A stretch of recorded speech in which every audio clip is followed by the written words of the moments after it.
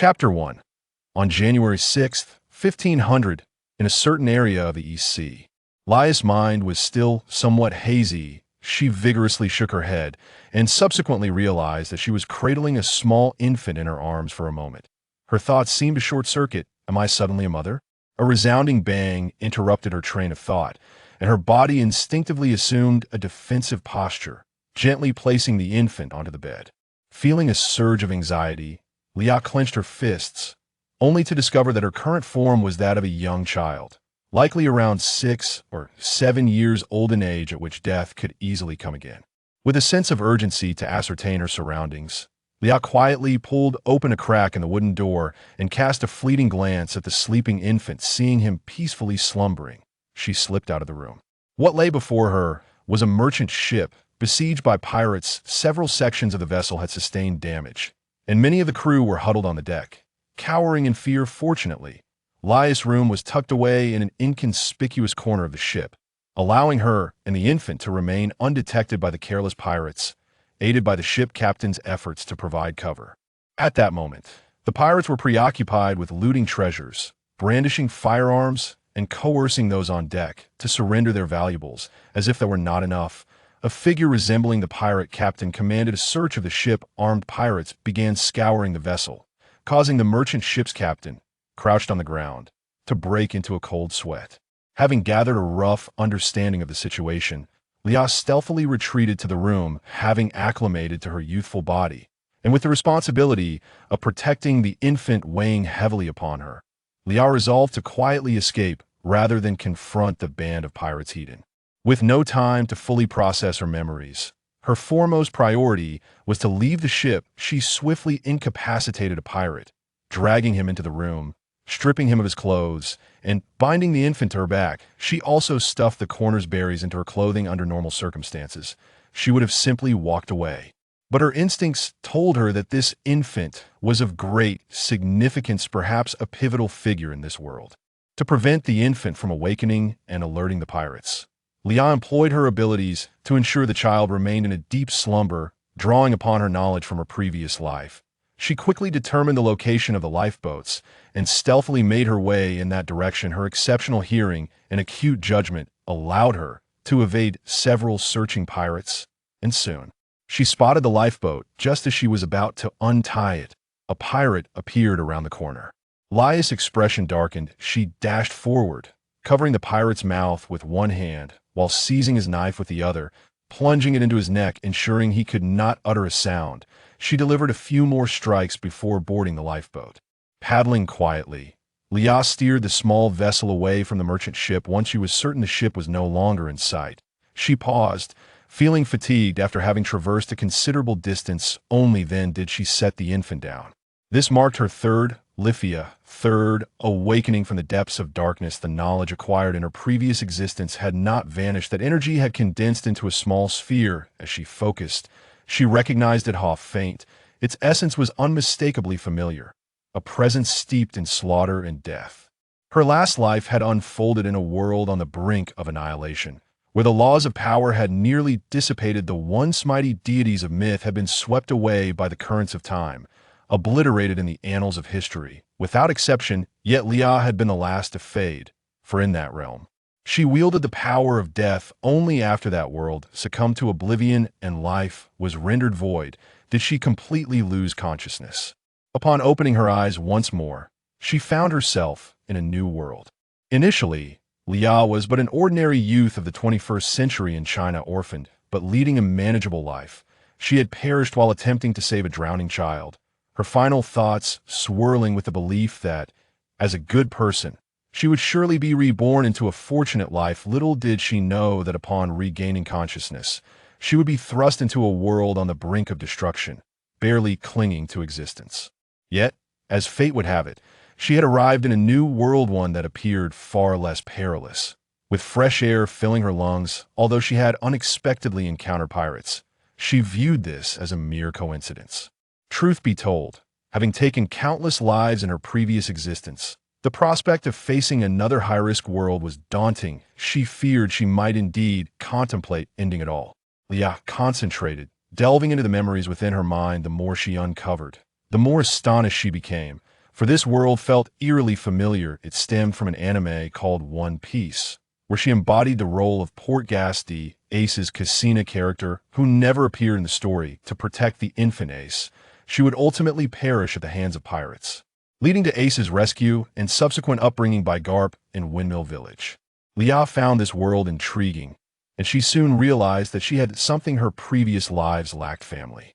However, this little one was still a mere bundle of joy, sucking on a pacifier, his chubby cheeks moving adorably, utterly melting Leah's heart. What was it like to skip romance and marriage and dive straight into parenthood? Leah was currently experiencing it, despite also being a child herself. Once ashore, Leah hurried to gather all the essential for the infant: bottles, pacifiers, diapers, everything she could think of as a first-time mother. She felt an undeniable sense of trepidation in the infant supply store. She asked numerous questions, diligently jotting down notes. The store clerk, noticing Leah's youth and her responsibility for a baby, couldn't help but inquire further. Upon learning that Leah's parents had been murdered by pirates and that she intended to seek refuge with relatives, the clerk was moved and offered her a discount with 2 large bags of supplies and the infant on her back. Leah attracted many curious gazes as she made her way back to the inn to expedite her return. She accepted the assistance of a peculiar old man with a strange accent. The old man effortlessly lifted the 2 hefty bags, prompting Leah to glance up in hopes of seeing his face. However, due to his towering stature, all she could discern was his yellow striped suit, obscuring his features. Deciding not to dwell on it, she led the way.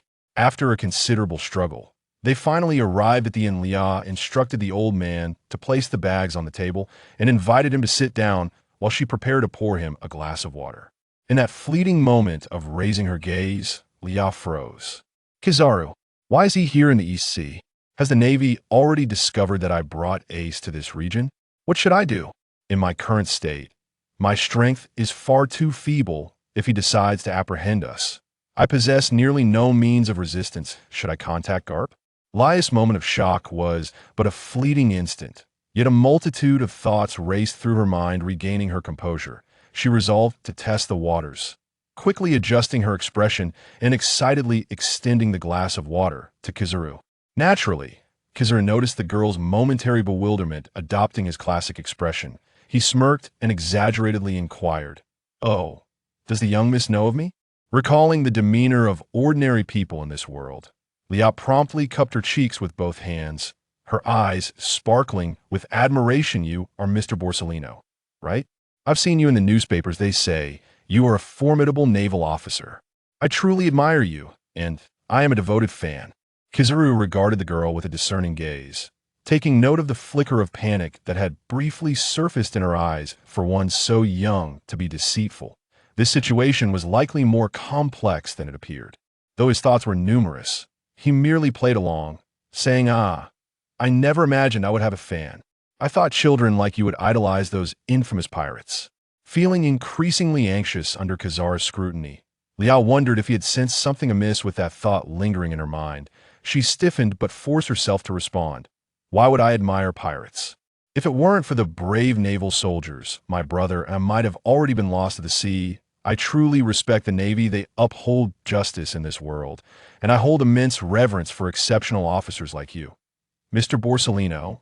Seeing the girl's earnest demeanor, Kizaru decided against further teasing. He didn't want to ruffle her feathers. Changing the subject, he remarked, "It's quite dangerous for a young lady to be out here with an infant. Allow me to escort you to the Navy's branch on this island, and they can ensure your safe return home." Leah's mind raced. This was indeed a favorable proposal. Navigating this unfamiliar place to reach Windmill Village would not be easy, and this would also help alleviate some suspicion. She immediately adopted a visibly excited expression. "Really? I would be immensely grateful to you, Mr. Borsellino." With that, she bowed deeply in appreciation. Kizaru said nothing further, retrieving a transponder snail from within his garments and dialing a number. At that moment, little Ace stirred awake, babbling softly, melting Leah's heart in the process. Leah hurriedly leaned beside Ace, who, not spotting any familiar faces, wore a look of mild discontent. His little lips pursed, however, upon seeing Leah approach. He immediately broke into a radiant smile. Leah, charmed by this delightful sight, couldn't help but smile back, even choosing to selectively ignore the towering figure of the three-meter man in the room. "You are so tiny, yet so well-behaved," Leah remarked, gently poking little Ace's cheek with her short fingers. Ace's laughter only grew more infectious, his barely visible freckles dancing with his joy. Leah felt her heart melt completely at this smile, lifting little Ace up for cuddles and kisses, raising him high into the air. Kizaru observed this scene, his eyes obscured by glasses, yet the slight curve of his lips indicated his pleasant mood. When he was still a rookie in the Navy, his greatest wish was to see such smiles in every household. However, as he climbed the ranks, he came to understand the harsh realities of the world. As long as the parasitic elite remained, that dream would forever remain unfulfilled, leading him to embrace a philosophy of ambiguous justice. Leah glanced at the clock on the wall, noticing that Kizaru had put away his den mushy. Her eyes darted, and she quickly adopted a fearful yet pleading expression. "Mr. Salino, it's time for little Ace to have his milk. I'm unable to manage him alone. Could you please hold him for a moment?" Little Ace was remarkably well behaved. Neither crying nor fussing, he could very well manage on his own for a little while. However, driven by a hint of mischief, Leah was genuinely curious to see how this eccentric uncle from the anime would handle a child. Kizaru raised an eyebrow, his thoughts unreadable, yet he accepted without much hesitation. "Well, I have nothing pressing to attend to, and since the young lady has made such a request, how could I refuse?" Thus, Leah naturally entrusted little Ace to Kizaru while she busied herself with the item she had just purchased: boiling water, sterilizing the bottle, measuring out the formula, calculating the water-to-powder ratio, and so forth. As it was her first time caring for a child, everything felt as serious as conducting a chemistry experiment, fraught with the potential for mishaps. For Kizaru, who had spent the majority of his life surrounded by rough-and-tumble Navy men, the task of preparing formulas seemed rather arduous. He held little Ace on his arm, one hand supporting the child to prevent him from toppling over. Although this was not the proper way to hold child, he had never done so before. Upon realizing that the person holding him was not Leah, little Ace immediately ceased to smile, looking somewhat serious as he regarded Kizaru's orange peel face. He did not cry if one did not know better. One might think this infant under 5 months was deep in thought. Yet in the next moment, little Ace reached out with his chubby hands, grasping Kizaru's clothing, his pudgy feet kicking about as he attempted to climb higher. Do not question how such a small child could be so active. It is simply the bizarre constitution of the pirate world. Seeing Ace's serious expression, Kizaru made no attempt to stop him, instead keeping one hand protectively around Ace's waist to prevent any falls, allowing the child to clamber upwards. As Ace reached Kizaru's chest, he sought to ascend further to Kizaru's shoulder, grabbing hold of his curly hair.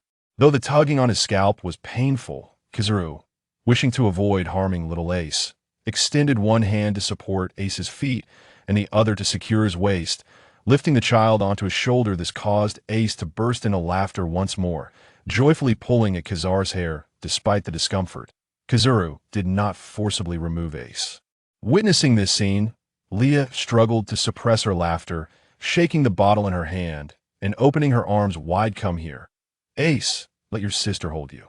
Immediately, little Ace released his grip on Kizaru's hair, eagerly extending his chubby hands. Leah swiftly scooped him up and presented the warmed bottle to his lips. At this moment, Kizaru rubbed his sore scalp and remarked, "Ah, children are indeed quite terrifying. They truly are formidable little beings. You, young lady, are remarkably gentle." Leah replied with a warm smile. "Mr. Salino is also quite gentle. I can imagine you would make a wonderful father someday." Kizaru's glasses glinted as he recalled Sakazuki's harsh treatment of pirates, promptly dismissing the thought, "I am far too busy with work. It seems unlikely I will have time for a family." Leah silently scoffed at his remark. Thinking of this idler who slacked off at work, even if he was busy, it certainly wouldn't be his turn to take on such responsibilities. She mourned for his subordinate for 3 seconds. Leah cradled the well-fed little Ace in her arms, her mind swirling with a multitude of queries, and she seized the opportunity to probe the enigmatic Kizaru, with a figure as formidable as Mr. Salino. One would assume he was perpetually occupied with pressing matters, so what could have led him to leave the Grand Line for the East Blue? It seemed that the young lady possessed quite a wealth of knowledge. After all, The ordinary folk across the seas would hardly be privy to the intricacies of the Grand Line. Kizuru's expression remained unchanged, still exaggeratedly theatrical, and Leah was acutely aware that he was trying to extract information from her. After all, a typical 7-year-old child would find it nearly impossible to traverse the vast ocean in search of relatives.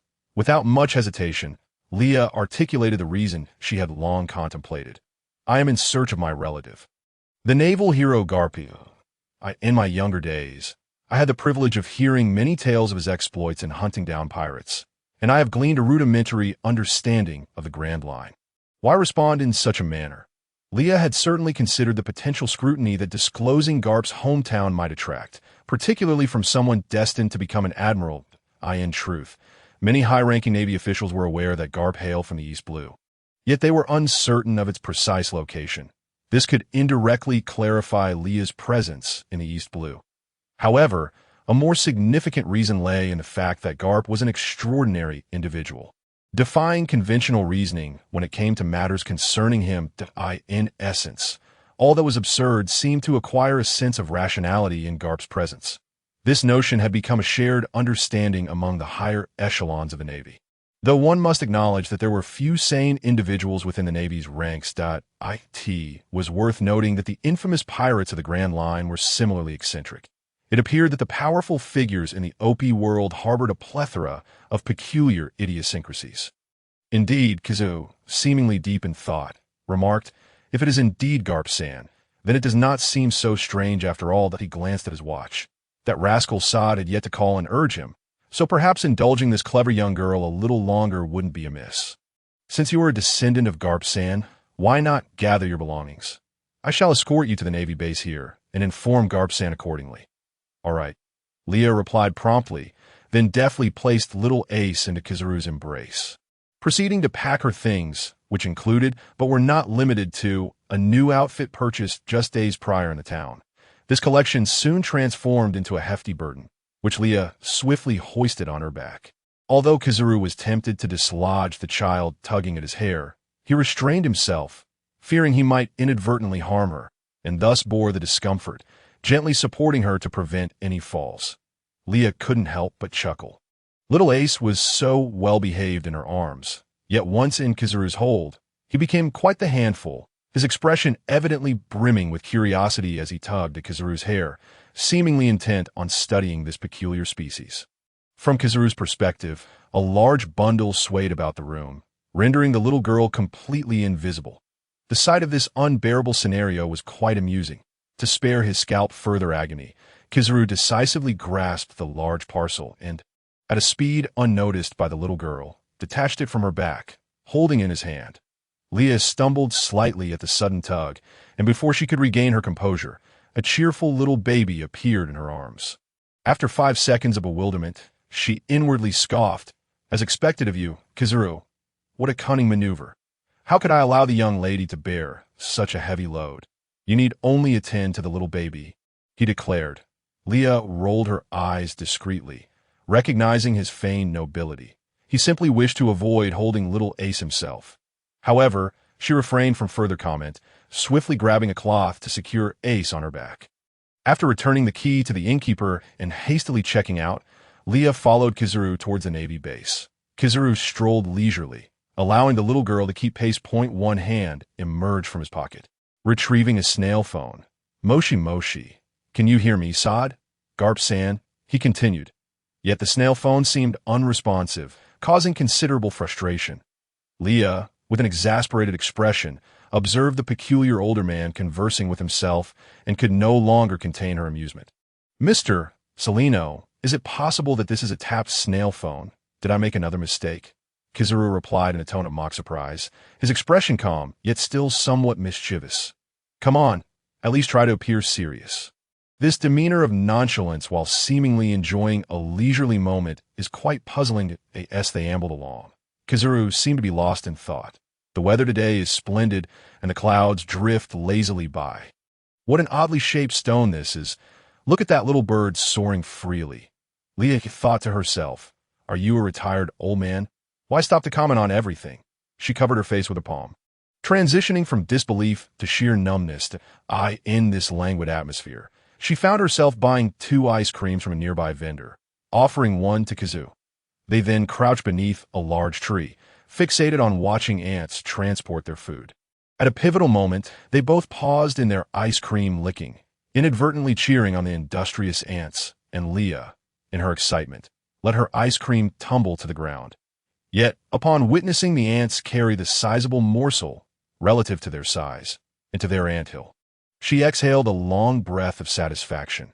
Little Ace appeared quite aggrieved, yearning for a taste, but having lost it to the ground. Suddenly, Leah was struck by a realization. Who am I? Where am I? What am I doing? Doubts assailed her. Why was she engaging in such foolish antics with this peculiar older man? Could such absurdity be contagious? With that thought, she nodded, wearing an expression of resigned acceptance.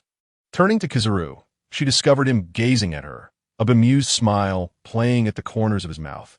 Capturing her dazed expression, he unhesitatingly ruffled her hair, transforming her once neatly curled locks into a disheveled mess. A bit clever, but not too much, he mused inwardly.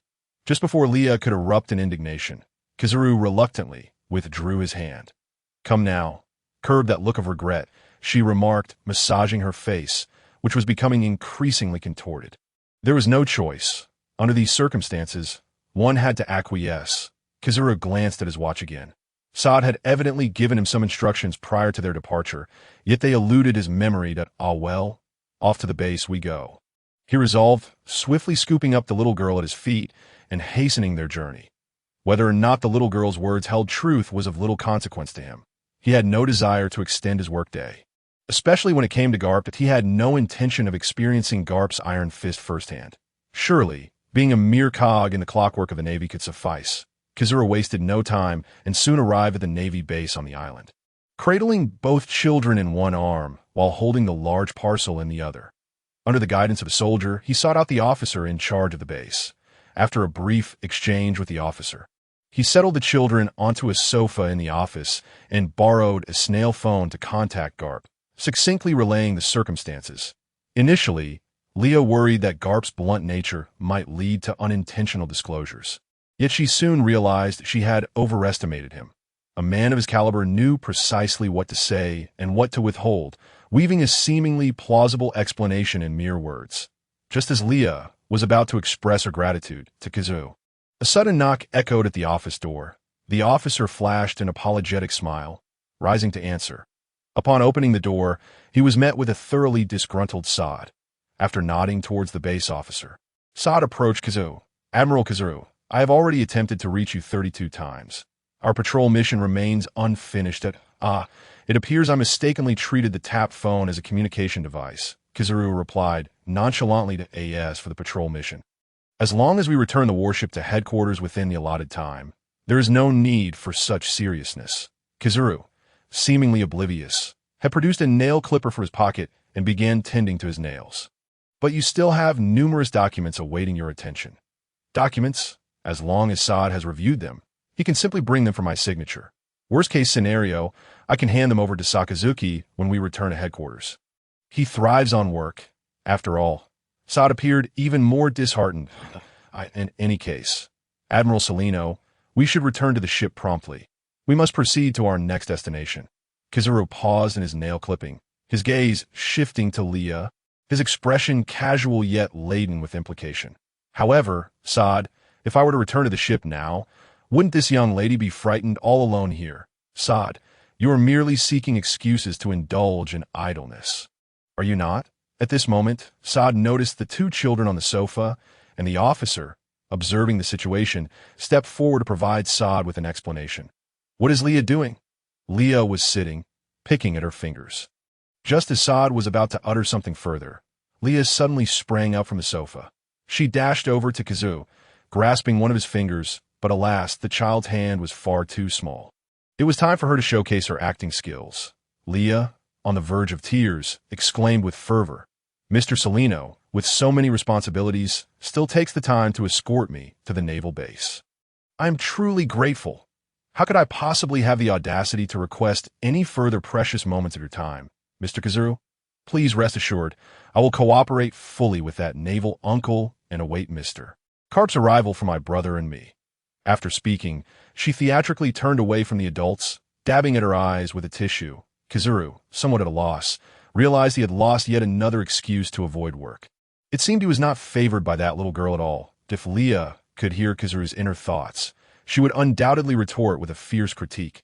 Being around you, I fear for my very life in the next moment. Saad, sensing the mood, began to launch a silent assault with his gaze. He fixed his eyes on Kazoo, his expression a blend of pleading and a barely detectable reproach. A shiver ran down Kazuru's spine. Despite his high status and commendable composure, being scrutinized in such a manner by a grown man was somewhat unsettling. Nevertheless, Kazuru stood up and declared, "Well then, I shall return to the warship. Little miss, I hope to see you again in Marineford." Leah responded with a sheepish smile, scratching her head. "Ah, if I have that honor." Just as Saad intended to follow his admiral's lead, Kazu, showing no intention of waiting, transformed into photons and vanished. Leah exhaled a deep sigh of relief, mourning for 3 seconds the folly of her own Saad as he hurried away. Leah, carrying little Ace, proceeded to the room arranged by the officer for a brief rest. It was evident that the colonel was quite considerate, having assigned a friendly female naval soldier to look after the 2 little ones. With the aid of the female sailor, Leah gently placed little Ace down and retrieved several small toys from her heavy bag for him. Ace sat on the bed, engrossed in play. The naval soldier appeared to genuinely enjoy Ace's company, patiently engaging with him, and when Ace laughed joyfully, she couldn't help but plant a few playful kisses on his chubby cheeks. Witnessing this scene, Leah felt her heart soften profoundly. She had never experienced such warmth.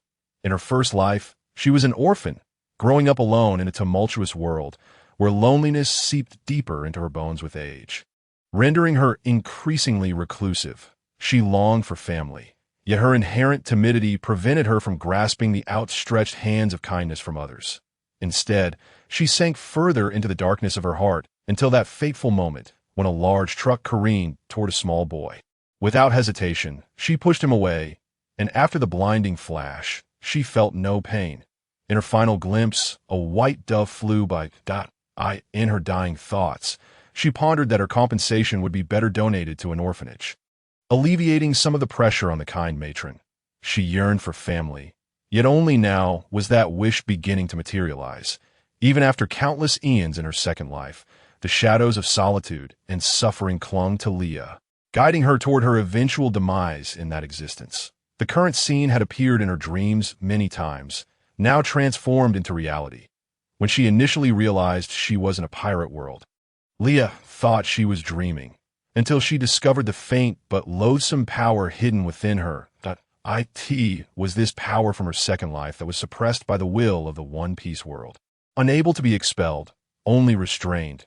Despite the inherent dangers of this world, Leah found joy here. She finally had family, no longer drifting like a leaf upon the waters. She was now rooted in this world. The female sailor waved a hand in front of Leah. "Little one, my name is Belmere. What is yours?" Belmere, upon hearing that familiar name, Leah began to scrutinize the naval soldier closely. She was slender with gray eyes and deep red hair tied back, her short bangs framing her face, clad in a naval uniform with an officer's cape. When Leah first saw her, she had been smoking, but upon noticing the 2 children, she promptly extinguished her cigarette and greeted them warmly. Leah hesitated, unsure how to articulate her thoughts about this remarkable woman. Though often brash, Belmere possessed a rare gentleness within, ultimately sacrificing herself for her 2 daughters, Nami and Nojika. There's something on your mind. Little one, Belmere's smile was slightly cheeky, yet her tone was surprisingly soft. "Oh, nothing much. I'm just curious why you keep your bangs so short." Leah fabricated a casual excuse, secretly wishing to avoid knowledge of future events, commonly referred to as plot. Altering the future was no simple task. With gain came loss, and to change the plot, one must bear a cost. Leah did not possess the superiority complex often associated with travelers. She had none in her second life, nor did she in this one. In her first life, she was an ordinary, somewhat insecure university student. Her current demeanor was shaped by the trials of her second existence. Suffering cultivates growth, yet that suffering itself was not worthy of gratitude. for those blades had indeed struck her. Countless years passed, and among the myriad of gifted individuals, like stars streaking across the sky, fate was unyielding. The destiny of that world had reached its end, irretrievable. All Leah could do after their passing was to address the remnants of those who sought to cause harm, tidying up the aftermath while awaiting the inevitable demise. Lacking a sense of superiority, Leah had never referred to this world as the plot. The sun brings warmth, the rain brings chill. Everything is tangible and felt, so why harbor such a sense of superiority? A multitude of thoughts flickered through her mind, but it was merely a fleeting moment. Belmere beamed a radiant smile, touching her short hair. This hairstyle is called, "A woman must have courage." It brings me boundless bravery, especially when facing powerful foes. Leah returned her smile, recognizing that Belmere was indeed a commendable naval officer. "Ah, really? But you can just call me Belmere. Miss sounds rather odd." It was clear that Belmere relished such praise. Her eyes sparkled with unmatched longing. Leah sensed that within the Navy, those with the purest beliefs were often the lower-ranking soldiers, while even some officers remained oblivious to the truth of the world. Reflecting on figures like Akiji and Kizaru, it was no surprise that their disillusionment led to such lethargy. However, Kizaru seemed to be a man of ambition. In any case, those who engage in politics often have murky motives. Among the three admirals, Akiji appeared to retain a hint of purity. Belmere continued to play with little Ace, contemplating, "When I retire, perhaps I shall adopt 2 children as well. Children are just too adorable." Leah refrained from responding, knowing that Belmere would one day have 2 lovely daughters, Nami and Nojiko. With Belmere's assistance, Leah found herself relieved of the burden of caring for Ace alone to better care for him. Belmere sought advice from her married colleagues on child care, and Leah gleaned many valuable tips from experienced mothers, including how to keep warm and recognize signs of illness. The following day, as Leah and little Ace were engrossed in play, a loud shout erupted, piercing the air. It is the boisterous Carp who has arrived. My poor grandchildren." Leah turned around and was greeted by the sight of a muscular old man charging towards her with open arms. Observing the bulging muscles that seemed barely contained by his clothing, Leah wisely clutched little Ace and sidestepped. What followed left Leah utterly astonished. Yes, she narrowly evaded Carp's bear hug. His head collided with the stone bench upon which she had been seated, producing a painful-sounding duong. The bench, initially just cracked, eventually shattered entirely with a resounding kata. Leah's mouth fell agape, her eyes wide in disbelief, as she involuntarily exclaimed, "What the heck? Why such surprise, you ask?" Leah had previously encountered ordinary people in this world who, through rigorous training, could elevate their physical prowess to such an extent that they rivaled some cultivators. Carp, rubbing his head as he rose, wore an expression tinged with a hint of grievance. His ungrateful children had abandoned their offspring with him, and now his granddaughter seemed to disdain him. "Oh, the trials of an old man." As he spoke, tears and snot began to flow freely. In her moment of astonishment, Leah had failed to notice the tall uncle trailing behind Carp. "Mr. Carp, are these your 2 grandchildren who ran off with their mother-in-law?" Kuzan mused, squatting down to scrutinize the 2 youngsters, silently questioning whether Mr. Carp could indeed have such beautiful grandchildren. Surely, they could not be his biological kin. Carp rushed to Leah's side, exclaiming, "I'm your grandfather. You must be little Leah? No doubt you are my granddaughter. So adorably cute. Wouldn't you agree, Kazan?" Kazan replied lazily, "Well, the little miss is indeed quite charming. Thank you for the compliment. But I do not have such a foolish grandfather," Leah retorted with poise. Kazan muttered under his breath, "Well, she certainly doesn't resemble him. Her mother must be a great beauty." Carp, sulking in a corner, began to draw circles in the dirt, lamenting his granddaughter's disdain for him. What is with that palpable aura of resentment? Leah pondered, clearing her throat before addressing him. "Aji-san," her tone laced with a touch of artifice that made her own mouth feel sour. Upon hearing Aji-san, Carp sprang to life, scooping Leah up and showering her with affectionate nuzzles, his stubble prickling her face uncomfortably. Yet that was not the crux of the matter. The real issue was that little Ace began to cry. Upon hearing Ace's wails, Leah swiftly pushed Carp's large face away with one hand. However, Carp held on tightly, prompting Leah in a fit of exasperation, to deliver a decisive punch to his face. Carp's eyes turned purple. Yet he continued to laugh heartily. Ah, my granddaughter is adorable even when she is angry. Leah wriggled free from Carp's embrace, feeling as though she had just endured a beating after being held by the old man. She felt her earlier punch had been too gentle, for little Ace was now crying. In the time they had spent together over the past 10 days, this was the first time he had wept. Leah, disregarding everything else, cradled Ace patiently, gently rocking him until he ceased his sobbing, the faint freckles on his face subtly shifting as he sniffled, a picture of utter helplessness. Once Ace was soothed, Leah handed him over to Vermeer and charged towards Carp, gathering her strength for a leap. Carp, eager to catch his lunging granddaughter, was taken by surprise as Leah executed a somersault, evading his grasp, landing on his shoulder and tugging at his hair. Carp winced as his scalp was yanked, hastily attempting to grab her by the collar. Yet Leah nimbly darted around on his shoulder, shouting furiously, "You old man, you are so rough. You scared Ace into tears." Kazan observed the scene with a smirk, silently affirming that the pair did indeed resemble each other. Perhaps I was mistaken. Being a grandfather for the first time is quite the challenge. Little Leah should show some mercy on me, Carp thought, speaking with an unexpectedly gentle tone, despite the discomfort he was enduring.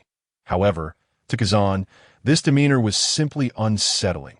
After causing a ruckus on Carp's shoulders, Leah finally jumped down, satisfied.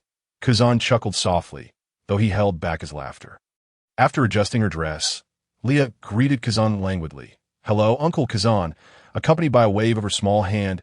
"Oh, the little miss knows me," Kazan replied, his tone lazy to, "I saw you in the newspaper," Leah said nonchalantly, following a brief farewell to Vermeer. Leah boarded Carp's dog-headed warship, while Kazan departed on his bicycle for other duties. Witnessing this, Leah couldn't help but reflect on the whimsical nature of power. To be strong was to be carefree.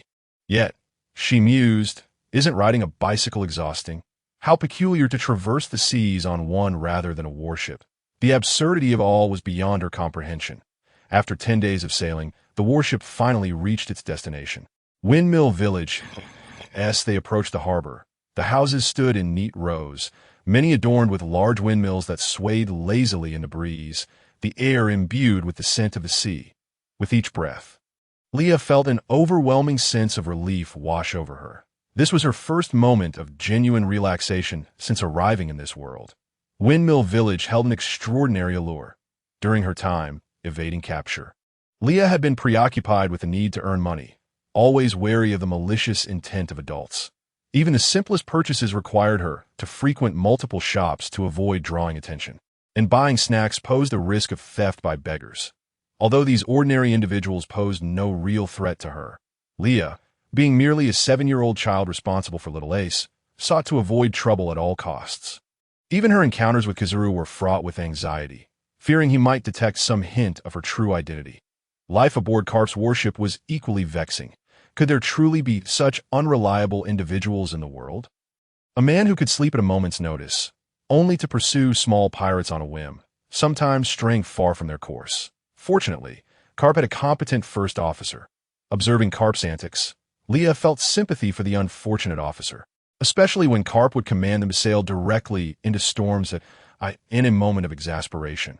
Leah entrusted Ace to another crew member and boldly approached Carp, tugging at his hair to put an end to his antics. Only then did Carp relent. The naval soldiers were profoundly moved. Finally, someone could rein in the unpredictable Vice Admiral Carp. As Leah hopped onto the dock, she spotted a kind-looking old man with a cane approaching the warship. Carp leaped ashore, greeting the elder with his booming voice. "Ah, Slap, I'm back." He gestured towards the 2 children beside him. "These are my grandchildren. Aren't they adorable?" Carp's loud laughter echoed with a hint of pride. The elder, leaning on his cane, cast a sidelong glance at Carp but remained silent, instead turning to Leah with a warm introduction. "I am Slap, the village chief of Windmill Village. You may call me Chief Grandpa." It must be quite a headache to have such an unreliable grandfather. "Hello, Chief Grandpa. My name is Leah," she replied, pointing at little Ace, who was happily sucking on his pacifier. "This is Ace." The village chief ruffled Leah's hair and generously praised. Little Leah is a good child. Afterward, he poked Carp in the chest with his cane, chiding, "You only bring her back now that she is so grown up? As a man, how can you care for children properly? You should have brought her back sooner to show me." Carp, absent-mindedly picking his nose, flicked the booger in Slap's direction, lamenting, "It's all the fault of my useless son, who can't even keep his wife. Now he has my grandchildren suffering out there. Truly pathetic." In a perplexing moment, Long, amidst a gathering of the Revolutionary Army, unexpectedly sneezed. The unnamed daughter-in-law retorted, "Humph, there isn't a single compliant soul in the Manchi family." Upon concluding her remark, she led 3 individuals toward the ancestral home of the Manchi clan. The quartet arrived at a quaint wooden house adorned with a modest courtyard. Before their eyes stood a 2-story wooden building, its garden appearing somewhat neglected, hinting a lack of care. With a creak, the door of the wooden house swung open, revealing an interior that was relatively tidy, devoid of dust, suggesting regular maintenance. "Kapu, I haven't tampered much with your belongings. Machino often comes by to help tidy up the place. That if you're in need of anything, just let Machino know, and she can bring it over," Slap stated, producing several keys from his pocket and handing them to Kapu. Perhaps sensing Kapu's unreliability, the village elder meticulously relayed numerous trivial matters to Leah, such as where to shop and which places to avoid. The elder's voice grew hoarse with his exhaustive instructions. And after a couple of coughs, Leah felt herself drifting into a stupor. Just as the elder seemed poised to continue, a gentle woman entered the courtyard. Mr. Kapu has returned, after Leah had familiarized herself with the village and entrusted the elder and Machino with various tasks. The elderly Kapu boarded his dog-headed warship and set sail into the azure sea. Leah, cradling little Ace, lingered at the harbor for a long while, until the warship vanished from view to the family. Such was the bond. The old man was not malevolent. Although Leah did not utter words of blessing or farewell, she had already come to regard him as her grandfather. Despite the old man's seemingly muscle-bound intellect, he had racked his brain for Leah and little Ace's welfare. For instance, he had asked Machino to oversee the children's meals and had discreetly slipped several stacks of berries to Slap, instructing him to procure 2 appropriately sized beds for the children. This nearly exhausted the limited brain cells of the old man, excluding matters concerning medicine. In his own words, he had never been ill since birth. Perverse, the Manchi family's educational methods have always been rather direct, even somewhat coarse. As long as the children were well-fed and well-rested, the old man firmly believed that only through the rigors of hardship could they weather the storms that the sea might unleash upon them. His tough exterior concealed a genuine concern for the younger generation, and his desire for Ace and Luffy to become formidable Marines stemmed from a wish to protect those 2 children beneath his formidable fists until they possessed the strength to roam the seas freely, unburdened by the constraints of their lineage, which often made them targets of the world. After a silent farewell, Leah, with little Ace in her arms, made her way to the Manchi courtyard. Thus began Leah's journey of nurturing in Windmill Village. Machino was undoubtedly a gentle soul. Little Ace grew by leaps and bounds, almost transforming daily. Consequently, his wardrobe became a notable expense. Fortunately, with Machino's deft hands, Leah frequently received new clothes tailored precisely to Ace's size, a testament to Machino's attentiveness to Ace's development. The gentle Miss Machino rummaged through her childhood garments, gifting them to Leah, who possessed a delicate beauty akin to a porcelain doll, endearing her to adults. Particularly to Machino, who, during her quieter moments at the pastry bar, delighted in adorning Leah beautifully. To express her gratitude for Machino's kindness, Leah would assist at the pastry bar after lulling little Ace to sleep, helping to serve plates and tidy up, doing whatever she could manage. Imagine a 7 or 8-year-old girl, sweet and charming, earnestly proclaiming, "Uncle, your drink's aftertaste is delightful," her voice imbued with a sugary lilt, radiating cuteness. Even the thick-skinned Kapu could hardly withstand it, let alone the more emotionally attuned villagers. After helping out at Machino's bar, Leah would return with her pockets brimming with sweets. Upon arriving home, she would extract the candies and store them in a large porcelain jar beneath her bed, offering a few to little Ace when he misbehaved, and occasionally indulging herself, though mindful not to overindulge, as her young body was still developing and excessive sugar could lead to cavities. One day, Leah fashioned a soft rope she had woven around Ace, securing the other end to her wrist. This was necessary, for Ace had learned to crawl and was prone to adventurous escapades. Just the other day, he had climbed to the edge of the roof. Had Leah not been vigilant, he might have fallen. However, she reasoned that given Ace's stubbornness, he would likely emerge unscathed. After all, there was that incident when Ace had hidden in the refrigerator, and Leah, unaware, had accidentally closed the door on his head. When she crouched down to check on him, little Ace had laughed joyfully, pointing at the fridge door, as if to say, "Do it again," to prevent further mischief. Leah had to resort to this method. Yet, even with this precaution, little Ace continued to play gleefully. The elastic rope would spring him back whenever he reached its limit, and Leah could only gently catch him as he giggled with delight, filling the courtyard with the sound of his innocent laughter. Most of Leah's clothing consisted of Machino's childhood garments, which were indeed quite lovely, featuring intricate patterns and exquisite designs. It was said that they were crafted by Machino's late mother, who was renowned as the finest seamstress in Windmill Village and the entire Goya kingdom. Though the dresses were beautiful, Leah was not fond of wearing them, finding them impractical for her activities. For the sake of a balanced diet, she often ventured into the Colbo Mountains to hunt, and she frequently got snagged by branches or even attacked by wild beasts, enduring minor injuries. Yet, the thought of ruining her mother's heartfelt gifts filled her with guilt, realizing her lack of skill in sewing. Thus, she had no choice but to seek Machino's assistance regarding the dresses. Leah promptly apologized, but Machino, clearly more concerned about Leah's well-being than the damaged clothing, merely smiled it off. Leah's strength was gradually returning, albeit slowly, but it was progress nonetheless. Having been in this world for 3 months, she found herself somewhat capable of handling larger beasts, though it remained a challenge. Thus, Leah returned the garments to Machino, believing they should be treasured for a lifetime, symbolizing a mother's love. In turn, Machino proposed crafting new clothes for Leah, suggesting more dresses. Leah crossed her arms defiantly and exclaimed, "Deme!" Leah pulled a charcoal stick from the extinguished fire pit and began sketching on a sheet of white paper, designing several simple yet elegant outfits.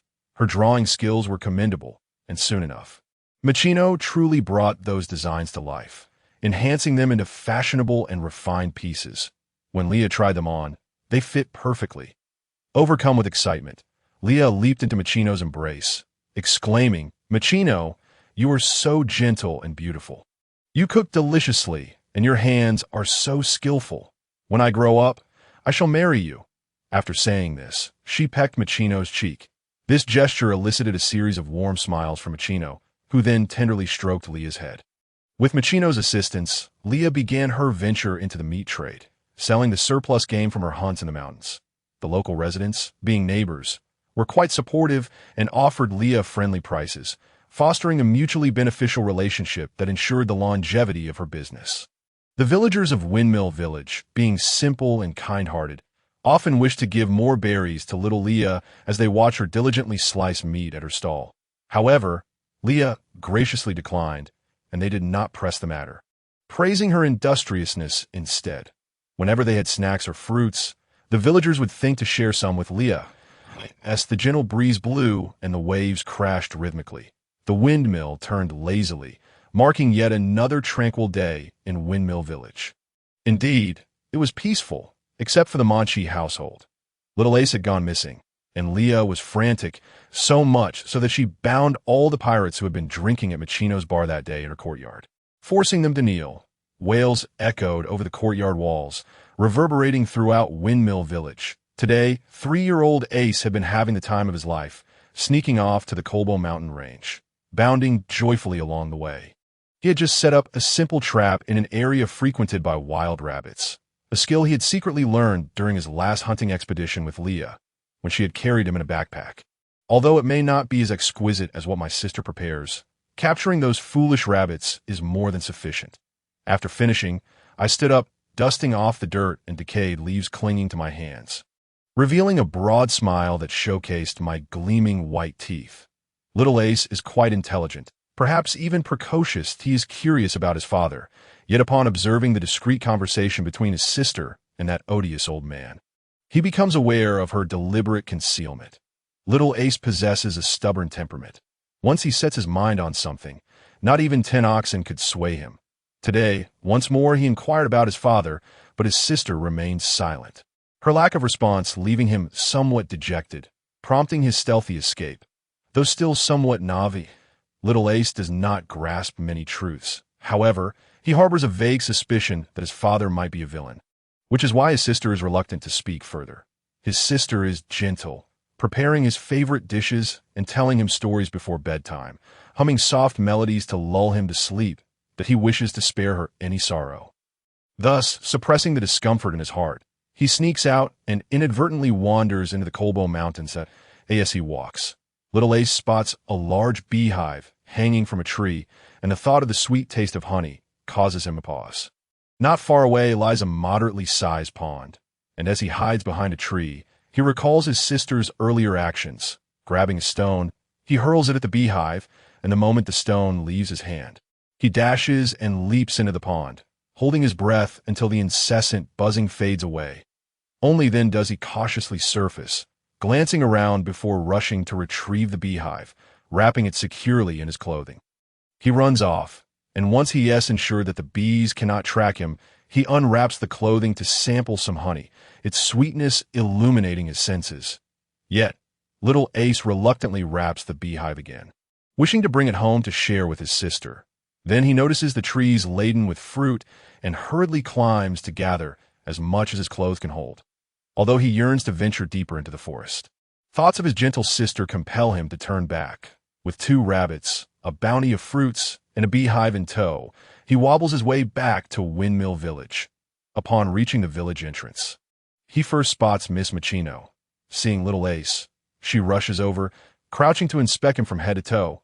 Once she confirms he is unharmed, she exhales with relief. "Ace, why did you sneak out alone? Lily and I were frantic. Lily even thought you were kidnapped by pirates." Miss Machino exclaims, "She tied them up at your house." Little Ace stands in shock, completely disregarding the word tied. All he hears is the notion of a rowdy band of pirates in his home. With his fragile sister in their company, his sister is in danger. Thus, he drops everything and hastens home, leaving Miss Machino with no choice but to gather his dropped belongings and follow him to the Munchie residence. In the Munchie yard, Leah has ceased her assault on the pirates, realizing they are not lying. Ace's disappearance is indeed unrelated to them. However, she has no intention of unbinding those arrogant fools. They deserve to be punished for their attempts to swindle Miss Machino in her tavern. Leah originally intended to thoroughly rob them of their money before releasing them. But with Ace missing, she first suspected these buffoons might have kidnapped him in retaliation. Consequently, she apprehends the pirates who were attempting to flee by boat. Currently in a furious mood, Leah pays no heed to their cries for mercy. If they had bounties on their heads, she would have gladly turned them over to the Navy for the reward. Just then, little Ace returns to Oni-chan.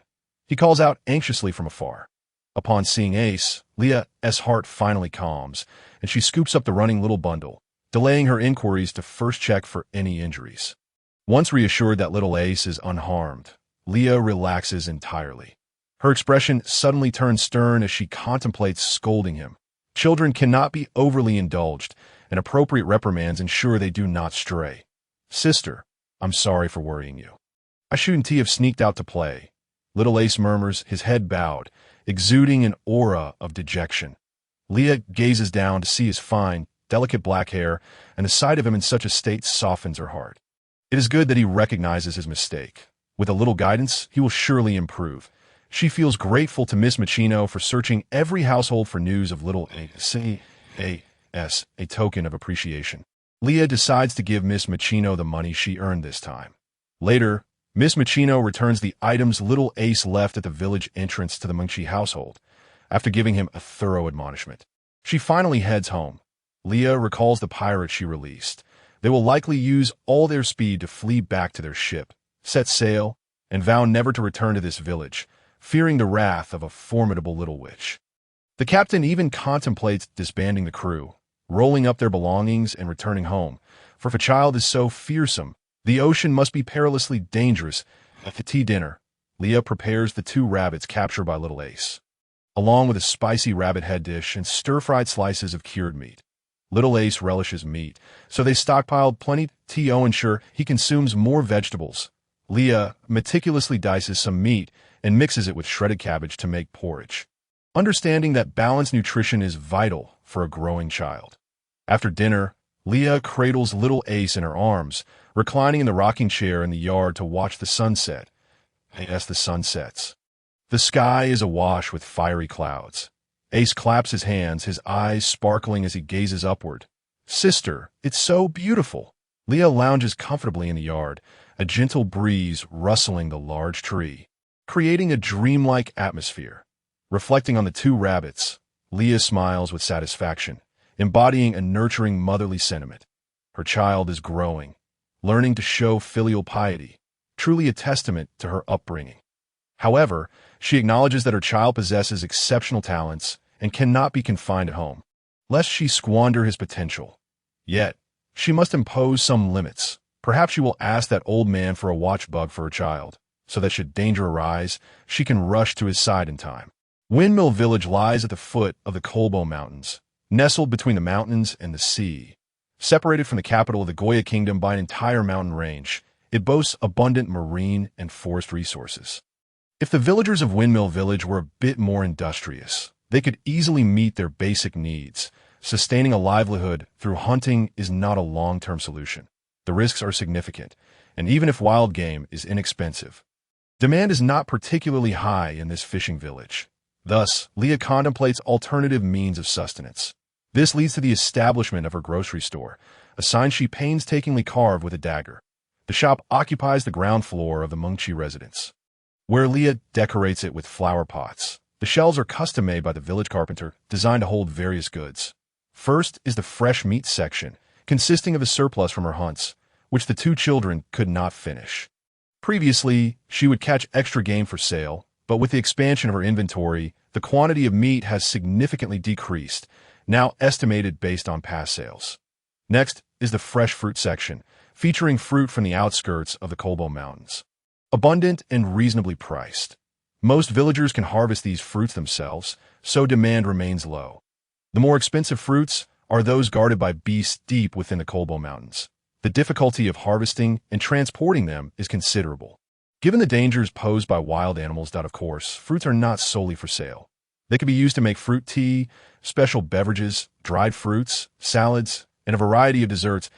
As a sweet-toothed enthusiast, Leah is quite familiar with this, having experimented numerous times with various recipes to finalize her offerings.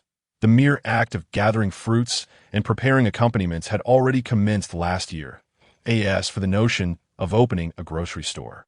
It had materialized in Leah's mind after her initial inspection of the entire island upon her arrival in Windmill Village. Additionally, there was a pastry section. These uniquely flavored fruits could also be utilized to create fruit-flavored pastries. As a seasoned dessert aficionado, Leah had previously indulged in baking various types of pastries and cakes at home. Given the abundance of fresh fruits in the area, she had conducted numerous experiments in advance. The aesthetically pleasing results of these experiments led Leah to gift some to Macchiato, while the remainder was placed for consignment at Macchiato's bar.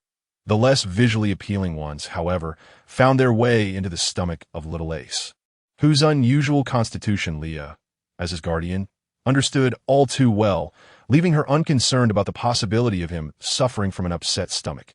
Furthermore, she collaborated with Uncle Carter, the village fisherman, to establish a seafood section. Among other ventures, Leah simply tied a red ribbon at the entrance of her shop and adorned it with 2 large bouquets of greenery to celebrate the opening. Notably, not only did Sister Macchiato lend her assistance today, but even little Ace was taken by the village chief to the seaside for fishing, providing Leah with significant help. Leah prepared a large pair of scissors to cut the red ribbon, marking the official opening. The first day of business proved to be exceptionally prosperous, with Leah bustling about tirelessly. The dessert and seafood sections particularly piqued the villagers' curiosity, and after sampling the novel food and beverages, they were full of praise. Leah harbored a dream of becoming a wealthy magnate in the Opie world to the extent of wielding influence over the entire global economy. Although in this world, formidable military power often equated to authority, Leah was not inclined to acquire power through such means. The violence behind it was drenched in bloodshed, and in this world, the most pitiable were the ordinary people. This world was distorted, or rather, it had yet to fully mature. Nobles exploited the common folk, pirates pillaged them, and the navy, cloaked in the guise of justice, served as a tool for the celestial dragons to maintain their reign. Those detestable celestial dragons perched atop everyone, draining their lifeblood, while the burdensome celestial gold suffocated the commoners. Unable to pay the celestial gold, many became non-member states of the world government, their citizens reduced to slaves of the celestial dragons and nobles. Increasing numbers of children became unfortunate orphans, and in the struggle for survival, how many were compelled to venture out to sea? Did most not realize how perilous the ocean was? Yet, for the sake of survival, there were no alternatives. The greatest parasite in this world was the celestial dragons, and the navy, wielding the sword of the celestial dragons, had wrought countless tragedies upon this realm. Individual strength was perpetually too frail.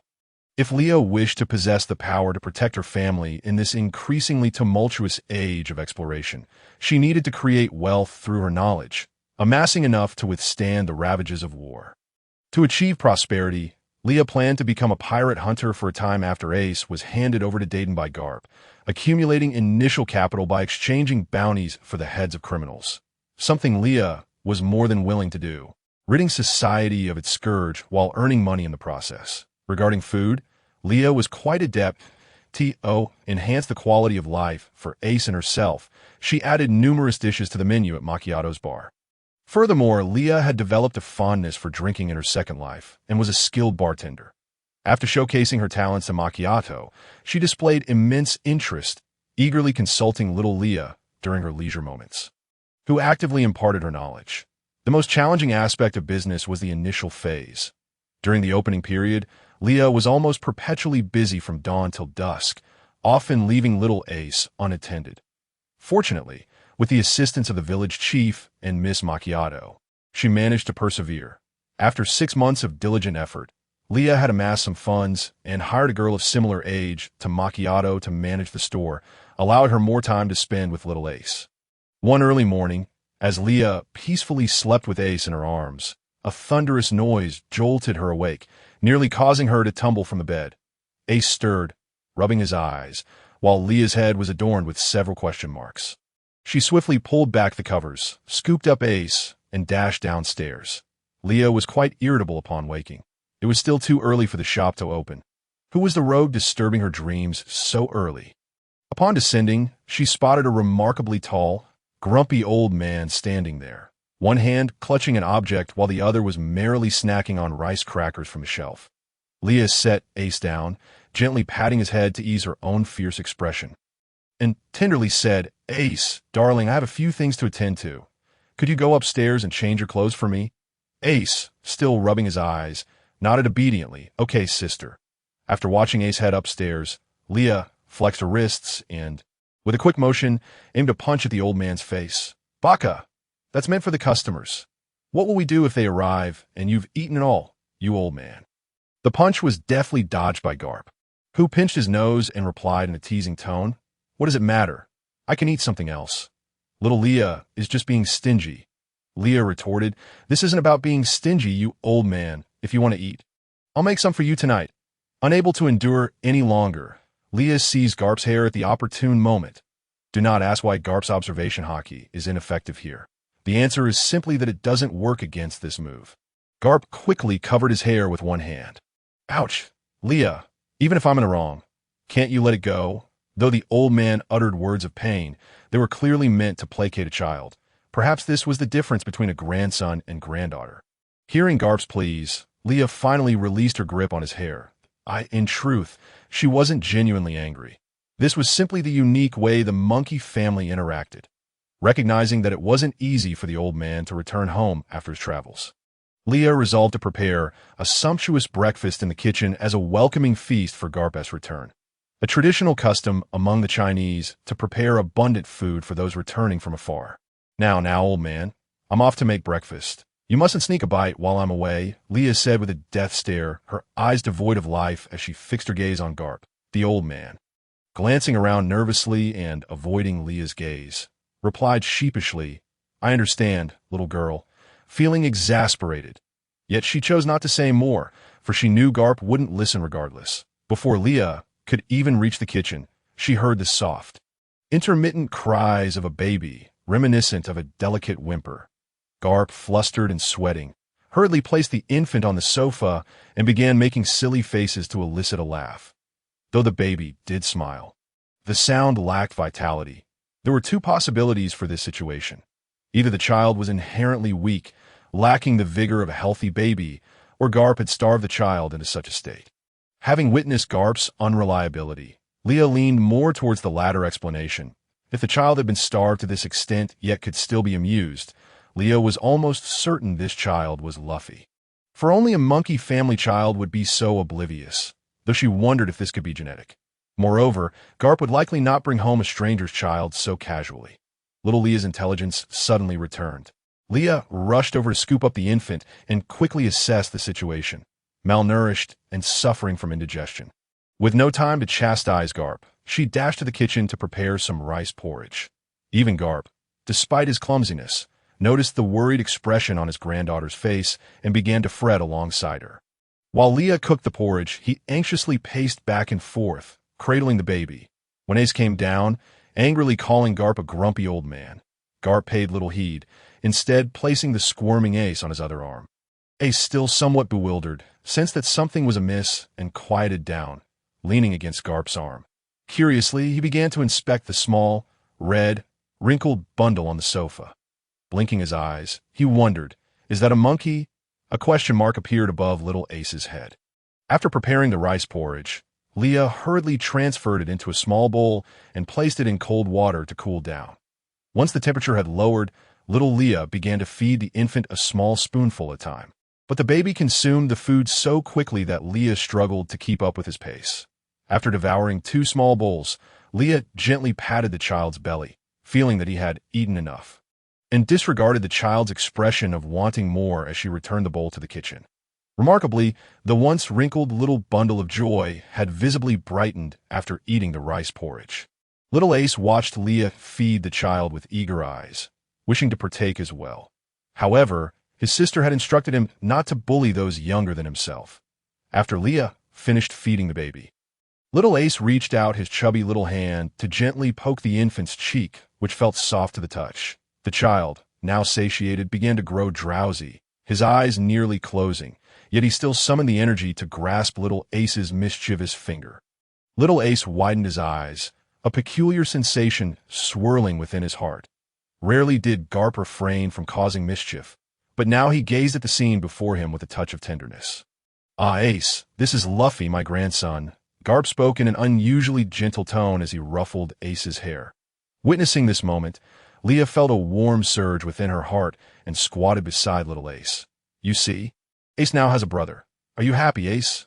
Little Ace looked at Leah in confusion, still feeling Luffy's tiny hand gripping his finger at Nichon.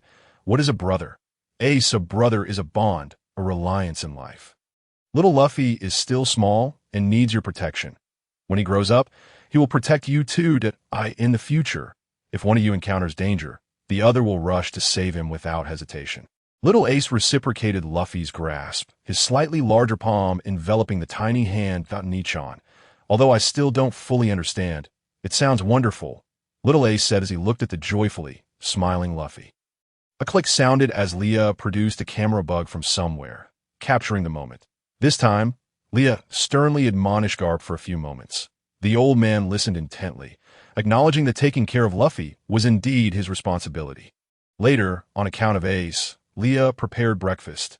After they finished eating, Garp picked up little Ace while Leah cradled Luffy, and they headed to the village Dr. S house to acquire some digestive and nutritional supplements. It is worth mentioning that Garp returned this time without the dog-headed warship. He had brought Luffy back to Windmill Village all by himself. Had there been someone accompanying him, Luffy might not have been in such a state. Luffy appeared to be around 3 months old. What had transpired with Luffy's mother that necessitated the old man's solitary return to Windmill Village? One could only speculate that, aside from the fact that his father was the leader of the Revolutionary Army, Luffy's mother must have had an extraordinary identity as well. Did Dragoness defection from the Navy and establishment of the Revolutionary Army have anything to do with Luffy's mother? Leah had many questions about this unexplored narrative in the manga, which piqued her interest, as it might unveil another scandal involving the world government.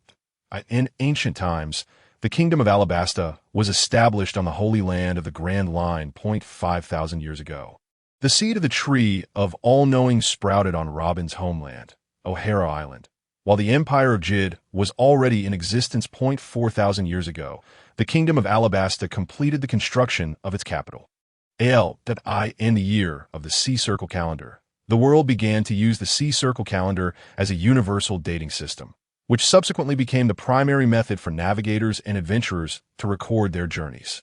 In the year 402 of the Sea Circle calendar, the ancient city of Shandora thrived momentarily, earning the title of the Golden City.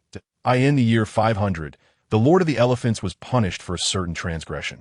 Compelled to wander the seas indefinitely, it was during this period that the Mink tribe commenced their lives on the back of the elephant. In the year 620, the century of blankness began. During this time, the little people set sail in search of resources but fell into a trap, becoming slaves of the Don Quixote family. The royal family of Dressrosa exploited the little people, causing the entire nation to prosper. A mysterious figure from history, Joy Boy, appeared and made a promise with a mermaid princess Poseidon using the Noah Ark as a token. However, this promise was ultimately unfulfilled. He inscribed an apology in the historical text and left it in the sea forest of Fishman Island.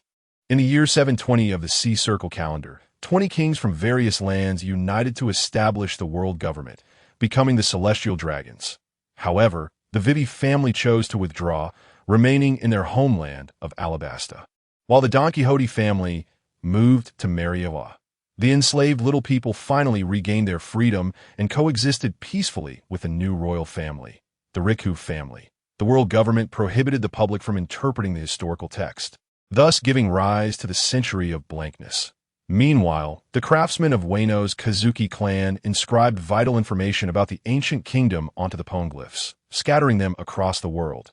Simultaneously, CP9 began to station themselves on Nightless Island, Enies Lobby, also known as Judicial Island, while the Golden City of Shandora fought valiantly to protect the historical text until its eventual destruction in the year 820 of the Sea Circle calendar. The Celestial Dragons began to utilize prisoners and citizens of non-member countries to construct bridges between islands, a project that has continued to this day for over 700 years without completion. Amidst the arduous labor, the Revolutionary Army began to emerge. In the year 1020 of the Sea Circle calendar, the demon Oz rampaged across the seas, leaving behind tales of a usurper. His final fate, however, was to be frozen to death, only to be discovered 500 years later by Brook, who revived him using Luffy's shadow. It was around this time that the first Vanderdecken ventured to the seabed in search of the legendary mermaid princess capable of controlling sea kings. His descendant, Vanderdecken 9, would eventually discover that the ancestors' quest was for none other than the current Princess Shirahoshi. In the year 1080 of the Sea Circle calendar, Mont Blanc Noland was born in the North Sea, in the Lubnil Kingdom, marking the beginning of the legendary adventurer's life. From the years 1122 to 1128 of the Sea Circle calendar, Noland first arrived at Doflamingo Island, becoming a benefactor to the little people, then later discovered the golden country of Shandora. During a fierce battle with the Sandians, he forged a deep friendship with Kalgura, promising to meet again before his departure. However, when he returned to Shandora, the entire island had already been swept into the sky by the currents. The following year, Noland was falsely accused of treason and publicly executed, becoming a laughingstock known as the Liar Noland, dying with grievances. Yet until his last breath, Noland maintained that the land of gold truly existed. In the year 1312 of the Sea Circle calendar, the St. Brice set sail from the southern sea of the Brice Kingdom. In the year 1320, Fishman Island established diplomatic relations with the world government, leading to the cessation of persecution against the Fishmen and Merfolk.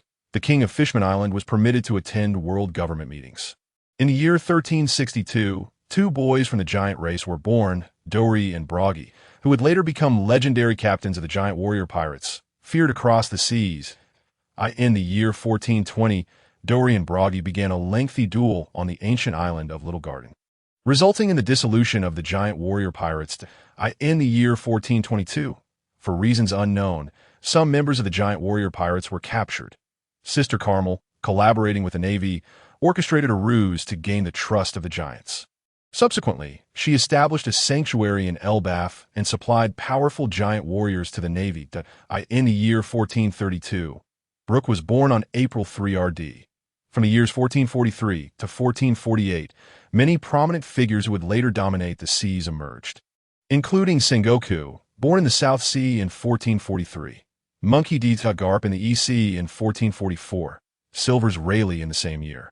Gold. Roger was born in Roguetown, EC in 1445, through in the North Sea in 1446. And Edward Newgate in 1448, in the year 1457. Sister Carmel adopted the future Empress Charlotte Linlin, but months later, Big Mom accidentally killed a giant hero and destroyed the village. Consequently, she had to leave Elbaf. And shortly thereafter, Linlin obtained the powers of the Surnomi, eventually becoming a pirate. In the year 1464, Zephyr, Garp, Sengoku, and others joined the Navy around the same time, quickly rising to become elite sailors. In the year 1470, the Rumbar pirates parted ways with Laboon and headed to the Grand Line, where they faced plagues and enemy attacks, resulting in the sacrifice of the entire Rumbar crew. Only Brooke survived due to the powers of the Yomi Yomi no Mi. While at this time, Roger was a mere 25 years old, already gaining a modest reputation as a newcomer on the Grand Line. In the year 1481 of the sea calendar, the flower capital was engulfed in the Mountain God incident.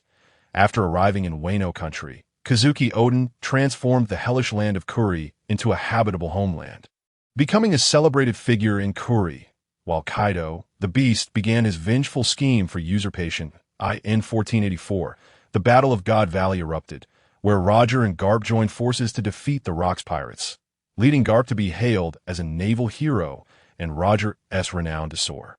Following the God Valley incident, Charlotte Linlin bestowed the fish fruit, a mythical Zoan type, upon Kato. By 1490, Zeph's family was slain by pirates, igniting his hatred for them, and he transitioned from admiral to instructor, becoming the mentor to Kizaru and Akanu. In 1491, a 10-year-old Don Quixote da Flamingo committed patricide, later encountering Treble and others, gaining the powers of the string fruit. That same year, the Empress Hancock was born. In 1492, the Whitebeard pirates unexpectedly landed in Wano and met Kazuki Odin, who subsequently joined them on their voyage. In the same year, Akiji joined the Navy, Nico Robin and Rob Lucci were born. And Roger learned of Odin's exploits through the newspaper. Barrett encountered the Roger pirates, joining as a challenger. In 1494, Roger fell ill with an incurable disease and invited Dr. Kuroka's aboard as ship's doctor. Kuroka is accepted in search of the whereabouts of the Rumbar pirates. Meanwhile, Robin's mother established an expedition to uncover the true history. Odin married Toki, and shortly thereafter, Kazuki Momonosuke was born aboard the Whitebeard pirate's ship. While on the other side, Kaido seized power after orchestrating the death of Kazuki Sukiyaki in Wano. In 1495, the Roger pirates clashed with the Shiki pirates in the New World, an event later known as the Battle of Edwa, during which Barrett began to waver in his beliefs and started to doubt Roger's strength. After failing his final challenge against Roger, he chose to leave the crew. In 1496, Kazuki Odin joined the Roger pirates, heralding the commencement of Roger's final adventure, while Barrett challenged Crocodile, resulting in a stalemate. The ensuing fame of Crocodile led to an invitation from the world government to become one of the warlords of the sea. In 1497, the Roger pirates reached the final island of the Grand Line, Laugh Tale, where Roger declared himself the Pirate King. Soon after, the Roger pirates secretly disbanded, and Odin returned to Wano to prepare for the establishment of his nation. In 1498, Gold. Roger surrendered to the world government and was arrested, subsequently facing execution in his birthplace, Logtown. His final declaration before death ushered in the era of great pirates. In 1499, chaos erupted in Wano as the Beast Pirates and the Moonlight Pirates clashed in the Battle of Queen, coinciding with a grave robbery incident in Wano, where the legendary swordsman Ryuma's corpse and the famed sword Shisui were stolen. Meanwhile, The Navy initiated a demon-hunting order to capture Barrett, ultimately leading to his defeat and imprisonment in Impel Down. In 1500, the Navy executed a demon-hunting order against O'Hara, and the Tree of Knowledge, which spanned the entire year, was also destroyed. Vice Admiral Kazan, however, spared the 8-year-old Nico Robin a year and 3 months after Roger's death. Ace was born. That same year, Shiki severed his own legs and successfully escaped from Impel Down, beginning to lay low for a secret plan, while red-haired Admiral Sengoku engaged in fierce combat with a Marines fleet admiral, ultimately exhausting himself and being captured by Garpi. In 1502, the Kazuki clan suffered treachery at the hands of Kaido, nearly resulting in their extinction, while Momonosuke and several members of the Red Scabbards were sent 20 years into the future by their mother. In 1503, Monkey D. Luffy was born, and Hancock was captured, taken to Mary Geos, where she was made a slave of the celestial dragons, forced to consume the sweet fruit. In 1504, Nefertari Vivi was born in the Alabasta Kingdom on the Grand Line. In that same year, Corazon returned to the Don Quixote family as a naval undercover agent. In 1505, Shanks invited Jesus Burgess to join his crew, while the world government dispatched the future CP9 leader Lucci, who single-handedly slaughtered 500 innocent soldiers and eliminated all the pirates present, temporarily quelling the situation. Meanwhile, Cyrus saved Princess Scarlet, and the two later In 1506, Rebecca was born. Jinbe became the captain of the Neptune army, and Trafalgar Law was taken in by the Don Quixote family. In 1507, Fisher Tiger ascended to the Holy Land Mary Geos, wreaking havoc and liberating thousands of slaves, subsequently forming the Sun Pirates. Jinbe, Arlong, and others joined the Sun Pirates, while Empress Hancock finally regained her freedom and successfully returned to Amazon Lily. Meanwhile, Doflamingo's subordinate, Virgo, infiltrated the Navy. In 1508, the Sea Train, a decade-long labor of Tom's workshop, was finally completed. In 1509, the Hongfa pirates began to settle in Windmill Village in the East Sea, where Shanks met Luffy, and Princess Vivi befriended the young Koza, leading to the formation of the Sabeti archipelago. Hancock became the Empress of the Kuja and joined the warlords of the sea. While Trafalgar Law consumed the Ope Nomi, unfortunately, his involvement was soon exposed, resulting in Corazon's murder at the hands of Doflamingo and Sanji's escape from the Vinsmoke family. Meanwhile, Toko and Koyuki became separated, with Koyuki later captured while gathering weapons in town. In 1510, Shanks lost an arm while rescuing Luffy and subsequently entrusted him with Roger's straw hat before leading the red-haired pirates away from Windmill Village. Luffy, Sabo, and Ace formed a brotherhood, and shortly thereafter, Sabo set sail but lost his memory after being attacked by the celestial dragons. Fortunately, he was rescued by the Revolutionary Army's dragon, while Zoro, mourning Kana's death, vowed to uphold his promise and acquired the Enma sword. Meanwhile, the injured Fisher Tiger perished due to his refusal to accept human blood filled with hatred. The warlord Gecko Moria clashed with Kaido, but after his defeat, he sought a doctor capable of creating zombies as an ally. In 1511, the chef pirate crew, led by Red Leg Zeph, returned to the East Sea from the Grand Line, where Sanji's ship was attacked by Zeph. The two ultimately drifted together to a deserted island, and after 85 days of shared hardship, they became master and apprentice, operating the floating restaurant Bartai together. That same year, Jinbe joined the warlords of the sea, while Arlong led a faction of fishmen to leave the Sun Pirates. In 1512, Cocoa Village was overtaken by the Arlong pirates, prompting Nami to join their ranks in a desperate attempt to save her hometown. That same year, the legendary shipwright crew fell victim to a scheme, resulting in a heroic sacrifice to protect his apprentice. Meanwhile, the Fishman Island's Princess Odoheim was assassinated, and Doflamingo's coup succeeded, allowing him to replace the Kuro family and become the ruler of Dressrosa.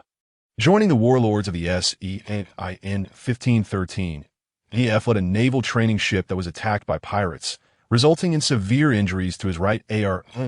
In 1514, Silvers Rayleigh rescued the gravely injured chopper, while Enel destroyed his homeland and led his followers to attack Skypiea, driving out the former God-Gone Fall and claiming the throne for himself.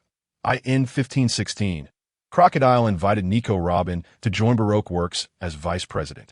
That same year, the iceberg entrusted the design of the ancient weapon Pluton to the now modified Frankie, who subsequently became the underground overlord of Water 7 AT this time. Shanks had ascended to one of the four emperors. In 1517, Port Gasti. Ace set sail, consuming the flame fruit and establishing his name as the captain of the Spade Pirates. Soon after, he refused to join the warlords of the sea and engaged in a fierce 5-day battle with Jimby, with neither side emerging victorious, after which he became the 2nd Division commander of the Whitebeard Pirates. On the other side, the captain of the Knox pirate ship, Pedro, was defeated by Big Mom, who seized 50 years of his lifespan. In the year 1518 of the sea calendar, the port city of Alabasta, known as Nanahara, began to witness an influx of dancing powder, successfully inciting public outrage and subsequently leading to a rebellion, a scheme orchestrated by Crocodile. In the year 1519, the man who would later become a Marine Admiral, Green Bull, began a hunger strike. The year 1520 saw Luffy set sail, departing from his hometown of Windmill Village, where he met Roronoa Zoro, Nami, Usopp, and Sanji, thus forming the Straw Hat Pirates. Ace was 5 years old. Grandpa Carp intended to send Ace to the family of Dayton in Corbo Mountain for training, hoping to cultivate both Ace and Luffy into formidable Marines. In truth, had Ace and Luffy followed their grandfather's wishes, many future regrets could have been averted. However, had that been the case, the title of Pirate King would likely have been altered to Marine King. Of course, the probability of such a scenario was exceedingly low. Luffy aspired to be the most free individual upon the seas, but the term freedom was destined to be at odds with the Marines, and was. In fact, the word the world government feared most. The common folk were expected to obediently remain beneath their heel. Thus, those unable to pay the heavenly fee, who suffered from broken families and were forced to wander the seas, were branded with the label of pirate. Leah supported Carp's decision to send Ace to Dayton's household for training. In this world, the survival of the fittest reigned supreme, and being weak was a primordial sin. Moreover, as Ace would eventually venture out to sea, where dangers lurked at every turn, strength became paramount. Leah could neither impede nor hinder Ace's path to becoming stronger. However, prohibiting him from returning home for months on end was entirely unnecessary. A child's mind is still maturing, and facing the myriad dangers of the forest alone could lead to psychological issues at such a time. The guidance of an adult was crucial. Otherwise, one could easily find themselves trapped in a dead end. Leah tugged at Carp's hair, arguing her case vigorously, and they ultimately agreed that Ace could return to Windmill Village on Saturdays and Sundays to help Leah at the shop, during which time Leah would teach little Ace English. On the day of Ace's departure, Leah packed a substantial amount of belongings: clothes, shoes, blankets, snacks, dry food, and drinks, loading them onto a cart piled high, like a small mountain, only to have Carp confiscate all the food and drink. Leah was infuriated but powerless, as the old man insisted that the forest provided all one might need for filling their bellies. That was a matter for the little rascal to figure out on his own. Watching little Ace, burdened with such a heavy load, trailing behind Carp into the depths of the mountains, Leah's eyes turned red. This little one had grown up by her side, never having been apart, and now she felt as though she were sending her own child off to school. Yet, while other children were sent to the city, her child was being sent into the wilderness. Little Ace followed the towering Carp towards the mountain bandit's home. And although his eyes were also slightly red, his awkward demeanor compelled him to turn his back to Leah as he waved goodbye, silently promising her, "Nichan, take care of yourself at home." Notably, the first person little Luffy called out to was Ace, prompting Leah to tease the blushing Ace, exclaiming, "See, Luffy really likes Ace." Ace's face reddened further. He awkwardly reached out to pat little Luffy's head, unable to suppress a smile that tugged at the corners of his mouth, though he tried to maintain his composure. Leah couldn't help but laugh heartily at Ace's endearing antics. "Nichan," Ace exclaimed, his neck straining as he fumed in embarrassment. Ace was always so awkward. When Luffy was first brought back by Carp, Ace had desperately wanted to hold the little one, but feared he might hurt him. When Leah urged him to try, he had turned his head away, pridefully declaring, "I don't want to hold him. I hate kids." Leah covered her mouth, smiling. Wasn't Ace still just a child himself? "Nichan," Ace insisted. After sending off little Ace, Leah returned to the Manchi residence. Cradling the sleeping Luffy, whose nose was running. Indeed, he is still just a child, yearning to cry for his sister. Ace, indignant, retorted, "Old man, who has crying? I'm going to be a pirate. There's no way I'd cry over something so trivial." "What? A pirate? In the future, both you and Luffy will be formidable marine soldiers. You little rascal, do you miss my beloved iron fist?" With that, a sizable bump appeared on Ace's head, steaming with heat. "Ouch, old man." Ace crouched, clutching his head. "You should show respect to your grandfather, you little brat," Carp bellowed. Ultimately, the conclusion was that Grandpa Carp carried the exhausted little Ace on his back while pulling the cart, heading towards the mountain bandits' home. As they neared their destination, the sky darkened completely, and the perilous forest was fraught with danger. Occasionally, glowing eyes glimmered in the night, and numerous beasts noted the presence of this food on their nighttime journey. Yet they dared not approach, perhaps sensing the immense threat emanating from the pair. Carp, of course, perceived the greedy stares, but he paid them little mind. At his level, few could pose a threat to him. In contrast, Ace, having sensed those gazes for the first time, woke up, struggling to free himself from Carp's back. He retrieved a length of pipe from the cart, gripping it tightly, though he continued to follow Carp. His steps were light, and his gait seemed casual. Nevertheless, his arms and the pipe were positioned to protect his vital areas. Carp, while not turning around, utilized his observation haki to silently observe Ace's actions. Internally marveling, indeed, he bears the bloodline of that scoundrel Roger. This little brat's talent is remarkable. Without any formal training, he is already exhibiting signs of awakening his haki. Contemplating the possibilities of the future, Carp became more resolute in his desire to make Ace a Marine. Only then could he rightfully protect the little rascal. Even though the brat often wore a sour expression towards him, he remained Carp's grandson. "You little scamp, since you're awake, hurry up. If it weren't for you, I would have already arrived." "Got it, you're such a bother, old man." In truth, Ace's current reflexes were not solely a result of his lineage. Leah's special training played a significant role. While she was not particularly knowledgeable about the training systems of the Chinese world, she had heard a saying somewhere, in the world of martial arts, "Speed is unbeatable." This saying, while somewhat crude, held truth. No matter how fast one was, they could not surpass the speed of Kizaru in his glimmering human form. Yet, having a foundational understanding of physical techniques was beneficial. Leah excelled at training speed, and after teaching little Ace some basic moves, she began allowing him to strike at her. After 6 months, Ace's attack speed had indeed improved, allowing him to brush against Leah's skirt hem. Having taught him, Leah now sought to enhance Ace's reflexes further. Given Ace's exceptional recovery ability, Leah initially threw stones at him, with Ace tasked to evade. Thus, another 6 months passed, and Ace had become adept at dodging most of Leah's attacks. Naturally, some concern lingered as Leah occasionally witnessed the little rascal sporting bumps on his head, her heart aching for him. Therefore, after Leah's training, Ace's abilities had reached a critical point, but he could not surpass it, and Leah understood the reasons. Firstly, as the child she had raised, Leah's heart ached whenever he was hurt. She feigned calmness, but when applying medicine at night, her tenderness betrayed her. Secondly, the techniques Leah taught Ace lacked the killer instinct. According to the logic of this world, a special ability known as observation haki required exceptional talent and experience with life and death situations to awaken. Leah had never doubted Ace's potential for such talent. However, how could she harbor any malicious intent towards the child she had nurtured? The premise simply did not exist, which is why when Carp proposed sending Ace to Dayton's, Leah hesitated.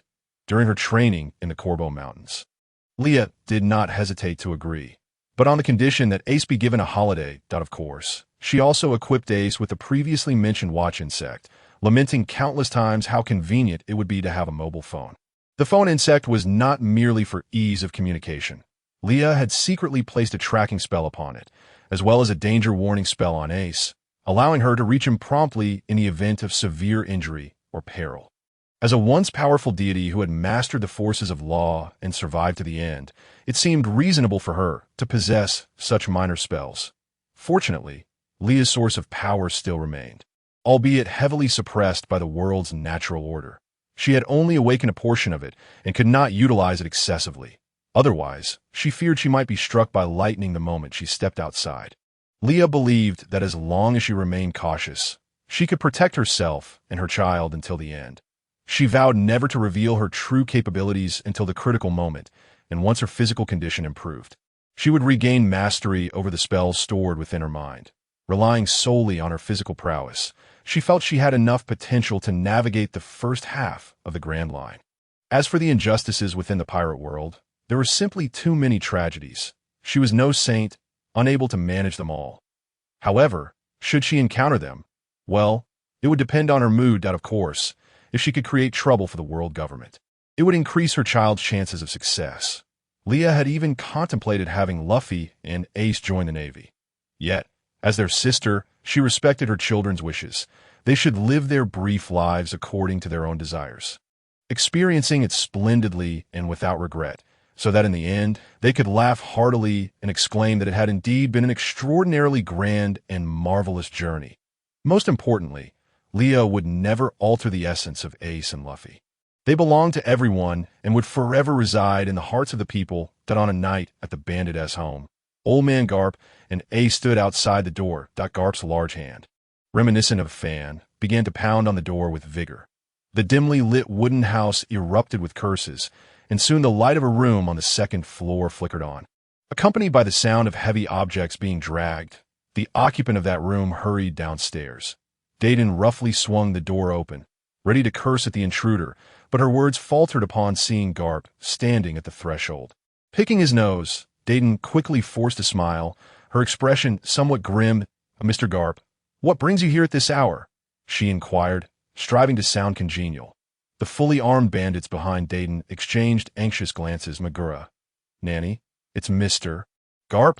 Is he here to throw us in jail?" "Dogura. There's no way we can resist Mr. Garp. Are we going to die today?" The bandits knelt in despair, their heads bowed as if their souls had been snatched away, tears streaming down their faces. "Well, I'm here because of this little brat." Garp produced a small Ace, barely reaching his calf. Ace, grasped by the collar of his fate, struggled vehemently. "Let go of me, you old coot." Observing the impending quarrel between the two, Dayton kindly inquired, "So, does Mr. Garp mean that Ace will be living here from now on? You'll be responsible for training this kid to become a strong Navy officer." "Dayton," Garp declared with righteous indignation, "why should this brat live with me?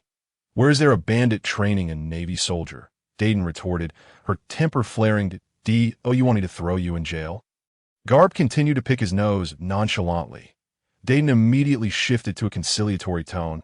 "Well, I suppose it can be arranged." She bent down, pointing at Ace in Garp's grasp. "Listen here, kid, you can stay here, but you'll only get one bowl of rice and one bowl of water a day. The rest you'll have to figure out on your OWNDO, you understand?" Ace crossed his arms and turned his head away. "I don't care. I can take care of myself." In the end, through friendly negotiations between Garp and Dayton, Ace settled into Dayton's household. Dayton assigned him a small room, and Ace managed to haul on his mountain of belongings from the cart for little Ace. This was quite simple. He quickly set up a makeshift bed on the floor. Though he still slept on the ground, it was far more comfortable than the bedding Leah had prepared in the storyline. Perhaps having lived with Leah for an extended period, Ace had unconsciously learned to organize his belongings. Though it appeared somewhat chaotic, at least he had developed a sense of tidiness. Garp returned to headquarters that night aboard a warship, while Ace embarked on his training journey at the bandit's home. However, every Friday, after disposing of the beast he had slain during the day, Ace would hurry back to Windmill Village, where Leah would prepare a lavish feast of all his favorite dishes. Ace's return brought the greatest joy to little Luffy. Every Friday, Luffy would eagerly wait at the village entrance, and upon spotting Ace, he would dash towards him, his little slippers pattering excitedly. Although Ace would always evade him, he would still reach out to catch Luffy, preventing him from falling. Hand in hand, they would walk home, where Luffy would happily share stories of the week's happenings and the adventurous tales he had heard from Miss Machino's tavern. Naturally, Luffy would inquire about the fierce beasts Ace had vanquished, to which Ace would sometimes respond, while other times he would simply listen in silence. As they departed, Luffy would cling to Ace, pleading to be taken along. But Ace would firmly refuse, while Leah gently explained to Luffy and persuaded him to return. Since Ace had been sent to the bandit's home, Leah had gradually begun to shift her focus back to her own endeavors. Yet, she remained committed to returning every weekend to spend time with her two little ones, leaving poor Luffy alone in Windmill Village. Ace accidentally learned of his lineage from a drunken Dayton. Upon hearing the revelation, Ace's initial reaction was one of pride. However, Dayton's manner of referring to that person cast a shadow over his heart. That night, after finishing dinner with the bandits, Dogura and Magura went to wash the dishes. While Ace sat wiping down his pipe, and Dayton gulped from a large jug of alcohol. Once intoxicated, Dayton began to mumble to himself, "What a terrifying talent. No wonder he is the child of that devil."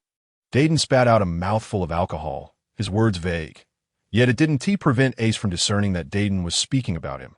Ace paused in his cleaning, following Dayton's line of inquiry. "Who do you mean by devil?" "The devil? The devil is Roger, the pirate king. Roger." Dayton's voice suddenly escalated, but before he could say more, Dogura rushed in and covered his mouth. "Boss, don't say any more. Didn't Mr. Garp tell you not to reveal anything to Ace? If you keep this up, Mr. Garp will thrash you." Dogura's tone was frantic.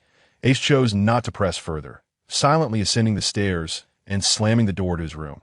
Once the door closed, he slid down to the floor, his pipe rolling aside. Ace was curious about his parents, but whenever he asked Nichan, she would always say to wait until he was older to learn about them. Covering his face slowly, Ace couldn't help but think, Nichan's reluctance to tell me about my parents must be because my father is a devil, making me the child of a devil. Ace had no parents, only his sister as a sole relative, although he never displayed any sorrow regarding his lack of parents in front of Leah. Nichan treated him exceptionally well, and he did not want to burden her with his sadness. Nichan's parents were also gone, and Ace did not wish to remind her of those painful memories. Before learning of his father's identity, Ace had actually been quite content. Initially, it was just him and Nichan relying on each other. The old coot would often return a check on them. Although he found the old man irritating, he was still a dependent family member. The village chief, though verbose, was soft-hearted, frequently bringing them gifts, and Miss Machino took great care of them. In truth, he had much to be grateful for. Ace had heard Roger's name before. He learned from the village chief that beyond the Corbo Mountains lay a town, which piqued his curiosity. Thus, once his strength had developed, he ventured alone across the Corbo Mountains to a place referred to as the Kingdom of Gaia.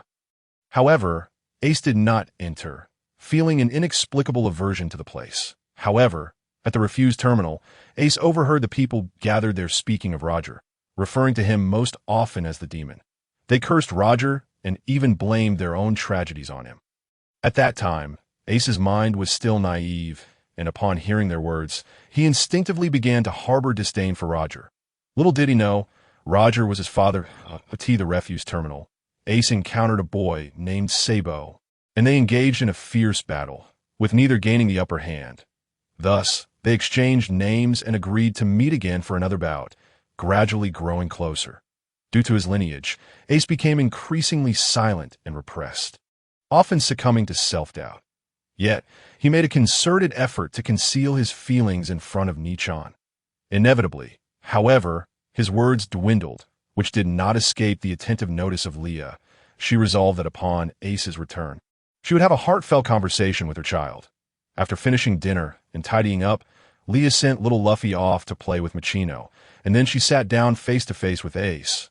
Leah gazed directly into Ace's eyes and gently inquired, "Ace, you've become increasingly taciturn lately. Have you encountered any difficulties?" Her tone was warm and inviting. Ace's eyes darted away, his ears turning red. Nichan, it's nothing. It's just that I can't seem to defeat the tiger deep within the mountains." Ace lied, and it was nearly transparent. Leah feigned sadness, visibly downtrodden. "Oh, Ace has grown up, keeping things from me. It truly saddens me." As she spoke, Leah pulled a tissue from the table to wipe away the non-existent tears. Ace grew flustered. "No, Nichan, I've been holding this in for a long time." Ace finally seemed to gather his resolve. His hair hung low, head bowed, and his voice came out muffled. "Nichan, my biological father is Roger, right?" Though Ace's tone sounded like a question, it carried a weight of affirmation. "Indeed," Leah responded, her voice flat, as if this revelation were not particularly remarkable. Ace had expected that mentioning this would trouble Nichan. But to his surprise, she remained calm. This stirred excitement within him. "It's Roger. The Pirate King Roger." "Ah, I know," Leah replied. "They say Roger is a demon." Ace hesitated. "Who are they?" Leah's tone took on a hint of anger. "The uncles from Dawn and those at the refused terminal." Ace paused before continuing. "Nichan, they say Roger Shud and T have children. Am I truly a demon-s bloodline? Does my birth hold any significance in this world?" The child's voice brimmed with self-doubt and even self-loathing. "Well, whether you hold significance in this world, I cannot say. But to me, to Aunt Rouge, to Luffy, and to Grandpa, you are of immense importance." Leah's tone suddenly intensified. "Ace, after all this time living together, why would you ask such a foolish question?" By the end, there was a tremor in her voice. "Ace, Aunt Rouge eagerly anticipated your arrival, even risking her life for it." Leah pictured a woman with pink hair, freckled cheeks, and a gentle smile. "Ace, you were born amidst blessings. Every child in this world is born out of love." "Born out of love," Ace murmured softly, clearly unable to fully grasp the meaning of her words at his age. Setting aside whether Roger was indeed a demon, Roger is Roger, and Ace is Ace. What Roger did has no bearing on Ace. Such notions of bloodline are concerns only for foolish aristocrats. What I know is that your birth has been a tremendous blessing for me. Our blood is intertwined, forging bonds that even time cannot sever. I've been waiting for you to grow up, just as you have accompanied me through those lonely years. Without you, Ace, I would have drifted alone across this vast sea. You are my most cherished brother." Leah nearly shouted this, her eyes glistening with unshed tears. Indeed, time is fickle. Throughout the lengthy passage of time, Ace was the first to remain by Leah's side as family. As someone who often felt solitary, she understood the rarity and value of this familial bond. Nichan. Ace burst into tears, throwing himself into Leah's embrace.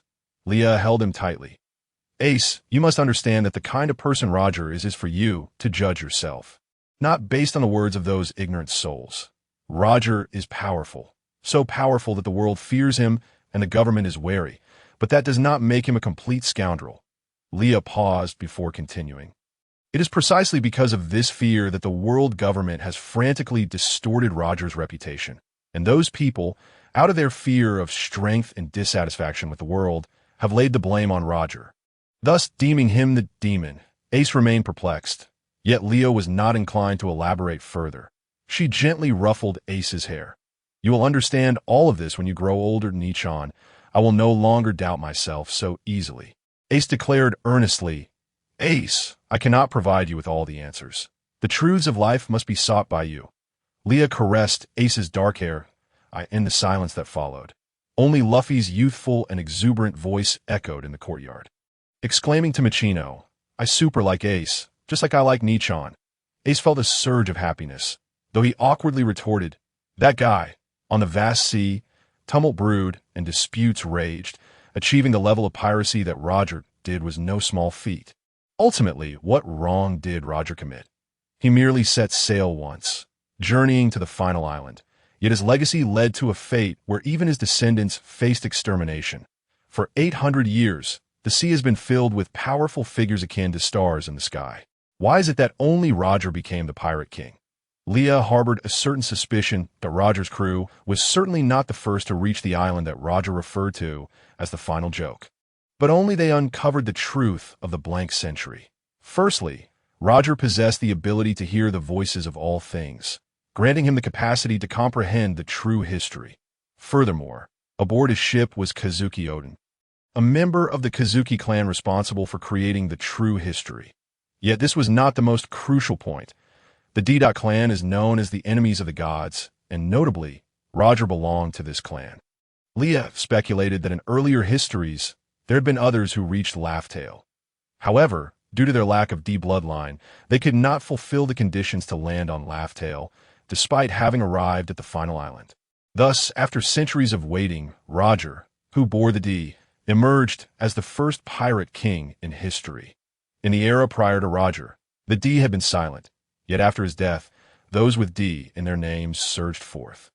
Be they navy, pirates, or revolutionaries, individuals connected to D emerged in droves, and the D became known as the enemies of the gods. Why did Roger ultimately choose to surrender? Leah felt it was not merely due to his terminal illness. Perhaps Roger wished to shatter the silence of the era with his death, a laugh tale. Roger might have foreseen the monumental changes that would come in over 20 years, the day when someone would overthrow the celestial dragons.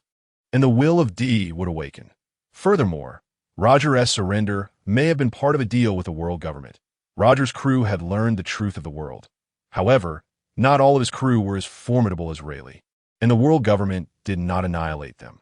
Roger possibly used his surrender as a condition to ensure the safety of those crew members. Ultimately, Roger may have been creating opportunities for this era. If the sea remained too calm, the world government would be as impenetrable as an ironclad fortress, leaving no room for reform. Only through turmoil on the seas could there be change and opportunity. The new generation should not be blinded by the celestial dragons. Thus, he single-handedly ignited the great pirate era. Shanks must also be privy to certain truths, Leah pondered.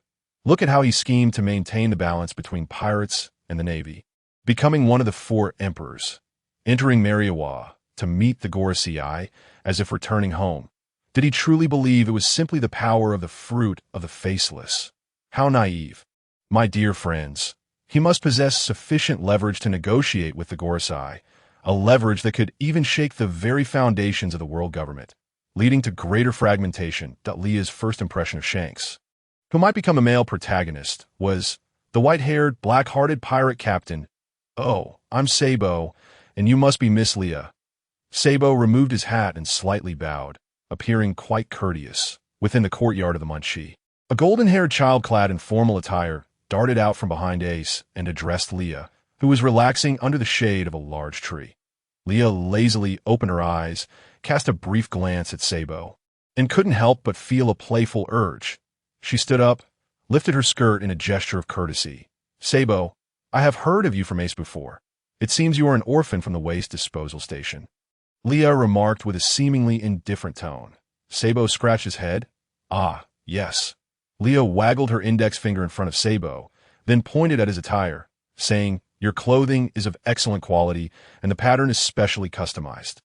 I own a clothing store in the Goa Kingdom, where nobles also come to order garments. Your outfit represents a significant identity.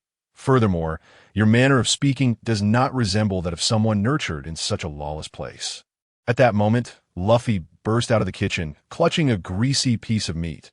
"Hey, Nichan, did you know Sabo was once a noble of the Goa Kingdom?" In truth, this was not something to conceal.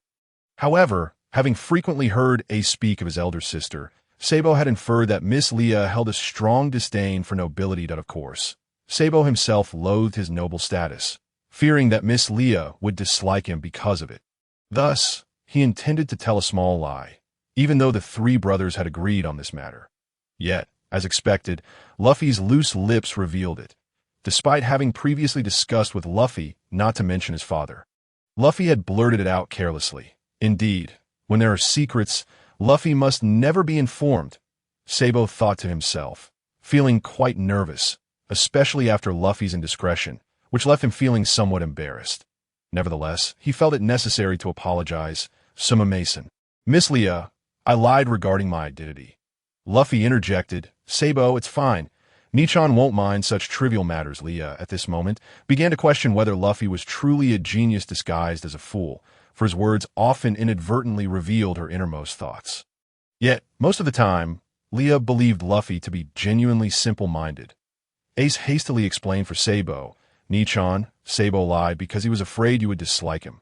Sabo added, "Miss Leah, I too detest my noble status. I feel no connection to that family." Leah interrupted, "Well, that's inconsequential. What piques my curiosity is why Sabo wishes to sever ties with that family.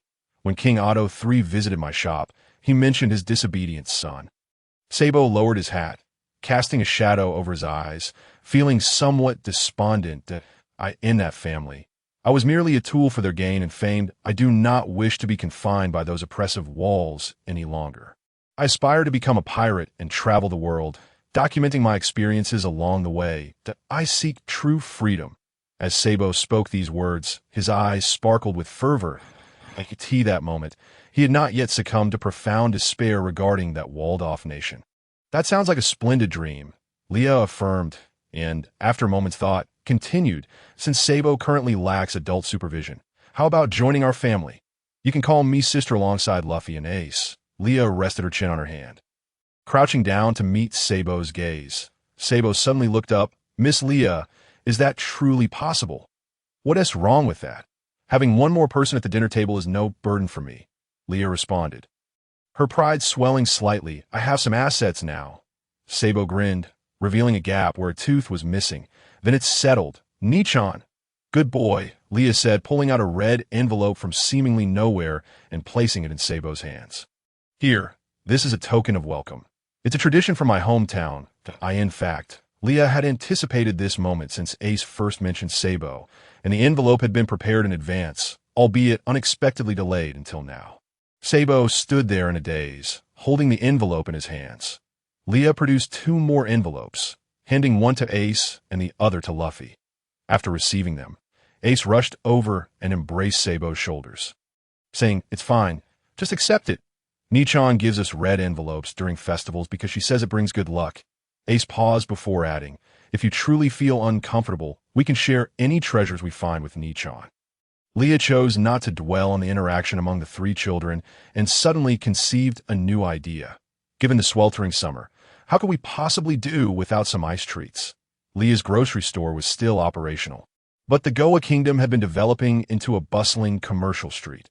Although she disliked the pretentiousness of the nobility, it did not prevent Leah from profiting from them. As for how a commoner like Leah managed to establish a high-end business in a nation that discriminated against commoners, that was a tale for another volume.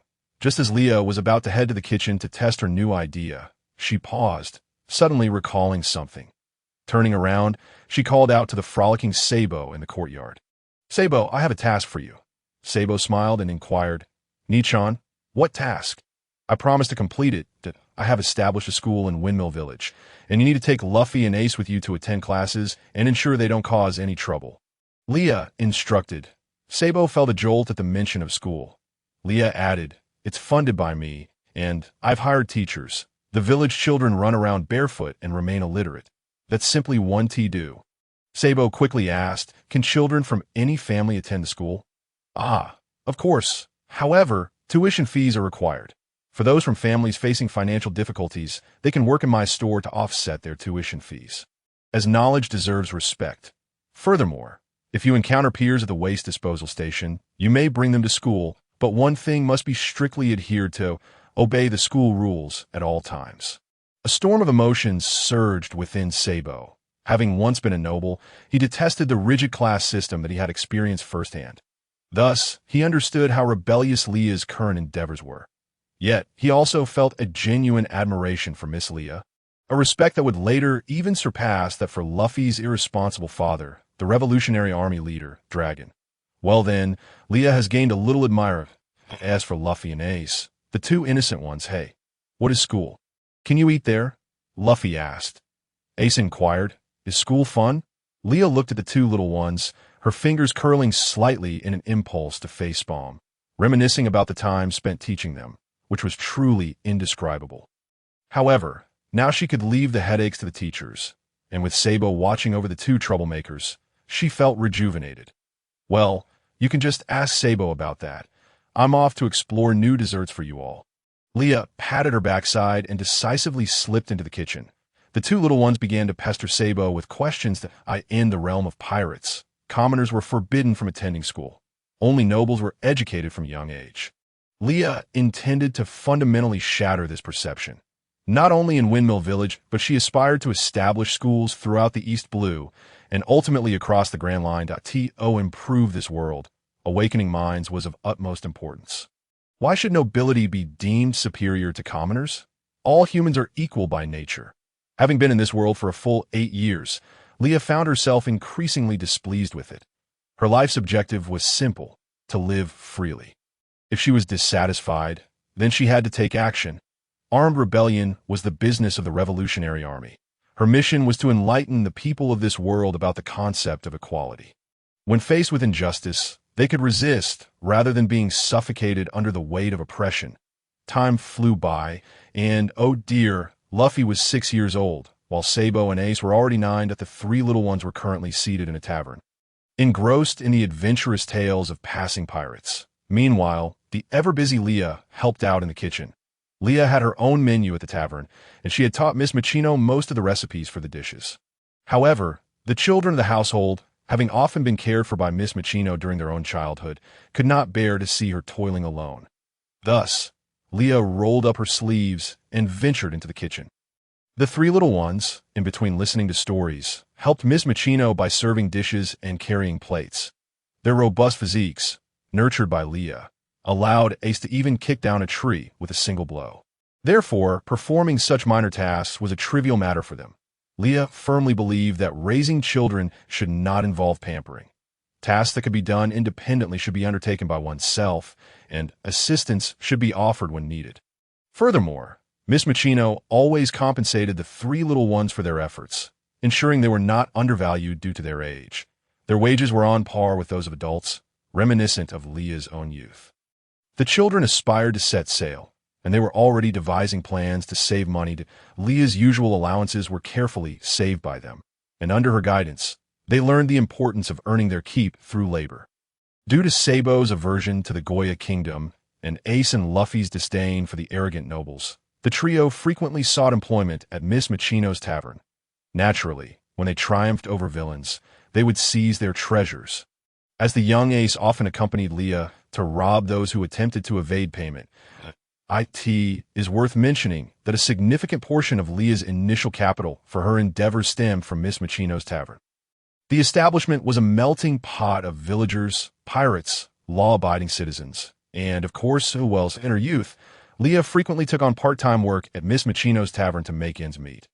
When she encountered those attempting to cheat or take advantage of Miss Machino, Leah would deal with them harshly, ensuring they left empty-handed. If they were particularly notorious, with bounties on their heads, she would deliver them directly to the Navy. Over time, Miss Machino's tavern gained a reputation among the pirates of the region, not only for its delectable offerings, but also for the number of infamous pirates who met their downfall. As the pirates spoke of Roger, they unleashed a torrent of curses and vile words upon the head of a deceased man. Ace clenched his fists, and Sabo's expression grew dark as they regarded the group. Perhaps sensing Ace's rising agitation, Luffy withdrew his head from the platter of meat. Hearing the derogatory remarks, Sabo and Luffy instinctively wanted to confront the pirates. But Sabo restrained them. Luffy, don't cause trouble for Miss Machino. That if a fight breaks out now, it could damage the tavern's property. We can wait until these ruffians leave, Sabo advised. Luffy was about to protest when Ace stepped forward. Pressing Luffy's clenched fist down, with a shadowed gaze, Ace approached the group of pirates. Have you ever seen Roger? He demanded. If I had encountered that demon, do you think I would still be standing here talking to you? Brat, one of the pirates, seemingly the leader, retorted. Ace, unable to contain his emotions, shouted back, You've never seen Roger. How dare you speak of him like that? Isn't it obvious? Back in the day, the papers proclaimed him the most wicked criminal in the world. Perhaps my homeland's downfall was even due to Roger's contributions. What do you know, Brat? Another pirate chimed in that I heard the Navy was scouring the globe for Roger's bloodline. One pirate remarked, Really? Would someone like that even have children? Another questioned that if he did, that child should be tortured to death. This statement seemed to resonate with the pirates, and laughter erupted throughout the tavern as they began to drink heavily. Contrary to Sabo's expectations, Ace did not engage in a fierce brawl with the pirates. Instead, he released his clenched fists, his disdain evident. Indeed, just as Nichan said, You are nothing but trash, the moment those words left his mouth. The tavern fell silent for an instant before erupting again. What did you say, you little brat? Seeking death. Some pirates raised their weapons, cursing as they prepared to teach Ace a lesson that this moment. Luffy and Sabo stood resolutely at Ace's sides, ready to support him in any confrontation. What do you fools think you are doing to my dear brothers? A calm, yet slightly irate female voice interjected from behind. Leah emerged from the kitchen, leisurely loosening her apron. So this little brat is yours. Before the pirate could utter another insult, Leah swiftly dispatched him, pinning him against the wall with such force that he could not escape. The sight left several jaws on the ground, including Sabo's. He had never witnessed Leah in a fit of rage, She was typically gentle and occasionally a bit eccentric. Now, however, Sabo silently resolved never to provoke Nichan's ire. As for Luffy and Ace, it was obvious they too would not dare to anger Nichan, for her wrath was far more fearsome than their grandfather's fists. With Leah now in action, the three little ones reached a delightful consensus. They would simply enjoy the spectacle.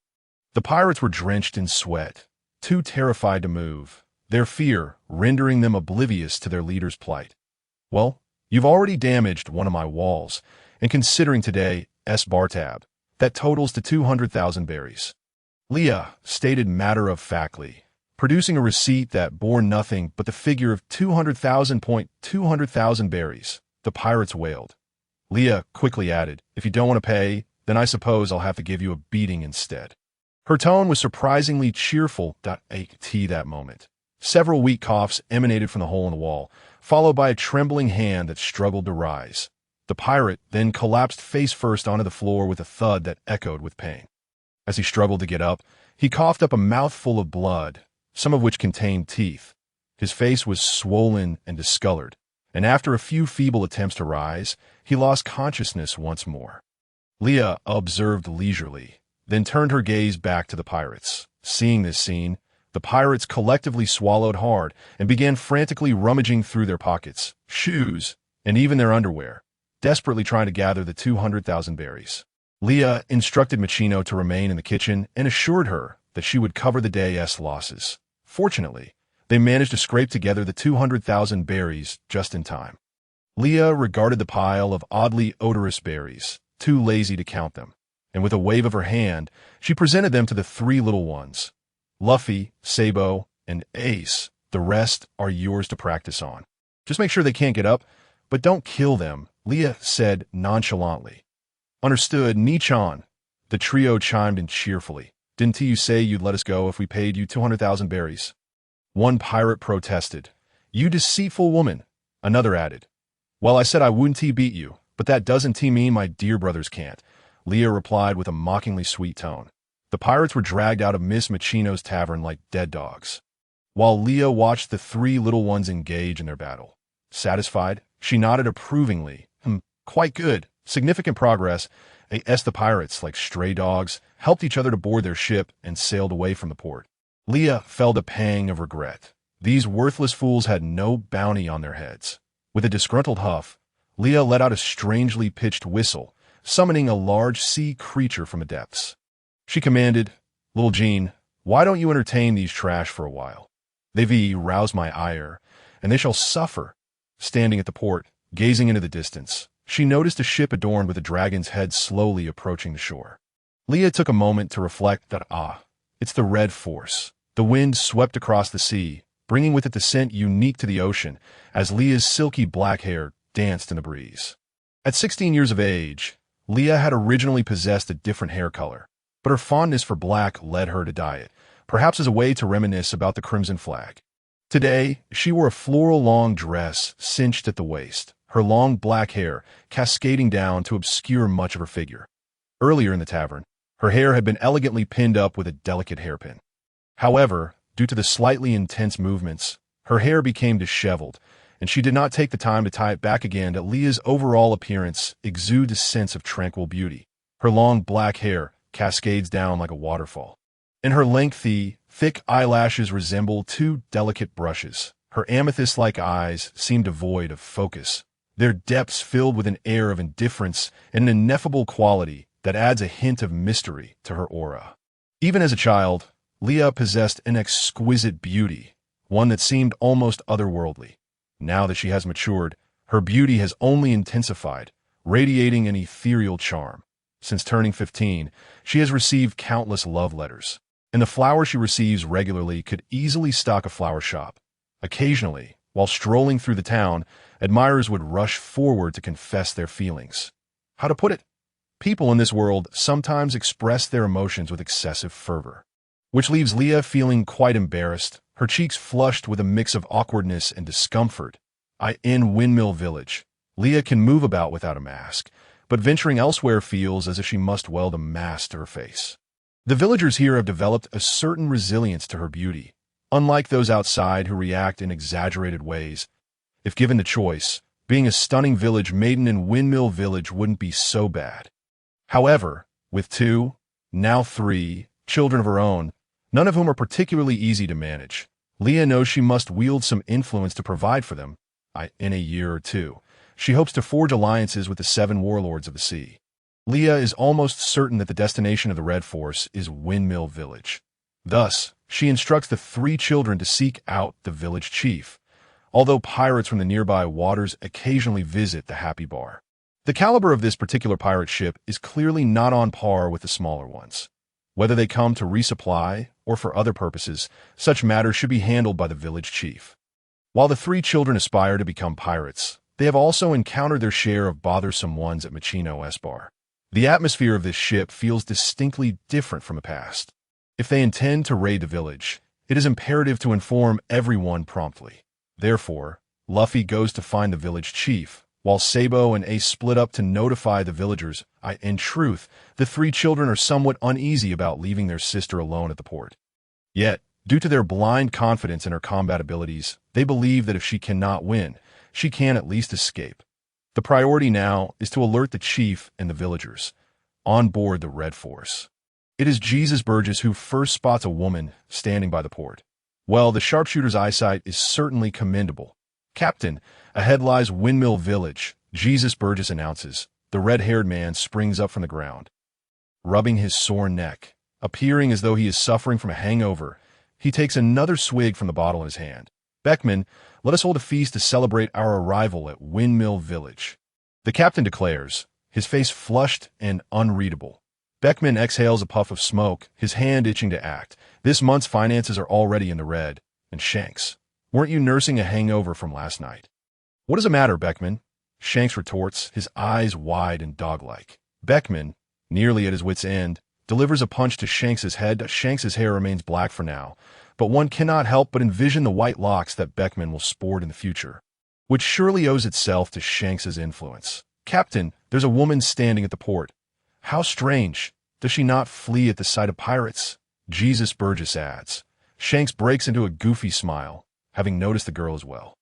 "No, perhaps she is more of a young lady," calmly, even impatiently, observing their ship. "Beckman, she might be quite an interesting person," Shanks exclaims, his head throbbing. Beckman, too, notices the girl on the shore. Under the influence of observation hockey, he can sense her presence even with the slightest blink. Her beauty is remarkable, rivaling that of the famed pirate Empress Boa Hancock, and her aura is decidedly exceptional, far surpassing that of the ostentatious nobles. Though dressed simply, she exudes an innate nobility, her emotions submerged within her rare violet eyes. Such a quaint fishing village could hardly produce a girl of her caliber, Beckman muses. Moreover, she shows no fear of them, not even a hint of defensiveness. Windmill Village is to be their stronghold for nearly a year, and as the first mate, Beckman must thoroughly investigate the situation here. Curiously, the information regarding this village seems tampered with, filled with misleading details. This raises significant questions. What could have transpired in this minor fishing village, a mere satellite of the Goa Kingdom, that warranted such concealment? Furthermore, only a high-ranking officer from the Navy, of at least the rank of Rear Admiral, would possess the authority to manipulate such information. Coupled with the recent reputation of the East Blue as the weakest sea, and the frequent appearances of a notorious elder who has been traveling between the East Blue and Marineford, it becomes evident that he has been dealing with pirates lingering in rookie villages. When all these coincidences converge, Beckman cannot help but recall the child that Shanks had been searching for years ago. Both he and Shanks are well aware that hope is slim. The Navy eradicated all pregnant women on Berrytown to sever that person's bloodline. Only recently did they hear whispers from a retired guard who once watched over Impel Down. It is said that before his execution, Roger's last visitor was Garp, but what transpired between them remains shrouded in mystery. The nature of the relationship between Roger and Garp is difficult to ascertain, and Garp's involvement in that incident is not beyond imagination. Their arrival at Windmill Village signifies the red-haired pirate's intent to rest and prepare for the impending struggles of entering the New World. Shanks also wishes to discreetly gather information regarding that child. Yet Beckman feels that the chances are bleak. As the Red Force docks, Leah finds herself surrounded by many villagers, all armed. The atmosphere is tense. Whereas Leah, arms crossed, is nearly stifling a yawn out of boredom. Firstly, she believes that Shanks and his crew would not harm these villagers, and secondly, she simply does not care for such overt displays of hostility. Had it not been for the fear of the three children causing trouble together, she would have already gone to repair Machino's walls. However, these pirates must visit Miss Machino's bar, and Leah will need to entertain them. It would not be a problem to meet them beforehand. Leah's preferences are quite peculiar. For instance, at this moment, she finds Shanks's wet, shining eyes looking at her adorable. It is amusing to think that she finds a towering man over 2 meters tall to be endearing, and she has an urge to reach out and smooth down the tuft of hair that sticks up on his head. Shanks notices Leah's subtle movements and her occasional glances toward his hair. And suddenly he understands her intentions. He leans closer to Leah, lowering his head in front of her. "Hey, Lily, would you like to touch my hair?" Leah cannot see his expression, but she can surely imagine him sporting a goofy grin. Beckman silently observes this exchange. A man's head is not something to be casually touched, unless the surrounding pirates, while appearing to drink and play games, cannot help but cast furtive glances in their direction. Leah slowly extends her hand, but halfway there, she retracts it, unable to resist. However, Shanks's strong hand grasps her delicate, jade-like fingers, and Leah instinctively pulls back harder. Yet Shanks stubbornly places her hand atop his head. Eventually, Leah concedes, slowly beginning to stroke his hair. Nevertheless, that unruly tuft refuses to be tamed, as she smooths down the chaotic strands of red. Shanks experiences a strange sensation. It is reminiscent of a moment from his 12th year, when they encountered a woman on a deserted island. She had spoken with Captain Roger for an extended period aboard their ship. During those times, whenever she had the chance, she would fondly stroke his red hair. Had their ages not been so disparate, Shanks might have truly believed she was that woman from his past. Having encountered countless individuals and gazes, Shanks is accustomed to the admiration women express due to his appearance or strength. The jealousy from fellow pirates, the wariness from the Navy, and the fear from ordinary villagers. Yet he has never encountered this calmness before. She remained remarkably composed, as if the world could shatter at any moment without eliciting any change in her demeanor. When confronted by those whom ordinary folk deemed the most nefarious of pirates, her response was more akin to amusement. Shanks felt he had stumbled upon a treasure. The young girl consistently concealed her peculiar whims beneath a facade of tranquility. It was this singular aspect that allowed him to genuinely perceive her as a mere adolescent, and he sensed that there existed deeper layers within her soul, waiting for him to unearth them. Leah found immense joy in ruffling the heads of others, a satisfaction that stirred a smile upon her lips, betraying her contentment. The bar fell into an unexpected hush, though whispers still floated about. My heart raced. Miss Leah is so beautiful. It turns out Miss Leah enjoys touching people's hair. Perhaps she could touch mine. How dare you, a person who goes a week without washing their hair. How envious I am of that head. I thought about wanting Miss Leah to ruffle my hair. The 3 little ones were assisting in the kitchen, and upon witnessing this scene, Ace felt a twinge of discomfort. He turned to Sabo and remarked, "What is there to enjoy about that scruffy, drunken uncle?" He hesitated, his words caught his throat, his neck flushing slightly as he stubbornly began peeling a large potato, as if he were venting his frustrations upon it. Sabo observed the fervor with which Ace attacked the potato, sensing that he was treating it as if it were that red-haired pirate. Yet, Sabo recalled that Nichon had always adored ruffling Ace's hair, and he and Luffy frequently endured similar treatment. Sabo quietly noted this in his mind, contemplating that when he next wished to avoid vegetables, he might request Nichon to ruffle his hair. After Luffy had his fill, Ace sent him off to wash the stack of plates he had created, ensuring that he did not burden Miss Machino. At that moment, Miss Machino had prepared most of the food, but a small portion still required Leah's personal touch. Thus, Shanks was finally freed from Leah's playful grasp. Shanks' eyes sparkled with delight, and Leah seemed to perceive the large tail swaying behind him. Why did this middle-aged man exude such a strong puppy aura? No. Upon further reflection, Leah deduced that Shanks appeared to be a youthful 26. The primary issue was his disheveled appearance, which made him resemble a middle-aged bachelor. Leah's gaze then drifted to the gentle Miss Machino. Perhaps he would soon shed that title of bachelor. A pang of jealousy struck Leah, akin to watching her precious cabbage being courted by a neighboring pig. However, while this pig might be a bit untidy, it possessed considerable strength and a pleasant disposition, making it a fair match for a sweet and beautiful Miss Machino. Leah still had several dishes to prepare. The first being our cola chicken wings. The wings were blanched, cleaned of foam, and drained. Spring onions were cut into sections, and ginger was peeled and sliced. Oil was poured into the pan and heated over high heat until moderately hot. Cloves, star anise, Sichuan peppercorns, cinnamon, and bay leaves were added, releasing their fragrant essence. Next, the spring onions and ginger were tossed in to enhance the aroma. The chicken wings were added to the pan, stirred for a minute, then immersed in cola and water. After adding dark soy sauce and mixing well, the lid was placed on the pot, reducing the heat to medium for 20 minutes, followed by a final burst of high heat to reduce the sauce.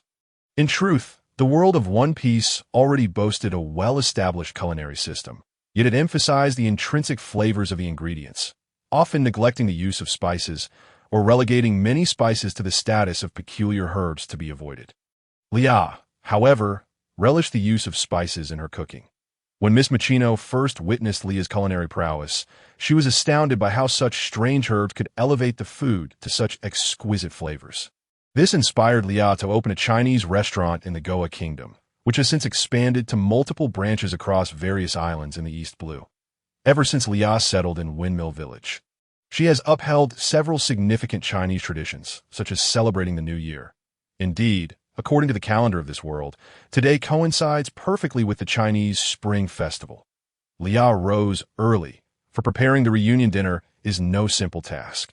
Thus, she enlisted Miss Machino's assistance, and the three little ones also woke up early, eagerly anticipating the day. However, they first needed to fetch Dayton and the others. Leah had insisted that Garp return every year on this day. But this year, it seemed he had some mission that would keep him away. Rumor had it that he would not return to Windmill Village at all this year, and thus, Shanks must have learned of Garp's absence, prompting him to bring a crew to Windmill Village. After earning some money, Leah expanded and renovated the Monkey family's small courtyard threefold.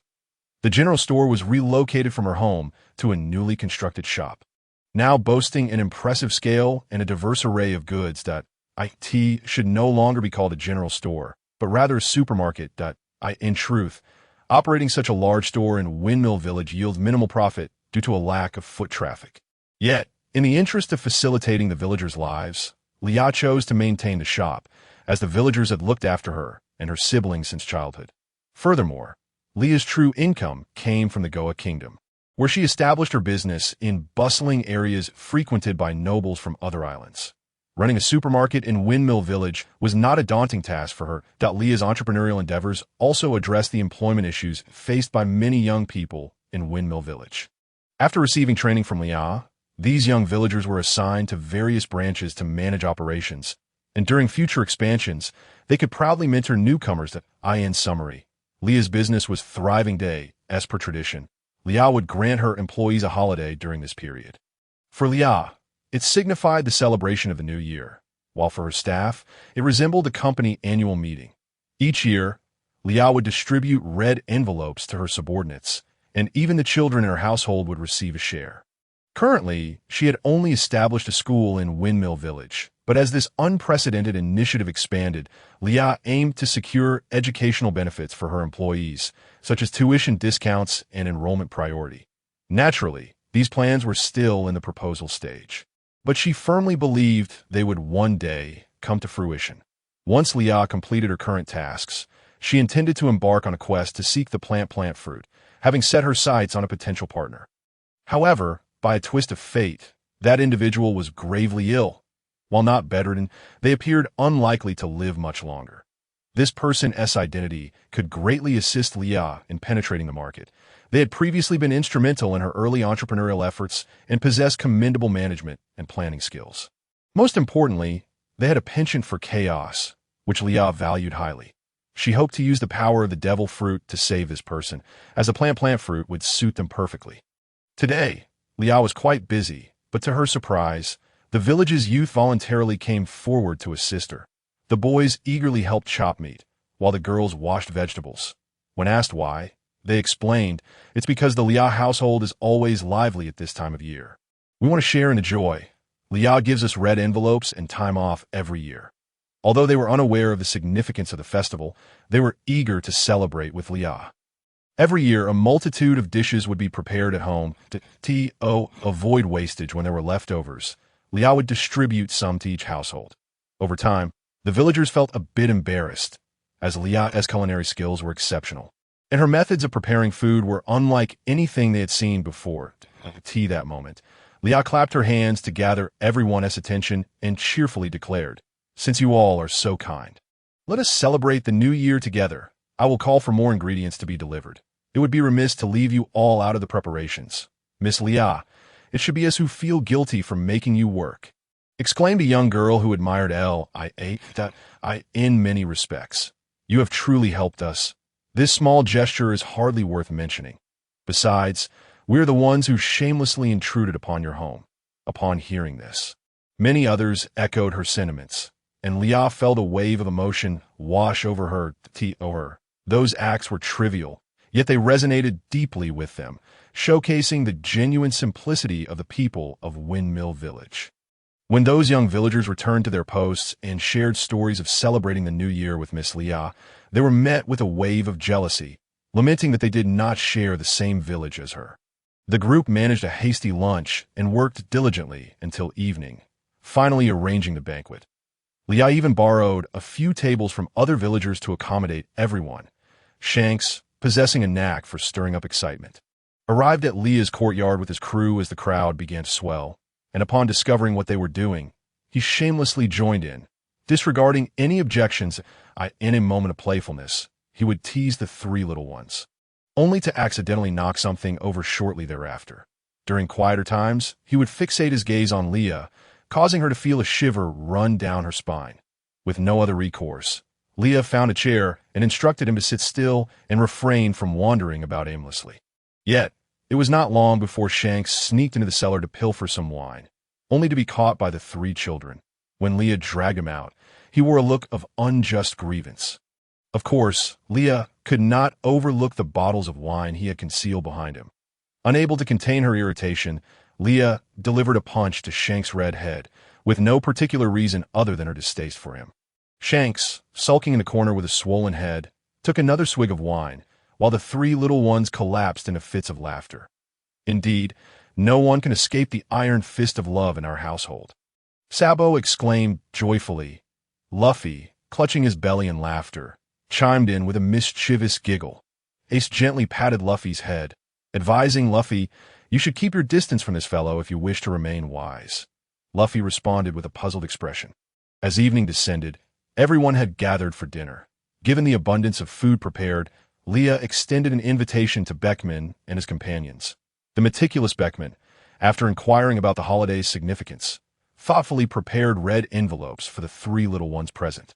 It seems that even those with a fearsome exterior possess a gentle side. The celebration proceeded with dumplings, banquets, making wishes, setting off fireworks, and donning splendid new garments, after the younger crowd departed for the night. Leah added a barbecue feast to the evening's festivities. After the meal, the three little ones urged the pirates to wash the dishes, a task Beckman had assigned them. Once the clamor settled, Leah released her hair from its confines, lifted her robe, and reclined in a lounge chair, gazing at the myriad stars above, silently wishing for a prosperous year ahead. Shanks watched her silhouette in the distance, tipping his straw hat, and a genuine smile broke across his face. One afternoon, Leah basked in the sunlight at home, while the village children had ventured deep into Corbo Mountain for training, leaving her with a rare moment of tranquility as the sun began to set. She strolled through the village with her hands clasped behind her back. Observing the village children, she noticed many had already begun assisting their elders with work. The artisans, such as the carpenter uncle, had children poised to inherit their trades, continuing to serve this humble village. The fishermen's children would follow in their parents' footsteps, as would the woodcutter's offspring. Suddenly, Leah grasped the ocean's allure for the people of this world. Most inhabitants were destined to follow a predetermined path, enduring a life oppressed by the nobility, with little room for rebellion. She pondered how excruciating this must be for the young souls still filled with dreams. Yet most felt powerless to resist. The sea was no tranquil expanse. Its capricious weather, formidable sea beasts, and unpredictable currents could easily claim the lives of ordinary folk. Not everyone could drift for over 10 days on a mirror barrel like Luffy. In that moment, Leah resolved to bring the village's youth along with her. As her commercial ventures expanded, the more places she could lead them to, broadening their horizons and liberating them from the confines of a small village. Windmill Village was indeed a lovely place, sheltered by Garp, with no reckless pirates daring to wreak havoc here. It was ideally suited for retirement. Yet for those young hearts brimming with passion, this was undeniably the gravest of tortures. The mermaids of Fishman Island were breathtaking. The delicacies of Water 7 were exquisite, and there existed currents that flowed skyward. Leah yearned to show these wonders to her people. Indeed, Leah had taken the young ones beyond the village. However, this raised a new concern. What about the remaining children? Leah was not the type to abandon those left behind after whisking away their parents, a subtle nod to a certain red-haired individual. Thus, Leah resolved to establish a school in the village, ensuring that the children would not falter due to a lack of adult guidance. They would learn cultural knowledge, allowing them to choose their own paths and careers in the future. Leah respected each child's dreams, yet she equally valued financial responsibility. Hence, she would not waive tuition fees for any student, and no matter how impoverished, Leah would require payment. For those unable to pay up front, they could work in Leah's shop to offset their debts, or write an IOU, promising to settle once they earned money in the future. However, free education was not an option, even if it would be effortless for Leah. She did not wish for her sporadic kindness to be taken for granted. Furthermore, she had no intention of investing her resources in those deemed unworthy. Leah had already afforded them the opportunity to alter their destinies. They could not expect to reap rewards without effort.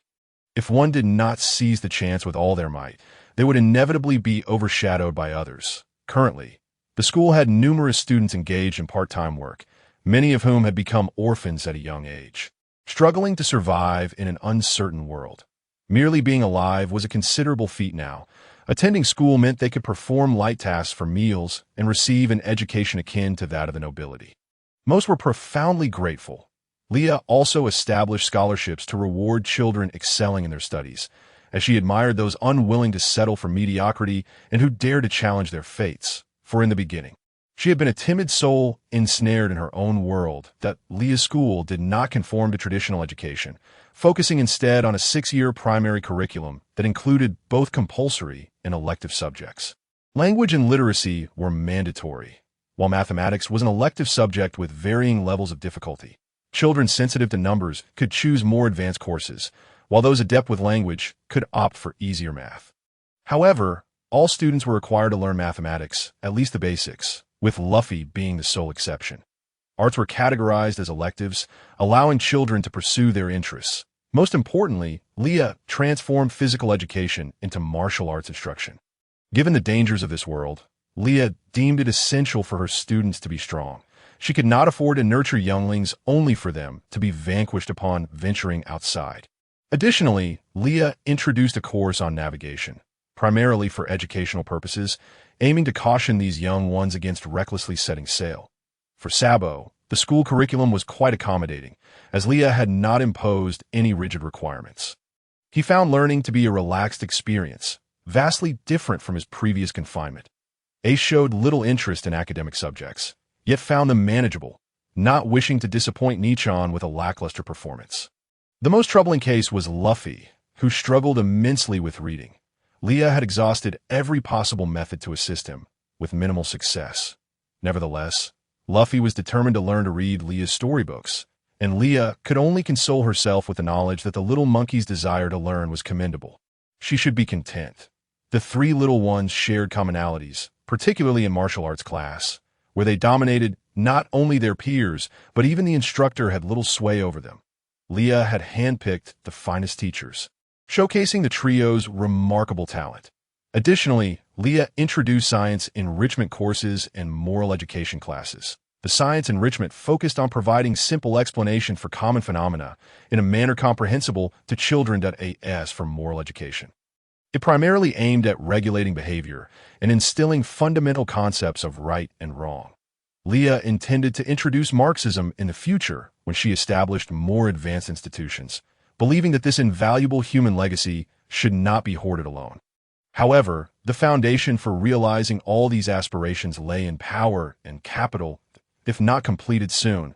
With a single command from the Navy, her painstaking efforts would be rendered utterly futile. She must first establish herself as an indispensable presence in this world. Upon witnessing such an unprecedented organization, Shanks immediately contemplated numerous possibilities. He could even discern from the inadvertently leaked details the grand ambition of Leah, which not only raised his caution, but also infused him with a newfound admiration for her. Meanwhile, Beckman quietly pondered numerous considerations in his mind. Unexpectedly, Leah showed no intention of concealing this matter from them, and even took the initiative to invite them for a tour afterward.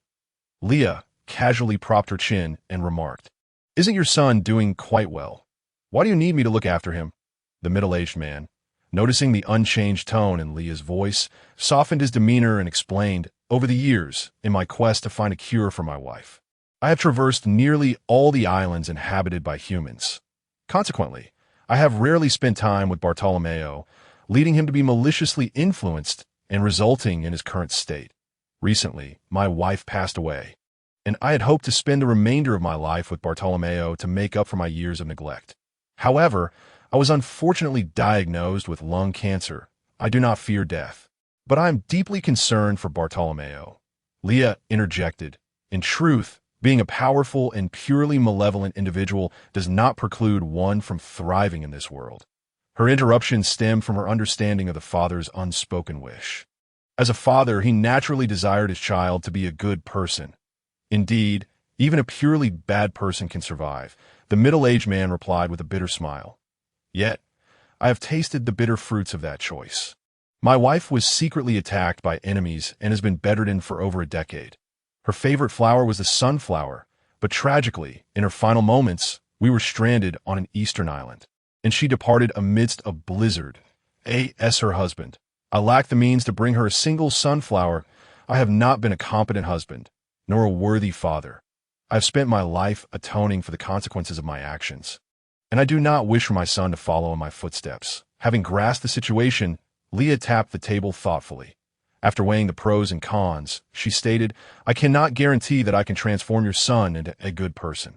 What I can do is teach him the fundamentals of right and wrong, instill basic principles of conduct, and allow him to determine the kind of person he wishes to become.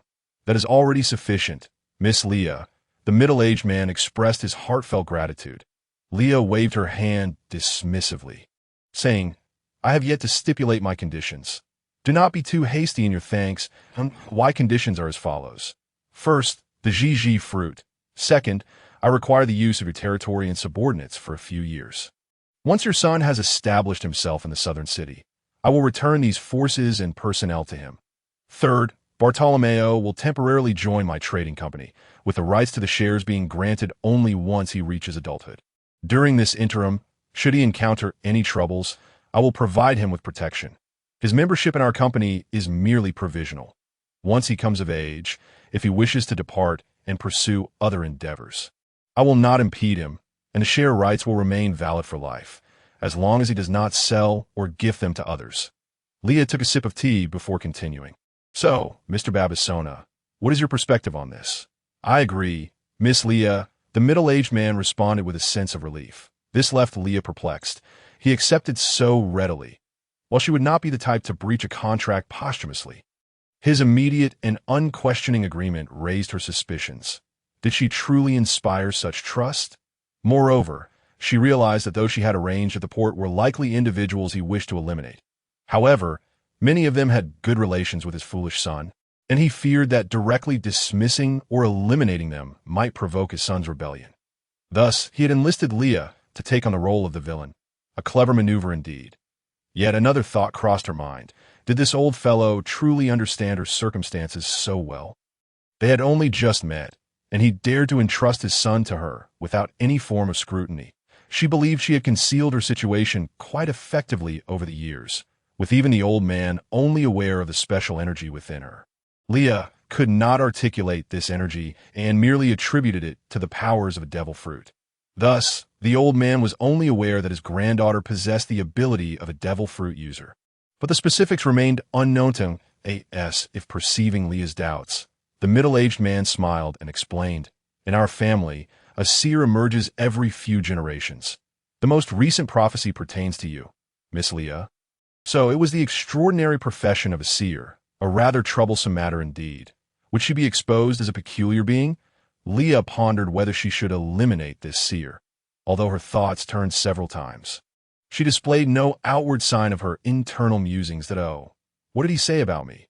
He stated, "You will become a significant figure in changing the world. Is that all? That is all. Where is he now? I am quite curious about such a person. Perhaps I could arrange a meeting." Leah jested. He perished. After delivering that prophecy, he was struck down by a bolt of lightning. The middle-aged man stated matter-of-factly. Leah suddenly felt a pang of awkwardness. Perhaps due to her prolonged association with Luffy and the others, she instinctively scratched her head and chuckled. "Is that so? That fellow was rather unfortunate. Aha!" Should someone familiar with Shanks have been present, they would undoubtedly recognize the similarity in this gesture, reminiscent of Shanks' own foolishness. Perhaps it was the presence of a man facing death that allowed Leah to lower her guard slightly, resulting in such a reaction. Realizing her momentary lapse, Leah regained her composure and instructed someone to draft the agreement. The middle-aged man then coaxed and persuaded his foolish son into signing the contract. Leah had other matters to attend to. After finalizing the agreement, she hastened to her next destination, A.S. for Bartolomeo. The foolish boy would be notified by the middle-aged man once he had settled his affairs. In truth, the middle-aged man had not revealed the entirety of the prophecy to Leah. Just as the seer was about to disclose further details about her, a bolt of lightning miraculously struck, narrowly missing the rest of the family and claiming the seer's life. That it was difficult to argue against the notion of fate at play. Would the D family manage to topple the celestial dragons? Babisona was curious to see, yet he would not have the chance. However, accompanying his wife in the afterlife was a commendable choice. He now bore no burdens. Gazing out at the tumultuous sea, he mused, "This ocean is meant for the young to explore. Bartolomeo, my child, this vast sea belongs to your generation. I have done all I can as a father, and I hope for your future to be safe." Leah returned to Windmill Village after a fortnight of relentless activity. This time, 3 adorably duong-shaped corgis followed her. These 3 were acquired from an auction house in a world that revered martial prowess. One might wonder why such cute yet low-attack pets like corgis were auctioned off. One of the corgis had consumed a devil fruit, while the other 2 were mere complementary additions. However, due to the corgi's low intelligence, the auction house could not determine which fruit it had ingested, resulting in a significantly low price. Leah, a plush toy enthusiast, had initially intended to refrain from unnecessary expenditures. Yet, during her first encounter with such familiar and endearing dogs in this world, she found herself enchanted. The 3 dogs lay on the ground, adorned with bomb collars, gazing up at Leah with pitiful eyes. In that moment, Leah felt ensnared. Thus, she spent 3 million berries to acquire the 3 corgis. After the auction concluded, she regretted her decision deeply. The 3 corgis, with their adorable duong bottoms, prompted Leah, due to a sense of awkwardness she couldn't articulate, to name them Makabaka, Wuxidixi, and Yagubigu, names that were catchy and easy to remember. Although these dogs were somewhat dim-witted, they were still charming to a small fortune holder. Leah reassured herself that spending 3 million on 3 pets was not a folly. Perhaps they would develop some remarkable abilities in the future. Perhaps so, perhaps not. It is rather amusing to witness the foolish dogs gazing at me with their naive eyes. I have chosen to relinquish my concern. Leah reached out and patted the backsides of the 3 dogs, finding some solace in their soft fur. Upon entering the village, a pungent aroma of alcohol assaulted Leah's senses, and she spotted a red-haired Shanks dashing toward her with a bottle in hand. Behind him, 3 smaller figures wielding hoses approached with a menacing demeanor. As Shanks noticed a person ahead, he hesitated, attempting to step to the right. However, he was unable to halt his momentum, and in an unfortunate twist, he stumbled and toppled towards Leah. The The foolish antics of a drunkard. Did Leah appear inclined to assist him? How na ve? With a scornful glare, she deftly sidestepped and positioned herself between Shanks and the advancing trio. In unison, the family cast disdainful looks at Shanks, with Ace's expression particularly rife with anger and contempt. Shanks fell headfirst, creating a small crater in the ground as his head lodged itself within. At that moment, he struggled to extract himself, while the three dogs, unable to contain their amusement, reacted. Makabaka leapt and sank its teeth into Shanks' rear, refusing to let go. Shanks let out a pained yelp. Wizity, initially intent on biting Shanks' hand, found his efforts thwarted by Shanks' thick skin, even causing sparks to fly as his teeth failed to penetrate. After several attempts yielded no result, Wizity resorted to tugging at Shanks' flowery trousers. Yagubigu, the most cunning of the trio, decided to target Shanks' vulnerable area instead. The red-haired crew arrived late, but their laughter filled the air. A group of burly men sprawled on the ground, utterly devoid of dignity. Beckman, veins bulging on his forehead, appeared to have endured enough, extinguishing his cigarette in frustration. This fool. Fortunately, at the moment when Shanks was about to be bitten in a compromising manner, he managed to free his head. Simultaneously, Makabaka, Wizity, and Yagubigu hastily released their grips and scurried behind Leah, forming a line as they gazed at her with their endearing yet foolish expressions. Leah stroked her chin, realizing that these three foolish dogs were not entirely dim-witted. They possessed a cleverness that suited the situation. She had contemplated taking action to recover 300,000 berries should Shanks become irate. Leah knelt and patted the heads of the three dogs, praising their efforts and promising them chicken legs for dinner. She deliberately ignored Shanks, who was watching her with tearful eyes. The dogs' eyes sparkled with joy, their tails wagging exuberantly. They cowered behind Leah, barking at Shanks with a defiant expression. The notion of dogs relying on their master was vividly illustrated before her. Shanks, nursing his backside, gazed at the shattered bottle on the ground, his eyes glistening with tears as he furtively glanced at Leah, occasionally shooting a glare at the three dogs behind her. Leah was at a loss for words. Witnessing such a myriad of expressions on Shanks' face for the first time, she fought the urge to roll her eyes, settling instead for a look of disdain. The three small creatures curiously observed the dogs. And after a moment's exchange, Ace lifted Makabaka, their four dark eyes locking in concentration as Ace held Makabaka securely. Sabo scooped up Wizity, vigorously petting its head. The hint of despondence flickered in Wizity's eyes. Meanwhile, Luffy repeatedly patted Yaguga's ample backside, starry-eyed, admiring its springy-fleshed Nichan. "Is this dinner?"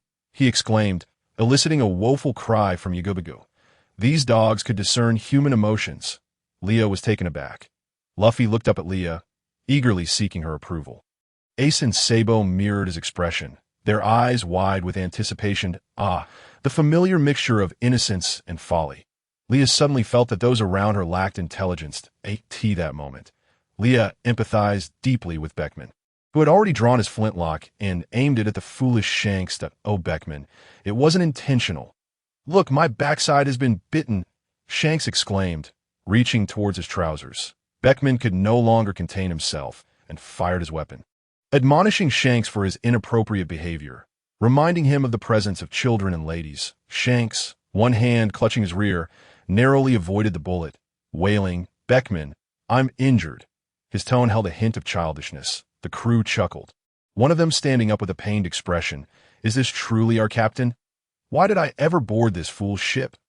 A suggestion arose to eliminate the captain and elevate the first mate instead.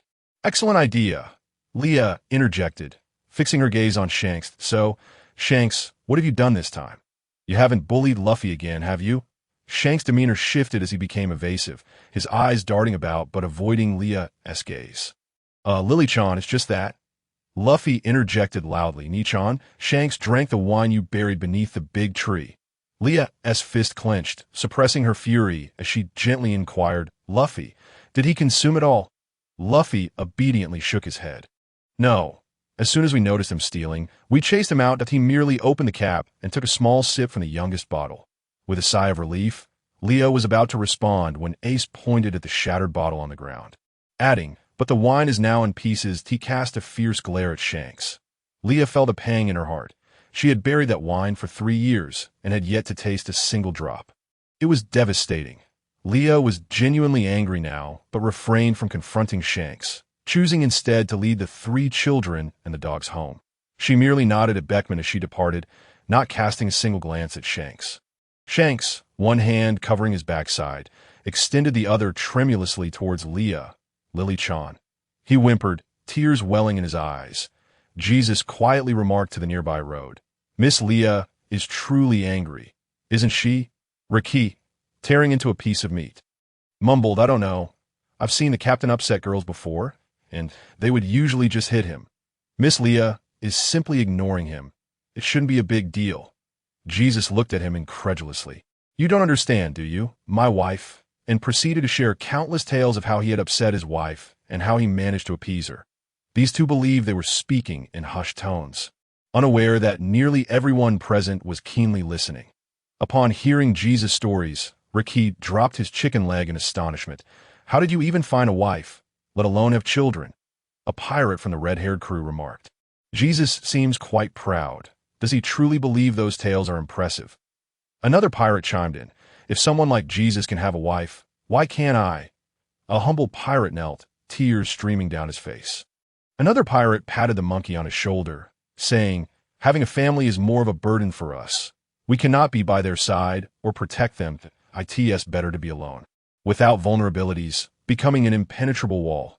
Upon hearing this, most of the red-haired pirates fell silent, no longer speaking. The pursuit of freedom comes with its own costs. This world is always a realm of equivalent exchange. Shanks, still nursing his backside, shuffled over to Beckman. "Ah, I might truly be in trouble." "Beckman." Shanks appeared genuinely distressed. Beckman shot him a glance and replied, "Have you ever not been in trouble? This time is different." "Beckman, what should I do?" Shanks has started to act spoiled again to this moment. Jesus interjected, "Boss, put your hand down. No need to put on an act in front of us. Last year on Creek Island, that little girl stabbed you right in the heart, and you didn't even break the skin. How could a dog possibly hurt you?" Jesus Boo's expression was laced with mockery. "Indeed, boss, it's been quite a while since we last saw you. Why do you look so haggard?" It was clear that the boss was attempting to feign injury to elicit sympathy from Miss Leah. "How terrifying!" exclaimed one pirate, his face contorted in fear. "Ugh, how disgusting. Why are you mimicking that naval officer? What's his name, Kizaru?" At this juncture, Shanks shakily raised his hand, bloodied, with an innocent expression.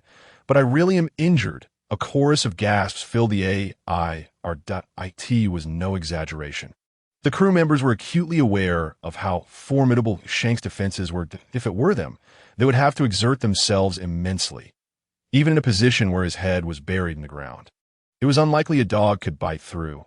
Moreover, considering the amount of blood, Shanks' wound was substantial. Beckman, the only one aboard the Red Fourth who could hold his ground against Shanks, lit a cigarette, pondering the situation. That dog is no ordinary creature. Meanwhile, the members of the red-haired crew began to engage their not-so-useful brains.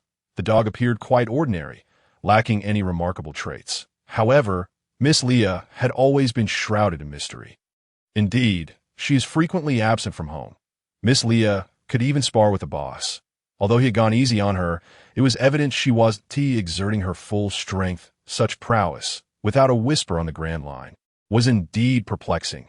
Perhaps she simply preferred to lead a reclusive life in Windmill Village. The question arose, was it possible that Miss Leah was affiliated with the Navy? Idiot. If she were Navy, would she still be so friendly upon seeing us? The red-haired crew felt their heads about to combust from the mental strain, leaving the matter to their first mate, casting hopeful glances at Beckman. Exhaling a plume of smoke, Beckman realized he should not have expected much from these fools. "Have I been disdained?" The first mate was indeed formidable. Beckman was too weary to say more. "I still need to ascertain a few things. I'll inform you later. In truth." The evening Miss Leah departed on her trip, Beckman had already activated his intelligence network to track her whereabouts. This was to prevent the little girl from exposing their movements, as well as due to the myriad secrets she seemed to harbor, which pose a risk to the entire pirate crew. Beckman intended to uncover everything for the safety of the crew. However, during the investigation, his subordinates reported multiple forces obstructing them, including the Navy. likely that old man Garp, and intriguingly, the Revolutionary Army. The intelligence gathered only revealed that the girl was conducting business in the East Blue. With an abundance of seemingly clear information, yet upon closer examination, it was rather vague. Beneficiaries, sources of materials, exports, and partners were all shrouded in ambiguity. In summary, this was a mix of genuine information and false intelligence, reminiscent of the tactics employed by the Revolutionary Army. Could it be that this young girl had ties to them? Leah was indeed furious. How could she not be? She had buried 5 bottles of wine, and before she could even taste them, one had already shattered. Producing wine is a time-consuming endeavor, requiring at least 6 to 8 years to achieve a finished product with an intricate production process. Not all wines can be buried. Only certain varieties of liquor can enhance their flavor through this method, specifically sauce-flavored liquor.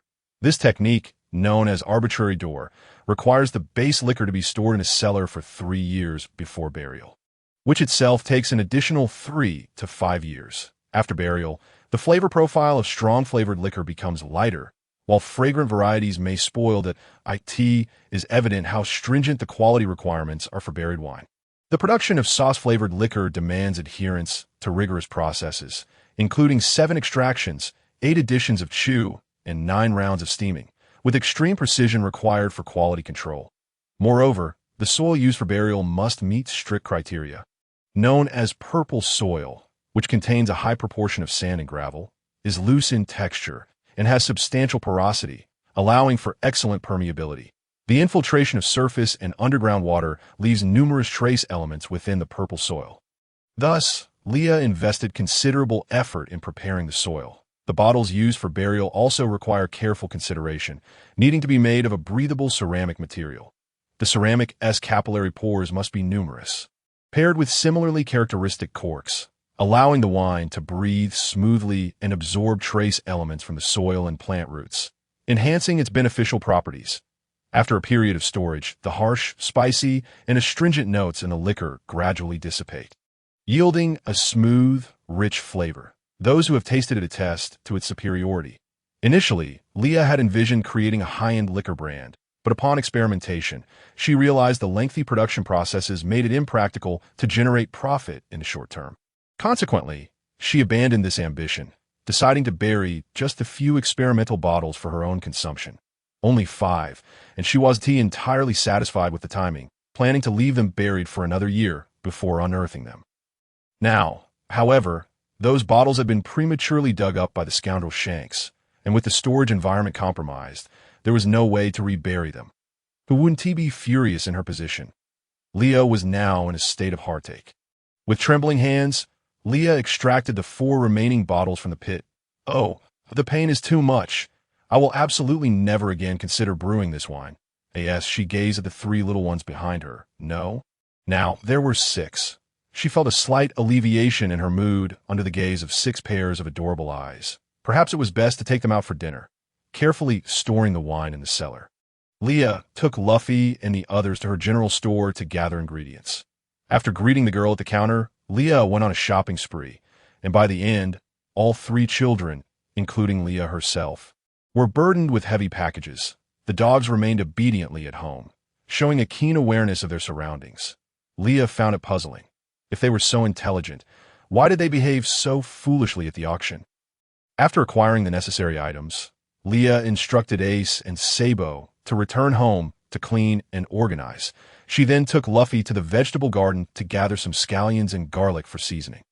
Luffy, in his little slippers, bounced along, obediently following her lead while enthusiastically recounting the events of the past few days. His cheerful demeanor, devoid of worry, was quite healing.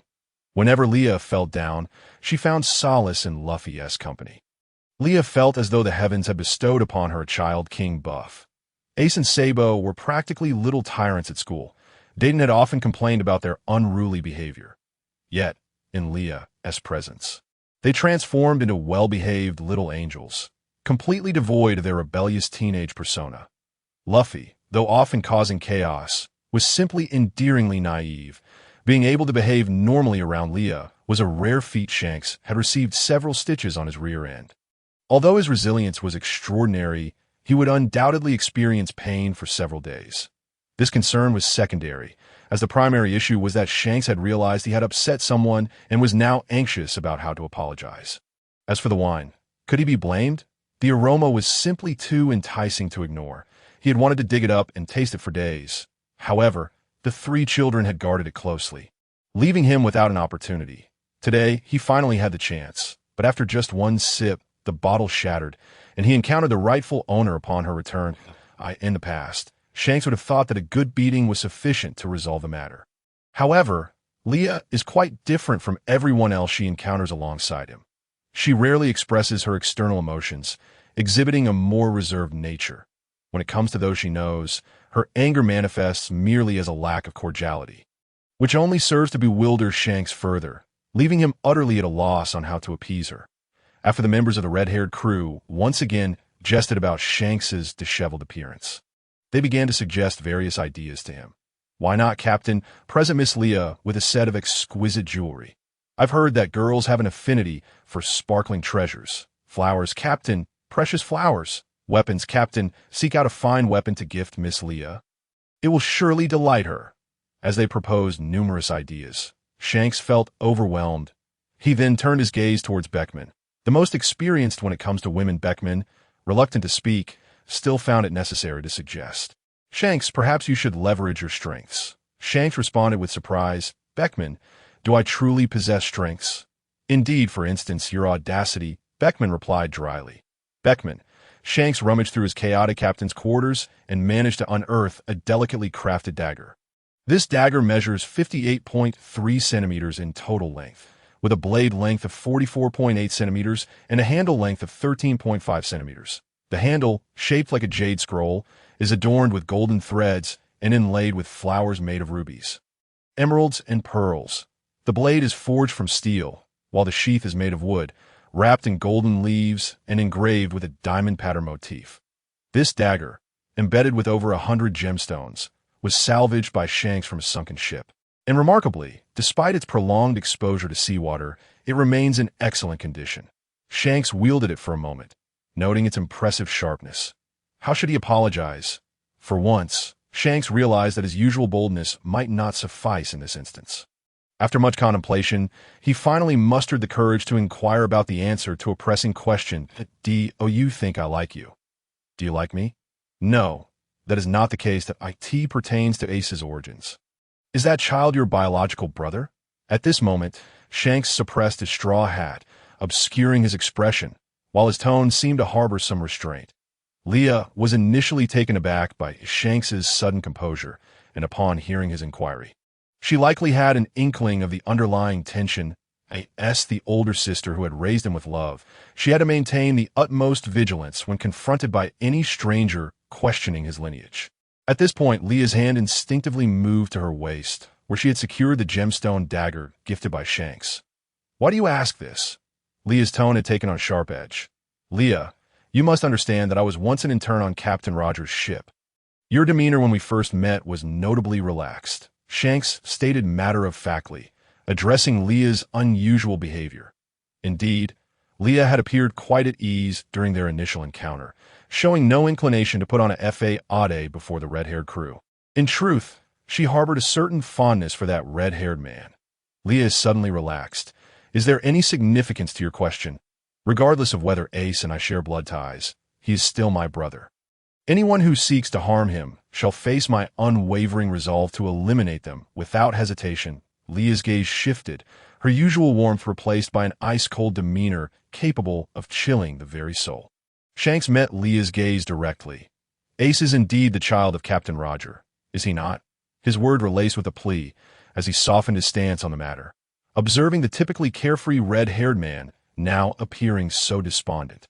Leah's heart softened, albeit just a fraction. She silently nodded, unsure of how to articulate her feelings. The girl who once risked her life to rescue Ace from the clutches of the Marines was no longer. She had become a mere imposter, usurping another's identity. In that moment, Leah felt as though everything she possessed was stolen, a counterfeit existence built upon someone else's legacy. This realization washed over her. An even more potent chill enveloped her, the sense of aimless solitude resurfacing, and Leah felt herself sinking into darkness. Suddenly, Shanks placed a hand over Leah's eyes, while the other gently rested upon her head. He said nothing, yet his silence spoke volumes, conveying a wordless comfort. As Leah felt the warmth against her face, she slowly began to grasp a semblance of reality. Unaccustomed to such touch, she blinked rapidly. Shanks, too, felt an odd sensation in his palm. The girl's eyelashes were astonishingly long. Grazing his heart, he cautiously withdrew his hand, uncertain of what to say next. Leah spoke softly. At 7 years old, I escaped the Marines with a newborn ace. Drifting for months until we finally reached East Blue's Windmill Village. After a brief pause, she continued, My full name is Portgasted Leah. Miss Lugio is my aunt, who raised me. The red-haired man, typically reticent, found himself deeply moved by the sorrow of that young girl from long ago. The loss of her only guardian, the burden of caring for an infant on the treacherous seas while evading the Marines, must have been an insurmountable challenge for a mere 7-year-old child. Now, Shanks, knowing all this, what do you intend to do? Both Luffy and Ace aspire to become the Pirate King, do they not? Leah looked into Shanks's eyes, delivering this statement. Furthermore, your purpose for visiting Windmill Village is likely not so simple. Is it? Leah then turned her gaze towards Shanks's straw hat. Shanks refrained from directly answering her question, instead stating, Luffy and I share a remarkable bond, a bond so profound that you wagered your arm for him. Leah thought, but chose not to dwell on it. As long as Shanks's intentions were not to harm her brother, she found no reason to concern herself with whom he deemed worthy to inherit Roger's will. After all, they were both her brothers. The identity of the Pirate King held no inherent merit. Moreover, was the title of Pirate King truly something desirable? The balance of loss and gain is never predetermined. Well, I do not wish to dwell on this matter further. I cannot remain in Windmill Village for long, but you can stay and look after my 3 children, although I am unsure who is caring for whom. Leah quipped, then continued earnestly, If the opportunity arises, please speak to Ace about his detestable father. That boy is sorely lacking in security. Regardless of Ace's feelings towards Roger, as his sister, Leah respected those sentiments. There is no need for you to correct him. Roger has always owed Ace a debt, and the source of Ace's grievances and humiliations originates from him. Therefore, please honor Ace's thoughts that I will find an opportunity to discuss Captain Roger with him. At that moment, Shanks resolved within himself to protect the fragile seedling until Ace had fully matured. In the next instant, Leah's hand ruffled Shanks's red hair, and soon both hands were at play, turning Shanks's head into a nest. What are you doing, Lily? Oh dear, poor Shanks, he lamented. Oh, not be so serious. It's unlike you, Leah remarked, playfully ruffling his hair, indulging in a moment of levity, especially when her spirits were low. After a good while of playfulness, Leah finally withdrew her hands, satisfied. Shanks gazed at her with a woeful expression, but then a miraculous occurrence transpired. With a swift shake of his head, his hair returned to its original state. Leah, frustrated with her own tangled hair, chose not to engage further and turned to leave. Hey, Lily, what have I done to upset you? Why are you ignoring me? Shanks followed her, taking small, hurried steps in his sandals. How could I possibly upset you? You are such a renowned pirate. To anger you would surely lead to my demise. Leah retorted with a playful tone. Lily, your praise brings me joy, yet why does it sound so peculiar? Shanks scratched his head, perplexed. Yes, I was indeed complimenting you. Leah spoke with a hint of amusement. The setting sun elongated the shadows of the 2 figures as they playfully returned to Windmill Village. Once again, Leah embarked on a journey, leaving behind the 3 dogs, who were always eagerly trailing the 3 little ones wherever they ventured. It was as though they bore a grudge against Shanks. They would bark fiercely at the sight of him, yet they dared only to hide behind the children, barking timidly. However, whenever Shanks did something foolish, the dogs would charge at him without hesitation. Makabaka consistently aimed for Shanks' rear, while Wizadisasi and Yugugu had learned to outsmart him by targeting his clothing, often seizing the opportunity to tear it apart. Yugubigu frequently managed to snatch Shanks' slippers when he was flustered, truly embodying the essence of their species. Indeed, Leah noticed that Makabaka was distinctly different from the other 2 dogs. Its teeth were remarkably sharp, and its bite force was impressive that on one occasion, Leah had found a piece of scrap metal from Makabaka to chew on. and it effortlessly bit through the steel, showcasing a talent that had gone unnoticed at the auction. Had this ability been revealed, the value of the three dogs would have soared far beyond what they were worth now. Leah had often pondered whether Makabaka possessed the intellect of an adult. Yet, for reasons unknown, this canine seemed unwilling to showcase its prowess. Nonetheless, Wizadisasi and Yagubigu exhibited a level of cleverness akin to that of a 7- or 8-year-old child, exhibiting intelligence that was undeniable. However, whenever Leah returned with them, they feigned a certain naivety. Yet, dogs will always be dogs, lacking comprehension of the complexities of human nature. They may pretend, but their true selves are soon revealed. Perhaps sensing that Leah harbored no ill intent, Makabaka eventually began rolling its eyes at Shanks, its expressions remarkably animated. Indeed, Shanks had become a figure despised even by dogs. Leah had been away for a considerable time, and during her absence, she would call the three little ones each night. The dogs would join in, barking a few times. Although Leah could not understand them, it did not hinder her from praising them. Occasionally, when Shanks returned from his voyages, he would also inquire about Leah, to which her responses often seemed somewhat perfunctory.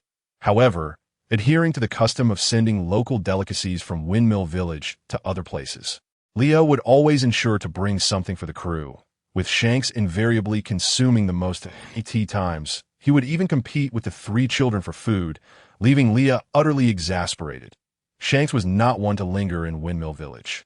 He belonged to the sea. After all, as he would put it, remaining on land for too long would leave a person parched. The three children longed to accompany Shanks on a voyage, but each time, he would firmly refuse, leaving them to sulk as they clung to the dogs, watching Shanks set sail. This time, Leah's absence was the longest in her absence. She accomplished a significant feat, though we shall refrain from elaborating on it for now. While Leah remained away, Windmill Village experienced a myriad of events, including Luffy inadvertently consuming the gum-gum fruit, which may have been a deliberate act by Shanks in a bid to prove his manhood. Luffy made a cut beneath his eye, which, though treated, left a scar. Shanks looked at Luffy with a mix of anger and guilt, reflecting on the consequences of his actions if Lily were to return and discover her brother in such a state. A result of her own doing, Shanks feared he might face dire consequences. Recently, Shanks had been playfully provoking Ace, who eventually could no longer contain himself and relentlessly pursued Shanks for several days, exhausting himself in the process. Many times, Ace collapsed from fatigue, only to be carried back by Shanks. Meanwhile, Luffy and Sabo steadfastly followed Ace, with the three children often being escorted home by Shanks. It seemed that Shanks had intentions of training Ace as well. Today, we shall introduce a legendary figure from the world of One Piece. The mountain pirate, Sig indeed. It is that very man, striding in a happy bay with an air of disregard for kinship. Sig's reputation was formidable, most notably for wielding a bottle to strike down 4 emperors and for having eliminated 56 out of 60 pirates. Had he not encountered the Sea King, he would have completed his quest to claim the title of Pirate King. In a moment of chaos, he pointed at Shanks and proclaimed, "I've already taken down 56 pirates like you." Shanks, drenched in liquor, sat on the ground in uproarious laughter as Machino brought a towel to wipe him off. Shanks waved her off nonchalantly, continuing to indulge in his drink. However, the three children in the bar were far from pleased. They had forged a bond of camaraderie through their playful rivalry with Shanks. Ace, ever the stoic, lifted his gaze from his plate to say to Sabo, "Didn't Nichan instruct us to protect Miss Machino in her tavern?" Sabo, eyeing Sig, replied, "Indeed, but this fellow not only speaks rudely to Miss Machino, but has also damaged the bar." Ace and Sabo exchanged a glance, and without hesitation, they seized a pipe and charged forward. Luffy, more direct, sprinted ahead, ready to throw his tiny fist at Sig's face, perhaps having learned this audacity from Leah. Luffy was caught in Shanks' embrace, yet he made no effort to stop Sabo and Ace. The two children had declared their intent to defend Machino's honor, and with the entire crew present in the bar, they felt secure in their actions, effortlessly thwarting the small henchmen attempting to assist Sig despite Sig's bounty of 800,000 berries. It was his brutal nature and indiscriminate slaughter of innocents that earned him such a price on his head. Thus, with the coordination of two little monsters trained by Shanks, Sig was soundly defeated, leaving with the assistance of his own subordinates. The red-haired crew lauded Sabo and Ace, with Sabo flashing a toothy grin, and Ace bashfully avoiding their gaze. Machino approached to express her gratitude with a friendly pat on the head. Only Luffy, nestled in Shanks' arms, found himself in a quarrel with Shanks, inevitably running off to provoke Sig, only to be captured. Upon hearing this news, the red-haired crew's expressions turned serious as they sought out Sig, with Beckman swiftly dispatching Sig's pirate gang. Shanks remarked, "If you wish to fight us, at least bring a warship." Should Leah have heard this, she would surely have commented that such a statement was overly cautious. One warship would hardly suffice, especially considering the formidable dog-headed warship belonging to her father. It is said that after departing Windmill Village, Shanks was pursued by his father for a full 3 months. In a state of panic, Sig resorted to kidnapping Luffy. Despite this, Shanks lost his left arm. In fact, Leah had made certain efforts prior to this incident, such as taming the Sea King. She had even introduced the 3 children to the Sea King, hoping it would remember their scents, so that should they ever fall into the water, the Sea King would rescue them, given the children's mischievous nature. This was entirely plausible. Moreover, Leah had foreseen the possibility of Shanks losing his arm and wondered if perhaps altering certain circumstances could prevent this unfortunate outcome. However, it seems that an unseen force was at play, guiding events back onto their predetermined path. Sig kidnapped Luffy, and upon witnessing the threat against him, the Sea King, whom we shall refer to as Little Jean, instinctively thought of the formidable Leah. Consequently, it intended to attack Sig to rescue Luffy. Yet, Shanks, unaware of this, instinctively rushed to protect Luffy. In that fleeting moment, it appeared that Shanks made a fateful decision, ultimately resulting in the loss of his arm. This is truly a matter worthy of contemplation. Much like Leah, who observed Shanks, his complexion pale and forehead beaded with sweat, yet still wearing a foolish grin. Lil Jean, being a beast of low intellect, cannot be blamed for today's events, and upon hearing Leah's explanation, Shanks generously waved off any resentment towards Little Jean. 1. Must wonder if he truly comprehended that it was he who had sacrificed his arm, for a pirate still in the ascent of his power. This was a devastating blow. For the red-haired pirates, this was hardly a fortuitous turn of events. The crew bore no animosity towards Luffy, as Shanks was merely defending their friends. In other words, it was precisely because of Shanks's actions that they chose to follow him. Even in such dire circumstances, the crew primarily blamed Shanks, the drunken fool who had become so inebriated that he could not even muster his haki, and thus lost an arm to a Sea King. An utterly humiliating fate. Yet, could the reality truly be so simplistic? The glint in Beckman's eyes suggested otherwise. His gaze upon Shanks was imbued with an unusual curiosity. When did Leah return? She arrived in that sea area just as Kinko charged towards Luffy. Her return had been fraught with difficulties. She was not oblivious to the impending trouble regarding Shanks, but had been thwarted by a series of natural disasters. Despite her relentless and tireless efforts to return, she had still arrived too late. With a heart laden with unspoken thoughts, Leah rummaged through Kinko's mouth for a considerable time, finally retrieving Shanks's severed arm from between his teeth and bringing it back. The ship's doctor aboard the Red Fourth, named Dage, informed Leah that it was too late when she presented the severed limb to him, noting that the surface of Shanks's arm was too jagged for reattachment. It appeared to be a day of low spirits aboard the Red Fourth. No one clamored for a feast. Instead, they gathered in the infirmary, silently observing Shanks. It was not until Beckman gestured for them to leave that Luffy, having cried himself to exhaustion in Shanks's embrace, fell asleep. Leah lifted Luffy and entrusted him to Ace and Sabo, instructing them to take him back.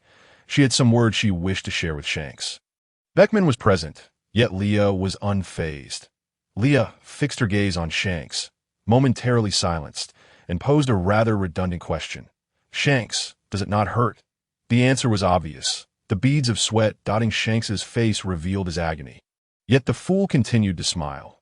Shanks did not respond. Instead, teasing Leah, "Lily-chan, are you concerned for me?" Leah adopted a serious tone. "Is this truly worth it?" Shanks chuckled lightly. "Luffy is my friend. Of course, it is worth it." "It seemed that you have made a choice," Leah remarked enigmatically, then turned to Beckman.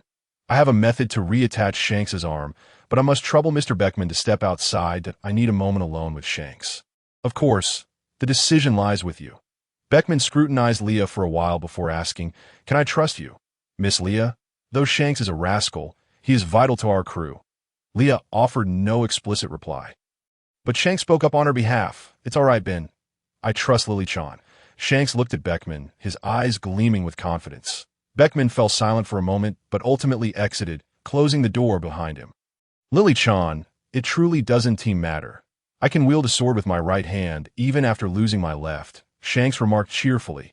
Leah covered Shanks's eyes, asserting, "I am Luffy's sister. I must take responsibility for the troubles he causes."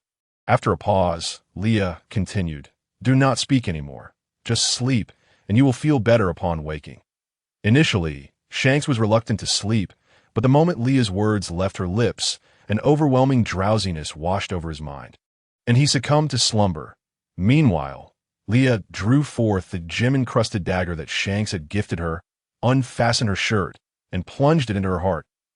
As Leah extracted her heart's blood, she chanted an obscure incantation, and Shanks's arm began to heal rapidly.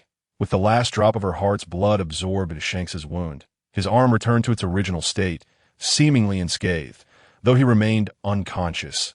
Leah estimated he would not awaken until the following day. At that moment, Leah was drenched in sweat, her complexion ashen, and a single white strand appeared amidst her dark hair. To gain something, one must inevitably sacrifice something else. To reattach Shanks's arm would not come without a cost, such as her lifespan.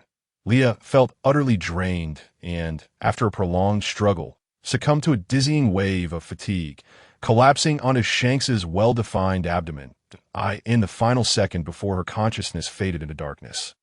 Leah's sole thought was that the world's rejection of her had intensified once more. What compelled Leah to undertake such an act? Was it purely to shield Luffy? Who can say, and who knows if there were ulterior motives involved? Yet, the oblivious Shanks remained entirely unaware of her true intentions. What was the genuine purpose behind Shanks's severed arm? Luffy had once inflicted harm upon himself, intending to convey to Shanks, "Do not underestimate me. I can achieve what you adults cannot." In a similar fashion, Shanks was imparting to Luffy through his actions. To protect what is essential, one must be prepared for loss. There should be no regrets in losing anything for the sake of important friends. Being a pirate is no trifling matter.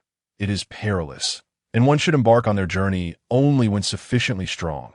Shanks' straw hat held profound significance. Perhaps he did not merely come to the East Blue in search of Ace.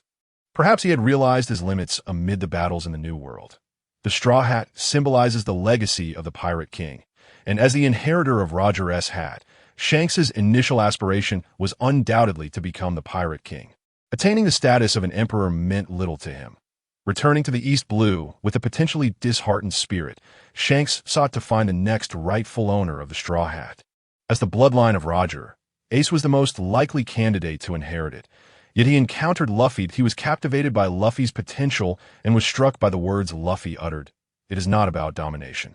It is about freedom. The one who is truly free is the Pirate King.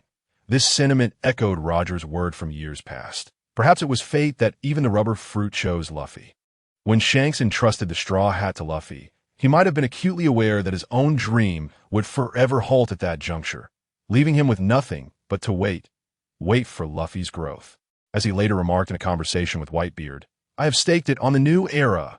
If Leah were to hear this convoluted reasoning, she would undoubtedly curse and toss that wretched hat to the ground, stomping on it in disdain, exclaiming, "What a worthless hat, preying upon one's own kin.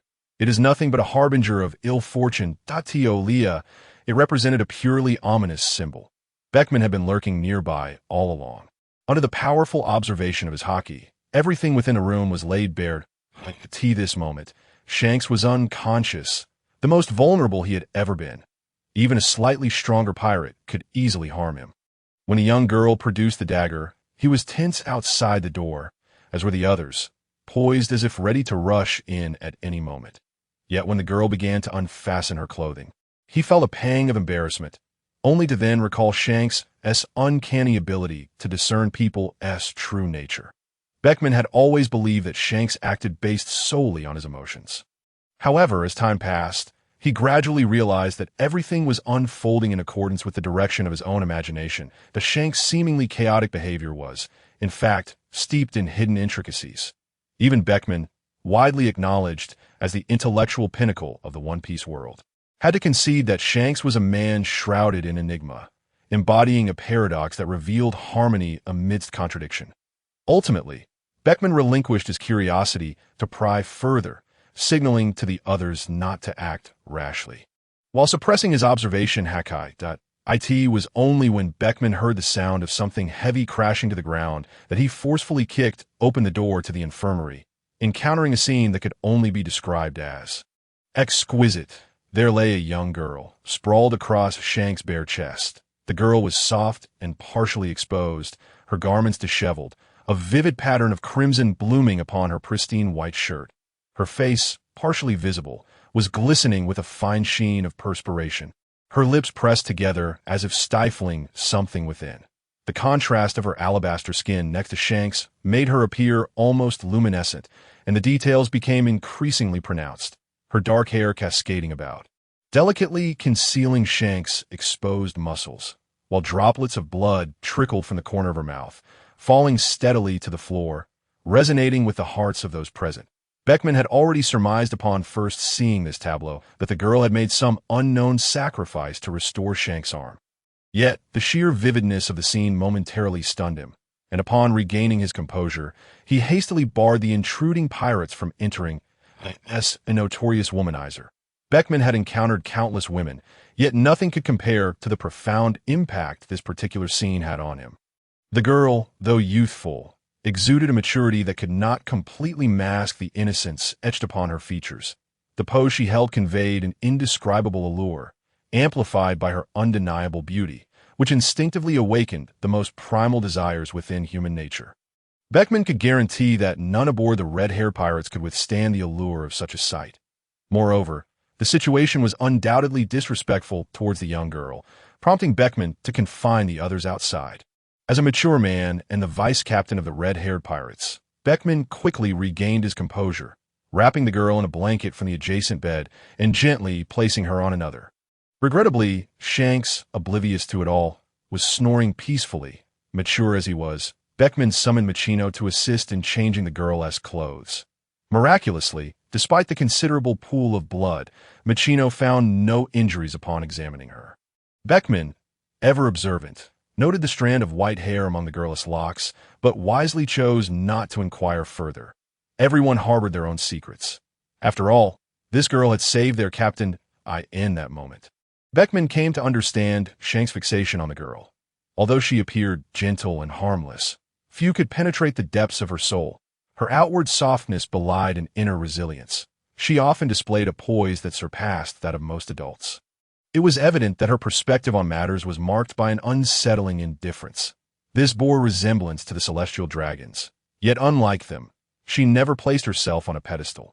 Rather, she remained dispassionately detached. Only in the presence of those familiar would she exhibit a hint of what could be described as the warmth of humanity. It was an odd term to use for a person. Yet Beckman found it most fitting. Another paradoxical individual, he mused. After casting one last glance at the two lying side by side, Beckman exited, reminding himself that he had numerous documents to attend to. The first to awaken was Shanks, whose peculiar constitution allowed him to spring back to life almost instantaneously. As a seasoned warrior of the seas, Shanks possessed an acute awareness of his surroundings. Thus, upon waking, he immediately noticed Leah sleeping in the adjacent bed. For reasons unknown, he tiptoed over to her, his eyes brimming with tenderness. How adorable she was, her lashes curling, lips slightly puckered, breathing softly, so different from the men aboard. Her youthful cheeks bore a hint of baby fat, and her skin was remarkably smooth, fair, and inviting to the touch. Lost in such thoughts, Shanks unconsciously reached out to gently poke the girl's slightly chubby cheek. It was irresistibly soft, a stark contrast to the men around him. He caught a whiff of an exquisite fragrance, something he had never encountered before.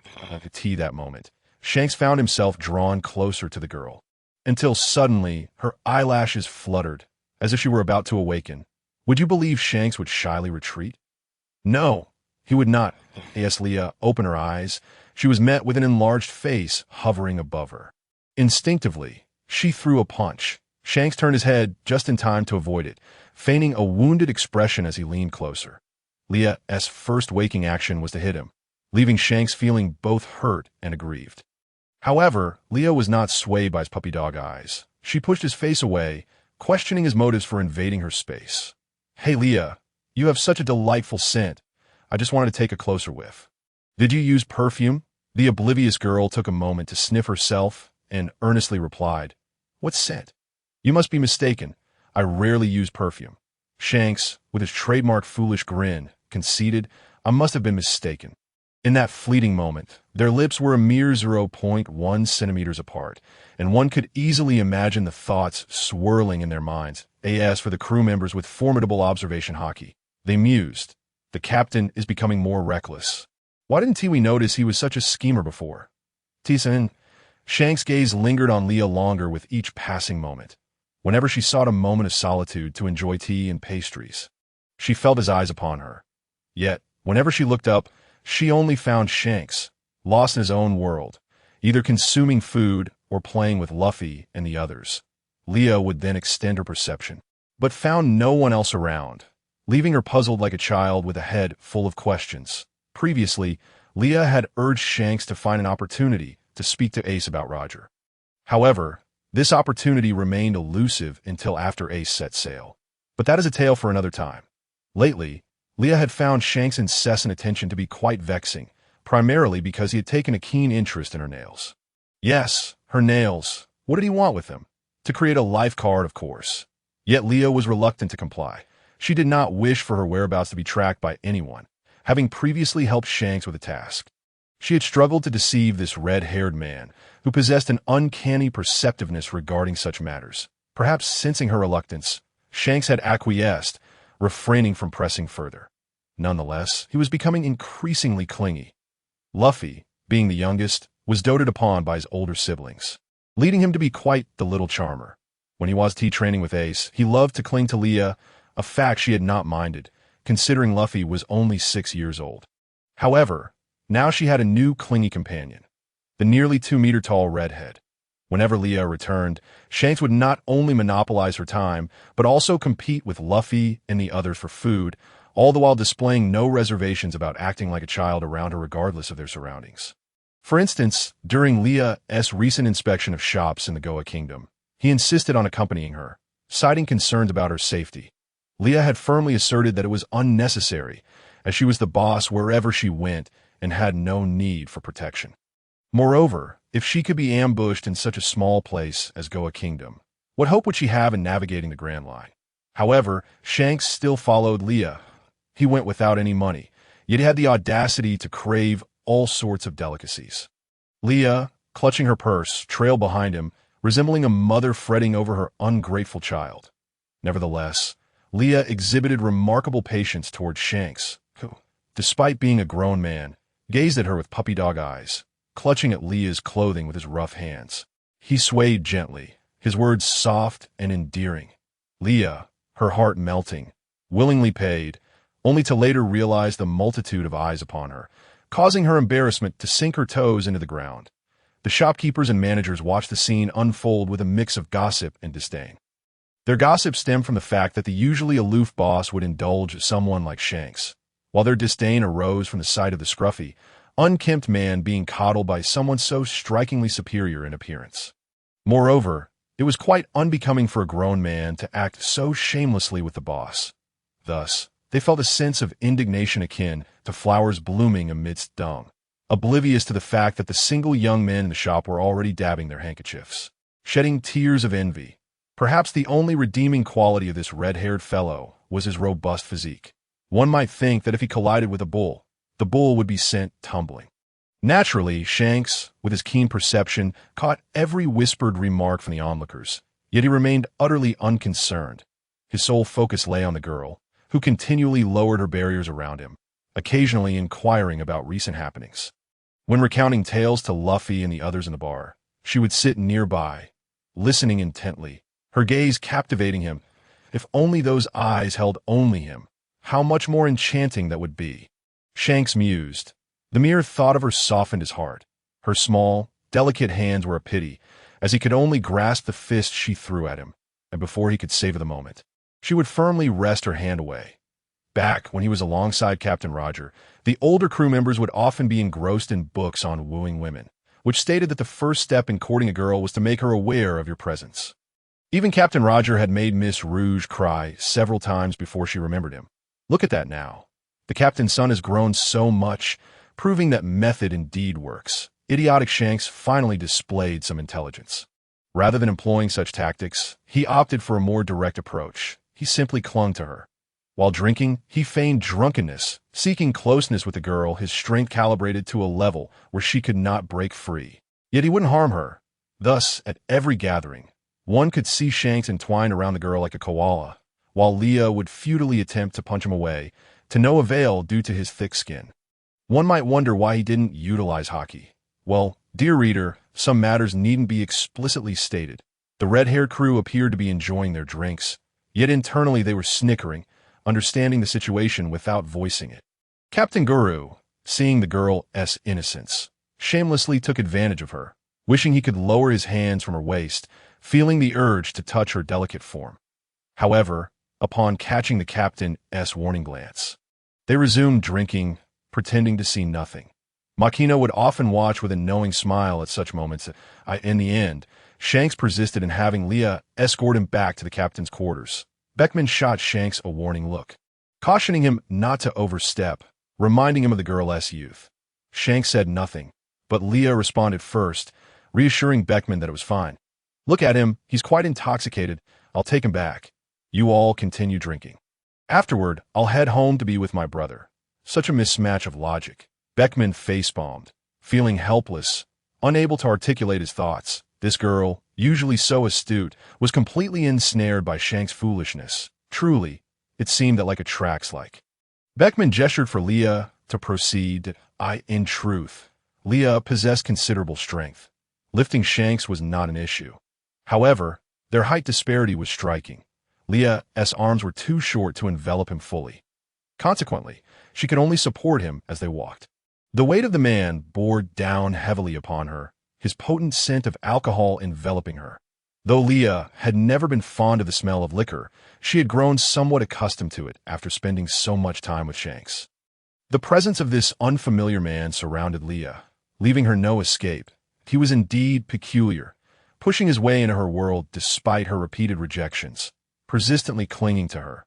Was this how Shanks treated everyone he found intriguing? This thought reminded Leah of the time when Luffy and Ace had their disagreements.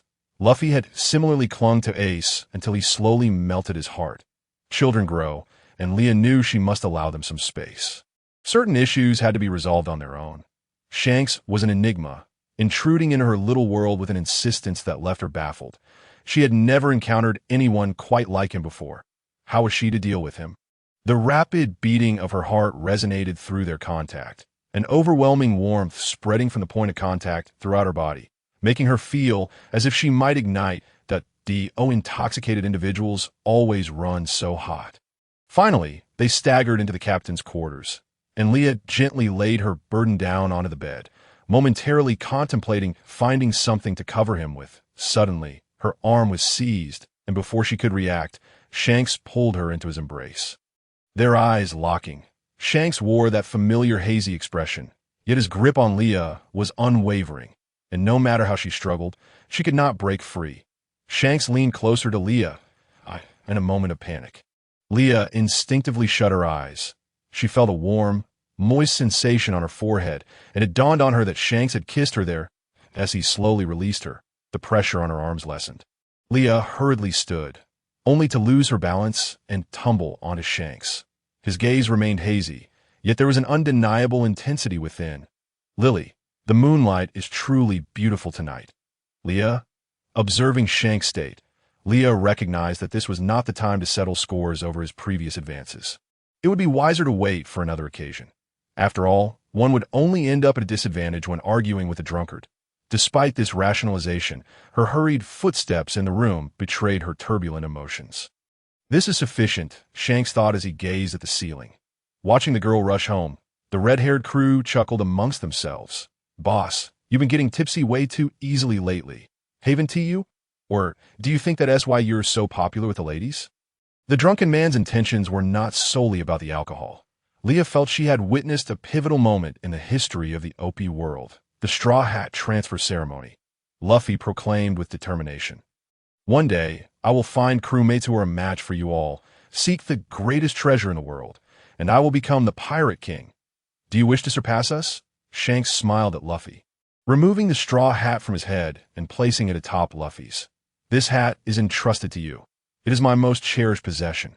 Take good care of it, and one day, you must return it to me when you become an outstanding pirate.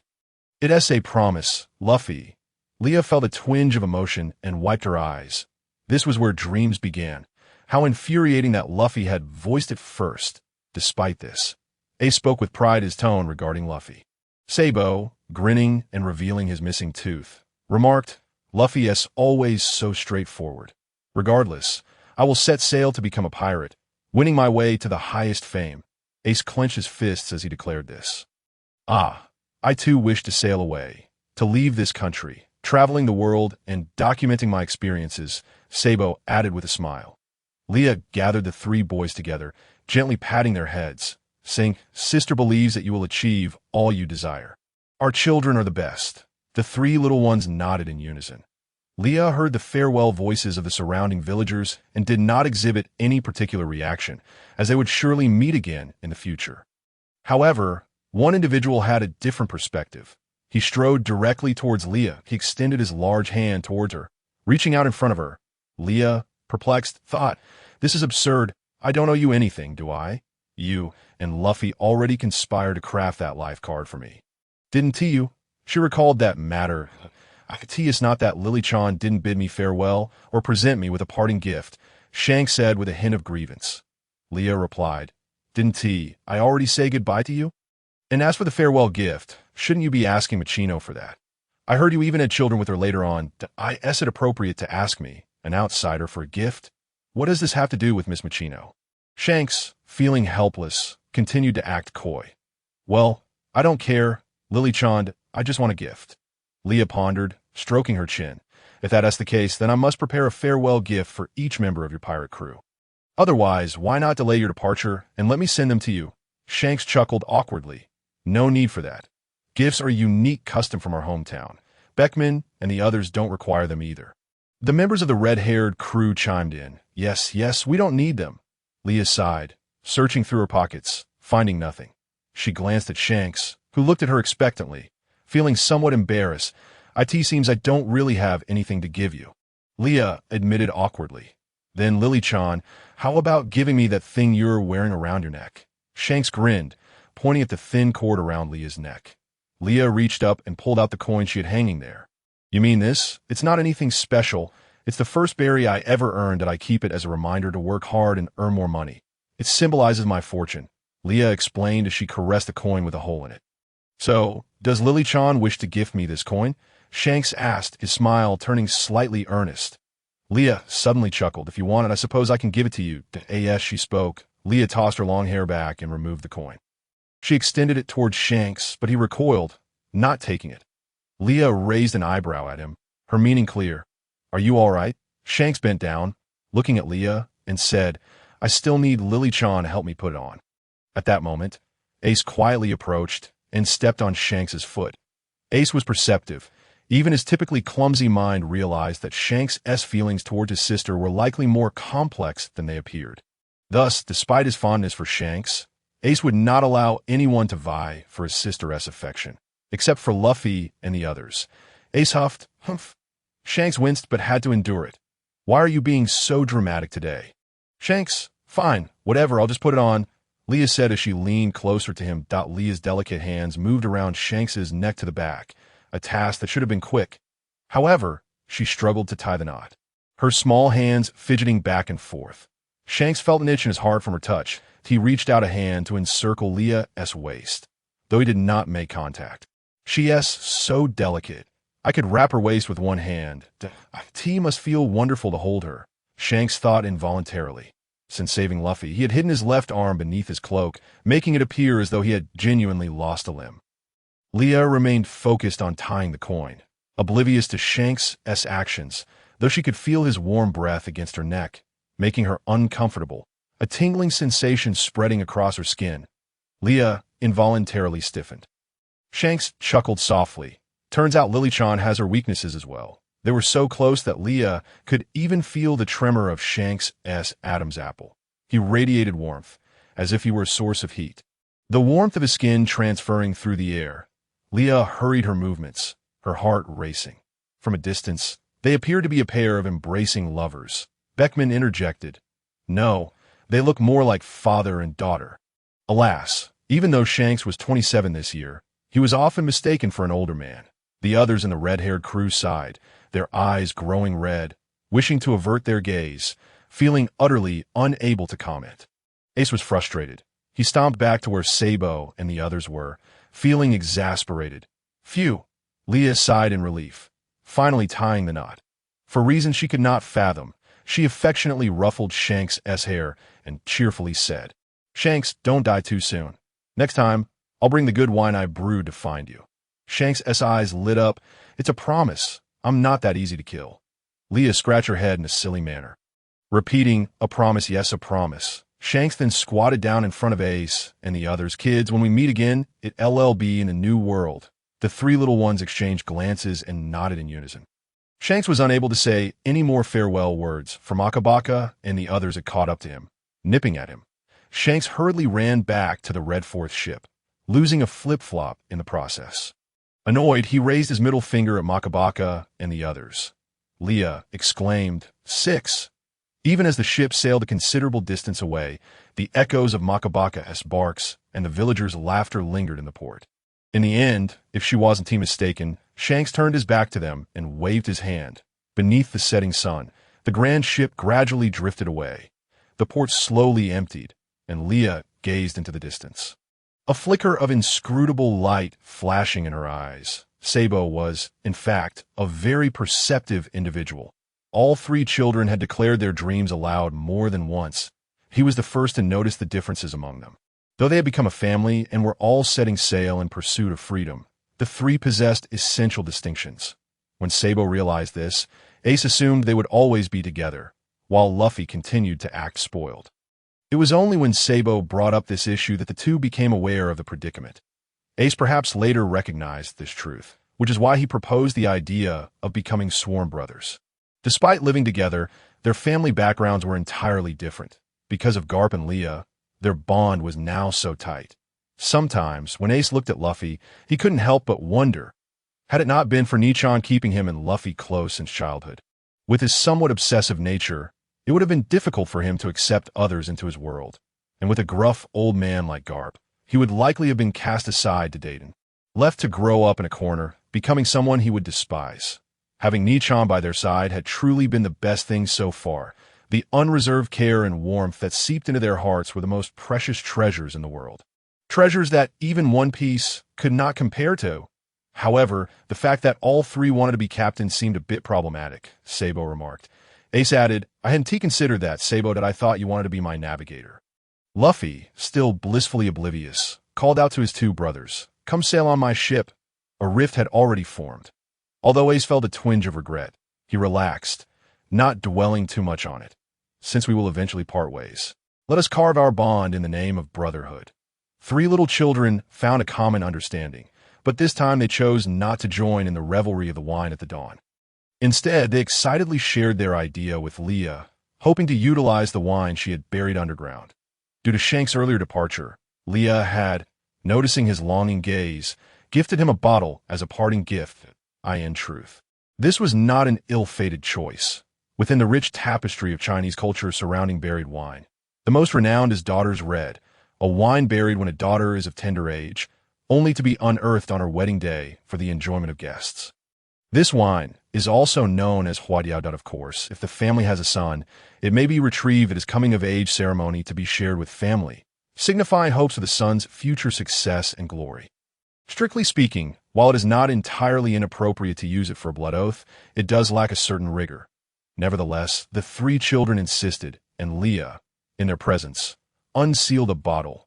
Leah, ever thoughtful, also prepared wine cups for the trio. After filling their cups to the brim, they wished to pour a drink for Leah as well. With a gentle smile, Leah declined, asking, "Will there come a day when you no longer recognize me as your sister?" "How could that ever be? Even when my life reaches its end, I will unequivocally recognize you." "Nichan," Ace exclaimed, standing up in excitement while pounding the table. "Miss Leah shall forever remain my sister. That is an undeniable truth." He declared. Sabo, however, wore a displeased expression, pursing his lips. "Nichan will always be Nichan." Luffy chimed in, his urgency evident as he spoke, though he struggled to articulate the depth of his feelings towards Leah. Yet, anyone could sense the unwavering conviction in his tone. Leah affectionately ruffled their hair, signaling for them to sit down. "Well then, it matters not whether I partake in this cup of brotherhood.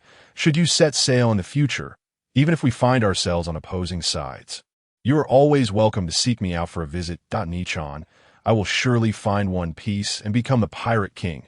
When that day comes, I shall present you with the most delectable meat the world has to offer," Luffy proclaimed with youthful certainty. Ace interjected, arms crossed. "Hey Luffy, it is I who will become the Pirate King. Not you. You crybaby. I don't care. I will definitely become the Pirate King," Luffy retorted. Leah held her hand to her mouth, suppressing a laugh, teasing the two boys. "Both of you aspire to be the Pirate King, but ultimately, only one can claim that title. What will you do then?" Luffy and Ace exchanged glances, simultaneously turning to Leah and saying in unison, "Then we shall simply have a duel." Their tone was so matter-of-fact, as if it were the most natural conclusion. Sabo looked on with a smile.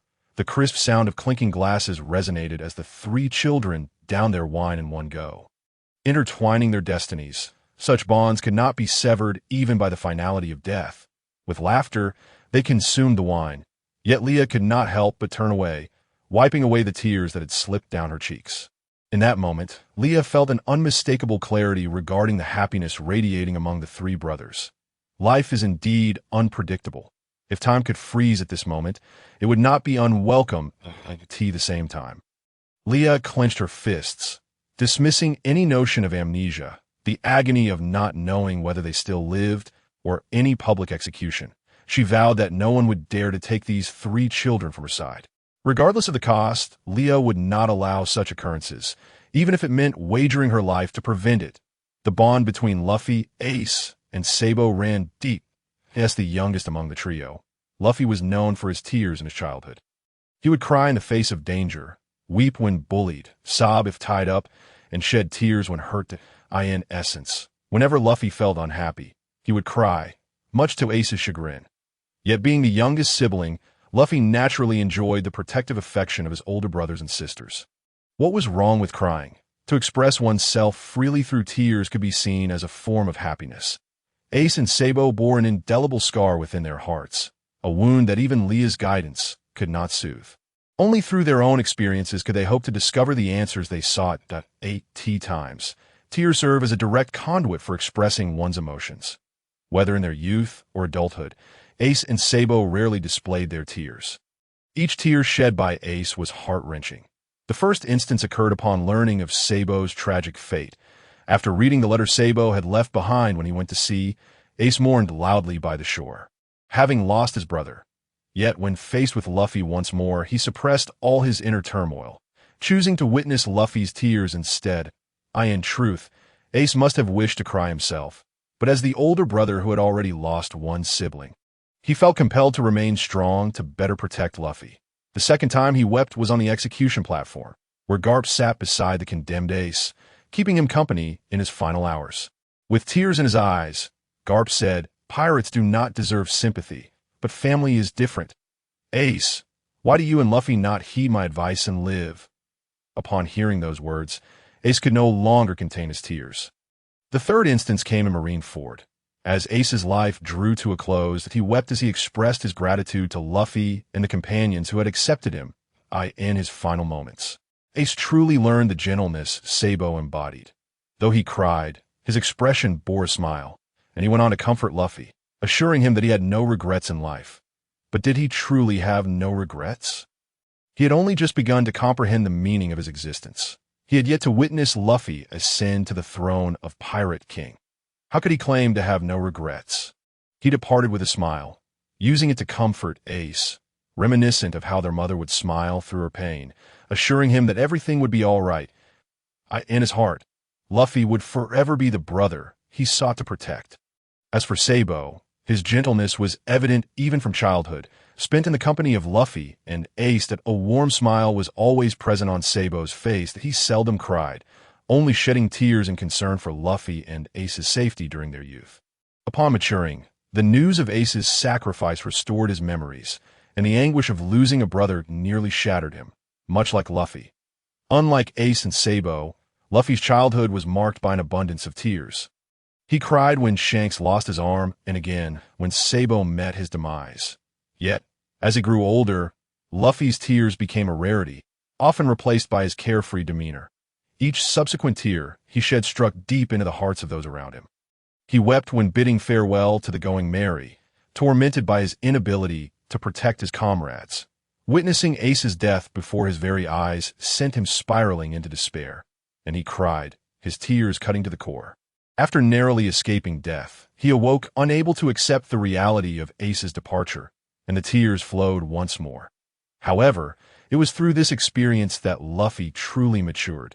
The path of the strong is invariably fraught with pain and loss, and it is a journey laden with challenges that, in time, Luffy would calmly relay the fact of Ace's death to Yamato. Sabo's mother once admonished him, saying, "You must become a man who can one day marry into the royal family." Sabo's father, Outlook III, echoed, "This way, our family will have a bright future, and you will certainly find happiness. Isn't this just a form of manipulation?" "Sabo, I'm so exhausted from work. If you have the time to write such things, you might as well return to your room and study," Outlook III scolded, tearing up Sabo's meticulously drawn nautical map. Sabo's mother covered her face in horror, asking, "Did you get into a fight with the royal family's child?" Sabo's voice trembled as he thought he would receive his mother's concern. "Yes, I was hurt, and the other party had a weapon." But before Sabo could finish his sentence, his hypocritical mother slapped him, causing his face to swell. "Shut up! How could you fight with a royal child? You'll ruin our family." In the distance, the irritating royal child complained to his mother, "Mom, I was hurt." Sabo's mother rushed over, ingratiatingly asking, "I'm so sorry. May I ask if you were injured?" "No, I don't want to go back." Sabo suddenly awoke from a nightmare. Sweat dripped from his forehead as the weight of despair enveloped him, dragging him back to that hopeless home. Ace and Luffy slept soundly, with Luffy drooling onto the floor, mumbling meat. Their sleeping positions were quite peculiar, as they were all tangled together. Even in moments of wakefulness, they would find it exceedingly difficult to adopt such a pose. Gazing at the serene slumber of Luffy and Sabo, Sabo gradually found tranquility. Thankfully, he had not been apprehended and returned to that dreadful place. Staring at the ceiling, contemplating the training scheduled for the morrow, Sabo yearned for slumber. Yet, sleep eluded him. In days past, merely resting his head on a pillow would suffice for him to drift into dreams. A wave of unease began to swell within him. Coincidentally, at that moment, Leah was absent from home, and Sabo felt an ominous premonition of impending events, leading him to dream of his parents, who resembled the living dead. He suspected that whatever was about to transpire might be connected to the kingdom of Goa, and he resolved to seek an opportunity to return and ascertain the truth. But where had Leah gone? Recently, Leah had been scouting locations. She had set her sights on several islands, meticulously inspecting each one that was Leah intending to purchase an island. Such a notion seemed implausible. After all, pirates typically raise their flags and annex territories into their domain. Though Leah had not yet been issued a bounty, it was likely imminent, as she was deliberating which of the 7 warlords to target. As Leah's influence expanded and her network of associates grew, so too did her business reach. She aspired to establish a research institute. If she could develop an atomic bomb, it would be effortless to launch one at Mariewa, effectively achieving a global nuclear equilibrium. Currently, Leah and her crew lacked a fixed gathering point. Her constant travels rendered it inconvenient for her subordinates to report to her. Thus, the notion of claiming a mountain as a kingdom felt outdated. Why not seize an entire island instead? Leah envisioned creating a central island that integrated commerce, entertainment, and culture, using it as a foundation to extend her business network. Moreover, given Leah's level of recovery, she possessed the ability to manipulate the island's movement. However, to conceal her unique abilities, Leah had convincingly controlled two colossal sea kings at the selected island. They typically foraged for food independently, but when Leah desired to mobilize the island, she would attach towing ropes to them, making it appear as though they were dragging the entire island. In reality, they merely followed the commands in their minds, exerting no effort, while the island trailed behind them. Both secretly ventured to the kingdom of Goa without informing Luffy and the others, only to inadvertently encounter his father, Altaluk III, on the street. His father threatened Sabo with the safety of Ace and Luffy, and with Leah currently absent from Goa, Sabo reluctantly acquiesced and followed Altaluk III back to that nightmarish home. Upon his return, his mother displayed an indifferent demeanor, even bordering on apathy, and proceeded to introduce Sabo to their well-behaved adopted child, Sturley. Frankly, Sabo was utterly unconcerned. Even if they adopted 10 more children, it would not matter to him. Sturley behaved obediently in front of the hypocritical couple, even greeting Sabo proactively. Sabo, unwilling to engage, instantly detected the malice behind Sturley's gaze. Sturley was aware of Sabo's experiences over the years, thus, with a sense of schadenfreude, he informed Sabo about the impending destruction of the uncertain destination. This news struck a heavy blow to Sabo's psyche. Many souls resided there, either abandoned by family or ostracized by society, reduced to scavenging refuse discarded by townsfolk to survive. They were the refuse discarded by the world. Beggars regarded this place as paradise, while the marginalized scum began to hide amidst the stench-laden ruins, where chaos, crime, and disorder reigned supreme. How ironic it was that outside the cleanest nation in the East Blue lay such a filthy den of iniquity. Months prior, the kingdom of Goa received orders from the celestial dragons. They intended to visit Goa, the most beautiful nation in the East Blue. The true motives of the celestial dragons remained shrouded in mystery. Leah had also received a call from her subordinates informing her of the celestial dragon's impending visit to Goa. Leah immediately recognized that this coincided with a moment when Sabo, that foolish child, had set sail alone, only to have his memories obliterated by the celestial dragons. Fortunately, she had spoken with Sabo a few days prior and learned that he intended to return to the town to gather information. This prompted Leah to hasten her return. She had already arrived in the East Blue. The island had been chosen, and her first mate was overseeing construction there. However, given the gravity of the situation in Goa, she needed to return swiftly. Furthermore, many of her students still resided at the uncertain destination, and they had been striving to improve their lives. Just as they had begun to glimpse hope, they faced the threat of being incinerated without cause. Coincidentally, Leah also decided to bring along Bartholomew, the unruly youth. Before his father departed, he had procured a barrier fruit for him, which he had reluctantly consumed. Now, this ability would prove invaluable, since time was still on her side. Leah instructed her subordinates to make certain arrangements. She was not overly anxious. However, it was possible that the children at home might face some hardships in the coming days. Yet, this was also a critical period for Ace to awaken his conqueror's haki, and Leah could not conceive of any gentler method to facilitate her child awakening of such power, for she herself was unaware of how to do so. It was said that this was a manifestation of innate talent. Only 1 in a million could possess it. Leah believed that those who could carve a name for themselves in this world likely possessed such power, particularly in the New World, where the strong were abundant. The number of individuals wielding Conqueror's haki was staggering. With the Pirate King reigning above all, it seemed that Dayton would have to endure some trials. She was truly grateful to her. Her most pressing task that night was to locate Sabo and prevent that foolish child from losing his memories once more. What script had Sabo unwittingly adopted, reminiscent of a tragic heroine's tale? Due to a twist of fate, he had severed all ties with his past for over a decade, while Ace remained oblivious to Sabo's continued existence until his death. When Sabo finally regained his memories, he would learn of Ace's demise. What a profoundly tragic tale it was. Clearing her throat, Leah dismissed such thoughts as mere jest, shaking her head to dispel the absurdity of her musings. She realized that idleness breeds fanciful notions. Bartholomew remained bound in a corner, and Leah had thoughtfully silenced him, for he was notorious for causing trouble, and once this matter was resolved, she would hand him over to teacher Calyuri, who had a penchant for disciplining rebellious youths. Leah had recognized the unique aura of this teacher when recruiting staff. Upon first glance, the teacher exuded an air of authority akin to that of a high school dean. Sabo's heart sank further as he traversed the path, inquiring of many passers-by, all of whom were aware of the uncertain destination. Yet, in comparison, they seemed more preoccupied with the propriety of their attire and whether their afternoon tea was authentic. But there were still so many souls residing there, living in the depths of despair, and now they were deprived of even the right to gaze upon the stars. Was there anything amiss in this? The inhabitants of that place were either rogues or thieves.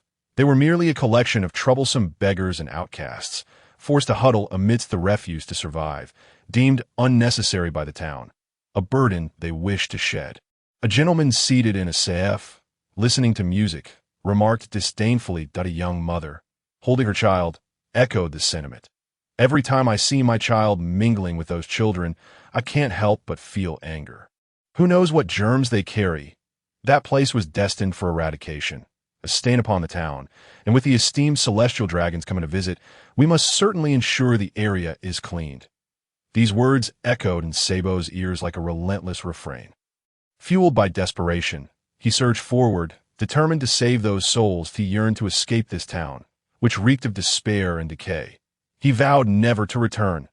Passers-by regarded Sabo with bemusement as everyone else proceeded toward the town center. Preparing to welcome the celestial dragons, the child, running against the tide of people, was unable to conceal the urgency that spread across his face. After expressing their doubts, they donned a mask of excitement, fervently discussing how to welcome those esteemed dignitaries and how to flatter them into delight, completely oblivious to the countless lives that would soon be consumed by flames. When Sabo finally arrived at the back town, nearly exhausted of all his strength, he was met with the hellish screams emanating from beyond the iron gates, causing him to shiver uncontrollably and collapse to his knees. The guards continued their jovial banter, discussing their plans for revelry after the fire had been extinguished, showing no awareness of the nauseating scent of charred flesh wafting through the air. How desperate must those outside be? The initial violent pounding on the iron door, accompanied by anguished cries, had now faded into a mere whisper. The sound of fists striking metal grew ever quieter. Sabo, feeling utterly drained, his limbs weak, nevertheless struggled to rise and staggered toward the iron door, attempting to exert every ounce of strength to twist open the barrier that separated him from the inferno.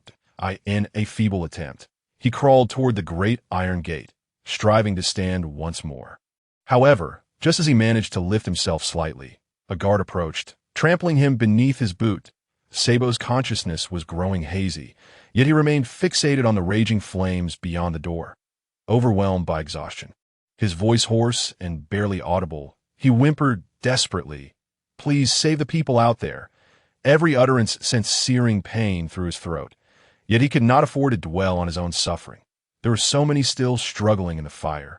The guard seized Sabo by the neck, hoisting him up with a cruel, mocking grin. "You can barely save yourself, and yet you wish to rescue them? Baron Autoluck predicted you would cause trouble at this critical moment and instructed us to capture you if found." Another guard chimed in, "Would it not be better to mind your own business, boy? Born into such privilege, yet you constantly seek to escape the confines of your high walls." The guards were all clad in identical gas masks. As if dealing with some virulent contagion, Sabo had lost all strength to resist, his small hands merely clutching feebly at the hand that restrained him. His gaze dimmed. The bright yellow moon now cast a harsh crimson glow in the reflection of the flames. At that moment, Leah arrived at the Autoluck villa, where the lady and gentleman of the house had hastily departed to address matters concerning the celestial dragons, leaving only the adopted child, Sturley, within the expansive residence. Sturley had wholly shed his usual facade of obedience, brandishing a syringe as he injected something into the body of a small dog they had cared for. Leah, perceptive as ever, sensed no trace of Sabo's presence and headed directly for the child. She had little patience for those unrelated to her mission, especially not for a family member who had brought Sabo pain. Grasping Sturley by the throat, she lifted him effortlessly, exerting a modicum of force as he thrashed violently. Only when he seemed on the brink of asphyxiation did she relent slightly. "Where is Sabo?" Leah asked coldly. "So, you've come for that worthless wretch," the child stammered. "I warn you, when my parents return, you'll pay for this. You'd best let me go now and kneel in apology." His shrill cries echoed through the vast villa. Leah swiftly severed one of his arms, pressing a dagger against the other. "Speak quickly. I have no patience for your dilly-dallying. One more word, and you shall lose the other arm as well." Leah's expression was icy, reminiscent of a demon emerging from the depths of hell. Sturley, gazing into her eyes, felt his limbs freeze in terror. Even as blood flowed from his severed arm, he was paralyzed by fear, cold sweat beading on his forehead. That man, he should have gone to the back town upon hearing the news of the fire at the terminal. He rushed there. "You told him deliberately to incite him against his father for your own gain," Leah accused, flinging Sturley to the ground. Turning to leave, she heard Sturley cough violently, clutching his throat. "That if you don't kill me. When my parents return, I'll expose you. Just wait." He laughed maniacally, clearly losing his grip on reality. Leah turned back to regard Sturley, her voice dripping with derision. "You know well the true nature of that couple. I suspect you understand this better than anyone. Now that you've lost an arm, you hold no value to them. You think they will expend effort seeking revenge for you when they return and see you maimed. Their first instinct will likely be to cast you aside to the terminal. They care only for the obedient child who upholds their noble status. You are no longer that." Sturley's eyes grew vacant, followed by a wave of dread. He had narrowly escaped that hell, only to find himself on the verge of returning to it after a few years of opulence. In a panic, he scrambled to retrieve his severed arm and dashed off in search of a doctor. Leah, having spoken her piece, raced toward the back town, concerned for Sabo's dire situation. Brugem had struck a deal with the king. They would incinerate the terminal, and in return, the king would open the town's iron gates, granting them noble status to escape a life of hiding. Brugem and his associates had transported incendiary crates to various locations around the terminal during the day. Ace and Luffy, seeking funds for their voyage, took up work for Brugem. By chance, they discovered that the wooden boxes they handled were intended as fuel for the terminal's destruction. Once the battle plan was revealed to Ace and Luffy, Brugem wasted no time in capturing them, demanding to know the whereabouts of their treasures. Due to Leah's occasional monetary gifts to the trio, their funds for departing had grown substantial. Ultimately, neither Ace nor Luffy divulged the location of the treasure.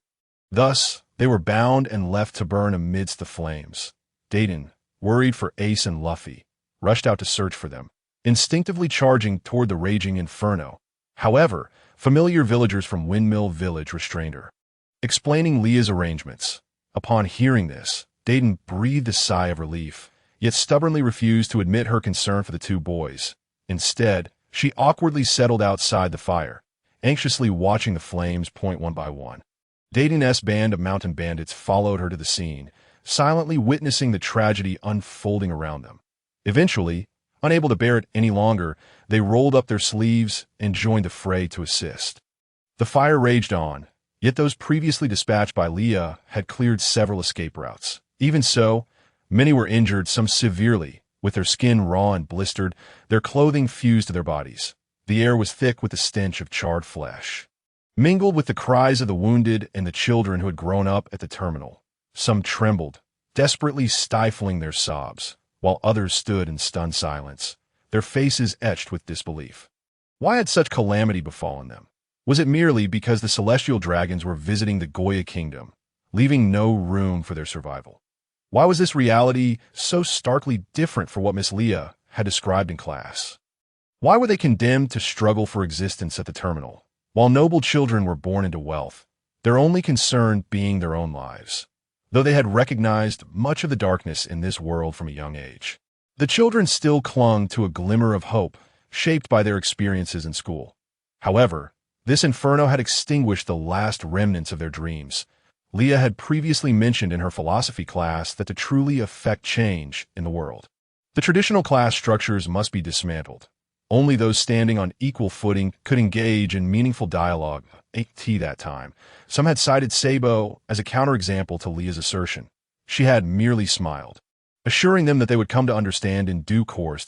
In truth, she had lamented at that time, thinking how children, despite having suffered such injustice, retained their naive aspirations, believing they could compel the nobility to change and foster a world of equality.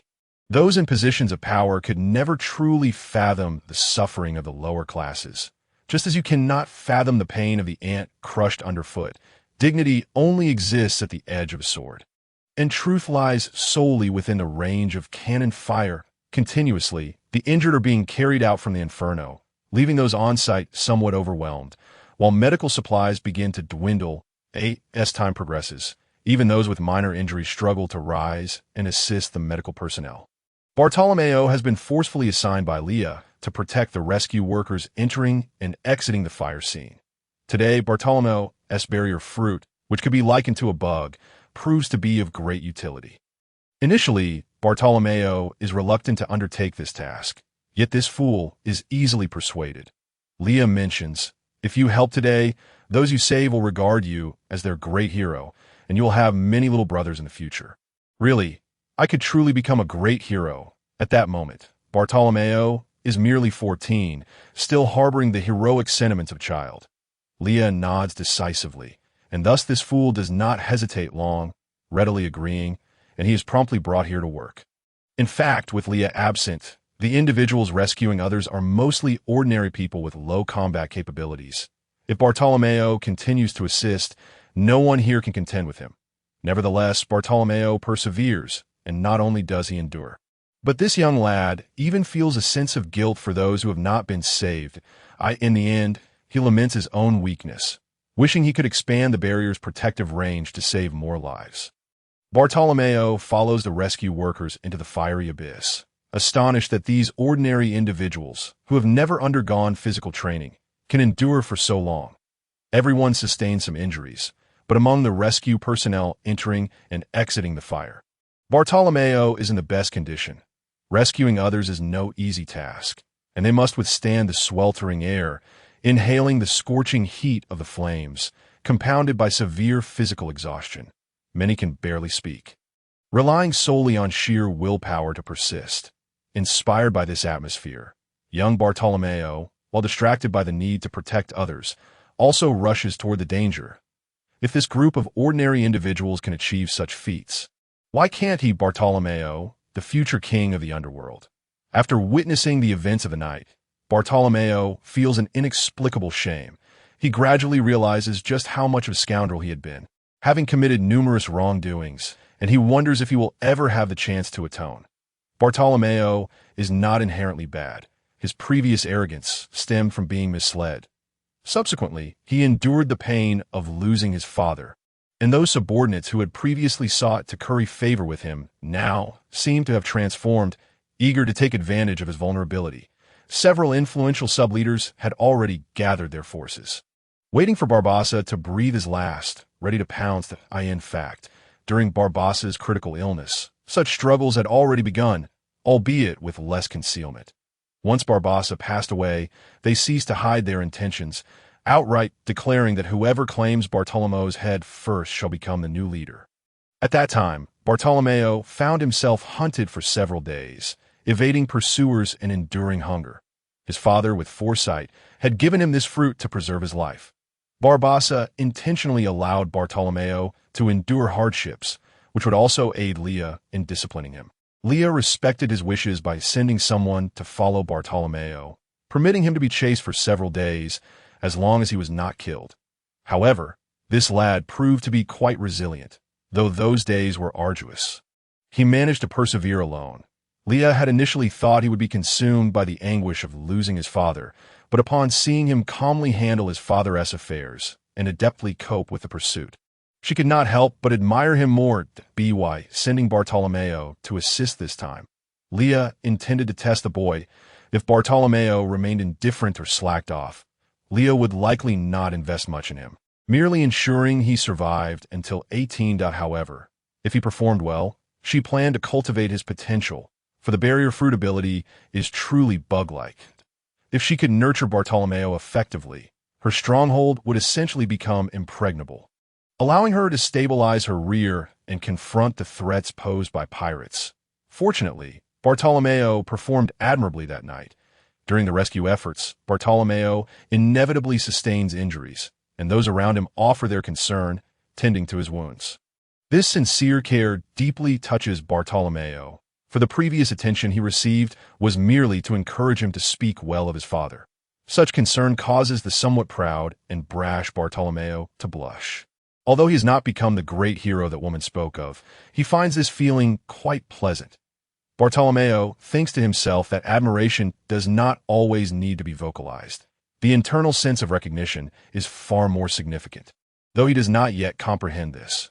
Witnessing those who have lost loved ones embrace and weep, Bartolomeo cannot help but feel a twinge of sorrow at that moment. Leah and Shanks have already united and wed. Shanks holds Leah in his arms, lying on the bed, where the morning light reveals their intimacy. Leah is wrapped in a thin blanket, her shoulders partially exposed, with faint bruises visible on her neck. Beneath the blanket, her skin reveals little of its former pallor, indicating what transpired the previous night. That Leah's skin, typically well-maintained, is now as smooth as porcelain, devoid of pores, resembling a pure jasmine flower crushed into crimson earth. Embodying a fragmented beauty, Leah seems quite exhausted as it nears noon, yet she shows no signs of awakening. Shanks occupies only a small corner of the blanket, concealing his vital areas. His upper body is bare, and his well-defined muscles glisten under the sunlight. Shanks possesses a tall physique, his muscles firm as if re-baked bread, and his internal vitality resembles a top-notch maritime compass, capable of navigating all weather conditions. Leah, small and delicate, is cradled in Shanks' embrace, akin to a large red-haired dog tenderly holding a small plush toy. Shanks awakens before Leah, but he is not one to remain still. He nuzzles his red-haired head against Leah's shoulder, causing her to frown in her sleep as his stubble brushes against her. Leah weakly raises her hand to push Shanks' head away, but her efforts lack strength, mumbling, "Shanks, stop it. I'm so tired. Let me sleep a bit longer." The softness of a girl's morning voice needs no elaboration, especially in such a context. Leah's gentle tone directly touches Shanks' heart. Shanks' hands begin to wander again, but upon seeing the young girl in such a sleepy state, he compassionately restrains himself, leaning in to kiss her cheek. He then pulls the thin blanket tighter around Leah and casually strides into the bathroom to wash up, neglecting to grab any fresh clothes. If one were to inquire about his outfit from the previous day, he would simply point out that it lay in tatters on the floor. Hearing the sound of water from the bathroom, Leah gradually awakens, her eyelashes fluttering as she slowly opens her eyes. She attempts to move her fingers, feeling a wave of soreness spread from her thighs throughout her body. Leah tries to prop herself up, but to no avail. She merely slumps back onto the bed, ultimately deciding not to attempt again. She raises her voice to call for Shanks. "Shanks, Shanks, Shanks." Though her voice is soft, she repeats it persistently. Shanks hears her calling and quickly responds. "I'm here, Lily-chan." He swiftly turns off the shower, grabs a towel from the rack, and carelessly wraps it around himself before stepping out of the bathroom. Leah remains languidly sprawled on the bed, her head tilted slightly as she gazes at Shanks. Upon catching sight of his attractive waistline, her eyes light up. Leah extends her hands toward Shanks, her voice laced with a hint of playfulness. "Shanks, I have no strength left. I want to cuddle." Shanks steps forward and gently lifts the soft, delicate girl into his arms. "Why not sleep a little longer? Our little girl worked hard last night." Shanks leaned in close to Leah, running his stubble against her cheek. Leah felt a ticklish sensation on her face and, with both hands, cupped Shanks' face before planting a kiss on his lips. "Shanks, I'm utterly exhausted. Please help me with my bath," she said, wrapping her arms around his neck and burying her face against his chest, her voice muffled. Shanks adored the sight of Leah after she awoke, so delicate and tender, melting anyone's heart. Devoid of her usual fierce demeanor, at tea times, Leah could be quite fierce and even hit him, especially after he had been drinking. Post-marriage, Leah strictly regulated his alcohol intake, making it difficult for him to indulge. Providing only a mere taste each day, just enough to leave him wanting more. After their union, she was his forever, and he no longer had to fear anyone snatching her away. However, the inability to drink was truly a challenge, leaving Shanks in a state of bittersweet agony. Every time Beckman organized the banquet's accounts, he wore a look of satisfaction, noting a significant surplus in this month's financial expenditures. Selling Shanks brought in another income. And Leah, the affluent lady, was exceedingly generous. Beckman was already planning to upgrade the deck of the Red Force and to acquire the latest naval weaponry from Leah's laboratory on Sicily. Since Shanks married Leah, Beckman had been thriving, even losing some gray hairs and upgrading his cigarettes. As for Shanks, when he yearned for a drink, he would sulk and pout, but Leah would always coldly refuse. Moreover, Leah would softly remind him, "Our department's latest research indicates that alcohol reduces male fertility. If that happens, Shanks, you won't be able to have babies." Shanks would dramatically hold his face in horror, exclaiming, "Really? What should I do? What should I do?" He would even rush around the room, panicking. At that moment, Leah would gently pat his head, laughing as she informed him that there was no alcohol left for today, teasing him affectionately. Thus, he found himself a teary-eyed, yet helpless Shanks. Ultimately, Shanks took Leah into the bathroom once more, albeit taking a bit longer than usual. Well, dear readers, you must use your imagination here. After drying Leah's hair, Shanks, with a handprint on his face, dashed to the kitchen to prepare breakfast for her. Grinning like a fool, his posture straightened, striding proudly as if he were a victorious rooster. His demeanor seemed to declare, "Only I have a wife, and none of you do," under the envious and resentful gazes of the crew. Shanks made his way to Leah with breakfast in hand. The crew, sporting dark circles under their eyes, muttered, "Yes, yes, we heard nothing." When the sounds of joyful laughter echoed again, the crew covered their ears with their cups. Their fists clenched, vowing to give that scoundrel captain a good beating the following day.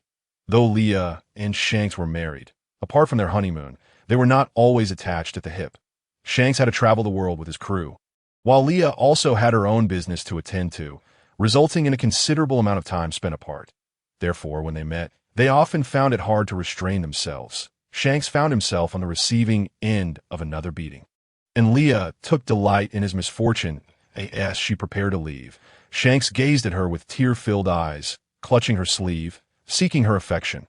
Leah ruffled his hair and said, "A kiss will ease the pain," before promptly kissing him, only to walk away without looking back. This chapter depicts the sweet and tender moments of a newlywed couple. Leah had always been hesitant about having children. Her nature was such that she feared pain. The thought of childbirth and the toll it would take on her body made her reconsider. Living a life with Shanks alone seemed feasible, but one day, her mindset shifted. Did Shanks want children? Undoubtedly, he adored them. When Leah first met him, he interacted splendidly with Luffy and the others. Always a favorite among children, it could be said that wherever he went, he was well-liked. Shanks was aware of Leah's sentiments and chose to respect her wishes, despite his longing for a child, one that was genuinely theirs. Respecting Leah's feelings was one aspect, but Shanks inadvertently discovered a secret that even Ace and others were unaware of. Leah feared pain. Even a minor scrape could cause her to frown. Yet, in the past, Leah had concealed this from everyone except Shanks. Though she feared pain, she felt compelled to exhibit strength for those who stood behind her. Ultimately, Leah chose to be with Shanks, perhaps because this man could provide her with emotional safety. She felt she could be vulnerable around him, letting her guard down, trusting him with her back during battles. One day, the red-haired crew engaged in a discussion about what defines a real man. They used their own injuries as a measure of pain endured, many stripping off their shirts to display scars, recounting the harrowing tales behind each wound, most stemming from battles with enemies. Dr. Keg, rarely participating in such conversations, mostly remained silent, listening intently to the pirates' boisterous tales, occasionally smiling at their absurd antics. However, when the topic of physical pain arose, Dr. Keg's remarks silenced the room, with some eyes glistening with unshed tears, desperately holding them back. When discussing pain, the agony of childbirth for women was perhaps the most excruciating. The suffering experienced during labor equated to having 20 ribs simultaneously fractured, often lasting over 12 hours. Most women were ordinary individuals and, in conditions lacking proper medical care, faced significant risks of severe hemorrhage and potential death. Among women aged 15 to 45, over 95% of deaths were due to childbirth. Dr. Kegg's expression remained neutral as he spoke, yet the emotions hidden in his eyes were anything but calm. He continued to elaborate, emphasizing that childbirth was not a simple matter. It could leave irreversible consequences on a woman's body. In essence, he stated, giving birth was akin to courting death. Beckman interjected, in reality, the vast majority of mothers in our world are ordinary women. I have no objection if you wish to pursue women, but do not impregnate them and abandon them. Otherwise, my gun will deal with you first. Shanks heard these words and, usually so lively, fell into an unusual silence. His little girl was delicate. Even a minor scrape could cause her distress, and he could never bear to let her endure such suffering. The moment he contemplated this, he abandoned the desire for children, wishing only for Leah to live a long life, healthy and carefree. Until the end of her days, if bearing offspring came at the cost of harming her body, he would rather forego children altogether. Hoping only for Leah's enduring companionship. Since that incident, Shanks even began to shy away from intimacy with Leah, unwilling to let her suffer even the slightest harm. Eventually, he developed a psychological aversion to the idea of Leah becoming pregnant, leading to prolonged tensions between them. There was no denying that Shanks was complex, his thoughts often inscrutable. Yet it was this concern for Leah that caused the misunderstanding. During that time, Leah even contemplated divorce. In a moment of desperation, Shanks revealed the reason behind his behavior. Upon hearing his explanation, Leah did not mock him for being foolish. Instead, she rushed over, wrapping her arms tightly around his waist, allowing the repressed emotions to flow forth. It was the first time Leah cried in front of Shanks. Instead, this man, who usually remains unperturbed in the face of formidable foes, found himself flustered on ordinary days. Shanks would often employ various excuses to cozy up to the young girl, leaving Leah feeling quite helpless. She had vented her frustrations about this to her close friend Ushia on more than one occasion. However, today, Shanks was utterly unable to recall his usual clever antics. Awkwardly embracing Leah, instead, it was at that moment that Leah began to entertain the idea of having a child. With Law's surgical fruit at her disposal, she believed she could achieve a painless delivery. She had a multitude of doctors under her care, well-fed and well-treated, leading her to trust that she would suffer no adverse effects. After all, Lingling had borne so many children and remained one of the mightiest beings upon this vast sea. Furthermore, considering her current physical condition, the burden of childbirth would not be overly taxing. Most importantly, this child would surely grow up in a nurturing environment, surrounded by abundant love. It was Leah who broached the subject with Shanks, and she vividly recalled the look of terror that crossed his face at the time. He hastily waved his hands in refusal, expressing his utter disinterest in having children, insisting that he wished only to be with Leah for eternity. Leah found herself speechless, for even her attempts to be coy proved futile. Shanks's disapproval was resolute. Left with no other choice, Leah sought out Law, who explained to Shanks multiple times that there would be no repercussions, swearing to prioritize Leah's safety. Only then did Shanks reluctantly acquiesce. Eventually, Leah did indeed become pregnant, and during childbirth, it seemed that the first to emerge was a child with a fiery red head. Hearing the muffled sobs rising from the crowd, Bartolomeo felt as though his heart was being squeezed, a disquieting sensation washing over him. He could not comprehend why he felt such sorrow for people he had never met before. Never had anyone explained these feelings to him. His father had been a fleeting presence in his life, appearing only briefly due to his mother's illness, leaving Bartolomeo with no time to grasp the essence of fatherhood before that connection was severed. Growing up under the care of his grandmother in the countryside, his understanding of the world was shaped by the narrow perspectives of that isolated old woman. As he grew older, he mingled with the delinquents of the streets. And due to his father's influence, many flocked to him in an attempt to curry favor. In those days, Bartolomeo genuinely believed that their concern for him was sincere, allowing them to exploit his name to commit misdeeds, repeatedly helping them out of trouble. Of course, resolving these troubles was straightforward, through violence. Whoever wielded the stronger fist held the power. With his father's sudden death, he became a target for disdain, experiencing the harsh realities of evasion and concealment. During those days of fleeing, Bartolomeo felt a significant mental clarity emerging, prompting him to contemplate various issues, including the current dilemma. Yet, understanding still eluded him. Proper guidance was crucial at this juncture, ultimately with Leah's assistance. They eliminated the rebels, with Leah taking care of the minor henchmen while leaving the more significant threats for Bartolomeo to handle. This was not due to any inadequacy on Leah's part, but rather because, in the end, this underworld faction was to be inherited by Bartolomeo, and she was merely borrowing these individuals temporarily. Bartolomeo needed to establish his authority over his subordinates. Upon arriving in the alley, Leah discovered that Sabo was no longer present. In her previous haste, she had forgotten to cast a location spell on him, which now had her scouring the city in vain. Leah also noted that every time she attempted to alter the narrative's trajectory, she encountered numerous obstacles. Simultaneously, she sensed that Ace and the others were in peril, causing her heart to race. She was unsure whom to seek out first. Tonight marked a pivotal moment for Ace as he awakened his conqueror's haki. Based on her previous memories, she knew that Ace and the others ultimately survived. However, Leah worried that she had already altered the fate of Shanks' lost arm. What if Ace failed to awaken his haki? Leah did not deliberate for long. She resolved to find Ace and his companions first. She was uncertain of Sabo's precise location, and searching for him would consume valuable time. Ace and Luffy were in imminent danger, and she had to prioritize their safety today. As for Sabo's whereabouts, she would have to rely on Uchiha to make contact.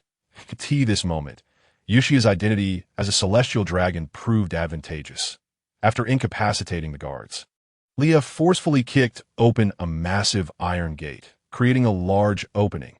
Those trapped outside the gate, who had been burnt and stuck together, were propelled into the flames by the sheer force of the impact, which was still considerable. Recklessly charging in could lead to disorientation. Leah's concern for her child heightened her anxiety, causing her breath to quicken. She realized that the locational function of her spell was diminishing, rendering Ace and the others' positions increasingly vague. Though her heart raced, Leah forced herself to regain composure, exhaling deeply as her gaze fixed intently on a specific direction within the fiery abyss. It was as if she had made a resolute decision, appearing considerably more at ease. That Leah's expression transformed, becoming starkly cold and devoid of emotion. Her left eye shrouded in a misty haze that obscured her vision. Her hair grew longer, cascading down to her ankles. Simultaneously, crimson fissures began to mar the right side of her face, resembling voracious maggots clinging to her pale complexion, rendering her visage even more terrifying. The fabric of her back tore, yielding two enormous black wings. Leah's arms swelled with crimson veins, while the black cracks that originated from her face spread throughout her body, hardening at various joints. Transforming her into a state of semi-bestiality, Leah conjured a massive blood-red scythe, intricately adorned with elaborate patterns along the handle, its blade glistening with a sanguine sheen, emanating an oppressive aura of death. It seemed as though this scythe had reaped countless lives, its weight appearing almost insurmountable, leaving one to ponder how Leah could wield such a colossal weapon with her slender arms. In truth, Leah found herself struggling to maintain control over her consciousness. Despair and darkness surged forth from her mind. If she were to remain in this state for too long, she would inevitably become a threat to all those who drew near. Thus, in her determination to protect Ace and Luffy, she compelled herself to issue a command to her subconscious. She must rescue Ace and Luffy from the inferno, and she must ensure their safety. Driven by instinct, Leah flapped her enormous wings and soared skyward, reaching a height from which she could survey the uncertain terminus below. After surveying her surroundings, Leah's keen left eye pinpointed Ace's location, and she dove directly in that direction. As she descended, the raging flames seemed to part before her, as if in fear of her presence. That moment, Ace and his companions found themselves in a standoff with Brugum. After discovering that he had been deceived by the king, Brugum's mental state had deteriorated significantly. Realizing he could not escape the fiery confines, he grew even more unwilling to let Ace and the others go and return to where the two children were bound. threatening them to reveal the location of the treasured to protect Luffy. Ace had no choice but to divulge the treasure's whereabouts. Unexpectedly, Brugum reneged on his word, insisting on taking Ace and the others along to find the treasure. Ace refused, adamantly stating that he needed to escape with Luffy. To Ace's dismay, Brugum suddenly turned violent towards the two children, causing Luffy to cry out in fear, while Ace, already battered, stood resolutely in front of Luffy, refusing to retreat even an inch. Ace, gifted and possessing extraordinary resilience, found himself momentarily unmatched by the pirates. Yet, these scoundrels were treacherous. Brugum seized Luffy as leverage against Ace, demanding he lower his weapon. Faced with this threat, Ace reluctantly relinquished the pipe, but Brugum promptly slashed at Luffy, leaving a nasty gash on his forehead. Luffy crumpled to the ground, clutching his head in agony. Witnessing Luffy's suffering ignited a furious blaze within Ace. However, he dared not act rashly, fearing that Brugum would retaliate against Luffy. How could someone as depraved as Brugum believe that Ace's submission would lead him to spare the two children? With a sinister grin, he directed his blade towards Luffy, slowly raising it to gather momentum for the strike. "Do not harm Luffy," Ace shouted desperately. In that instant, an invisible aura emanated from Ace, expanding outward from his very being. At that moment, a tremendous strike, powerful enough to cleave the battlefield in two, surged toward Brugum. The onlookers collapsed in disarray, and Brugum was severed in half. Without hesitation, Leah rushed forward to lift Luffy, checking for injuries. Upon discovering that Luffy's wounds were not as grave as they appeared, she exhaled a sigh of relief. However, when Leah turned to glance at Ace, she suddenly froze. It dawned on her how frightful she now appeared. Grotesque and monstrous. A wave of panic surged from the depths of her heart, overwhelming the bloody carnage that lingered in her mind. Leah feared that Ace would recoil at the sight of her. Terrified, she dreaded losing the warmth she had so painstakingly acquired. Meanwhile, Ace was already in tears, yet he restrained himself upon seeing Leah attending to Luffy. But when Leah finally turned to meet his gaze, he could no longer contain himself. Like a small cannonball, he dashed into Leah's embrace, sobbing uncontrollably. "Nichan, I almost lost Luffy. It's my fault for not protecting him well enough. It's all my fault for being so weak." Ace clung tightly to Leah's neck, gasping between sobs in stark contrast to the turmoil within her. Leah was more concerned about Ace's state.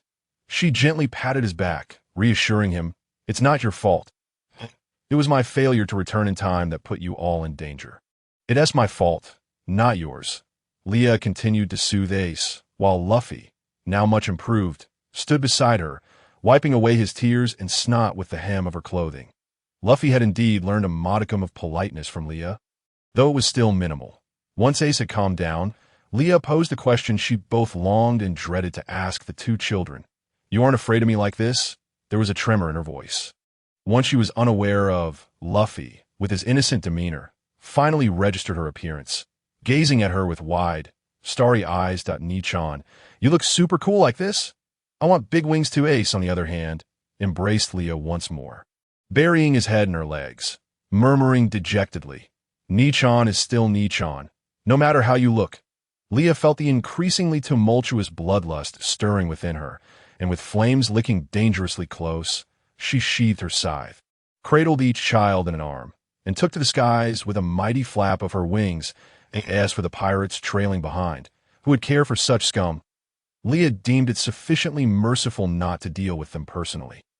From a distance, Leah spotted a throng of people, yet she wished to conceal her current form from their gaze. Thus, she sought a spot somewhat removed, setting the two children down and instructing them to find Dayton while she ventured into town to locate Sabo. After delivering her words, Leah soared away, destination fixed on the town. Unbeknownst to her, her every action was being observed by Dragon, who had come to check on his son, and now this man, with a face marked by sandal prints, followed Leah into the town. Indeed, those who prefer to hide beneath cloaks often harbor peculiarities. As Leah flew, she steeled herself and contacted Uchiha. After confirming Sabo's whereabouts, she hastened toward him. Leah had been on the move for the better part of the night, and dawn was now on the horizon. It turned out that last night, although Sabo had been thoroughly exhausted and dealt with by the guards. They had not inflicted lethal harm. Recognizing Sabo as the son of the illustrious Count Otterluck, they, motivated by the prospect of claiming a bounty from Otterluck III, sent the battered Sabo to a seemingly decent clinic, instructing the doctor to clean him up and leaving one guard to watch over him until Otterluck III arrived to collect him. Upon regaining consciousness, Sabo felt a slight restoration of his strength. Seizing the opportunity, he slipped away to that moment. Sabo's emotions had reached a breaking point. Typically the calmest among the trio, he was now gripped by an impulsive desire to escape this country, yearning to set sail. He could not bear to remain here for even a moment longer. Yet, with a shred of rationality still intact, Sabo penned a note for Ace and the others, retrieved his share of treasure from the secret base, and stole a small boat in preparation for his departure. When Leah arrived at the clinic, she found herself at a loss once more, unable to suppress a sigh at how many times she had come up empty that night. Resolving not to search any longer, she surmised that Sabo, having endured last night's ordeal, was likely already plotting his escape. She decided to intercept him at the port, with the port bustling with people. Leah found a secluded corner to regain her composure. Though her clothes were now tattered from the strain of her wings, she returned to her shop to change into a new outfit before heading to the port to find Sabo. Maintaining her transformed state required immense self-discipline to avoid harming others. Once she reverted, she would spend several days plagued by a thirst for bloodshed, a power she loathed. This aversion fueled her relentless training in martial arts. She preferred to avoid using such uncontrollable abilities.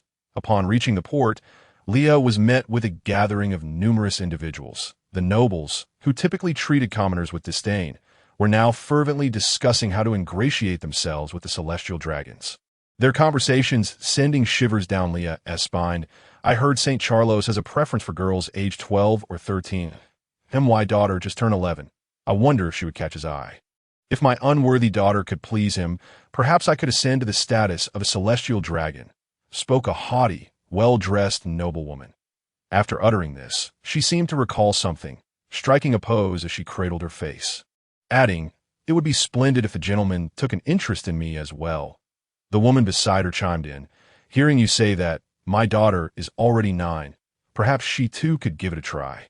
After all, the girls in the family must be offered for marriage to solidify our standing, that if we could gain the favor of St. Charlos, it would showcase our value." Many others joined in discussing what gifts to present to St. Charlos. However, that twisted individual, Charlos, harbored perverse interests that transcended the bounds of human decency, leading their discourse to become increasingly repugnant. Particularly for Leah, who was teetering on the brink of a murderous rampage, the mere sound of their voices set her fingers twitching with anticipation, her mind envisioning the thrill of piercing their chests and crushing their hearts. Since meeting Ushia, Leah had entrusted the financial dealings with the nobles of the Goya kingdom to her, primarily due to Yushia's advantageous status as a celestial dragon. Though she was a fallen celestial dragon, the nobles in town still regarded her identity with respect, thus refraining from aggressive bargaining. That Leah's trading prices had always been higher than those offered to ordinary people, and they dared not press too hard, allowing her to profit handsomely. Therefore, while Leah harbored disdain for these individuals, she maintained a considerable amount of business with them, particularly regarding the demeanor of the nobility, who were often preoccupied with appearances. The business of the Leah restaurant was thriving to the extent that reservations for the exclusive private rooms could even be auctioned off. Those who fail to seize a bargain are truly foolish. And Leah was unrelenting in her exploitation of such individuals. Leah had been waiting at the port for quite some time. The sun had already risen, yet she had yet to catch a glimpse of Sabo. The longer Leah stood there, the more agitated she became, for in her impatience, she had neglected to don her mask, exposing her face to the gaze of countless onlookers. When one excels in a particular aspect, being amidst a crowd can magnify the ugliness lurking in human hearts like a magnifying glass. At this moment, Leah was acutely aware of numerous hostile stares, some so piercing they felt as though they could penetrate her very garments. A chill ran down her spine. The longer she remained, the more intense her murderous intent grew, threatening to boil over. Especially when malicious whispers reached her ears, Leah felt her anger surging uncontrollably. The woman appeared so aloof, One could only wonder what she would look like when brought low. Among the crowd was a lecherous, portly baron, adorned in gold and jewels. "That girl possesses a splendid figure," remarked one man, his words dripping with desire. However, Leah was unfazed by such comments. Fully aware of the true nature of the nobles behind those high walls, the bulk of malice often emanated from women. When they noticed the men around them focusing on another female, they would frequently project their inner darkness onto her. "That woman looks restless, standing here alone, perhaps waiting for someone. Maybe she's attempting to use that vixen-like face to climb the social ladder with Lord Charos." Indeed, given her appearance, she could have just slid down from some man's bed. Ordinarily, Leah would dismiss such trivialities, preferring to deal with her detractors in a far more violent manner, leaving them unrecognizably battered and feeding them to the fish. Yet today, Leah was exercising restraint. Since yesterday, her every endeavor had been thwarted. If she were to unleash her fury upon the crowd now, it could incite chaos, and she feared she would be unable to assist Sabo, potentially turning him into a forgetful Mary Sue protagonist once more. Thankfully, Sabo finally appeared, clad in his usual little suit, rowing a small boat with a large bundle aboard, his demeanor seemingly light-hearted and relaxed. Meanwhile, the surrounding murmurs were rife with incredulity. "Whose child is that? How dare he set sail at such a time? It is a blatant affront to Lord Charos." Some began mockingly chastising Outlook. "Your son is already a disappointment, and now you allow him to create such a scandal during this critical moment.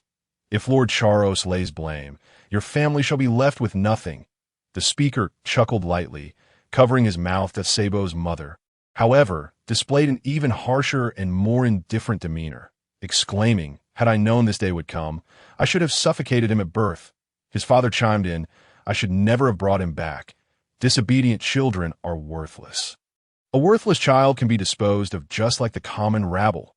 Hearing such unpalatable words, Leah noticed a grand ship slowly approaching the kingdom of Goa. The vessel was extravagantly adorned, almost to the point of excess, with jewels embedded in every conceivable place, its opulence rendering it a golden spectacle, akin to a mountain formed from treasure in Leah's eyes. The ship appeared to be an easy target for piracy. Such a conspicuous vessel could travel seamlessly from Ariwa to Goa without encountering pirates, likely due to the world government flag fluttering above and the fool at the prow with a fish tank. As the ship glided closer, the sun rose with it, casting its early rays upon the vessel, which shimmered brilliantly, imbuing it with an almost sacred aura, a notion Leah found deeply ironic. Why was Sabo's little boat moving so swiftly? In no time at all, he had reached the grand ship. What sorcery was this? Why didn't Leah commandeer a vessel to intercept Sabo? Because these sycophantic lapdogs, eager to show their deference to the celestial dragons, had cleared the entire port of ships. Now, not a single boat remained. Observing Sabo sailing himself into the jaws of danger, Leah had no choice but to unfurl her magnificent wings, taking to the skies while venting her frustration by swatting away several nearby fools. This time, Leah merely unleashed her wings without revealing her extraordinary form. Imagine, if you will, the state of a certain small, flying figure, yet it still elicited gasps from the onlookers. The moment Leah decided to unfurl her wings amidst such a throng, she had silently resolved to take action. She quickly soared beneath the grand ship, scooping up Sabo just in time to evade Charos's cannon fire. The small boat was obliterated, sinking beneath the waves. Sabo, startled by the sudden explosion, broke into a cold sweat, genuinely believing his life was about to end. When Leah lifted him, he remained momentarily dazed, but once he regained his senses, he tightened his grip around her neck. Leah flew swiftly towards the shore, while Charos, filled with rage and humiliation, unleashed a barrage of cannon fire in their direction. Leah deftly evaded each shot, carrying Sabo to the safety of the crowd. Charos, however, failed to consider the throng of people gathered there. He continued firing, causing chaos as many were caught in the blasts, prompting a mass panic as people scattered in a desperate bid for survival. Charos dispatched his minions to capture Leah, offering a tantalizing reward that drove the ordinary nobles into a frenzy. "Whoever brings that woman before me shall receive the title of Celestial Dragon. I want her. She shall be my slave, groveling before me like a dog." Upon hearing this proclamation, those poised to flee hesitated, their gazes shifting toward the woman with the grand black wings cradling the child. Gradually encircling her, the sound of Charos' demand, Leah abandoned her thoughts of flight. With her numerous enterprises and the multitude of workers who depended on her, she knew that if she were to be discovered as hailing from Windmill Village, it would not be difficult for them to unearth her origins. Leah believed these people were capable of committing unspeakable acts for the sake of a celestial dragon's title, with so many relying on her. She could not allow her actions to jeopardize those diligent employees and the villagers who cared for her. A reckless idea began to form in her mind. She would ally with the revolutionary army to seize control of the entire kingdom of Goa, ensuring that today events would not spread further. She tightened her hold on Sabo, her form shifting once more as she gripped her scythe, fixing her gaze upon Charos. "You just stated what you desire from me." Though Leah's voice was barely above a whisper, it resonated throughout the crowd, as if piercing directly into their hearts. Accompanying her words was a tremendous strike, imbued with an insatiable bloodlust, capable of cleaving the ship in two. Just then, as the strike sliced through the air, a massive fissure appeared in the ground, and those within its range had no time to react. Bodies were cleaved asunder, leaving only fragments scattered about. Yet, as the lethal blow was about to descend upon Charos, it was abruptly deflected by a gust of wind, veering away from him and instead slicing through the opulent vessel. Charos stood there, stunned, beads of sweat rolling down his brow. But soon, the deck began to tilt, and Charos lost his footing, sliding toward the ocean like tea that moment. However, the slave-bearing explosive rings around him still possessed the energy to attempt a rescue. Due to that slave, Charos is now struggling while clinging to a railing.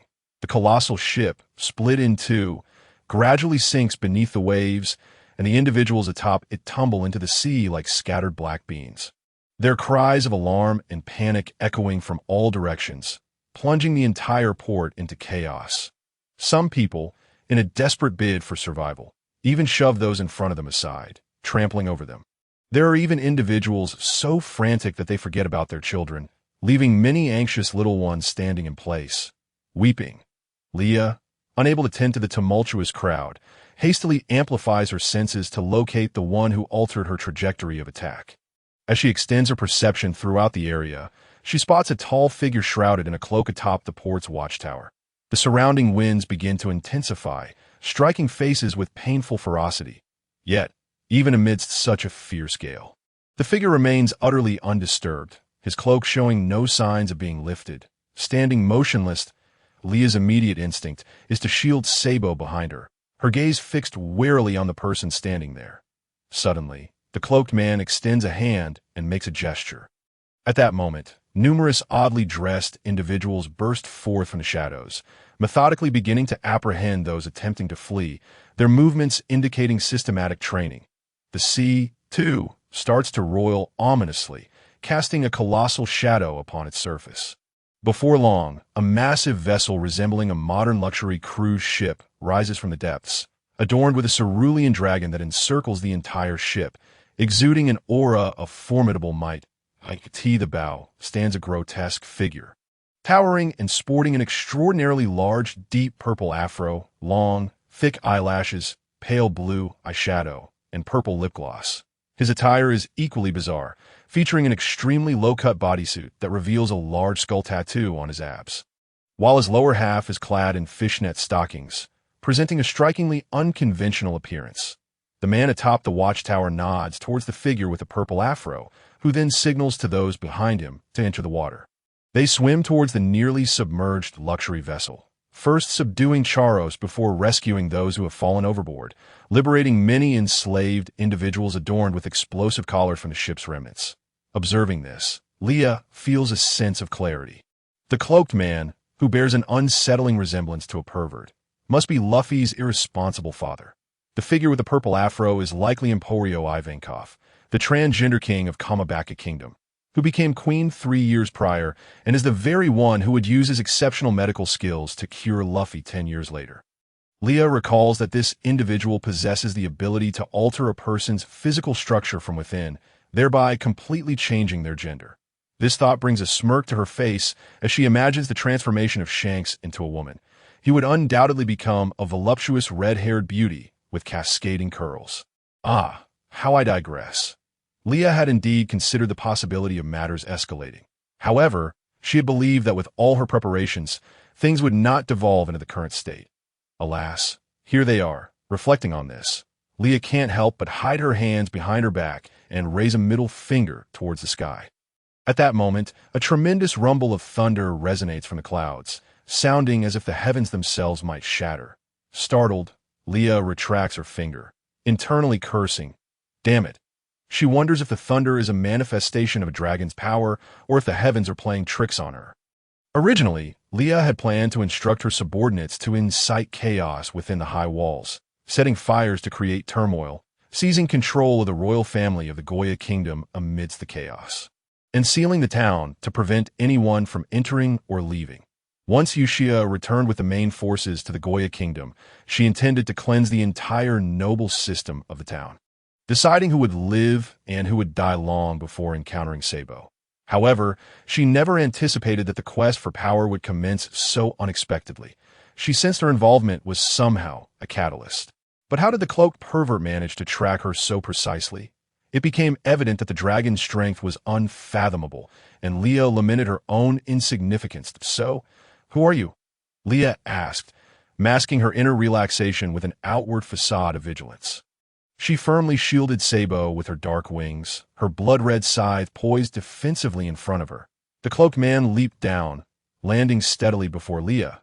He lifted his face, obscured by the cloak, revealing a left cheek covered in red square tattoos. Devoid of eyebrows, his expression menacing.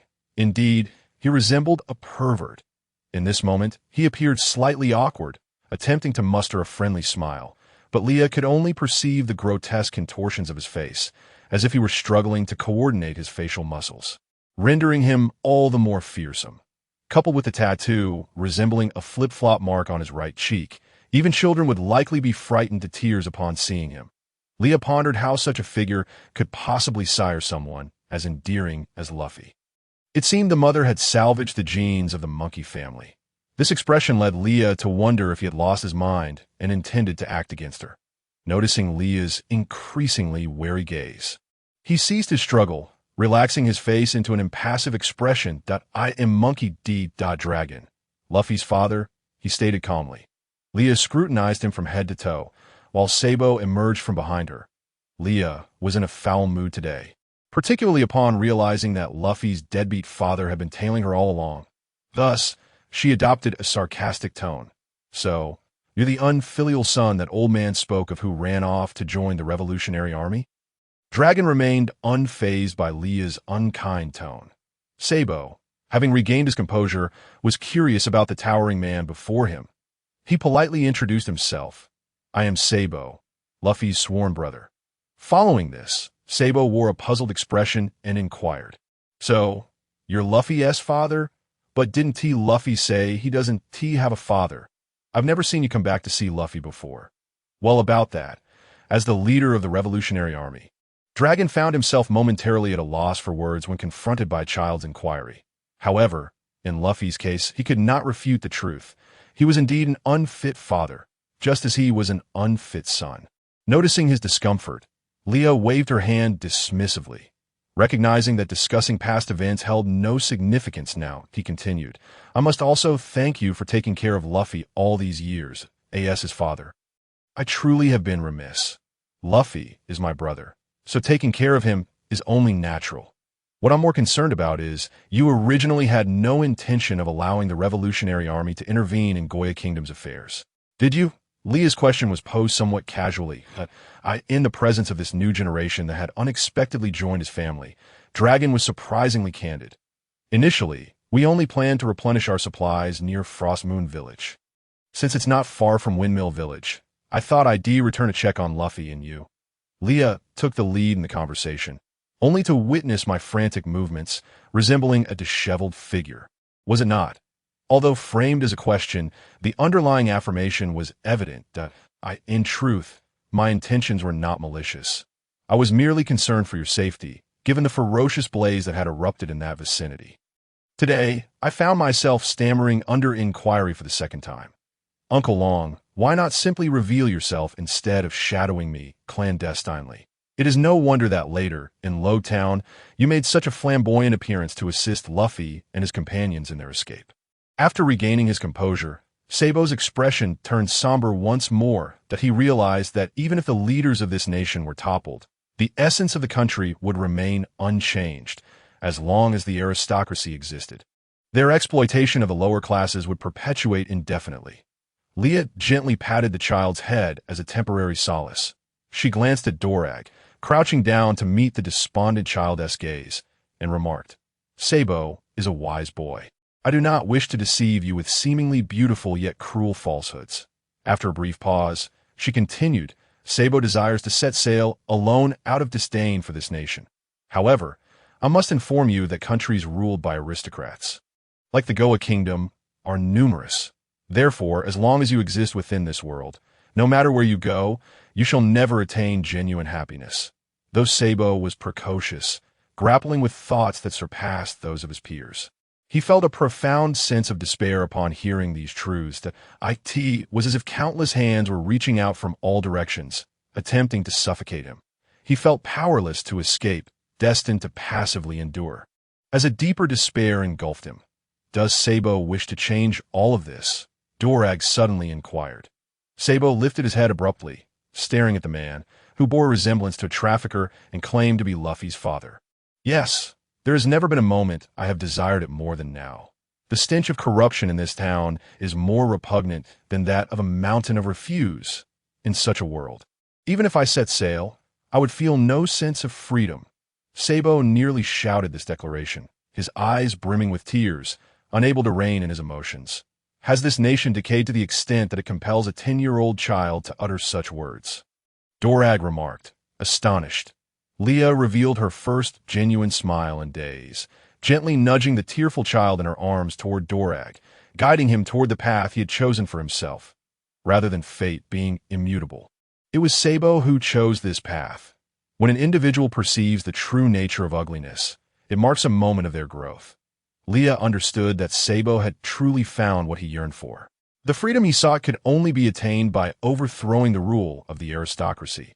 Having once lived behind high walls, Sabo longed for the world beyond, unshackled by his parents' indifference and the constraints of societal norms. Initially, it was his rebellious spirit that led him to breach those walls, allowing him to encounter Ace and Luffy. Do you not look down upon commoners? Do you not believe that uncertain ends lead only to refuse? Sabo declared defiantly that, "I shall defy your expectations. I will go there, and I will mingle with the common folk. That I am a living, breathing person. I am free, not merely a pawn in your arranged marriages." Sabo, this uncle is striving to achieve what you desire. He is pursuing what I wish, Sabo murmured, removing his hands from his eyes.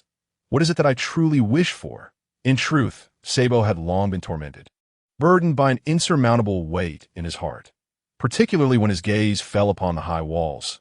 That heaviness intensified.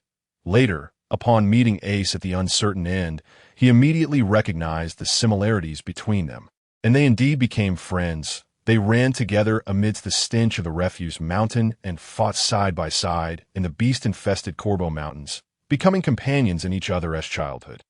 Initially, they harbored mutual distrust. Ace was wary of Sabo, while Sabo was cautious of this equally formidable child. Sabo's existence at the uncertain end was far from pleasant. The inhabitants often fought fiercely over scraps of bread, and the children were frequent victims of oppression. Struggling to survive, he had witnessed countless children beaten to the ground in their quest for sustenance, and older children would bully those younger than themselves. Children born in the uncertain end rarely survive to adulthood. Sabo often saw the lifeless bodies of children, some discarded by their parents at birth, others brutally beaten to death, and even the vibrant lives he had seen just days prior now lay cold amidst the nameless refuse. Sabo perceived these tragedies with profound depth. While Ace conquered the local children with his fists, Sabo quietly buried the deceased, ensuring that their bodies were not devoured by crows, although he was overwhelmed with sorrow for his surroundings. The young Sabo felt helpless, unable to devise any solutions. and thus placed his hopes in the prospect of setting sail. Surely, if I set sail, I can escape all of this, such was the naive hope of his younger self. However, this illusion was shattered today. The act of sailing did little to alleviate the tumult within his heart.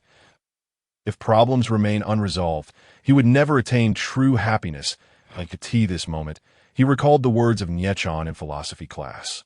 For the people to truly rise, one cannot simply manipulate the existing national order to achieve liberation. Rather, one must dismantle the old order to establish a new one, guiding the people to actively participate in governance.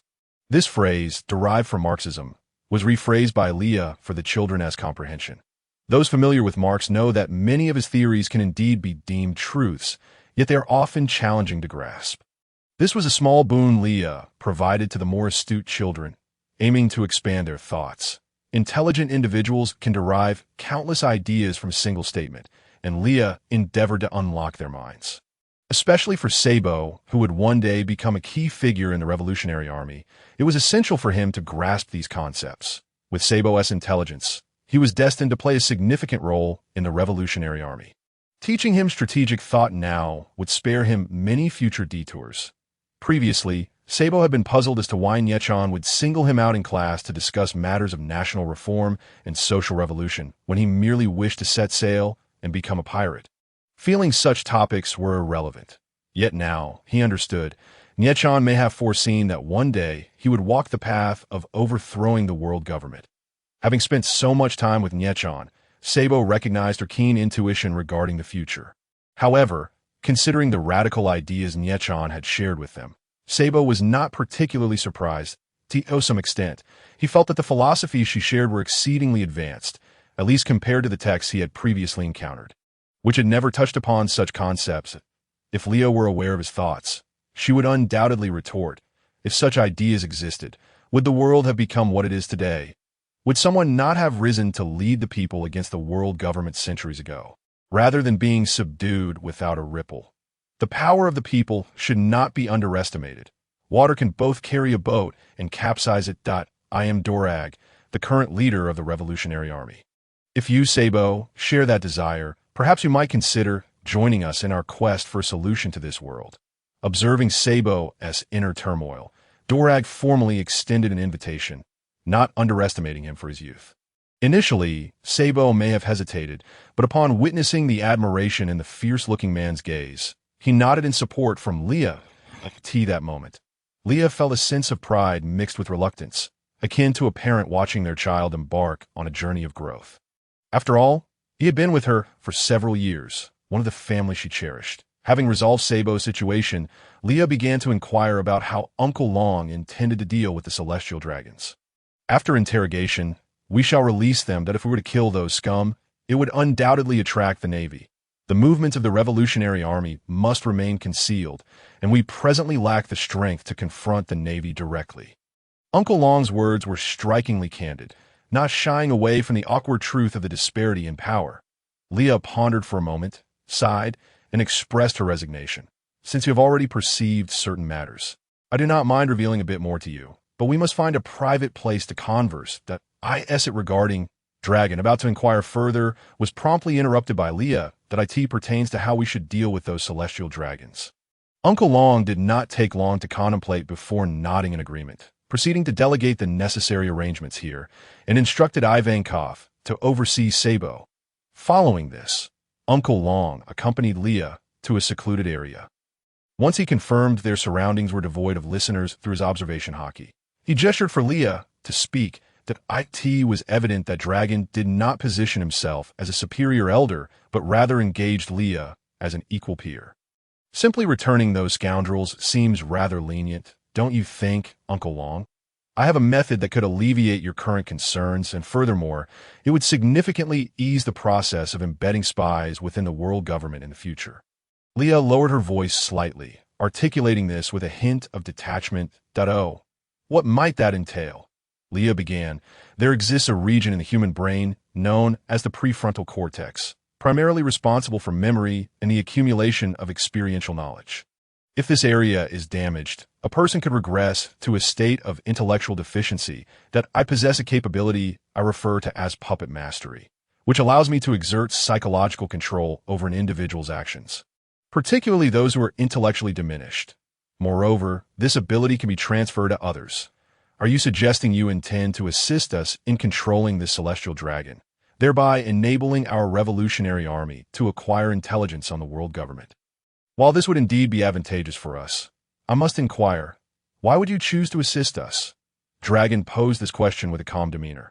Leah chuckled lightly, replying, well, it is rather simple. I generally do not harbor prejudice against others. However, I do hold disdain for the celestial dragons, and witnessing their unhappiness brings me joy.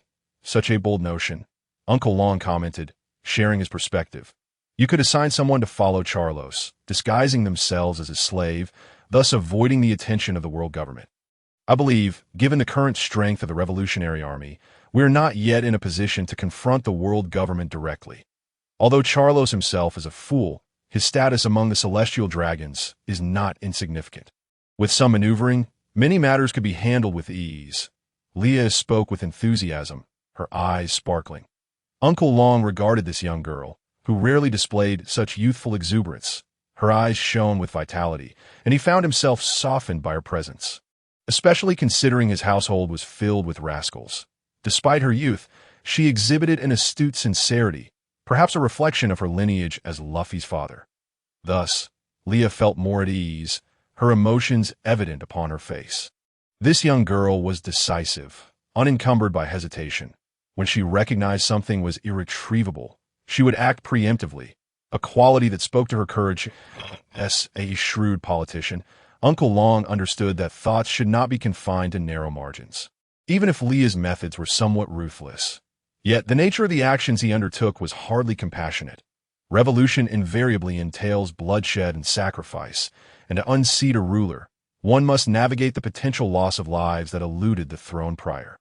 That sounds quite promising. Leah's assistance seems to stem from her own motivations as well, Uncle Long remarked, his tone somewhat playful, akin to soothing a child. Leah's eyes shifted as she continued. Uncle Long, the Revolutionary Army has been tirelessly working to rescue the citizens of non-affiliated nations. The issue of food supply is indeed critical, is it not?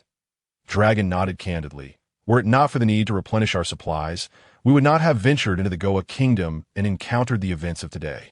It was rather fortuitous. Then let us collaborate.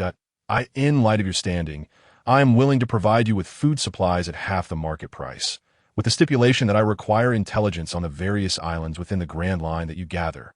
And in the future, we can exchange information for mutual benefit. Leah proposed, her heart brimming with joy. As the current wielder of the plant fruit, facilitating the growth of rice was well within her capabilities. This arrangement would not only yield profit but also serve as a means to acquire intelligence.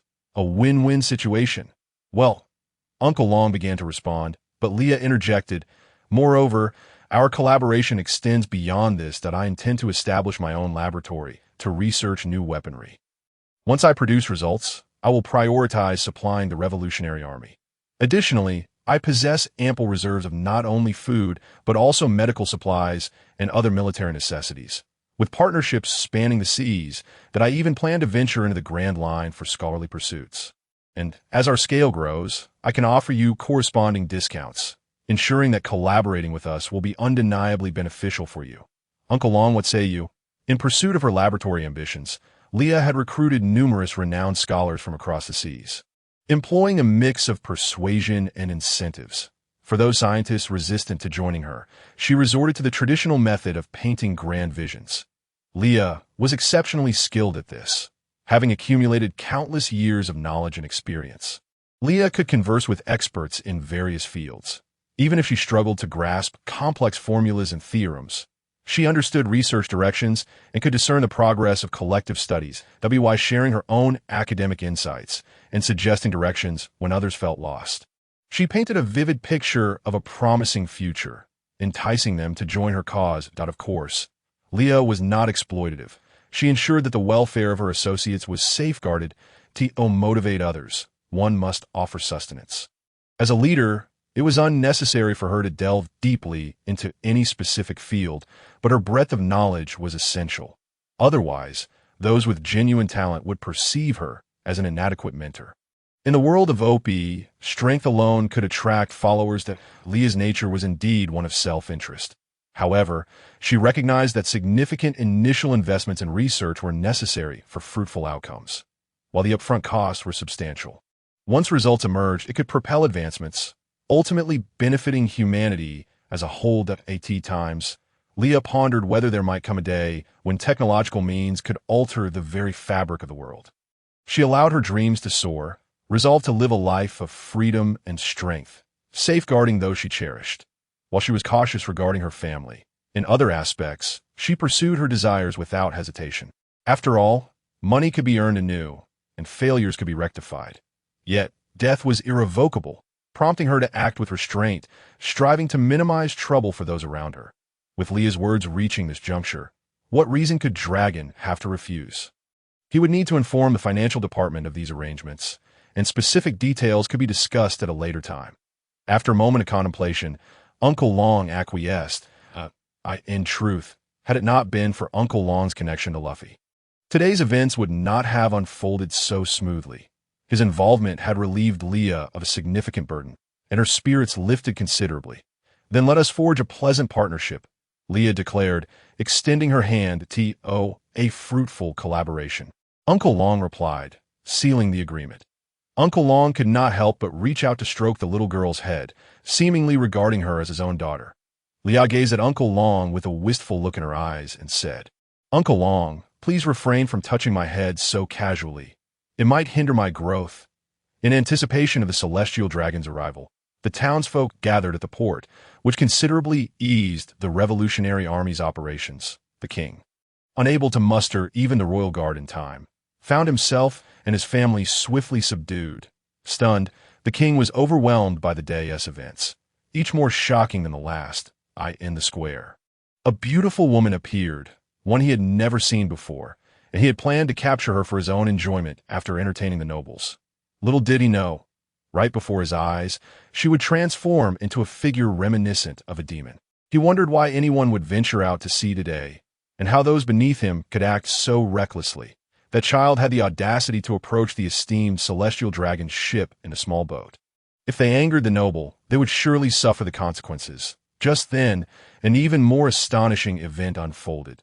The beautiful woman sprouted enormous black wings from her back, soaring into the air and scattering many people, rescuing the child in the process. His first thought was that this would surely enrage the noble, and they would undoubtedly face the backlash. To his horror, she then attacked the celestial dragon, showing no respect whatsoever. Chaos erupted as the crowd began to riot. He had expected her to hold back due to the presence of the celestial dragon, but instead, her assault was directed straight at him. What kind of power was this? A single strike had sunk that grand ship. Before he could even comprehend the situation, he and the other rulers of the kingdom were already under their control. The regime change transpired in a single night. It was a rare, bloodless revolution. Seizing power proved not to be particularly challenging, but the true difficulty lay in how to reform the nation thereafter. As Leah understood, the Revolutionary Army had yet to establish a clear framework or methodology for post-war reforms, and their ideological guidance was far from complete. In this matter, one could draw a parallel to China's land revolution. The societal structure of the Kingdom of Gaia mirrored that of the Western world before a revolution, where the Catholic Church and monarchy dominated political affairs, granting privileges to the nobility, who owned the means of production and exploited the common people. Even if the rulers were overthrown, without reforming these fundamental societal structures, the lives of ordinary citizens would remain unchanged, and chaos would soon return, paving the way for new rulers who would be equally incapable of alleviating the people's plight. The revolution undertaken by the Revolutionary Army was inherently flawed. Generally, a revolution necessitates an ideological enlightenment movement. Without such enlightenment, some individuals may not even recognize their oppression and exploitation. This is particularly true for the common people employed in noble households who rely on meager compensation for their labor, with some families entirely dependent on the nobles for survival. Due to their limited understanding, they might even feel gratitude toward the nobles, recalling how their existence hinges upon the generosity of the aristocracy, believing they're not being exploited but rather saved.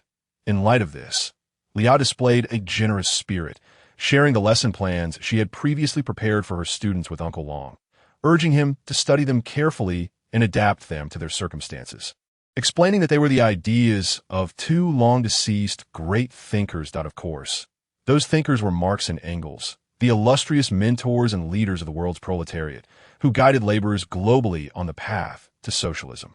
Leah could hardly claim these ideas as her own, that if she could see Marxism flourish in the world of OP, she would feel immensely honored.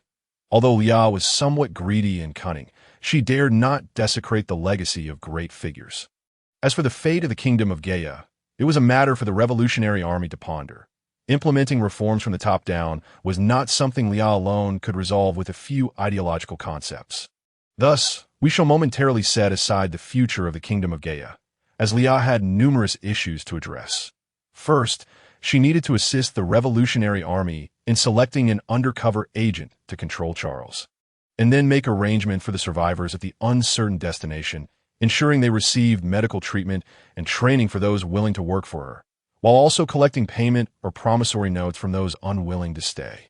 In short, there is no such thing as a free lunch. One must not squander their goodwill, for extending kindness can lead to others assuming such generosity is a given, ultimately resulting in one's own distress. The Revolutionary Army now needed to efficiently manage matters concerning the kingdom of Gaia, and for the time being, Uncle Long and his companions would not be departing. After organizing everything, Leah returned to Windmill Village with Sabo, as he and Ace needed to bid a proper farewell. Though he did not voice it, Dayton was profoundly concerned for the three brothers. Leah, with a heavy heart, discreetly retrieved a handkerchief, for she found farewells particularly hard to bear, especially with her own child joining the Revolutionary Army. Given the Army's nature, once Sabo signed a confidentiality agreement, it would be challenging for him to return home and visit them to her surprise. Upon returning home with Sabo, Leah found Luffy in tears, a sight she had never witnessed before. Typically, Luffy cried only when he was beaten or bullied.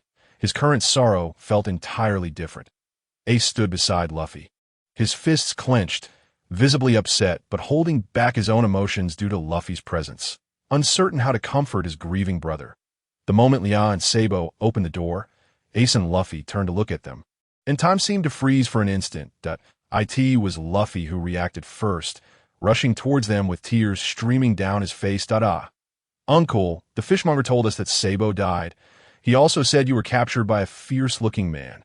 Ace and I were so worried. Luffy cried out.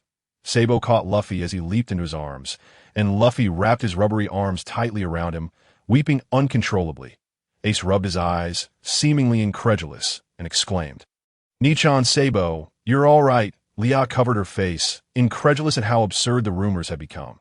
After Sabo and Luffy took the time to explain, Ace and Luffy finally felt reassured. Once Luffy had calmed down, he curiously asked Leah, "Nichan, will I really have a father? And what is this Revolutionary Army?" "Yes, what does the Revolutionary Army do?" Ace inquired further. "Well, to be honest, I'm not entirely sure what the Revolutionary Army is currently doing." Sabo scratched his head, a sheepish smile revealing his gap-toothed grin. Leah stroked her chin and said, "I believe I've mentioned this before. The world government is the largest international organization in this world, comprising over 170 member states. The highest authority within the world government is I'm, while the top executors are the 5 elders, the 5 individuals wielding the greatest power in the world. The world government encompasses numerous organizations, including secret spy agencies, CP0, CP9, the Navy, the 7 warlords of the sea, the scientific unit, the deep sea prison, judicial island, and more. Its influence spans across the seas and the first half of the Grand Line. Excluding the New World, the Revolutionary Army is working to unite countries unwilling to be oppressed by the world government to overthrow this colossal entity." "Wow, that sounds so cool," Luffy exclaimed. "But the Revolutionary Army will surely be targeted by the world government, right?" Ace, clearly more contemplative, asked. "Well, yes, they will be targeted. The leader of the Revolutionary Army, who happens to be Luffy's father, Uncle Long has been labeled the world's most notorious criminal by the world government. So if Sabo joins the Revolutionary Army, won't that be dangerous? Ace queried, will Sabo really be in danger? Ace and Luffy exchanged worried glances between Sabo and Leah. Hey Ace, Luffy, don't underestimate me. I'm strong. Sabo retorted urgently. Leah chuckled softly, gently tapping Ace and Sabo on the forehead, saying, you both still have the audacity to speak. Didn't you both claim you wanted to find the One Piece and become the Pirate King? This endeavor is no simpler than the Revolutionary Army's mission to topple the world government. That if you seek safety and low risk, why not join the old man and become Marine? Absolutely not. I am determined to become the Pirate King, to achieve the highest renown upon these seas, and to surpass Roger, Ace declared loudly, arms crossed. Dame, I've already made a pact with Shanks. I am destined to be the man who becomes the Pirate King. Luffy echoed with exuberance. Leah waved her hand with a smile, saying, all right, I understand that both Luffy and Ace are brave young men who fear no danger. I was merely teasing you. And me. Nichan, I will surely strive to make this world a better place. Sabo eagerly exclaimed, expressing his heartfelt aspirations at, Leah gently patted the heads of the three children, proclaiming, I believe you will all achieve what you desire. As she uttered these words, Leah's sincerity shone through. She genuinely affirmed the dreams of the three children. Now, I must help Sabo gather his belongings. You three undoubtedly have much to discuss, so I shall not intrude further. With that, Leah exited the room to assist Sabo. She rummaged through boxes and soon unearthed a telephone bug, as Sabo had lost his previous one. It was imperative to find a replacement, as it would be quite unfortunate to be unable to communicate in times of separation. Clothing, shoes, Sabo's favorite snacks, and various books he cherished from Leah's bookshelf were all gathered. These were items Sabo adored, often clutching them tightly and engrossed in reading. Since he loved them, Leah decided to pack them all, along with the small toys she made for them in her spare time, that if circumstances permitted, Leah even contemplated personally arranging a room for Sabo in Baludigo. As she surveyed the heap of items she had unearthed. Leah rubbed her temples, feeling a wave of sentimentality wash over her. Since arriving in this world, her expressions had grown increasingly varied, and the burdens of concern had multiplied. Whenever she faced Luffy and the others, she could not help but worry for them. Occasionally, she would catch sight of their sorrowful or aggrieved expressions, and each time she witnessed such pitiful looks on their faces, her heart would soften. Yet, the three children were easily appeased. As long as they were given something delicious to eat, they would bounce back to life, regardless of what troubles they faced. Sabo and Ace frequently debated over who was the elder brother, often arguing heatedly, as if on the verge of a physical confrontation. Leah found their antics endearing. Indeed, they were quite charming. Although Ace could be somewhat impulsive, he was fundamentally a good child. He never bullied the weak nor held grudges. Sometimes he would ignore Luffy for days after a quarrel. But whenever Luffy found himself in danger, Ace was always the first to rush to his aid. Sabo, on the other hand, was more polite and gentle, always considering things from multiple angles. That he played an essential role among the trio, providing support. Having spent so much time with Sabo, Leah felt no surprise at all about his future role as a chief strategist. With a quiet sigh, Leah crouched down to sift through the mound of items, selecting a few that were less essential. Well, Ace, Luffy, I must apologize, but I have to take my leave first. I'm setting out to sea ahead of you. What on earth are you apologizing for? You're clearly chasing your dreams. Ace retorted, his tone unexpectedly earnest as he addressed Sabo. It's rather vexing that Sabo is leaving for the sea before I do.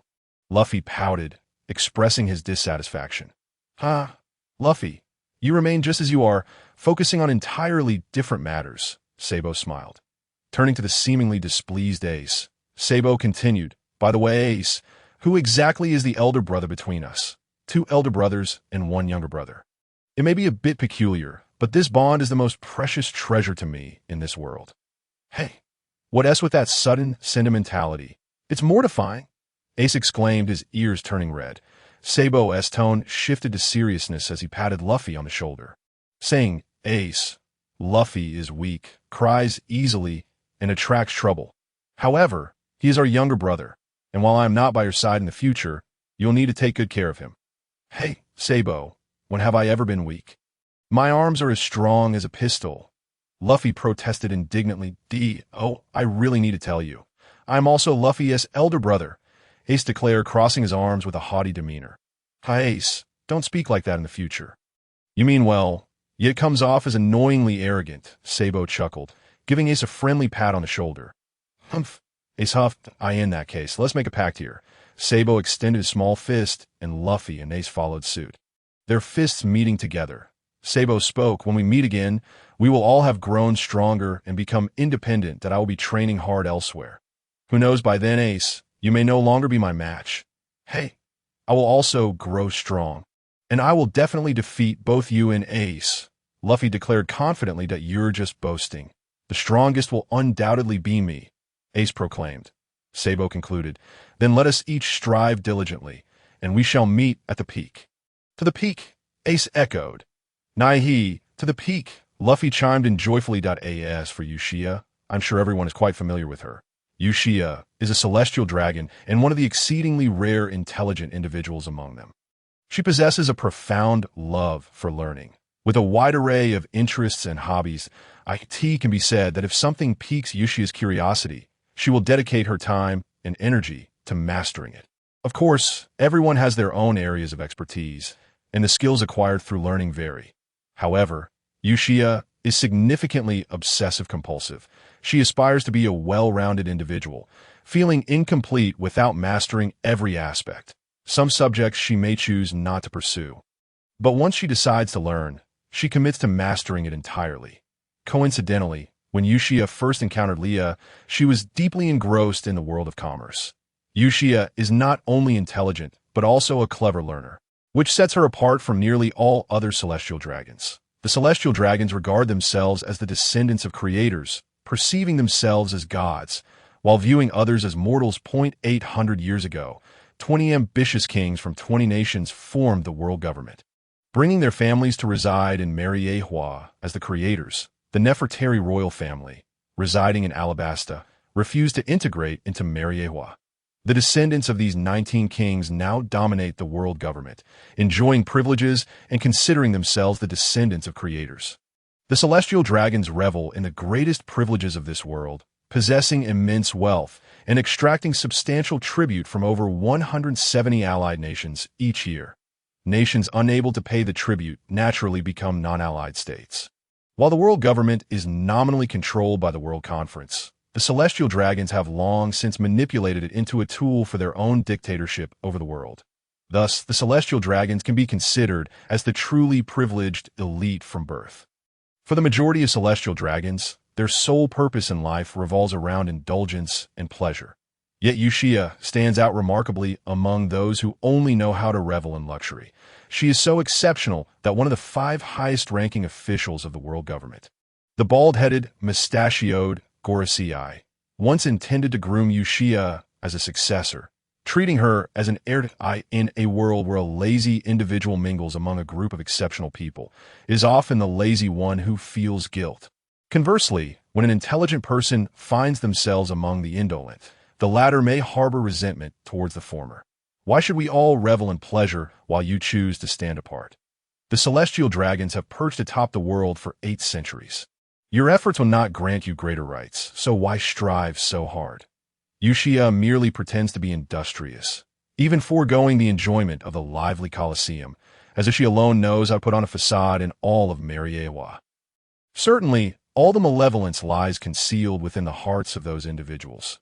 Uchiha has garnered the favor of the 5 elders. They dare not offend her publicly, yet behind closed doors, they have likely uttered countless disparaging remarks about her. The 5 elders' interest in Uchiha has also brought her family into focus, granting Uchiha greater autonomy over her own destiny. However, prior to this, Uchiha was similarly oppressed within her household. Her imbecile younger brother, as the heir, constantly contrived various excuses to make life difficult for her. Furthermore, Uchiha's parents instilled in her the belief that she must embody grace and elegance, with the hope of one day marrying into the lineage of the 5 elders. thereby securing the greatest benefits for their family and her brother. Yusha's parents did not object to her pursuit of various skills, as they attributed her endeavors to the ambition of climbing the social ladder. They believed that if their daughter excelled sufficiently, she might one day align herself with a prestigious family among the celestial dragons, such as that of the Five Elders. Yusha, being an astute and rational individual from a young age, employed every means possible to fight for her right to control her fate. Indeed, she succeeded, earning the admiration of the Five Elders.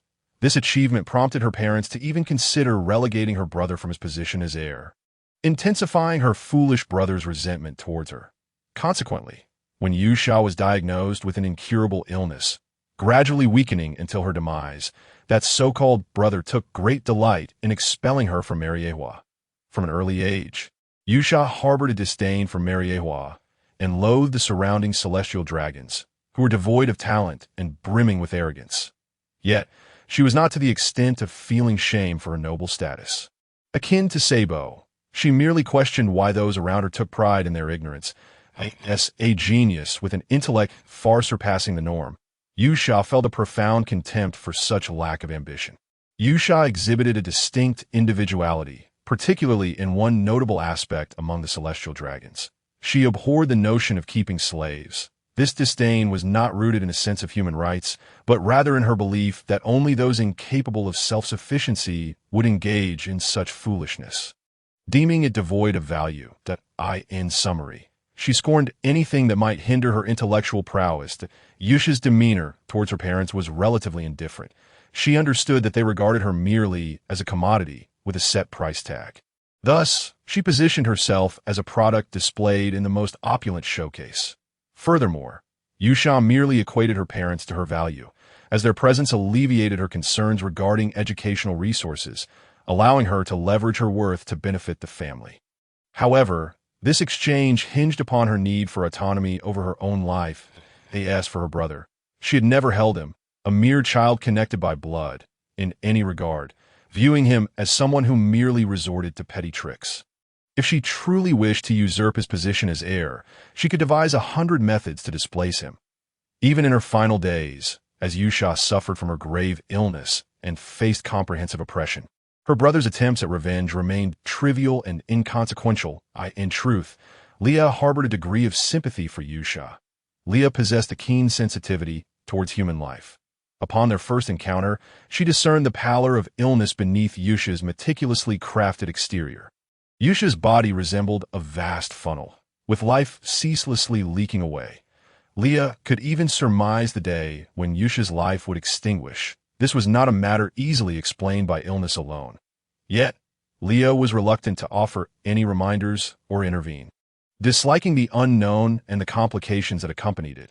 Surely, this situation concealed a significant dilemma.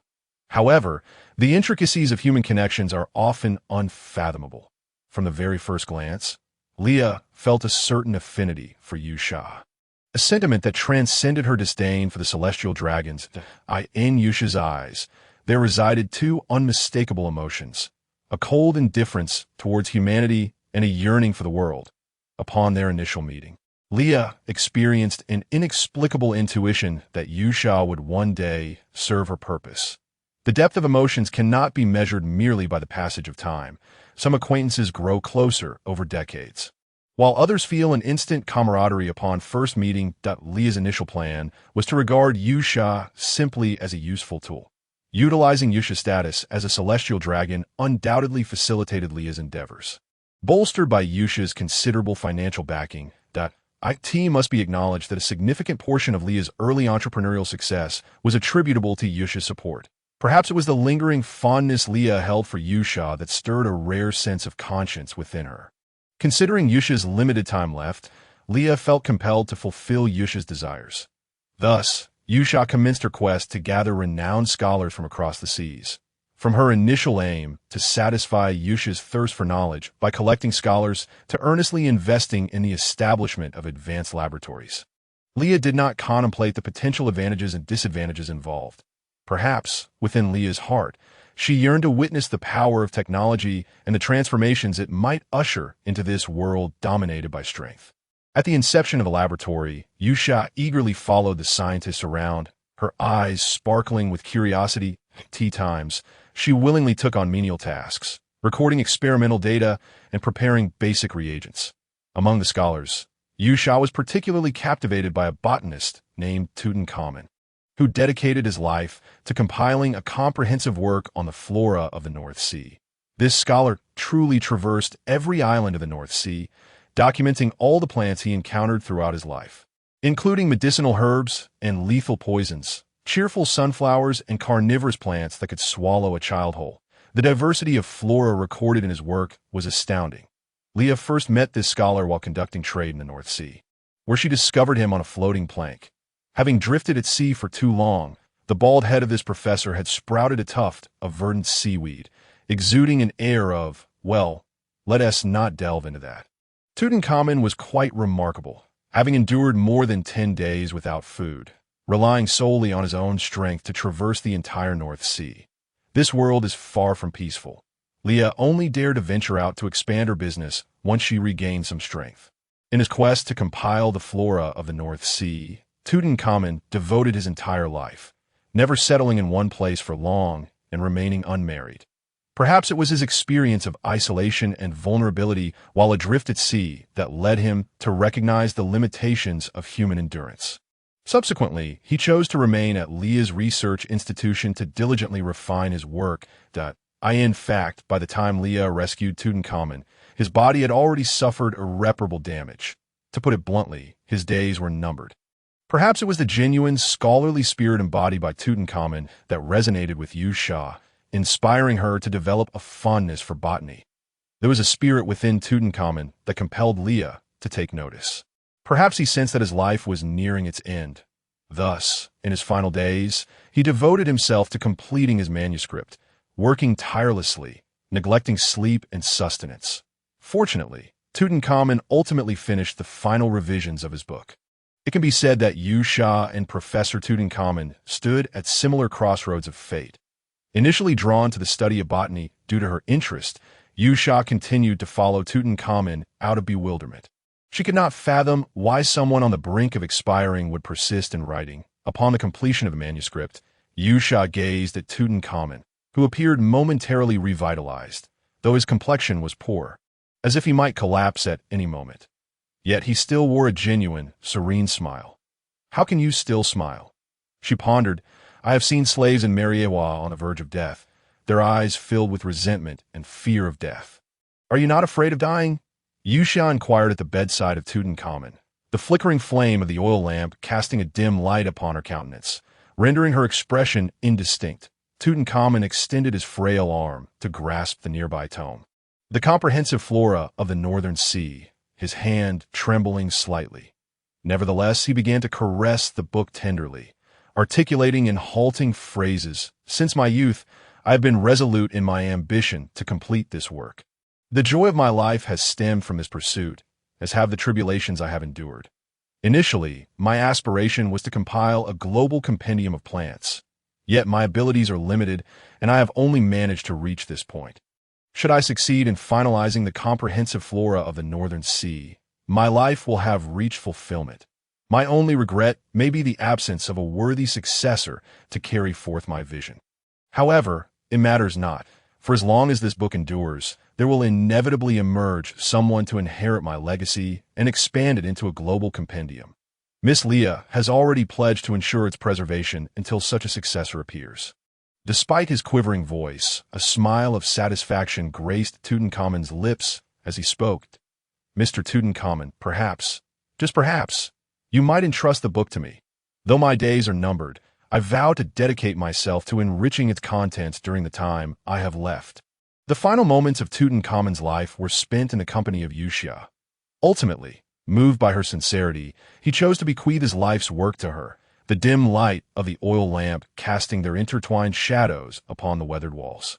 Tutankhamun's tomb was selected on the island of Sicily, a choice made personally by Yusha, who even financed a statue in his honor, inscribed with the words, "Dare to pursue truth," in commemoration of the great scholar's spirit. The statue bore no annotations or interpretations, only the name Tutankhamun etched at the lower right corner. Following the establishment of Franciscan University, the statue of Tutankhamun became a symbol of the scholarly pursuit of truth.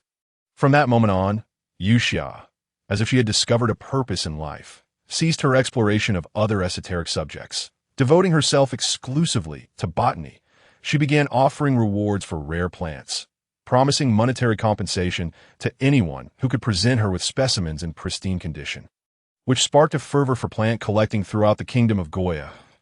As time passed, Yuxia's health deteriorated, yet her brow unfurled with each passing day. In the midst of life and death, she seemed to gain profound insights. Though she remained disdainful of the unintelligent, she learned to coexist amicably with those around her. For reasons unknown, Yuxia's demeanor towards Leah was marked by sincerity, bordering on favoritism. Had it not been for her ambiguous gender identity, Leah might have wondered if Yuxia harbored feelings for her. Leah contemplated avoiding encounters with Yuxia during this period to gently reject her goodwill. However, Yuxia seemed to have a hold over Leah's fate, repeatedly summoning her under the pretext of showcasing precious jewels. Moreover, Yuxia was not merely displaying them. If she noticed Leah gazing at a piece for over 30 seconds, she would gift it to her with a mere wave of her delicate hand. Exhibiting an almost reckless generosity, Leah had previously forgiven Shanks for stealing her wine in exchange for a jeweled dagger, and now she found herself captivated by the allure of wealth. Who wouldn't appreciate the generosity of a wealthy benefactor? Under Yuxia's attentive care, or rather, her financial influence, Leah successfully regarded Yuxia as a friend. Yuxia, possessing a keen sensitivity to numbers, noticed Leah's increasing busyness, spending countless nights poring over dense ledgers. This was necessitated by the frequent discrepancies in the accounts, not due to negligence, but rather the limited mathematical proficiency of her subordinates, who often made minor errors. Consequently, Leah dedicated considerable time to proofreading tea that time. Yuxia, intrigued by commerce, handled these matters with remarkable efficiency. For quite some time, Leah entrusted those accounts to Yuxia. Gradually, Leah began to acknowledge Yuxia as capabilities that, in many respects, Yuxia was indeed a genius, adeptly managing tasks with finesse, albeit with a sharp tongue. Yuxia appeared genuinely concerned for Leah, perceiving her as the last solace in her life, anticipating her imminent demise, and thus summoned Leah to discuss her final wishes. In my days at Marijois, I was repulsed by those fools around me, deeming them unworthy of friendship. Leah, you were the first. Since you adore jewels, I shall bequeath them all to you upon my passing. No one else shall benefit. As she uttered these words, Yuxia had already succumbed to her illness, barely able to rise from her bed. Yet, she still smiled, reminiscent of Tutankhamun in his final moments. Leah had contemplated claiming those jewels for herself upon Yuxia's death. However, when that frail girl expressed her intent to bequeath everything to her, Leah was unexpectedly burdened with melancholy instead of joy. Yuxia had assisted Leah in countless ways. It would be disingenuous to claim she felt no pangs of emotion. Leah had indeed regarded Yuxia as a friend. In fact, the moment Leah entrusted certain matters to Yuxia, she had already included her within her inner circle. Now, witnessing Yuxia confront death with such composure, Leah felt a sudden wave of sorrow. Leah pulled a chair beside Yuxia's bed, maintaining a serious demeanor as she crossed her arms, gazing at the smiling girl. Yuxia, you must know that I initially approached you with ulterior motives, correct? Yuxia animatedly rolled her eyes, replying, even if I was unaware at first. Seeing your insatiable desire for jewels gave it away. Then why continue our association? Surely you don't have feelings for me. Enjoying being taken advantage of. Leah sighed in exasperation in the face of death. Yuxia was candid about many things. Well, Leah, you resemble the doll I adored in my childhood. Leah retorted, is that all? Not quite, Yuxia continued. That doll was burned by my wretched brother. It was the first thing I ever cherished. And Leah, you are remarkably intelligent. Yuxia spoke hesitantly. Goodness, so I'm not just a substitute but a stand-in for a doll as well. Yuxia, you are quite something, Leah remarked, exasperated. Today Yuxia seemed particularly amused that I was merely jesting. Though it's not the most amusing joke, in truth, you possess a magnetic quality that draws me closer. What is it? Yuxia inquired. Your vitality. After a pause, Yusha added, I have encountered pirates before. I once believed they sailed the seas in freedom, embodying liberty. Yet when I met them, I was disillusioned. They were merely wretched souls consumed by greed, far from the freedom I imagined. But you, Leah, are different. Your vibrancy is innate and genuine. Even when you were merely a commoner, your confidence and courage radiated so brightly that, even through a mask, I could see it. Enough, enough. You nobles are so verbose. It's clear you were captivated by my charm from our first encounter. Leah interjected. That's a fair point. Yusha conceded. In that case, Yusha, since our acquaintance began from a place of mutual benefit, let me propose another transaction here. Leah smiled suddenly. Oh, Leah, what are you planning? Yusha, I believe your illness is more complex than it appears. But I possess the means to cure you. Leah hesitated slightly as she began to explain. Yusha waved her hand dismissively, saying, In truth, I have surmised some things during my years of exile in the kingdom of Goa. When a clever tabby unexpectedly appears among a group of pigs treated as mere mascots, it is inevitable that some will find it unsightly. Those in power must certainly find this predicament quite vexing. What if this tabby awakens all the surrounding pigs? It seems, Yusha, you are already aware of the situation, aren't you? Leah crossed her arms and remarked. Initially, she had been oblivious, but after such a long time, how could she remain unaware? Some matters had long been assigned a hidden price. Yusha gazed out the window, her expression deepening, with a hint of barely perceptible resentment flickering across her features. Leah grasped the underlying meanings in Yusha's words and inquired. So, it appears you still harbor some mistrust towards me, as you have never shared these matters with me. Leah felt no anger over Yusha's lack of trust. It was a natural response. Her initial intention in approaching Yusha had been to exploit their relationship, and she felt she had no right to be upset over such issues. It is not a matter of distrust. Rather, I know you, Leah, detest complications and why illness encompasses people and circumstances that would undoubtedly create an overwhelming hassle. I do not wish to burden you with grievances after I am gone, seeking vengeance in your name. Such a notion, as you would say, is quite low, Yusha said with a smile directed at Leah. Leah turned her face away, wondering what this feeling of being touched was. Then perhaps you should simply not die, that if you wish to spare me from complications. Survive and resolve this issue yourself, Leah stated, attempting to maintain a calm demeanor. It seems our Leah is a tad reluctant to see me depart. Yusha teased, but she fell into a fit of coughs mid-sentence. Leah quickly turned around to pat Yusha's back and helped her catch her breath.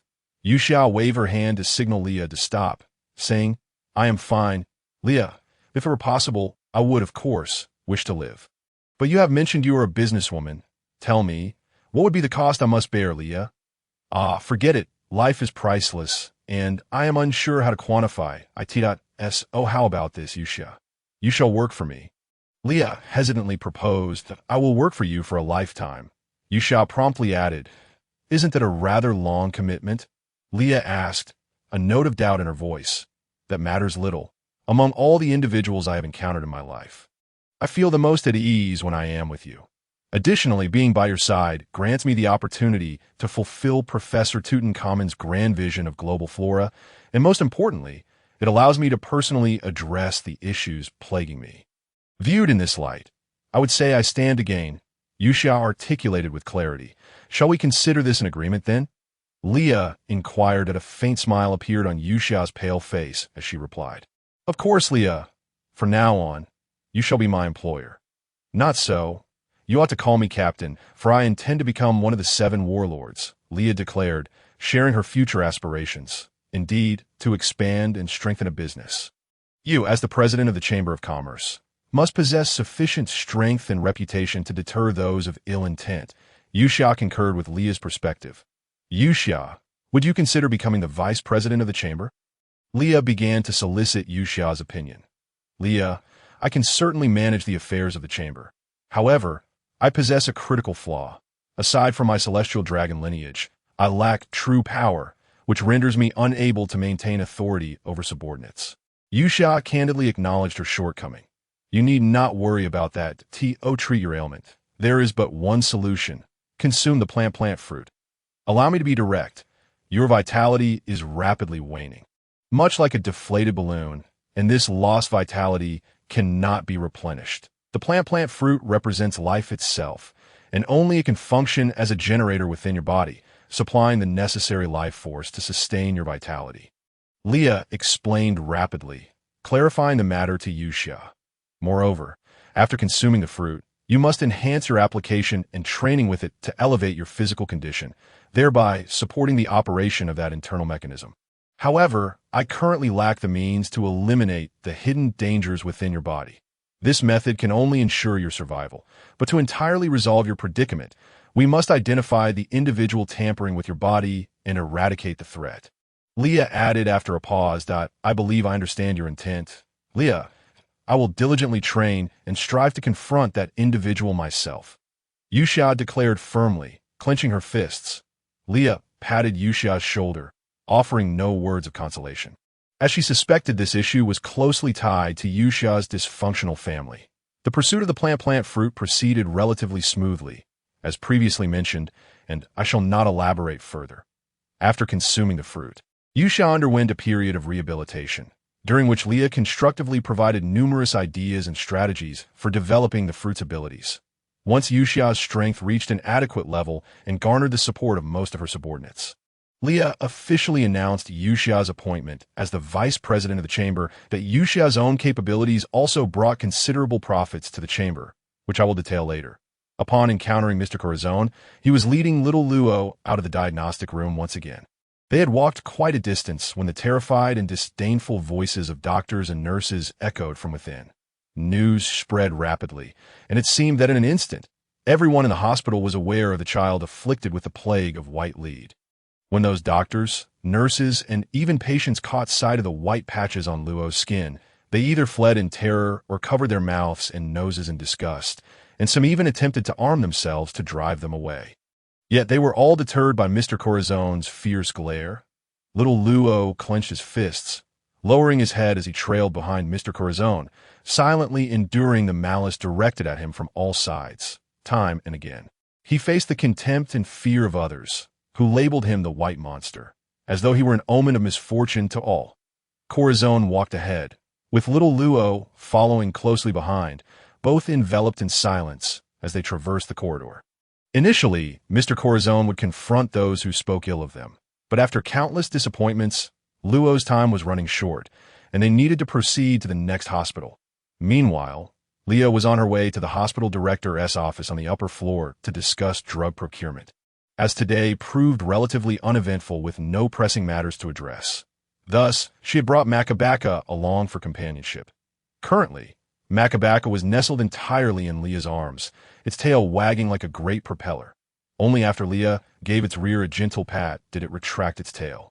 Looking up at Leah with a wet, pitiful gaze, Leah ascended the staircase. She unexpectedly encountered Mr. Corazon and little Luo at the top. Makabaka, of course, was not one to remain still. Just as Leah exchanged glances with Corazon across several steps, Makabaka leaped from her embrace, bounding towards little Luo, its yellow form a blurred T that moment. Little Luo, still somewhat dazed, instinctively reached for a weapon to fend off the approaching creature, only to be knocked down by Makabaka, which promptly pressed its paws on his shoulders and began to lick his face vigorously.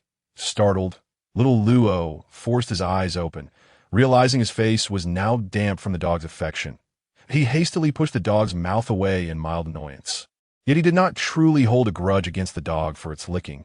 Makabaka, resembling an eager puppy, persisted despite being pushed away repeatedly, determinately bringing its tongue closer to little Luo's face. Mr.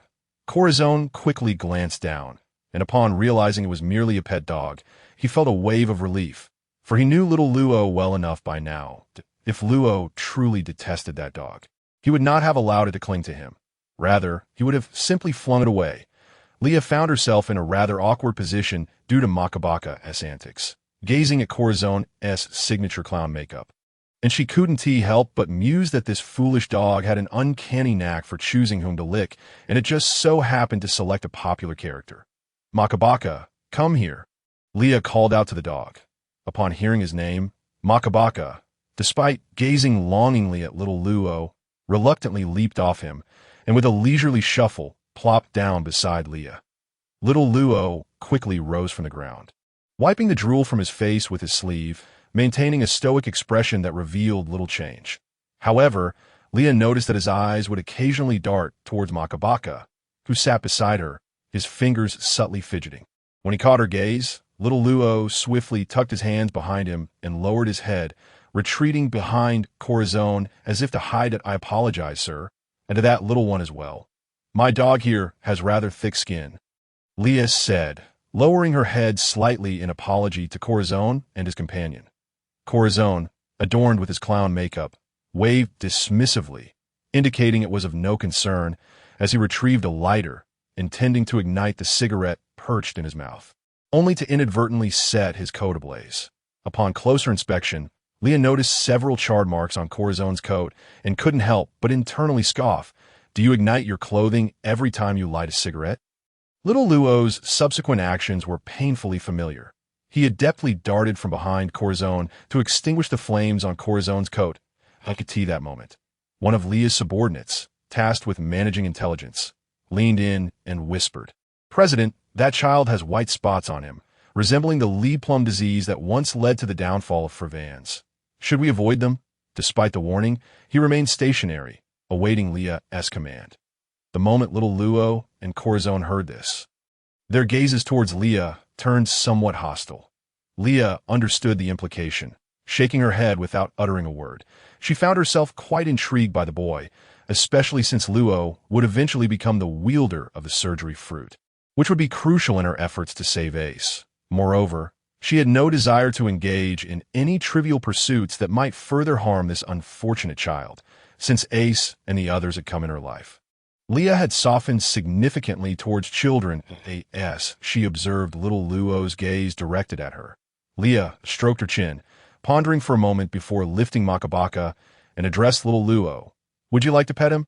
I noticed that Makabaka seemed quite fond of you earlier." Little Luo was typically reticent and sensitive, yet he could discern the kindness in Leah's words. Judging by Leah's attire, it was evident she lacked financial concerns, and Luo believed he and Corazon had little of value to arouse her interest. Furthermore, he was unwell, uncertain of when he might succumb to his illness. Thus, he saw no need to remain overly cautious. Besides Corazon, he hadn't encountered anyone's kindness in a long while. Perhaps it was time to attempt acceptance. After a brief internal struggle, little Luo appeared to reach a temporary compromise with himself. Without uttering a word, he took several tentative steps towards Leah. Leah lowered Makabaka, whose tail was nearly swatting Leah's face. Even further, little Luo cautiously extended his hand toward Makabaka, who, eager to lick little Luo's hand, struggled against Leah's grasp. Finally, little Luo's hand rested atop Makabaka's foolish head. In that moment, he instinctively disregarded the chaos emanating from the hospital, gazing directly into Makabaka's clear, yet foolish eyes. In the warmth of Makabaka's enthusiastic welcome, little Luo ultimately found himself engaged in play with the dog, oblivious to Makabaka now sprawled on the ground, exposing its belly covered in white fur, as little Luo's hand continued to rub its belly. Though little Luo's expression remained unchanged, the softness in his gaze directed at Makabaka had noticeably increased. Makabaka's temperament mirrored that of its three companions. If it strayed beyond Leah's line of sight, it could potentially incite trouble to avert any financial loss and prevent Leah, known for her frugality, from plucking her own feathers. Leah decided to remain and keep an eye on it. She instructed her subordinate to take the contract and discuss matters with the hospital director. Today was not a significant business venture.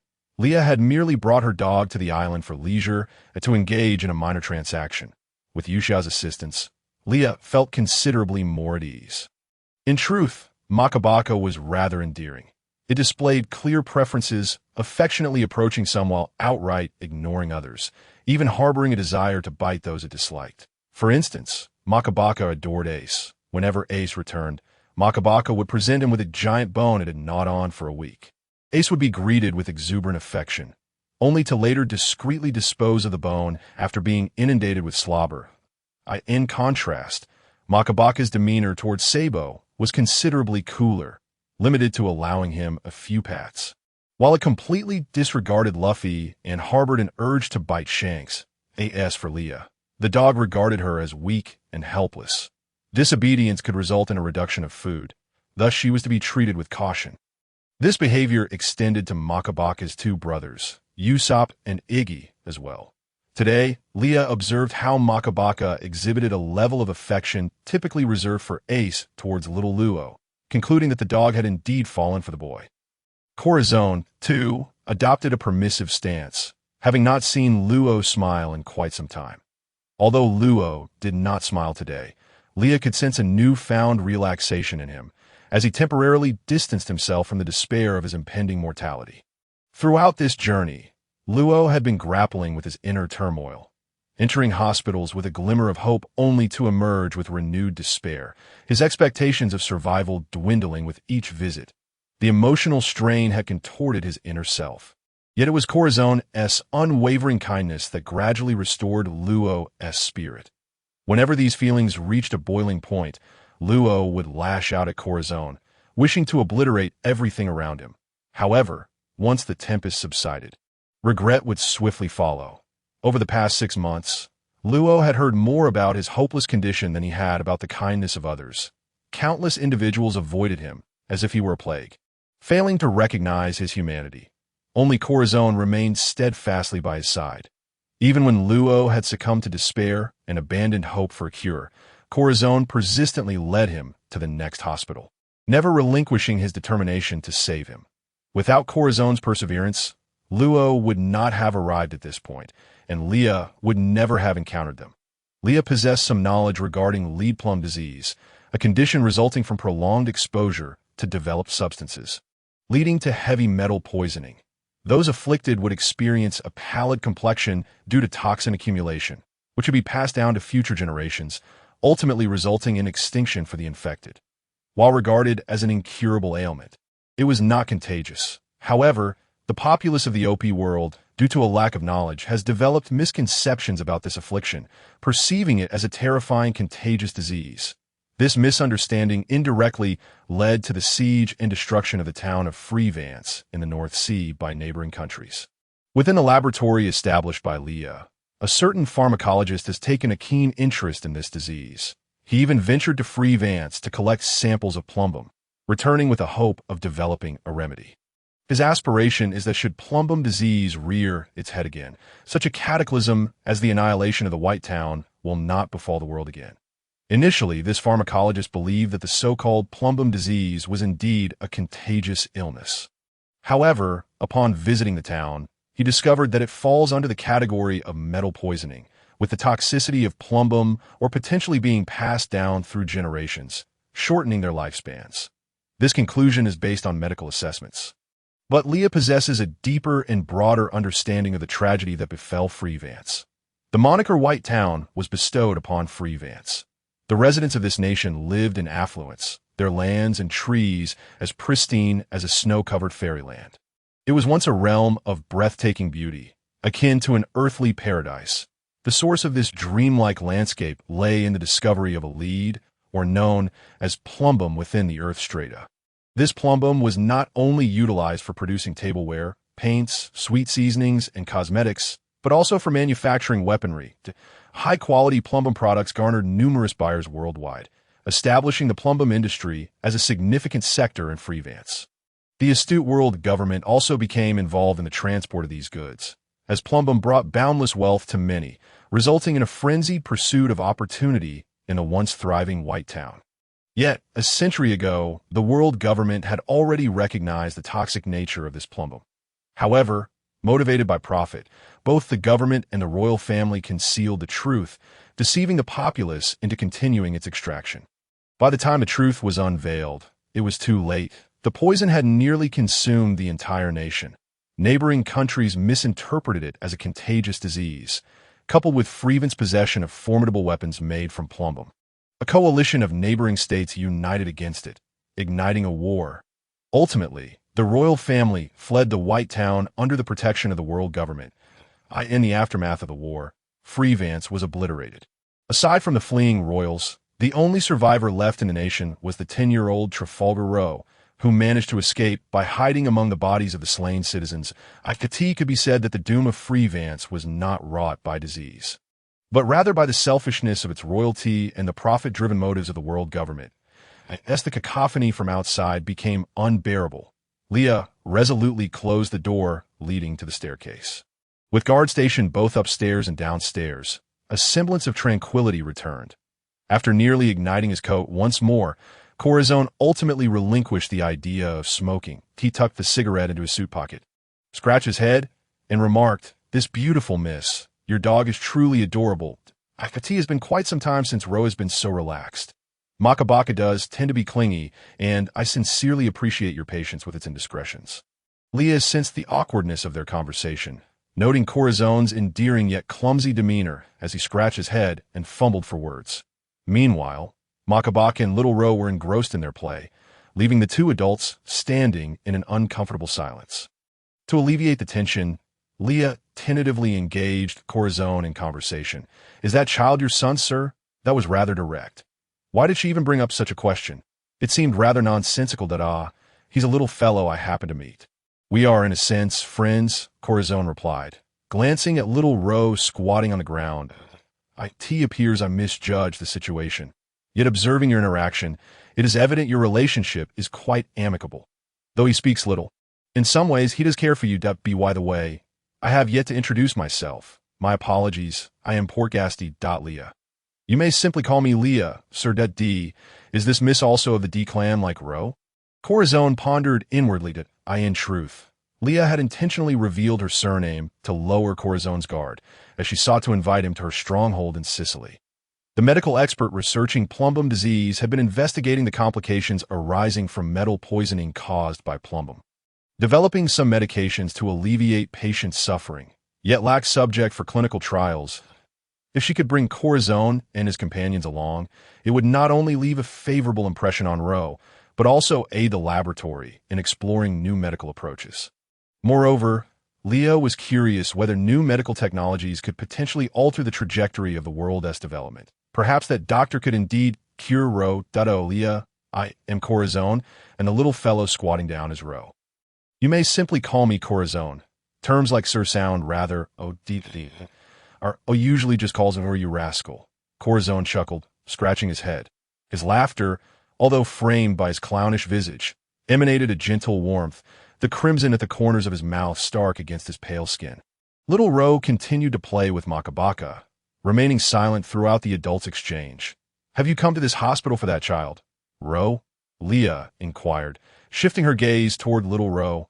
Upon hearing this, Ro instinctively lowered his head, petting Makabaka with greater fervor, causing the dog's fur to stand on end. Yet, Makabaka showed no sign of annoyance, its tail wagging even more vigorously, resembling a devoted servant basking in the affection of a tyrant. Yes, I imagine you have a general understanding of Ro's condition," Corazon replied, his tone heavy with concern as he thought of the unfortunate child. He instinctively reached for a cigarette once more, only to halt mid-motion. Recollecting how he had nearly ignited his coat earlier, "I do possess some knowledge.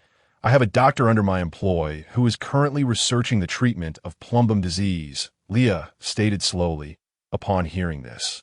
Corazon could hardly contain his excitement. He attempted to move closer to Leah, but stumbled over his own feet and fell to the ground. Little Ro, upon hearing news of plumbum disease, instinctively looked up, only to see Corazon sprawled on the floor. Little Ro ceased petting Makabaka and turned his attention to the fallen Corazon, covering half his face with one hand and letting out a sigh of exasperation. In his eagerness, Corazon hastily tried to rise, pressing his hands against the floor, only to realize he had yet to regain his footing, causing him to topple once more, with his face toward the ground. Leah winced at the sight, instinctively covering her ears and shutting her eyes. Fortunately, Corazon executed a remarkable maneuver. He supported himself on the floor, then propelled himself with his toes, flipping a complete 180 degrees. With a burst of energy, Corazon finally stood upright before Leah, leaning in to grasp her shoulders as he exclaimed, "Is it true, Miss Leah? Ro's condition can be treated?" Leah, somewhat exasperated, replied, "Mr. Corazon, please do not be overly excited. While the doctor is indeed researching plumbum disease, he has yet to discover a definitive cure. Having only developed some medications to alleviate the patient's suffering, Corazone's demeanor visibly deflated. Yet he quickly regained his composure, stating, "This is still a positive development. Throughout our journey, searching for remedies, those quacks either recoiled at the mention of plumbum disease or were utterly helpless. Hear this news is already a blessing. I must implore you, Miss Leah, to take us to meet that doctor. Even if it is only to ease Rose's suffering, it would mean the world to me. Every time I see that little fellow in pain, it breaks my heart." At that moment, little Rose had stood up, lowering his head as he spoke softly. "Mr. Corazon, taking you to see the doctor is certainly no issue. After we finalize today, as contract, we will set off for Sicily, where the doctor is located," Leah responded. Corazon hurriedly expressed his gratitude. "I truly cannot thank you enough, Miss Leah." As he spoke, he prepared to bow to Leah. She quickly dodged the gesture and waved her hand, saying, "There is no need for such formality, Mr. Corazon. It is but a trifling matter for me. I understand that for you it may be trivial, yet for me and little Rose it holds great significance," Corazon replied. Ultimately, Leah accepted Corazon's gratitude, while little Rose silently nodded in acknowledgement of Corazon's gesture. Leah felt this was quite an achievement, considering that little Rose was still a child with tendencies towards destruction and autism. The mere fact that he could nod at her brought her a sense of joy. The three then fell into a silence, with Leah waiting for the subordinates above to finalize the contract. Makabaka, observing the three bipedal creatures in their silence, refrained from causing further mischief and quietly returned to its master. It then proceeded to nudge Leah's shoes with its paws and barked a few times. Leah looked down and met its doggy eyes, understanding that this silly dog was hinting it was time to eat. "Oh, my dear Makabaka, you truly are a glutton." Indeed, realizing Makabaka's desire for a meal, Leah took it to a local restaurant, bringing Corazon and little Rose along, for she did not wish to be an unkind master to her dog. Moreover, Makabaka, this foolish dog, was not without worth. Each time Leah saw her three silly dogs frolicking and causing chaos in the village, her heart ached with regret for having impulsively purchased Makabaka. After all, aside from its good teeth, the dog had no other special qualities. Yet, regret was futile now. She had taken it in, and it was her duty to ensure it thrived and looked splendid. To let it become emaciated would be a disgrace for Leah. Furthermore, the three silly dogs often ran wild in the Colbo Mountains with Ace and the others, unafraid of turning into a ball of fluff. Leah reserved a private room in the restaurant and invited Corazon and little Rose to sit. Makabaka, disliking dog food, preferred meat with large bones. Each time it grasped a bone, it would gnaw at it for ages. To prevent it from solely focusing on the bones and going hungry, Leah ordered a large plate of meat, including several meaty bones. She also selected a few appealing dishes, then summoned the waiter to present the menu to Corazon and the others. Mr. Corazon received the menu and first offered it to little Rose, who silently shook his head, indicating he would not order anything. Little Rose had been quiet throughout the journey, his complexion appearing rather poor, and he walked with great difficulty. Observing little Rose's discomfort, Mr. Corazon often lifted him to carry him. However, little Rose would soon struggle to be set down, as he longed to walk on his own. Detesting his weakness, which rendered him reliant on others for even walking, in the end, Mr. Corazon ordered a few light dishes for little Rose. After placing the order, the dishes were swiftly brought to their table and quickly served. Makabaka carried a small bag on its back, containing its collapsible dog bowl. After every meal, Makabaka would ensure its bowl was licked clean before folding it up and stowing it away. This habit had been adopted when Ace was teaching Miss Macchiato about etiquette, and Makabaka had taken to it. For instance now, upon seeing that the dishes had been served, Makabaka silently tugged at its bag, unzipped it with its mouth, and retrieved the collapsible bowl, using its paws to steady it and its nose to open it. Finally, Makabaka settled beside Leah with its bowl, its eyes glistening with anticipation and its tail wagging energetically. Whenever Leah witnessed Makabaka's antics, she could not help but quip, "Such a finicky dog," upon hearing this. Makabaka would bark a few times as if to say, "How could you, a mere biped, understand the pursuits of us dogs?" Then, it would turn its back towards Leah, presenting its posterior, prompting Leah to consider giving it a playful kick. Yet, she thought better of it. Why argue with a dog? Meanwhile, Corazon and Little Ro observed this whimsical scene, marveling at Leah's childishness while also acknowledging Makabaka's undeniable spirit. Little Ro had a poor appetite, setting down his chopsticks after only a few bites. Leah even ordered a cup of hot water for him, indicating the severity of his condition as his health continued to deteriorate. All in all, regardless of how many times Mr. Corazon scalded himself while eating or how many times Leah dodged the soup he inadvertently sprayed, the meal concluded at an expedited pace. Had Leah not known Corazon's careless nature, she would have long since lost her temper. Makabaka, too, was perceptive to Leah's mood. Noticing her discontent, it hastened to clean its bowl, efficiently washing it before sitting by the door, awaiting Leah. After finishing their meal, Leah, accompanied by Corazon and Little Ro, boarded the merchant ship that had been waiting at the dock, embarking on their journey back to Sicily. The return voyage was tumultuous. Following the downpour, a blizzard loomed, and the chaotic weather at sea was unpredictable. Fortunately, the ship was manned by an experienced sailor, ensuring they would not be capsized by the tumultuous waves. The erratic weather and jarring journey placed an immense burden on Little Ro's frail body. The sudden temperature fluctuations induced a high fever in him, and amidst the violent swaying of the ship, he consumed not a single grain of rice, his complexion growing even more pallid, often breaking into cold sweats. During severe bouts of fever, he would call out incoherently for Mama, Papa, Sister, and no, it was evident that Little Ro was trapped in a nightmare, and Mr. Corazon frequently kept vigil by his side while he slept. His expression growing heavy upon hearing those words, he would gently lift Little Ro and pat his back, soothing him back to slumber. Makabaka, too, seemed deeply concerned for Little Ro, often lying by his bedside. Its ears perked up to listen attentively whenever Little Ro coughed. If the coughs became frequent, Makabaka would dash to the infirmary, barking insistently to summon the ship's doctor. Clearly, Makabaka held genuine affection for Little Ro. Over the past few days, its bond with Corazon and the others had developed even faster than with its own master. The so-called man is inferior to dog adage rang true. Little Ro had moments of clarity as well. Whenever he was awake, he would muster all his strength to consume whatever he could, perhaps to honor Mr. Corazon's efforts, fighting to survive. Especially recently, Leah sensed a surge in Little Ro's will to live. Perhaps he felt he had found a glimmer of hope. Yet, this hope could easily lead to despair once more. Sicily lies at the forefront of the Grand Line, adjacent to the renowned shipbuilding center of Water 7. Since Leah hoisted her pirate flag here, the planning and construction of Sicily have progressed from design to near completion. Why choose this location for the base? Leah had her reasons. Water 7, known throughout the world as the shipbuilding capital, attracts the finest shipwrights globally, boasting premier shipbuilding technology.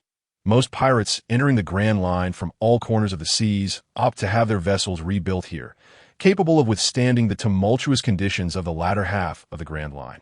Known as the New World, the construction of new ships requires time, making Sicily an ideal destination for a visit. Additionally, being near the Water 7 shipyard will facilitate future business expansion, allowing for the construction of merchant vessels that traverse the world. Leah intends to establish trade routes between islands, which will drastically increase the demand for ships in this world surrounded by the sea. Mastering the latest shipbuilding technology equates to possessing the lifeline for communication with the world. For a merchant like Leah, whose business spans extensive territories, this is of paramount importance. At the center of Sicily lies a mountain range that traverses the entire island, resembling a dragon lying peacefully, which Leah aptly named the Sleeping Dragon Mountain Range. The dragon's head appears to bask in tranquility, exuding an air of serenity.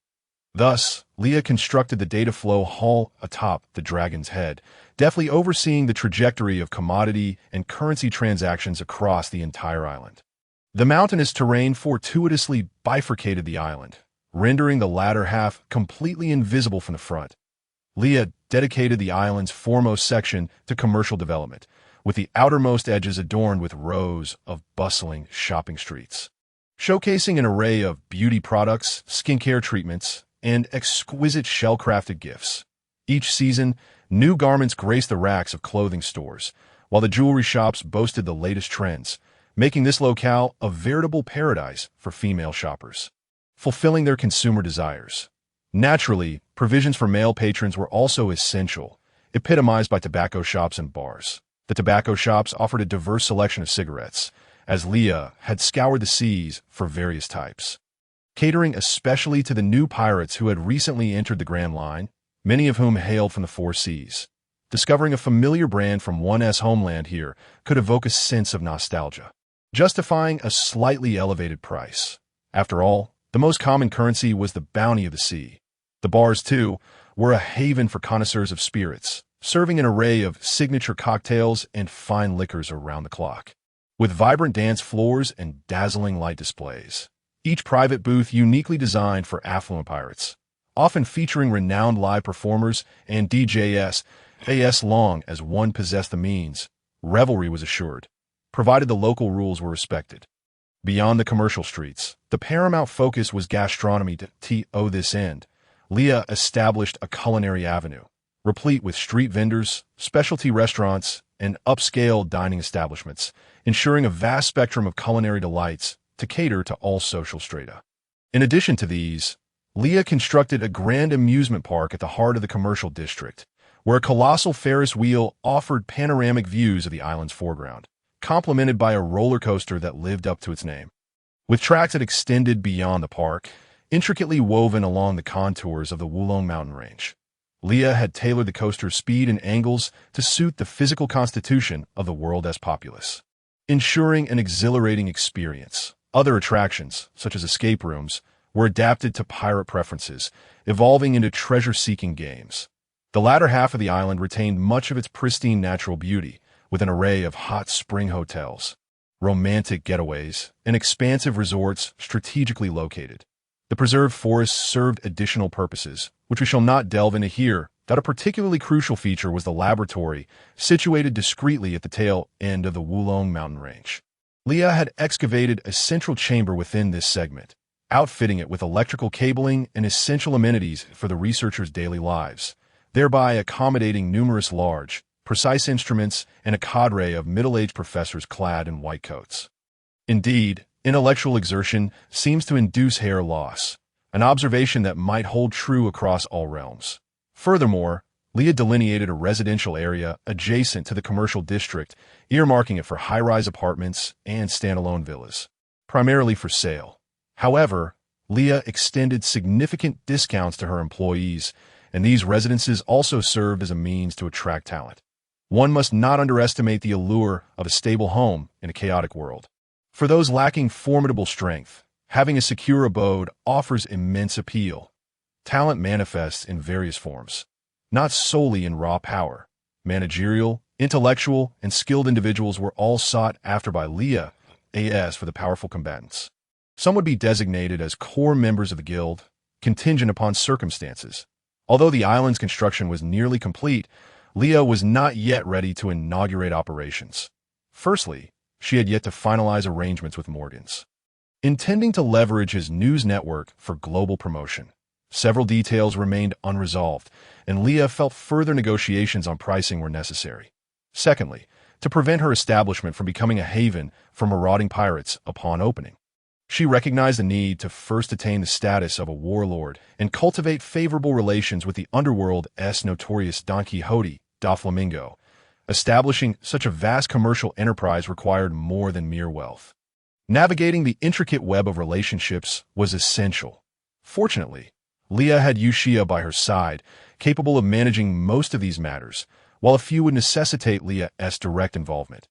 Currently, Leah accompanied Corazon and Little Law to Sicily. Setting aside the awe that Corazon and Little Law felt upon encountering such an expansive island, the pressing concern remained Little Law's illness. Upon their arrival, Leah promptly took them to meet the esteemed physician. Researchers often possess lower emotional intelligence, and the physician regarded Little Law with an expression akin to that of a zoo-goer observing a panda in the laboratory. The physician conducted routine blood and urine tests on Law before escorting him to a hospital on Sicily for a comprehensive physical examination, including vital signs and both internal and external assessments. Crucially, Examinations of the lymphatic system and skin were performed, alongside chest X-rays and ultrasounds, to ascertain whether plumbism would lead to visceral complications. The findings indicated that little Law's health had deteriorated significantly. During fever episodes, he frequently experienced headaches, a common complication of plumbism. Chronic lead poisoning can impair cognitive function, leading to pain, yet fortunately, little Law's nervous system had not suffered irreparable damage. Following a gastric examination, the cause of little Law's inability to eat was identified. The lead concealed within his bloodstream had indirectly harmed his gastric mucosa, resulting in inflammatory changes and excruciating abdominal cramps. Merely envisioning such suffering is enough to unsettle anyone. Despite this, little Law maintained a stoic demeanor while eating, though it was likely that he would soon vomit. His remarkable endurance was evident, and even graver concern arose during the dermatological assessment, revealing extensive ulcerations on little Law's back. According to the physician, the level of mucosal damage inflicted could drive even an adult to the brink of mental collapse. Yet, throughout their journey, little Law remained silent, concealing his condition from both Corazon and Leah, a testament to his strength. Which was both admirable and heartbreaking that Mr. Corazon appeared equally distressed, likely racked with guilt for not detecting Law's condition sooner. Leah observed the worry etched on Corazon's face, sensing that he was on the verge of tears. However, he seemed to suppress his concerns for Law's sake, wishing to shield him from additional worry while he battled his ailment. Little Law, too, was similarly reticent, enduring his physical suffering in silence, perhaps hoping to alleviate Corazon's burdens. He listened intently to his diagnosis, head bowed, and once all examinations were concluded, he began to dress with deliberation, wincing at the slightest touch of fabric against his tender skin. The physician, at that moment, was unable to determine the prospects for Law's recovery. Given the slim chances of healing, he administered a concoction designed to alleviate physical suffering, while preliminarily suggesting a regimen of blood dialysis and plasma exchange. The dialysis aimed to purge toxic heavy metals from Law's bloodstream, a process far from pleasant. Despite Sicily's possession of some of the most advanced medical technologies in the world, it lagged significantly behind 21st century China. Consequently, little Law was inevitably beset by a host of treatment-related complications, such as muscle spasms and arrhythmias, discomforts familiar to those who have endured similar trials. Little Law and Corazon remained on Sicily for nearly 2 months, during which Law underwent several rounds of blood dialysis. While it evidently alleviated his physical deterioration, it was still unable to cure him entirely by that time, as the plumbum had nearly permeated the very bones of little Luo. Merely relying on hemodialysis could not completely eradicate the lead from his body. However, it could indeed mitigate the failure of his kidneys. Despite this, little Luo's physical condition could not sustain prolonged hemodialysis sessions, and he was at high risk of succumbing to complications arising from the treatment. Each time before undergoing hemodialysis, great effort was expended to pharmacologically optimize little Luo's condition to an acceptable state. Only then could the procedure be undertaken out of course. This was also made possible by Leah's financial support. Such backing did not go unnoticed by both little Luo and Corazon, after enduring a protracted 2 months of torment. The medical expert shook his head, admitting that his capabilities could only delay death, not cure it. Yet he did offer one final surgical option. Indeed, no matter how one struggles against fate, it ultimately nudged Luo and Corazon back onto their original path. They ultimately resolved to undergo another plasmapheresis procedure. The effort required to collect sufficient blood for transfusion was immense, relying heavily on Leah's connections. Although Leah had never openly expressed concern for Luo, her support was evident in her actions. Following the completion of the plasmapheresis surgery, Corazon embarked with Luo on a quest for the surgical fruit.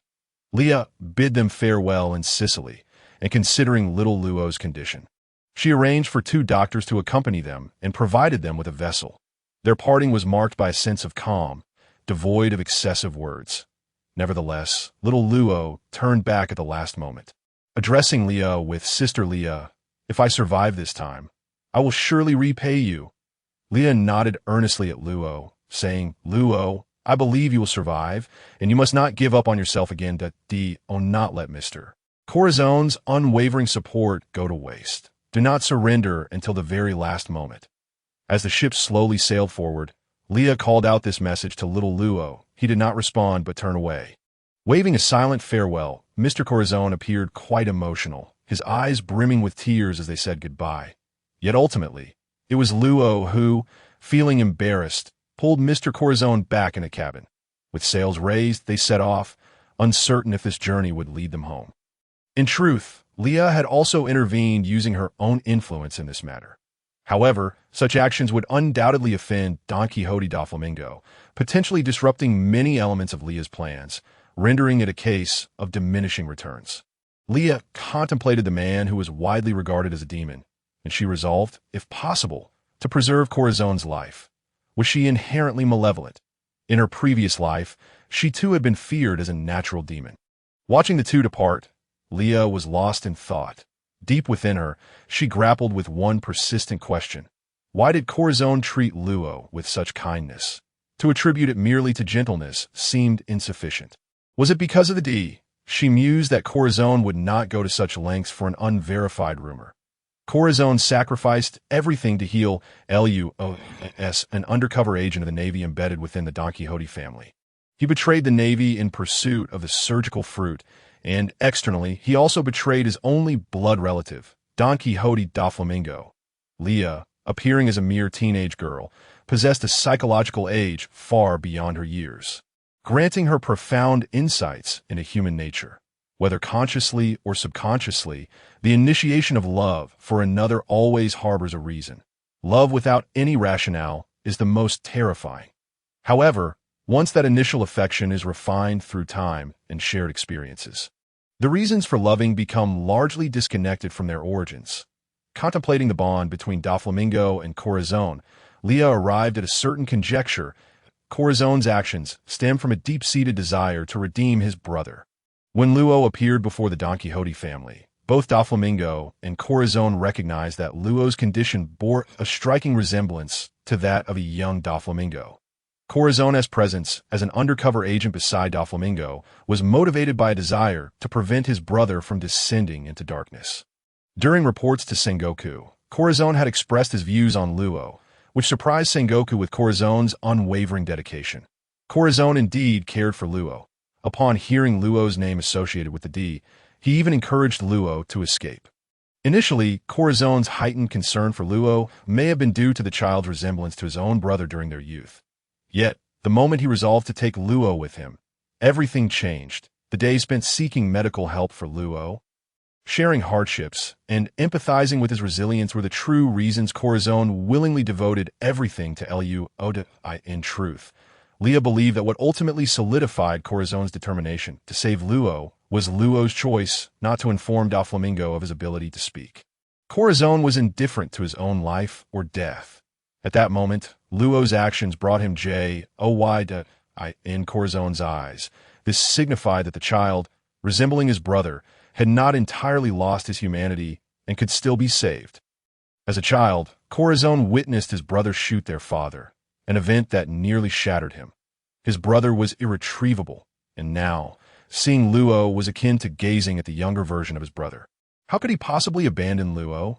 Moreover, the detail regarding Corazon's eye makeup warrants attention. Doflamingo consistently wore sunglasses, and within his memories, he recalled being bound and bleeding from one eye as a child. It is reasonable to speculate that one of Doflamingo's eyes might have been blinded as a result. If Doflamingo's blindness stemmed from such circumstances, it would not be difficult to comprehend his profound hatred for the world and desire for destruction. Corazon adorned himself with an exaggerated single-eye makeup, symbolizing the pain of being forcibly made a member of Arlong's pirate crew and branded with tattoos. Consequently, Nami's sister, Nojiko, chose to cover her entire body with tattoos to collectively endure that suffering. The bond between the brothers was undeniably deep, and many subtle details revealed Doflamingo's genuine care for his brother, while Rosinante similarly projected his desire to redeem his brother onto Luo. However, upon deeper reflection, the relationship among Law, Corazon, and Doflamingo reveals itself to be rather brutal. The bond between Rosinante and Doflamingo is obstructed by an array of formidable barriers, stances, natures, ambitions, responsibilities, and the haunting pain of patricide that looms between them. These are not merely emotional hurdles that can be surmounted. Rather, emotions become the last consideration, only to be contemplated once the preceding issues are resolved, allowing for the heart-wrenching acknowledgement of the brothers' divergent paths. Doflamingo harbors profound love for his brother, yet remains utterly oblivious to his true self, while Law possesses an intimate understanding of Doflamingo, coupled with an intense loathing. Doflamingo imparted a wealth of skills to Law, yet led him toward destruction, whereas Corazon, without teaching him anything, brought about his salvation. The dynamics among the three resemble an inextricable knot, intertwined yet at odds that in truth, it was Doflamingo who initially took Law under his wing in a bid to save him. A small detail underscores this. When Law first arrived at the Don Quixote family, upon revealing his origins from Flevence, other officers panicked and urged him to leave, but only Doflamingo reprimanded them and comforted Law. Dismissing their fears as mere superstition, Law was saved, sheltered, and nurtured by Doflamingo. It is essential to note that Doflamingo's intentions were not solely utilitarian. When Law first entered the family, he was a sickly child, and Doflamingo saw a reflection of his former self in him, caring for him out of shared suffering. Theoretically, Doflamingo encountered Law earlier and treated him well, yet Law seemingly disregarded Doflamingo entirely, betraying him for Corazon. From a causal perspective, had Doflamingo not taken Law in, he likely would not have survived long enough to meet Corazon and forge that bond out of course. Interpreting Doflamingo's actions from Law's viewpoint renders them as mere manipulations. However, for someone like Law, who has lost everything, he can only be moved by someone willing to sacrifice everything for him, finding a reason to live through the memories and hopes tied to that person. Others do not experience such grace. Law is a deeply conflicted and contradictory individual, as are Corazon and Doflamingo, particularly in their relationships with one another. Doflamingo's connection to Law is the most straightforward. Law harbors feelings for Doflamingo, perhaps even surpassing his feelings for Corazon. During his time in Dressrosa, Law never mentioned avenging Corazon nor implied that Corazon's death was the catalyst for his actions. Rather, he sought to confront Doflamingo to fulfill Corazon's wishes. In essence, Law seems to be evading the positive memories associated with Doflamingo, yet even the negative memories are inescapable, compounded by the fact that Corazon died in a bid to save him, transforming that obsession into a nightmare. The blood ties between Doflamingo and Law ultimately lead to a fatal conclusion, which evokes a sense of melancholy in Leah. From various perspectives, she yearns to intervene in the affairs of the two brothers, hoping to alter their fates. Frankly, Leah admires Doflamingo. His approach resonates with her in many ways. Both have experienced their own descents into despair, granting them a deeper understanding of the hopelessness inherent in such circumstances, thus allowing her to comprehend his actions on multiple levels. Nonetheless, this does not imply that Leah wishes to emulate Doflamingo. At the core, Doflamingo possesses a magnetic charisma, but he is also a deeply frightening individual. Although Doflamingo's father renounced his celestial dragon status in pursuit of a commoner's life, he was oblivious to the widespread loathing that the common folk harbored for celestial dragons. The camaraderie between Don Quixote, Homing, and Vivi's father, Cobra, elucidates why Homing's ideology diverges from that of most celestial dragons. In Leah's eyes, Homing's kindness is but a misguided arrogance, lacking grounding in the harsh realities of life. His understanding of the common people's existence is limited to that of affluent nobility, entirely oblivious to the struggles faced by the underprivileged. Yet, such cognitive dissonance appears remarkably normal. Each time the celestial dragons venture out, the upper echelons of society treat the streets as their playground, even going so far as to incinerate slums. Thus, it is not surprising that Homing's perception of the common folk remains confined to the wealthy elite. Doflamingo, at his core, embodies the quintessential master. He craves a life of luxury, requiring subservience, while rejecting any form of resistance from the common people. This is why he later brandished his father's severed head before the celestial dragons, seeking their acceptance. Once more, Corazon's demeanor has always contrasted sharply with Doflamingo's. Appearing nonchalant and somewhat timid, he nevertheless radiates an inherent kindness. When did the lives of Doflamingo and Law begin to diverge so drastically? Perhaps it was after Doflamingo's patricide when Rocinante, in a state of despair, chose to leave. Following their separation, Rocinante encountered a man who would alter his destiny, Sengoku. Under Sengoku's mentorship, Law ascended to the rank of a distinguished Navy captain, though the details of this transformation remain confidential. Ultimately, Doflamingo's rise, coupled with Law's unique status, rendered Corazone's role as a Navy spy within Doflamingo's pirate crew entirely plausible, given that Law is Doflamingo's biological brother. Doflamingo genuinely loves his family, even when food is scarce. Little Don Quixote strives to bring the most complete fish back to his ailing mother, all the while urging his brother to eat. Doflamingo is not devoid of humanity. His love for his brother runs deep.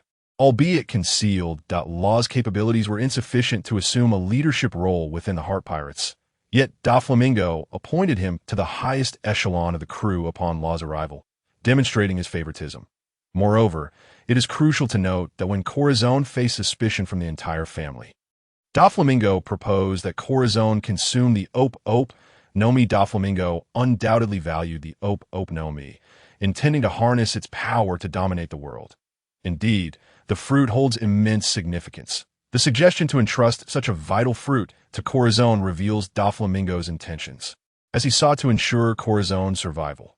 The Ope Nomi can only be wielded by a doctor. Corazon, lacking medical expertise and coordination, would be ill-suited to utilize it. Forcing him to perform surgery would be akin to placing a patient on a tightrope. Ultimately, all of Doflamingo's actions were aimed at preserving Corazon's life, that, in the eyes of the family, betrayal warrants execution, a hard and fast rule. Yet if Corazon consumed the fruit, the situation would shift. Doflamingo could provide an explanation to his subordinates. If he killed Corazon, the Ope Nomi would be lost, jeopardizing his aspirations of becoming the Pirate King. Thus, Corazon could survive, and Doflamingo could navigate the treacherous waters of familial loyalty when recounting his past. Doflamingo mentions losing his mother at 7 and committing patricide at 8, yet he refrains from mentioning his brother's death, that he avoids the subject, for it is the deepest wound in his heart. When Doflamingo sentenced Corazon to death, many merely perceive his actions as cruel. Conversely, Leah recognized Doflamingo's profound feelings for Corazon. Upon discovering Law's betrayal, Doflamingo told Virgo, torture him thoroughly, make him regret ever being born. Yet, when confronted with Corazon's betrayal, he instinctively exclaimed, "Hey, you didn't kill him, did you?" After capturing Law, Doflamingo employed every means at his disposal to torment him, firing lead bullets and gradually slicing Law's arm. In contrast, when facing Corazon, Doflamingo fired a few shots and then turned to leave. Prior to this, Corazon had already endured multiple gunshots from pirates, a brutal beating from Virgo, and had been further assaulted by the Bomb Man. Leaving him on the brink of death, Doflamingo then fired 6 shots. Yet Corazon still clung to life, indicating that Doflamingo had deliberately refrained from aiming for Corazon's vital points. Ultimately, Doflamingo even declined to ascertain Corazon's fate before departing, which underscores just how much he truly cared for him. However, as the captain, he was compelled to enforce familial law. The life of Don Quixote, Doflamingo, truly evokes a sense of lamentation, as a child of the celestial dragons. He was indoctrinated with the conventional beliefs of his kind, only to be cruelly betrayed by his inept and self-righteous father. Following the death of his mother, he found himself abandoned in his darkest hour. With no one to rescue him as he and his family faced imminent demise, it was only through the awakening of his conqueror Haki that Doflamingo managed to survive, subsequently encountering the duplicitous Treble and others, who molded him into a tyrant. The ideologies he absorbed during his formative years were profoundly extreme. The hierarchical mindset of the celestial dragons nearly led to his demise at the hands of humans, fostering a deep-seated hatred for humanity. Beginning his descent into madness with the patricide, he was further indoctrinated by the first-generation family executives with an even more profound self-centeredness and notions of superiority, ultimately culminating in the fratricide that plunged him into true insanity. In truth, no one has ever genuinely comprehended the inner workings of Doflamingo's mind. Even Corazon fell short of this understanding. He merely perceived his brother as a ruthless and fearless individual.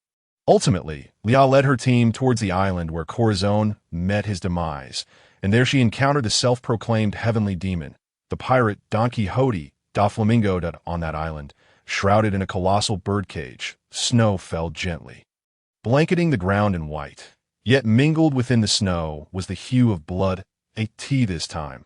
Da Flamingo was still youthful, appearing to be around 25 years of age, with a vibrant golden quiff and clad in a black suit, accentuated by an essential pink feather coat.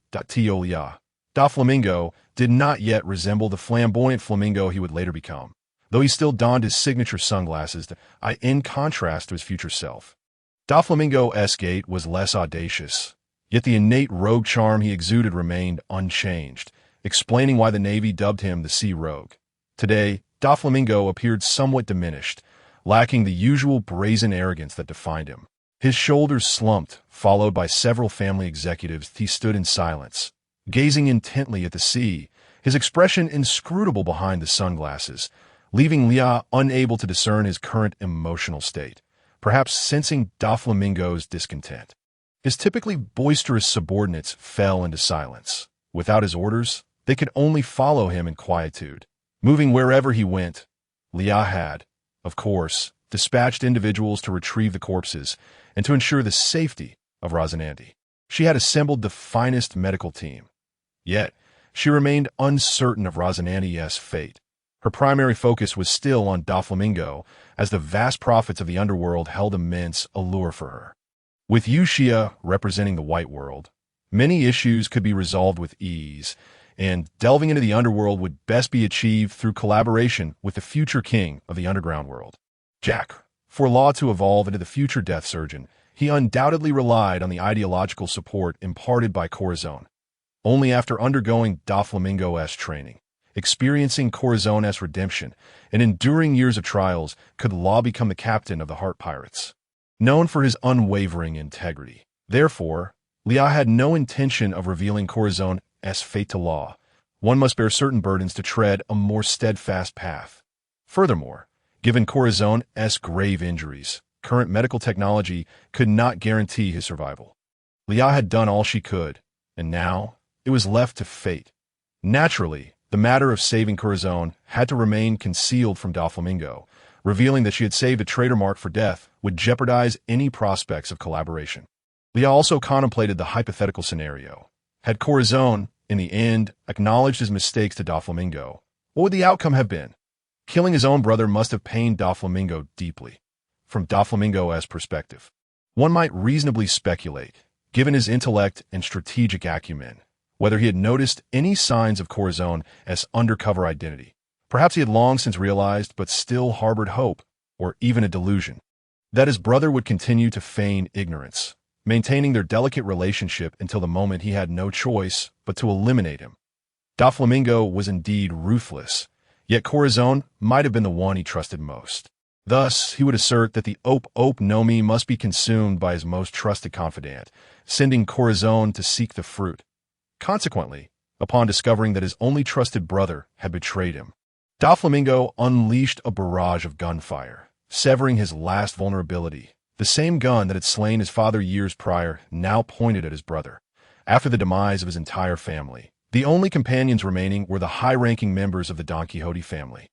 Although Da Flamingo publicly claimed their relationship was one of lord and subject, he subconsciously treated them as family. Leah, accompanied by a few subordinates, was gradually making her way toward Da Flamingo and his entourage. To conceal the events transpiring on the island, Da Flamingo ordered his subordinates to eliminate all who were privy to the truth. Employing the birdcage tactic was also a means to ensure that no one could escape the island.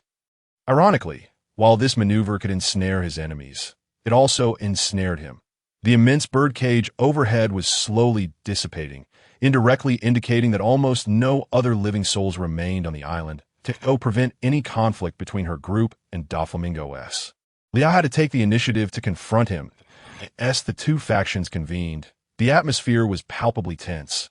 Upon noticing the presence of unfamiliar individuals on the island, Da Flamingo's subordinates visibly tensed. Muscles taut, instinctively leveling their weapons at Leah and her team. In stark contrast, Da Flamingo appeared remarkably relaxed at the sight of them. Perhaps it was due to his foul mood that he found even the pretense of composure too taxing. Alternatively, he might have confidence in his own strength, dismissing the threat posed by an intruder who had only now revealed themselves. However, such a notion seemed unlikely. Anyone able to evade the pursuit of his executives within the confines of the birdcage and approach him unscathed could hardly be regarded as a mere trivial adversary. As Leah approached Doflamingo, he uttered a perplexing remark. "You've arrived a bit late." Leah's mind was flooded with questions. What on earth did he mean? This was our first meeting. Could he have predicted my arrival today? Did he know I would come here? We have never crossed paths before. Though a multitude of speculations surged within her, she maintained a facade of calm and inquired with a tone of confusion. Doflamingo recognized the face before him, one etched in his memory for over a decade. Familiar yet strange. The features remained largely unchanged, yet the woman before him failed to recognize him, claiming they had never met. Moreover, this individual appeared significantly younger than he remembered, radiating an aura that was palpably colder and more distant. "Leah, will we meet again in the future?" "We shall certainly meet again, but do not seek me out proactively. When the time is right, I will come to find you." Reflecting on the parting words of that individual, alongside the current circumstances, Doflamingo's mind raced with thoughts. Did you traverse the river of time to reunite with us? No wonder he had exhausted every means in his early years, yet failed to find that person upon the vast seas. In those solitary years, he had often questioned whether those memories were merely figments of his imagination, the product of a delusion conjured for his own salvation amidst adversity. No, Don Quixote Doflamingo, would never engage in such weakness. She undoubtedly exists. Perhaps she dwells on an undiscovered island, isolated from the world, or in a closed-off nation akin to Wano. She must exist. She must exist. The one certainty that anchored Doflamingo's belief in her existence was that Rosanani remembered her and had never forgotten. Hearing that the former general of Wano's son, Kazuki Odin, had a wife believed to be the user of the time fruit, who supposedly traversed time from 800 years past, Doflamingo observed the evident apprehension and bewilderment in Leah's eyes. Ultimately, he resolved to heed the wishes of that individual. When he had previously dispatched inquiries regarding Corazon and the young law, he had learned that Leah had once sheltered them for a time. Doflamingo paused momentarily, then broke into laughter. "Fufufu, you've come here today to save Corazon. Haven to you." The laughter is also one of Doflamingo's trademarks. However, to Leah, a person like Doflamingo typically thinks before he speaks. Thus, he would pause to laugh for a moment, contemplating the most suitable words to appease her. Doflamingo's modus operandi is characterized by a lack of sincerity in his speech. His words are seldom to be taken at face value and require discernment. Often, what he says is merely what he deems appropriate for the situation at hand. Therefore, it is crucial to seize upon his spontaneous utterances, as the subsequent remarks are likely mere fabrications intended to placate her. Nonetheless, now that Leah stands before Doflamingo, pondering how he knew she would arrive here has become rather inconsequential. In fact, when Doflamingo revealed that Leah had come for Corazon, the members of the Don Quixote family could no longer restrain themselves and launch an attack on Leah and her companions. Naturally, Leah and her group were not inclined to remain passive. They too drew their weapons, and Leah unsheathed the dagger from her waist, positioning it across her chest. At that moment, the atmosphere between the two factions was palpably tense. Yet with a mere gesture, Doflamingo quelled his subordinates' agitation. Although those officers remained vigilant, they ultimately laid down their arms, albeit reluctantly, out of respect for their young master's orders. Observing the opposing side disarm, Leah signaled her own men to do the same. After some contemplation, Leah felt there was no longer any reason for secrecy at this juncture, so she stated candidly that her primary purpose was to discuss a collaboration, with her secondary aim being to explore the possibility of saving Corazon. "Collaboration, you say? Even if I've already killed Corazon, would you still wish to cooperate with me?" Doflamingo bellowed with laughter, his question laden with ambiguity. Leah felt a sense of unease. Doflamingo seemed off today, persistently posing peculiar inquiries. Had he perhaps been too shaken by recent events? She replied earnestly, "Well, life and death are fated, and wealth is determined by the heavens." If Corazon is indeed dead, there is little I can do. Nevertheless, I intend to continue our discussion regarding collaboration. You are certainly not the same person you once were. Had the old you learned of Rosanandi's demise at my hands, you would have been furious and unforgiving. Some matters, Doflamingo felt, were better left unspoken. Thus, he decided to dismiss everyone else. Opting for a private conversation with Leah, he addressed his subordinate, Toripole, take the others to search for any remaining loose ends on this island. Pausing, he then said to Leah, aren't we here to discuss cooperation? My ship awaits. We can converse privately in my captain's quarters at tea that moment. Leah felt relieved that she had previously instructed her men to bring Corazon aboard her ship for treatment as soon as Rona had departed.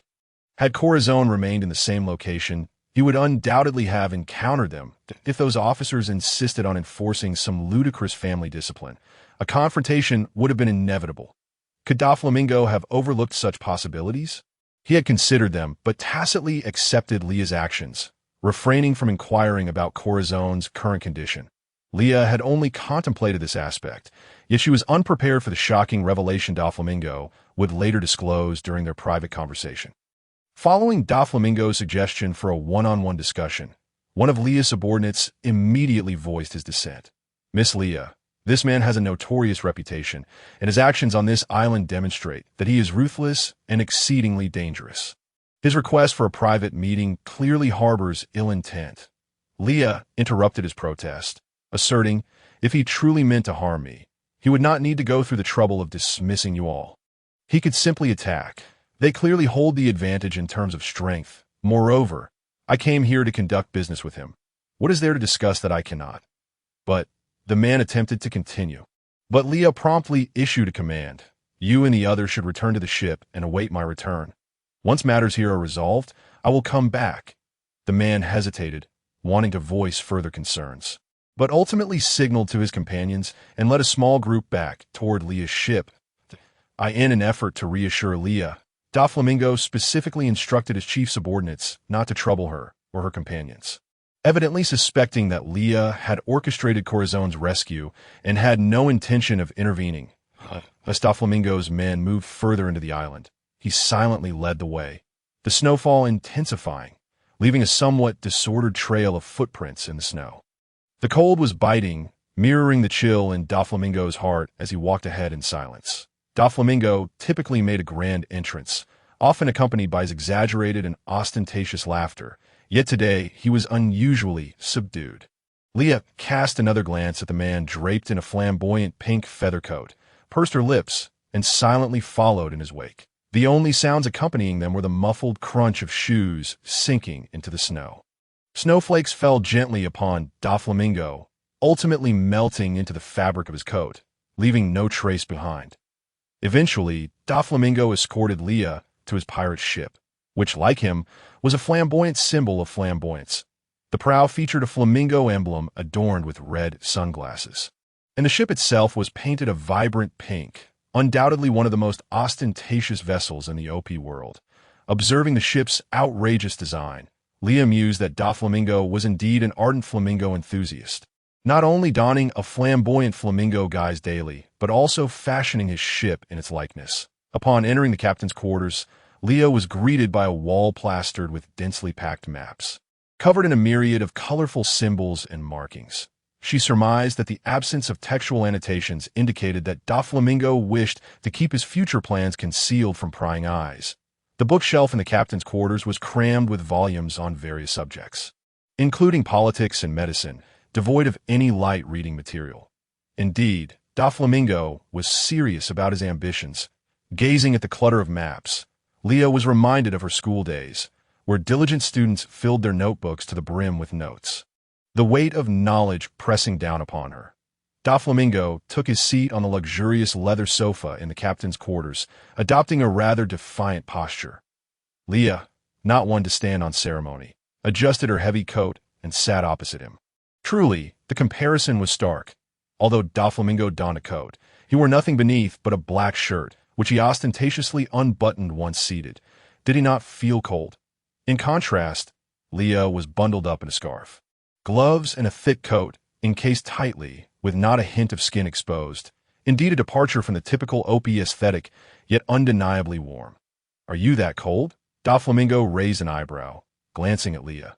She remained silent, choosing not to respond, and asked, "Do you have something to discuss with me? Now that it is just the two of us, you may speak candidly. No need for superfluous chatter." Doflamingo appeared relaxed, a faint smile gracing his lips as he replied, "I did not kill Corazon." "Excuse me," Leah instinctively retorted. "I said I did not kill Corazon. He is merely in a state of unconsciousness for the time being." Doflamingo gestured to his head, then began to manipulate his devil fruit powers.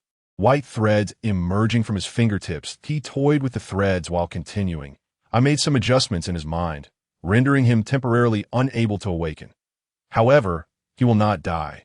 I have also tended to his internal injuries with these white threads." Leah's eyelids twitched, her heart racing with excitement as she realized that the narrative was shifting unbeknownst to her. Though Corazon was not a central character, his influence on Doflamingo and Rosanani was profound, marking him as a pivotal figure. Now, not only had Doflamingo spared Corazon's life, but he had also secretly ensured his safety. It is worth noting that Leah had paid a price for her previous interventions. Whether it was reattaching Shanks's arm or saving Sabo, each act had entailed considerable sacrifice. After saving Sabo, dark clouds had pursued her relentlessly, lightning striking in fervent pursuit, and she had endured ridicule from Yushia for quite some time. Yet now, Leah found herself faced with an even more pressing question. Why are you divulging this information to me? Moreover, why are you taking the time to explain it so thoroughly? From what I understand, you are not typically so amenable. Doflamingo tilted his head to gaze at Leah, and as he did, his enchanting laughter erupted. Hoo, consider it my profound interest in you. Dear lady, you have indeed piqued my curiosity. Oh, this overwhelming sense of familiarity is rather awkward. How many more domineering figures must little Tang consume? Dismissing the chaotic thoughts swirling her mind, Leah pressed on with her inquiry. So, how do you plan to deal with Rosie? You must have guessed it. Rosie has already been taken away by my men. Doflamingo spoke with a rather irreverent tone, revealing his inner thoughts to Leah. Initially, I intended to eliminate Corazon directly. After all, that little brat betrayed me and nearly got me captured by the Navy. However, I recalled a certain individual's request from my memories, which led me to abandon that notion as he uttered these words. His eyes, obscured by sunglasses, were fixed intently on Leah. Leah felt a chill run down her spine under his gaze, yet she was also puzzled, pondering who this old acquaintance of Doflamingo could be. Observing the young woman's silence, Doflamingo continued, "However, I cannot simply pretend nothing happened and forgive that brat. Thus, I tampered with his mind a bit. Now that you've taken him away, I leave him in your hands. From this moment on, Corazon is no longer my brother. You'd best ensure he doesn't cross my path again. Otherwise, I cannot guarantee that I eliminate him once more." Though Leah said nothing outwardly, internally she ridiculed this flamboyant creature. In a situation as tense as tonight, he had covertly spared Corazon's life while stubbornly declaring his intent to dispose of him, perhaps merely to maintain his facade of superiority. Leah then contemplated another question and proceeded to ask Doflamingo, when will Corazon awaken, or what must be done for him to regain consciousness? Given your capabilities, Brother Ming, I assume it wouldn't be difficult for you to keep him in slumber, if that is your wish. Hoo. When that brat will awaken is anyone's guess. It depends on my mood. Doflamingo replied with a chuckle. Truly capricious. Yet Leah understood. Doflamingo was likely still entangled in the complexities of their fraternal discord. Only they could resolve their issues. And she was not in a position to intervene. Though Corazon remained unconscious for the time being, at least his life was spared. Thus, Leah chose to no longer dwell on Corazon's predicament. If needed, she could arrange for someone to care for the sleeping beauty, which was hardly a problem. It was time to engage Doflamingo in a more formal discussion. Given that, I shall refrain from further inquiries about Corazon. If you come to a decision, feel free to seek me out. Leah paused before continuing. Now we can discuss matters of collaboration, Mr. Doflamingo. Hoo, collaboration. I hardly know who you are. The foundation of cooperation lies in understanding each other's strengths. Come to me for collaboration, which suggests you possess some knowledge of my subordinates' influence and future intentions, that I'm quite curious as to how you acquired such insights, Doflamingo remarked, his gaze on Leah laden with meaning. Leah, of course, would not answer his question directly at this moment. She was aware of her unique ability to foresee future developments, a bug in the narrative that she could not disclose to anyone. Moreover, the storyline had already begun to shift, and she needed to probe Doflamingo to see if he would still follow the original plotline of seizing the throne of Dressrosa. However, Leah felt it was prudent to introduce herself first. After all, she had approached Doflamingo with an air of familiarity, which could easily raise suspicions. Surprisingly, Doflamingo had shown remarkable tolerance towards Leah tonight, only now inquiring about her identity.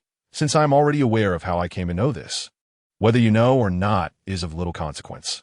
Leah deftly sidestepped the question, fortunate that Doflamingo, being a clever man, did not press further. I should first introduce myself. I am Portgast Leah, a merchant operating across the seas.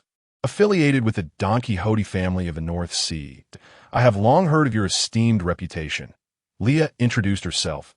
I have heard my subordinates speak of you. According to the intelligence gathered, you are quite the ambitious individual with considerable schemes. But as a legitimate businessman, what could you possibly have in common with a rogue like me? Doflamingo mused, having already reviewed the information collected about the Catramar Trading Company by his underlings. Yet he found much of it lacking in substance. Doflamingo's earlier declaration of interest in Leah was not merely a ruse. He was genuinely intrigued by the president of the Catramar Trading Company. The information on Portgasti.Leah was scant, with either blurry silhouettes or images of her masked visage, leaving her true appearance and capabilities shrouded in mystery. What was certain, however, was that she was a woman. There could be no assumption that she was a weakling.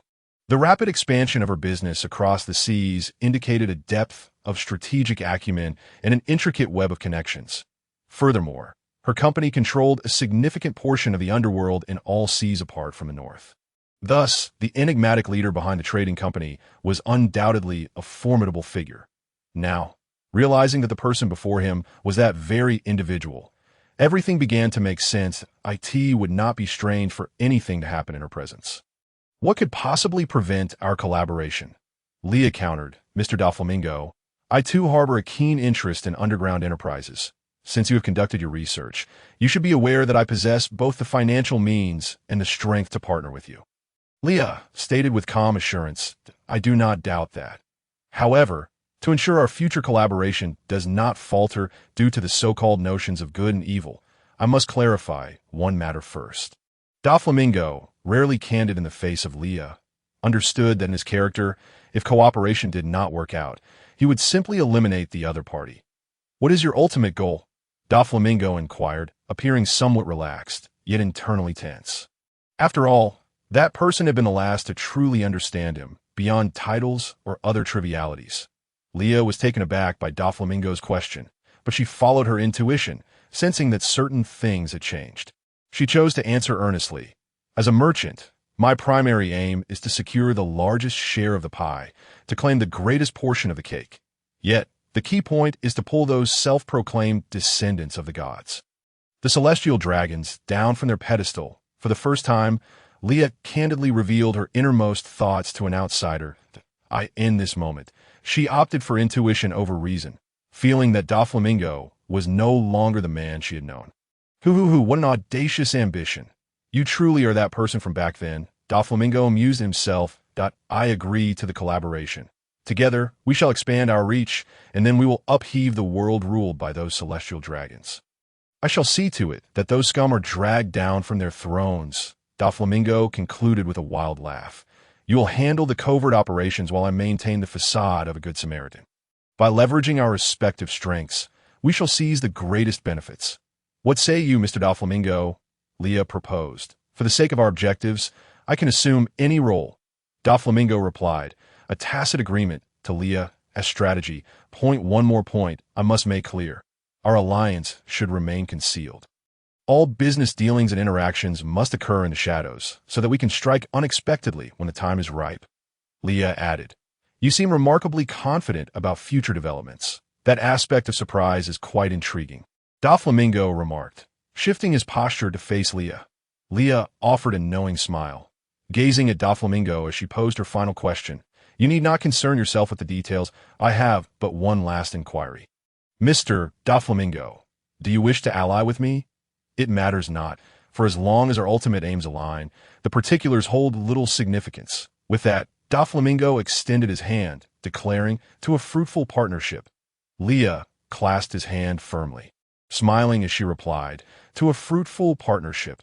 In truth, under normal circumstances, Doflamingo would never readily agree to collaborate with someone in such a state of partial understanding.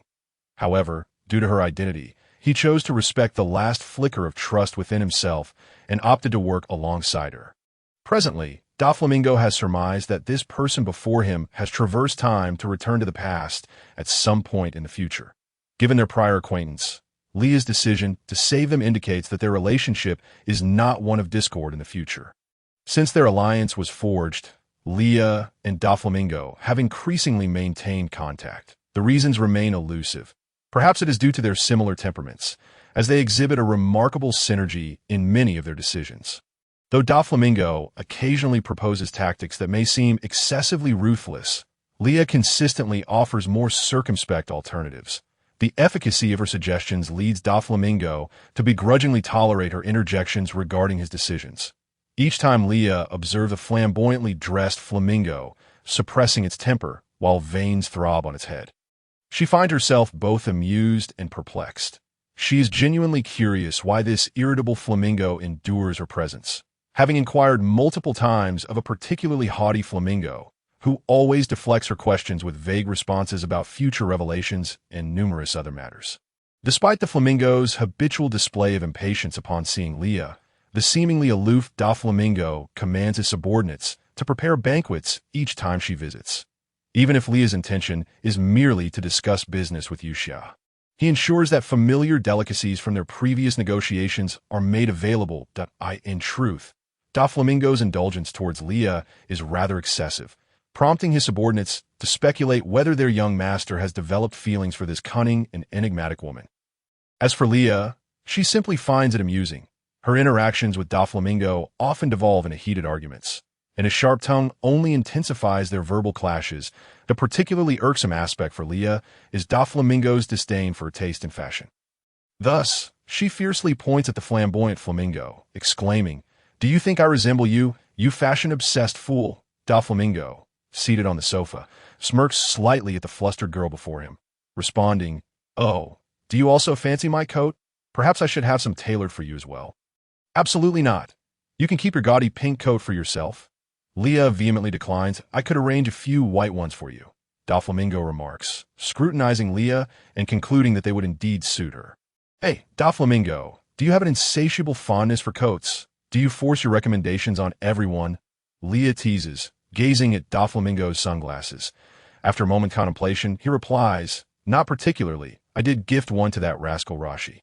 "Though," Leah retorts, "so you burn one set while gifting another?" Doflamingo falls silent. I could see that moment. They are dealing with a misguided individual attempting to raid Leah's cargo ship, and the flamingo has apprehended him for interrogation. Why bother with him? Just eliminate him.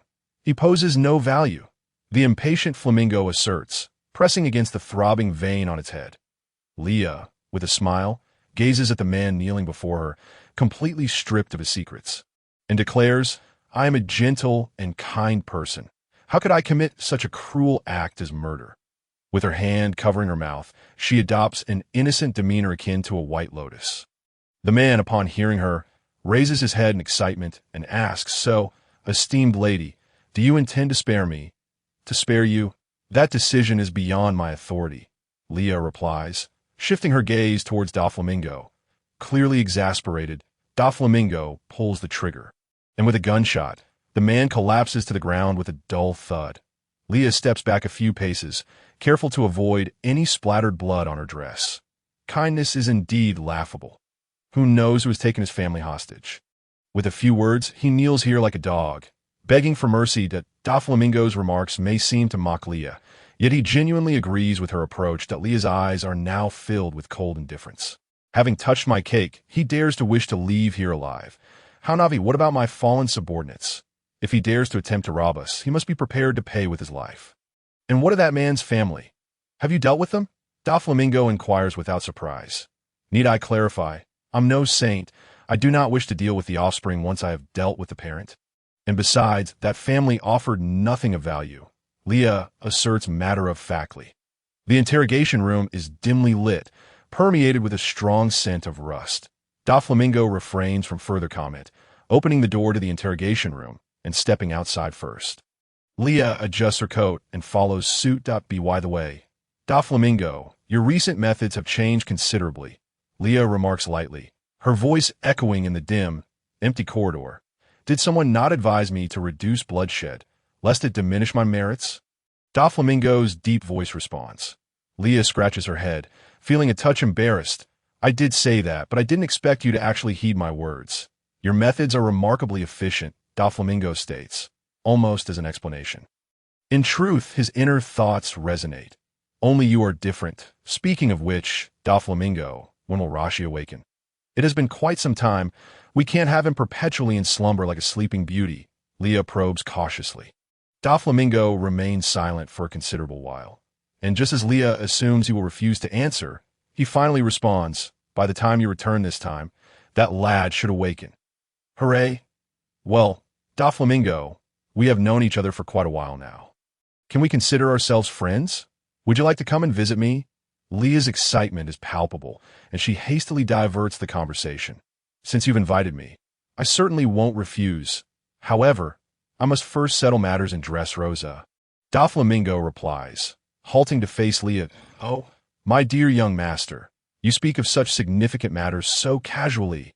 My goodness, I am truly overwhelmed. Leah remarks with feigned sincerity. Oh, spare me your theatrics. Don't tell me you are unaware of my next course of action. Doflamingo rubs his forehead, expressing annoyance. How do you view the situation in Dressrosa? Doflamingo inquires after a moment's reflection.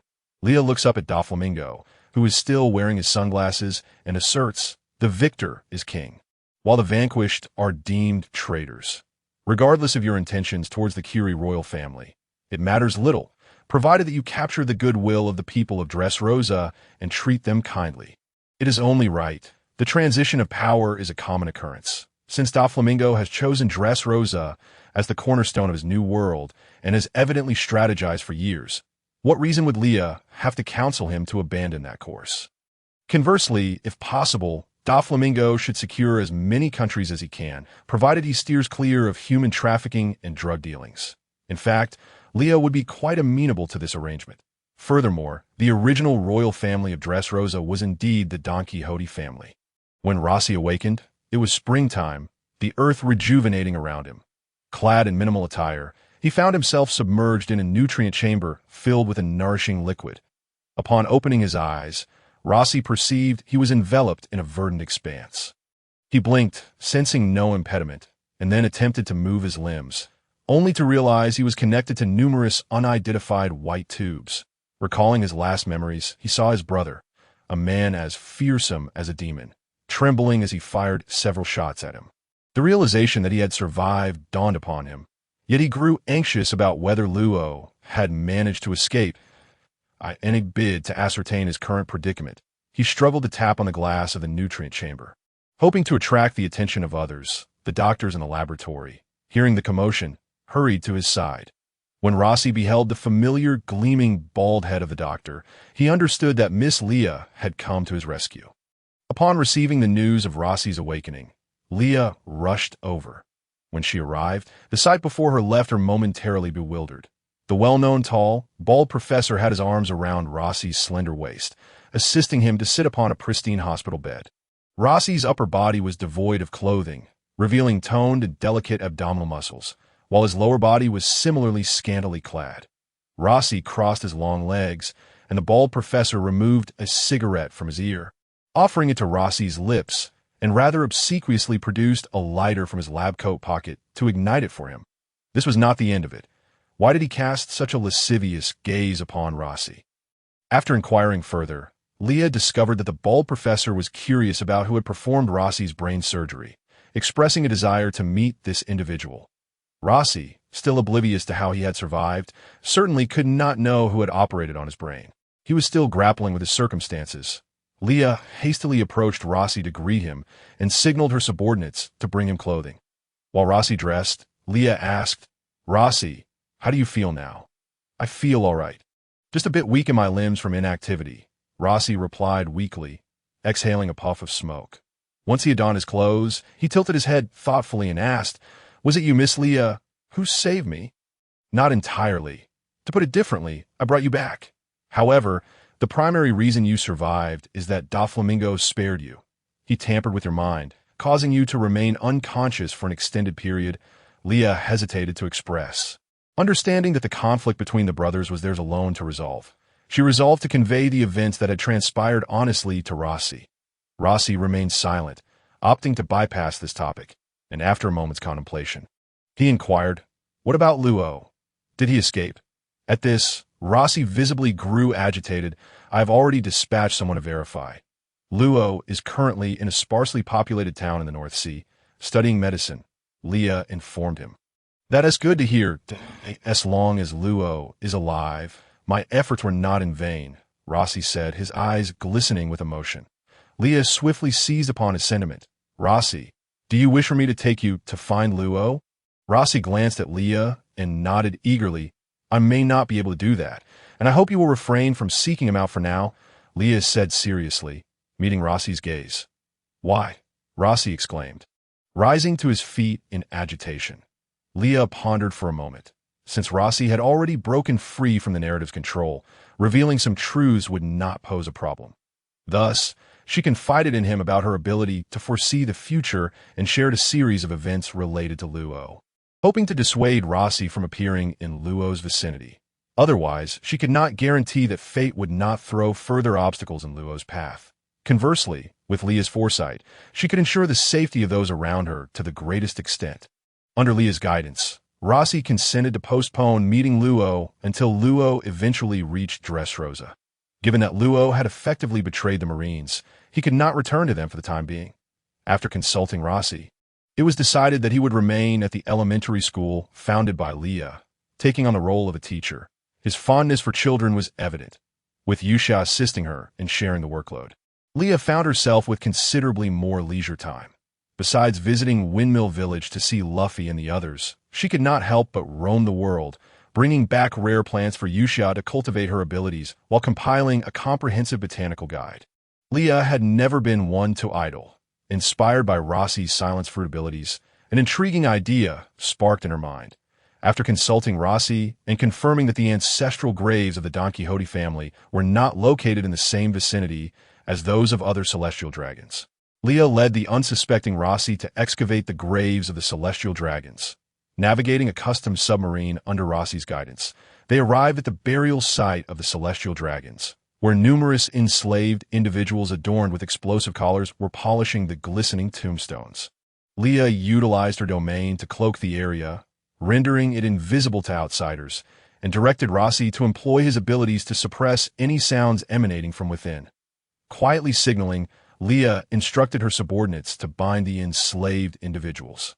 With Rossi's powers at play, no cries for help would be heard to avoid any auditory contamination. Leah had their mouths gagged. Gazing at the resplendent tombstones, Leah could hardly contain her eagerness to unearth the coffins within. Yearning to discover what treasures lay inside, she took up a shovel, her enthusiasm palpable as she dug with fervor. The outcome, of course, was bountiful. The treasures unearthed brought a wide smile to Leah's face. After directing her team to stow the riches aboard the submarine, Leah also decided to take the enslaved individuals with her, feeling a sense of responsibility for the calamity she had inadvertently brought upon them. Given the nature of the celestial dragons, should they realize their ancestral graves had been disturbed, the enslaved individuals left behind would surely meet their demise. With her deceptive abilities in play, Leah saw no need to conceal the chaotic state of the excavated tombs, leaving them exposed as if daring anyone to notice. This avaricious nature of Leah even extended to the tombstones, which she did not overlook, collecting them all. After all, they were made of gold.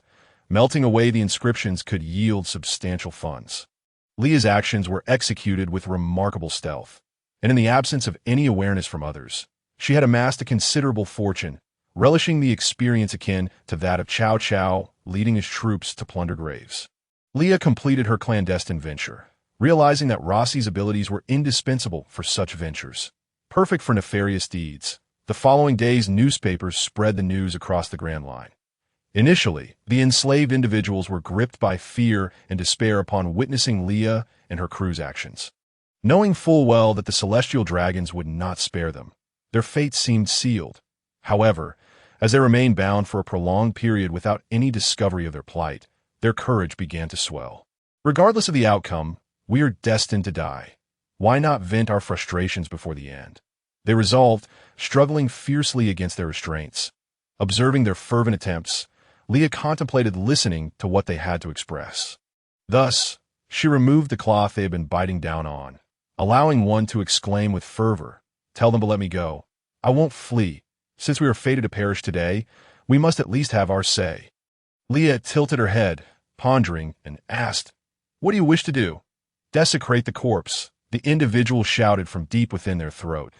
Leah's eyes sparkled with delight as she replied, "You have inspired me. Since we are here, why not indulge in something that brings me joy?" Leah rushed over to untie the person, gesturing that he was free to do as he pleased. Under this individual's exemplary influence, the courage of the slaves grew, and they clamored for their own bindings to be removed. Given that they posed no significant threat, Leah nodded in agreement.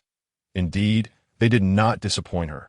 They stomped and kicked the corpses of the celestial dragons, spitting upon them, and eventually, one burly man, unable to contain his fury, unfastened his trousers and urinated upon the remains. In that moment, Leah felt quite elated. Overwhelmed with excitement, she decided to share her joy with others. Thus, she recorded the entire evening's events using her communication device. Rosie, on the other hand, had been rather bewildered by the night's occurrences. This earnest man had likely committed only one misdeed in his life, assisting Luo in obtaining the surgical fruit. Consequently, engaging in such clandestine activities made him somewhat anxious, and he remained in a daze. "Rosie, what are you standing there for? Dig. Whatever you unearth is yours. Didn't you mention wanting to travel the world with Luo in the future? How can you do that without money?" Leah exclaimed, swinging her shovel energetically, wiping her brow while reminding Rosie. Rosie scratched his head and replied, "I suppose you have a point." He then joined her in swinging the shovel. Strangely, Rosie felt that despite the arduous labor, he was growing increasingly exhilarated. In fact, his mood lifted to the point where he felt like humming a tune. Then he noticed Leah signaling for the slaves to be released. Watching as they wreaked havoc upon the celestial dragons' corpses, observing the explosive collars around their necks and the genuine excitement on their faces, Rosie suddenly understood the sentiments of the populace who had once wished to see that family burned alive. He sighed, feeling a sense of relief. It was fortunate that things were gradually improving, and he had an inexplicable premonition that chaos was on the horizon, just like those slaves venting their emotions. The oppressed people were beginning to rise. Perhaps he should find an opportunity to visit the Revolutionary Army. Once they had finished transporting the valuable items, Leah also took away those slaves who had not been entirely consumed by their subservience. These particular slaves were unique, some even having been fed devil fruits due to the celestial dragon's malevolent whims. Overall, with proper training, they could still be of some use, and Leah was not concerned that they would disclose the events of the night. After all, in the current world, offending the celestial dragons was tantamount to a death sentence. Anyone with sense understood what actions were prudent and what were not if they wished to survive. After the submarine had been gone for some time, Leah finally reclaimed her territory, feeling quite pleased. However, indulging in her good fortune alone lacked some of the thrill. Thus, she sent the video she had recorded to Doflamingo using the newly developed single-line video transmission device equipped in the submarine. Why did Leah choose to send it to Doflamingo first?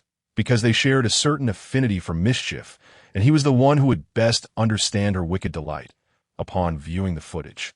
Doflamingo immediately called Leah. She glanced awkwardly at Rosie before stepping away to answer. The communication device vividly mimicked Doflamingo's expression as he rested his forehead in his hand. "You truly cannot sit still for a moment. Can you? I wonder how Morgans will report this incident tomorrow," Doflamingo remarked, an expression of exasperation crossing his face. "Who cares how he reports it? No one will ever discover that I was behind it." Leah shrugged nonchalantly. Nonetheless, you did splendidly. Just watching those scenes brings joy. It's a pity I wasn't there, Doflamingo replied, a smirk playing at the corners of his mouth, his tone laced with teasing. Weren't we supposed to enjoy this together? You went off to have fun without telling me. Doflamingo exclaimed, it was a planned outing. I didn't take time to call you, Leah admitted sheepishly. Doflamingo's expression suddenly turned serious, tinged with a hint of helplessness as he said, I won't hold that against you.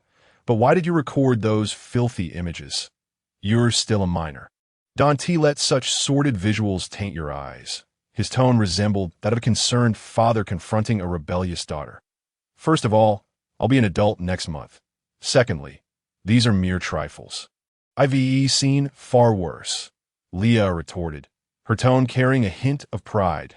Doflamingo's voice took on a dangerous edge as he pressed his fingers against the veins protruding from his forehead, saying, Who taught you such nonsense? If I find out who that bastard is, I'll shoot him down. It's no one in particular. I've lived 3 lifetimes, and though I've never been in love. Haven tea, I seen pigs run, Leah responded cheekily. What do you mean by that? Oh, come on, Doflamingo. Don't sweat the small stuff. The following morning, Leah gleefully calculated with an abacus, her fingers moving so swiftly that they were almost a blur. Morgans, of course, would not miss such a major scoop. He worked through the night, and by dawn, he directed the newsbirds to disseminate this world-shattering news across the globe. The headline read, The tomb of the celestial dragons has been robbed. In the wake of the incident, the celestial dragons hurriedly sealed off the site to preserve their dignity. However, it remained a mystery how Morgan's reporters managed to capture those photographs. The newspapers displayed images of desecrated graves and shattered coffins. Some of the corpses even adorned with filth. Most significantly, one photograph depicted the tombstone, its inscription nearly illegible, save for the large, glaring phrase painted in red, Celestial dragons are trash. Although this statement could implicate both Mingo and Rosie, Leah felt it posed little issue since they were no longer celestial dragons. Moreover, Yusha graciously expressed that she would eventually renounce her celestial dragon identity, deeming the matter trivial. From Leah's perspective, or rather, from the viewpoint of everyone except the celestial dragons, it felt utterly satisfying. The key point was that, despite the deed being done, the celestial dragons had yet to find a single clue regarding the perpetrators. In their exasperation, they began offering hefty rewards for any information about the incident. The world government regarded this event as a direct affront to their authority, issuing a blank bounty notice with a staggering reward of 500 million berries to capture the audacious criminal. Shifting focus to the Red Force, due to consecutive nights of heavy drinking, Shanks was finally punched into the deck by his exasperated first mate. That moment, Shanks seemed to have an epiphany. Scratching his backside, though his head was wedged into the deck, his subconscious instinctively safeguarded the bottle of alcohol in his hand. Once he extricated his head, he immediately took a swig, greeting Beckman with a grin that revealed his gleaming white teeth. Beckman looked at his carefree captain, regretting his decision to join this crew. Why had he ever believed Shanks' tall tales? He covered his face but resignedly tossed the newspaper into Shanks' lap. Shanks caught it eagerly, his eyes shining with curiosity. Has someone interesting emerged on the seas? See for yourself, Beckman replied. Who could possibly engage in such fascinating exploits? If I knew who it was, I would absolutely want to recruit them onto my ship. That would be quite the adventure, Shanks declared, casting an expectant glance at Beckman. Unfortunately, we have no leads. Our intelligence network has uncovered nothing of value. That individual is quite mysterious, yet their actions are bold and conspicuous. Beckman remarked meaningfully. Shanks, in his whimsical manner, responded, We have an intelligence network. How fancy. Beckman's forehead throbbed with veins. Fool. At this moment, the other members of the red-haired crew gathered around, pulling over newspapers and crowding together to take a look. Jesus, Burgess exclaimed, What a talent. This is remarkable. Lockie Lou commented, The writing is quite aesthetically pleasing. Banch remarked, Impressive. The Haven team managed to seize any incriminating evidence. Gazing at the photograph brought an inexplicable sense of satisfaction, a sense of joy that was hard to articulate. Captain, if we find out who did this in the future, we must bring them aboard. The captain, who was particularly skilled at such matters, hearing his subordinates' discussion, Shanks shyly scratched his head and replied, "Leave this matter to me." Aboard the Moby Dick, Marco's arms transformed into wings as he received today's newspaper from the beak of the newsbird. Perusing it intently, "This guy truly has audacity, openly provoking the celestial dragons," Marco remarked with surprise. "What is the matter, Marco?" a thunderous voice inquired from above. Marco looked up to see an imposing elder with a crescent-shaped mustache. His towering figure adorned with a myriad of intravenous tubes, exuding an intangible pressure. Indeed, he was none other than Edward Newgate, famously known as Whitebeard. Marco soared up to Whitebeard's knee, handing the newspaper to him while stating, "Father, today's news is quite extraordinary." The elder took the newspaper and scrutinized it closely. "Gurara, what an intriguing fellow. I would love to meet the person behind this. The scoundrels of the world government must be hopping mad right now. This is truly delightful news." Satch held up a copy of the newspaper with a smirk of schadenfreude on his face. "Indeed, this news brings a sense of relief. Those foolish celestial dragons likely never imagined their ancestral tomb would be so brazenly desecrated, especially since they couldn't even catch a glimpse of the culprit." Even the stunning beauty Izong chimed in, holding her own copy of the newspaper and expressing her thoughts to I in the kitchen. Teach was savoring a cherry pie while clutching a newspaper in his hand. "How bold! But is this merely a provocation? Perhaps there's a conspiracy brewing behind it," Teach mused with a simple smile, his mind racing with countless speculations on Cake Island. Big Mom stuffed sweets in her mouth while mumbling indistinctly, "What an interesting person. Katakuri, investigate this matter." "Yes, Mama," Katakuri replied. "I in Wano country." The drunken Kaido lifted his head, glanced at the newspaper, and took a few hearty swigs from his sake flask. "Jean, investigate the person behind this. If possible, recruit them into the Beast Pirates." Jean, masked and respectful, responded, "Yes, Lord Kaido." On Cry-Kafan Island, within a dim castle ensconced by forest, the world-renowned swordsman Dracul Mihawk sipped from a goblet of red wine, his golden eyes gleaming with sharpness. "Interesting," he muttered, fixating on the newspaper for a while before slowly uttering those two words. Leah ultimately set her sights on Moonlight Moria. She didn't bring many companions, merely preparing a substantial amount of sea salt to counter the zombies, thereby significantly weakening Moria's advantage. After more than a decade of decline, Moria's strength had waned considerably, overly reliant on his devil fruit abilities. The only somewhat troublesome ability was related to Moria's devil fruit power. However, the gap in strength between Moria and Leah was vast, leading to Moria's eventual defeat that moment. Perona was still a child, inadvertently fainting from fright at the sight of the two-headed monster. Kasimoto, who appeared somewhat dejected, feeling guilty as he cradled the little girl. Surprisingly, after his defeat, Moria chose to exchange his life for that of his subordinates, especially for Perona, whom he treated like a princess. Upon seeing the two-headed monster holding the fainted Perona, he grew anxious, his demeanor shifting dramatically as he seemed ready to fight Leah fiercely. From the outset, Leah had no intention of killing Moria. She merely sought to accumulate accomplishments to become one of the 7 warlords. Moreover, her victory was entirely unblemished, as Moria was unaware of her true capabilities. Yet, she had become acutely aware of his weaknesses. Observing Moria's series of actions, she began to appreciate him. Initially, Leah thought Moria had formed the Shadow Army out of cowardice and cunning. But now she understood that after being defeated by Kaido, he lost all his companions overnight. His fear of loss was what drove him to keep the immortal zombies by his side. For him, death was not the greatest threat. Loss was. Leah held no interest in Moria's grand ship or the island itself. She had no desire to seize it. Moria resided alone in the misty depths of the Devil's Triangle, studying zombies, which Leah deemed inconsequential. After all, just days prior, she had desecrated the ancestral tomb of the celestial dragons. Having already engaged in battle, Leah bore no ill will toward Moria. She took Perona from Kasimoto's arms and returned her directly to Moria. Furthermore, Leah thoughtfully presented Moria with a gift, a few coffins, which of course contained the bodies of celestial dragons. Though these foolish corpses possessed little combat strength, controlling them was exhilarating. Moria was quite pleased with this gift. Considering Leah had not severely harmed his subordinates, merely giving them a few good thrashings. While he still maintained a cold demeanor toward Leah, it was not as rigid as before. Leah cordially invited Moria to take Perona and his first mate. Amen to Sicily for some leisure. In summary, having an additional friend is undoubtedly better than acquiring another enemy. Leah, a shrewd businesswoman, believed anyone could become her customer. As a versatile entrepreneur, she needed to foster good relations with various factions, allowing her to develop discreetly before later seizing grand opportunities. The more fortunate individuals stood by her side, the greater her influence in this world, thus expanding her capabilities and reducing limitations. Moria, to be honest, was not entirely bad, and the Devil's Triangle undoubtedly concealed some grand secret.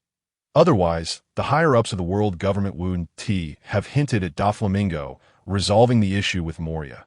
Having operated in these waters for so long, Moria certainly knew some hidden truths. Given their current relationship was still tenuous, Leah had no intention of probing further. When the time was right, secrets would be exposed regardless of attempts to conceal them. Following Moria's defeat, the event indeed garnered extensive media coverage, and Leah's reputation gradually spread across the seas to bolster her prominence. Leah staged a performance with Doflamingo, creating a spectacle of their fierce battle. Under Leah's subtle guidance, rumors began to circulate about her discord with one of the 7 warlords, Doflamingo. Leah had long since commissioned her pirate ship. Due to her lack of creativity in naming, she whimsically dubbed it the Statue of Liberty. The design of the pirate flag was largely similar to others, featuring a skull biting a belly, with a scythe and hammer added behind the skull. The appearance of the Statue of Liberty was rather unremarkable. However, to distinguish it, Leah affixed a pair of black wings to the side of the ship. These wings were not merely for aesthetics. They allowed the ship to fly briefly. Additionally, with the aid of researchers, the vessel could raise a transparent protective shield, enabling it to dive. In essence, it was a multifunctional ship, and Leah had little interest in installing cannons. Present-day explosives held little efficacy against true powerhouses. Even against weaker foes, a single individual could dispatch them all without the need for bombs. Thus, Leah decided to postpone the installation until her laboratory developed genuinely destructive weapons. Naming posed a significant challenge for Leah. She had no solid ideas for a pirate crew's name. Considering Shanks' crew was called the Red-Haired Pirates, Leah thought perhaps her crew could be named the Black-Haired Pirates. After Yushia vetoed that idea, Leah glanced at Makabaka and proposed a seemingly brilliant idea, saying, "How about we call ourselves the Corgi Pirates?" Once again, Leah was met with a barrage of eye rolls from her crew.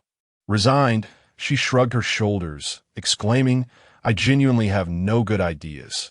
Why don't you all come up with one for me? How could such matters be delegated to the crew?"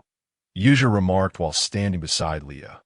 "Oh dear, this is utterly exasperating," Leah said, her irritation evident as she ran her fingers through her hair. Upon glancing upwards, she beheld the resplendent full moon illuminating the sky. Resolving to cease her brooding, she decisively proclaimed, "We shall name ourselves the Moonlight Pirates.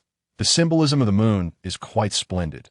This appellation was certainly an improvement over the previous suggestions, albeit still somewhat unrefined, yet it was accepted by the crew. An amusing incident transpired as well. Morgans and his crew possessed an exceptional talent for photography. Leah's relentless pursuit of piracy had led to her bounty soaring ever higher, and the images circulating on the wanted posters were quite something. To put it simply, Leah seemed to have developed an uncanny knack for captivating photographs, each one more striking than the last. The first wanted poster featured her in a fitted cheapao, with her hair cascading down after an unfortunate mishap during a scuffle. A moment captured just as a victorious smirk graced her lips, both regal and beautiful. The second poster displayed Leah in a simple white outfit, diligently drying her long hair with a towel. Bathed in the soft morning light, her alluring figure was subtly revealed, and Leah, seemingly distracted by something, lifted her gaze toward the camera, resulting in yet another enchanting capture. The third poster depicted Leah in a dramatic performance with Doflamingo, where she had artfully applied battle makeup and torn her skirt to enhance authenticity, revealing a hint of her collarbone. Despite Doflamingo's reluctant participation, he wore a fierce grin, displaying his chiseled physique. while Leah assumed a vigilant expression, which, to onlookers, appeared as a blend of defiance and vulnerability, complemented by Doflamingo's menacing demeanor. The backdrop of their encounter was a ravaged battlefield. Upon viewing these wanted posters, Yuja couldn't help but suspect that Leah had slipped some money to Morgan's. For these were not mere bounty notices. They resembled personal fashion photographs of Lily. Old Man Carp, upon seeing the posters, nearly choked on his snack. He immediately sought out Morgan's with the intent to confront him, but was swiftly thwarted by Sengoku's intervention. As for Shanks, that tale shall be told another time. Indeed, Shanks meticulously collected every one of Leah's wanted posters, displaying them prominently in his captain's quarters, ensuring they were within his daily view. When he received the second poster, his drinking faltered, heat rising to his cheeks. With a soft thud, blood trickled from his nose to the floor. Just as the ship's doctor presumed Shanks had sustained an injury, he hastily concealed the poster behind him. Waving dismissively, "I'm fine, just feeling a bit under the weather, huh?" The thought of the young lady's wanted poster causing him to bleed from the nose was an embarrassment he could not allow Beckman and the others to discover, for they would undoubtedly mock him mercilessly. Beckman shot a glance at Shanks, internally exasperated. "With your foolish constitution, under the weather is hardly a surprise." Nevertheless, while Shanks discreetly hoarded Leah's wanted posters, the others inevitably received their own copies. Poor gas deep Leah, bounty of 343 million berries, accompanied by a breathtaking photograph. Suddenly, Leah found herself with an influx of admirers, her fan base rivaling that of the Empress Hancock, sparking fierce debates on who truly deserved the title of the world's most beautiful woman. Tensions escalating to the brink of conflict. However, Leah remained largely unconcerned by this newfound attention. Her priorities lay in the pursuit of wealth, when she overheard her crew debating who was more beautiful. Shanks, clutching the wanted poster, felt a pang of displeasure. The young lady's image was now widely seen, and the competition for her favor would undoubtedly intensify. Though unafraid of challenges, he disliked the notion of others coveting her. He yearned to leave his unique mark upon her alabaster skin, ensuring that she would forever belong to him. Upon viewing the third wanted poster, one might say Shanks eagerly anticipated witnessing Leah in tears. Though he understood her resilient nature, making such an expression unlikely, perhaps in certain circumstances that small wish could be realized, the image of Doflamingo had long since been discarded by Shanks into the waste bin, and he pressed the wanted poster flat, affixing it to the bow of the ship. In truth, Leah and Shanks had maintained correspondence. Shanks, astute as he was, feared that Leah might overlook his letters, so he cleverly nestled his messages among various island reports. Ensuring they stood out, Shanks, well-traveled and adept at storytelling, infused his letters with thrilling tales of adventure, captivating Leah despite the occasional awkward phrasing. After several exchanges, he encouraged Leah to respond, prompting her to share mundane details of her life and the well-being of Shanks and Beckman, ultimately treating her replies as a diary of sorts, fostering a mutual exchange. Leah often pondered the convenience of using a transponder snail for communication. However, certain sentiments felt better suited to written words.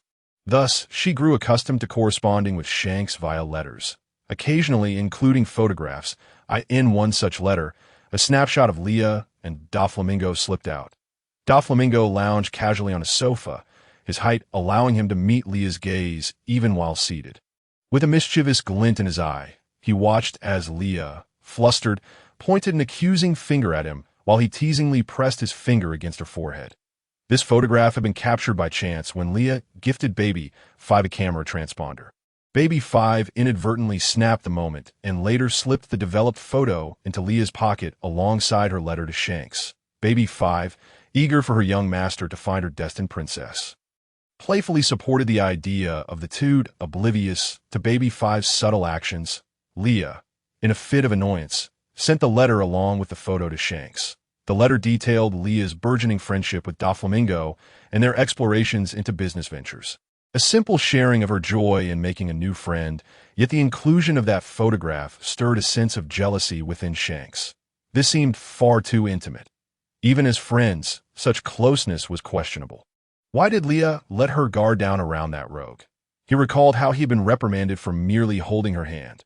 Shanks pondered this revelation and suddenly sprang from his captain's quarters.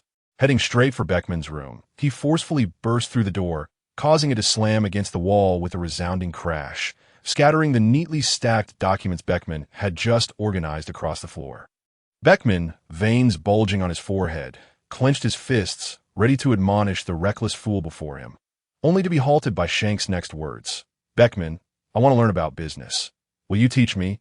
Shanks exclaimed with enthusiasm. Beckman regarded him with skepticism. "What foolishness are you up to now? Prepare me for the worst." "Nothing. I just want to learn," Shanks replied earnestly. "But why do you want to learn?" Beckman questioned, exasperated. Shanks blurted out, "So I can get closer to the young lady." Beckman, perplexed, retorted, "What do those two things have in common?" Shanks, with a determined fist, declared, "Right? Beckman, let's travel to Dressrosa." Beckman was further confounded.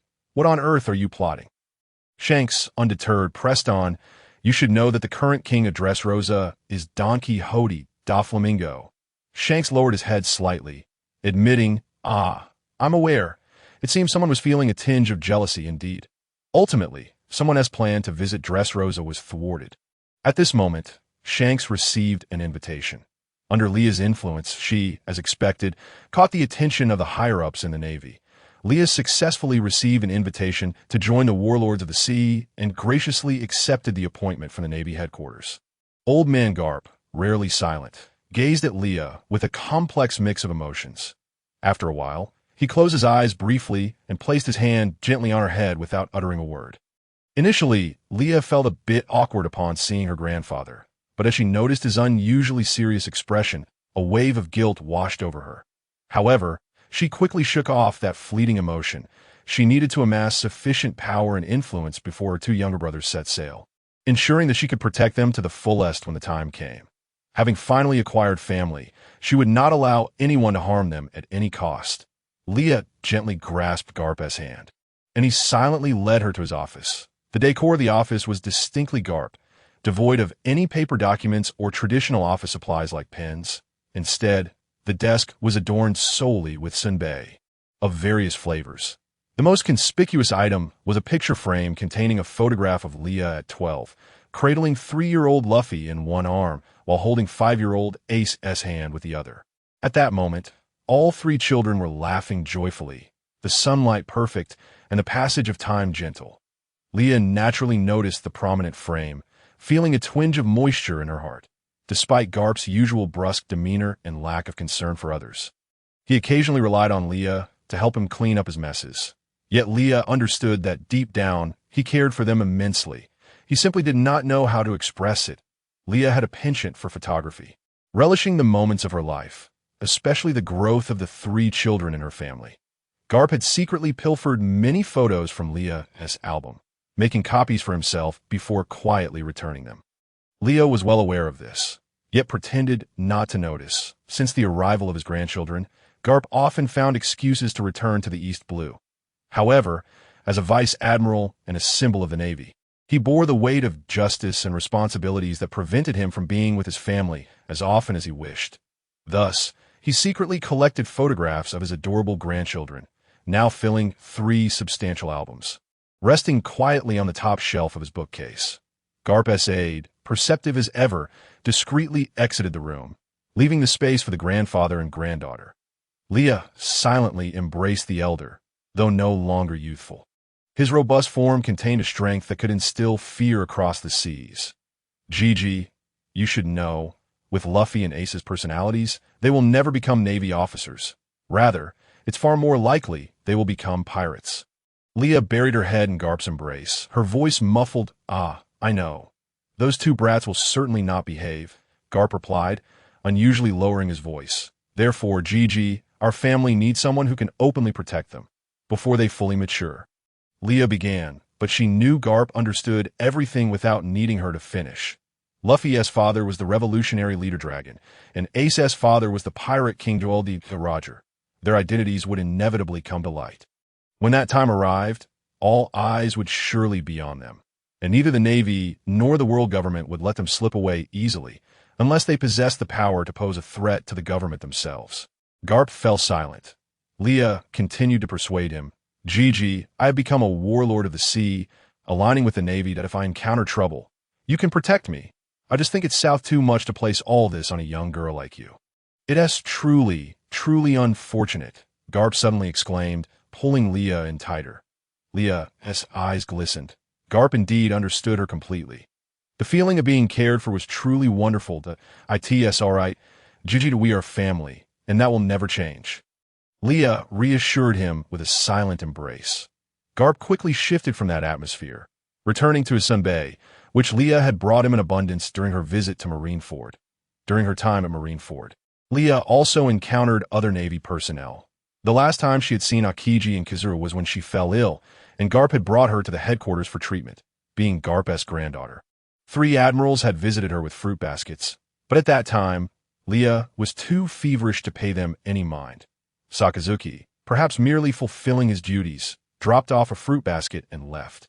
Conversely, Kizuru visited Leah for several consecutive days during her illness. When they were alone, his gaze carried a hint of curiosity, yet he ultimately refrained from asking anything. Akiji, tasked by Garp, occasionally came by to check on Leah. He had readily agreed, having never seen such a worried expression on Garp's face before. Years later, Akiji, Kizuru, and Sakazuki had all risen to the rank of admiral. Leah stepped out into the corridor, encountering Akiji draped in his justice cape. True to form, he appeared nonchalant and lazy. Upon seeing Leah, he produced a rose from seemingly nowhere and presented it to her, stating, "Era, this enchanting young lady, would you care to join me for a date tonight?" Leah's expression darkened, confirming that this was indeed Akiji. "Akiji, do you not remember me? I am Leah." Akiji bent down, scrutinizing her for a moment before scratching his head and exclaiming, "Oh, it's little Leah. You've grown up, but do you have time tonight?" Leah retorted, "Pervert."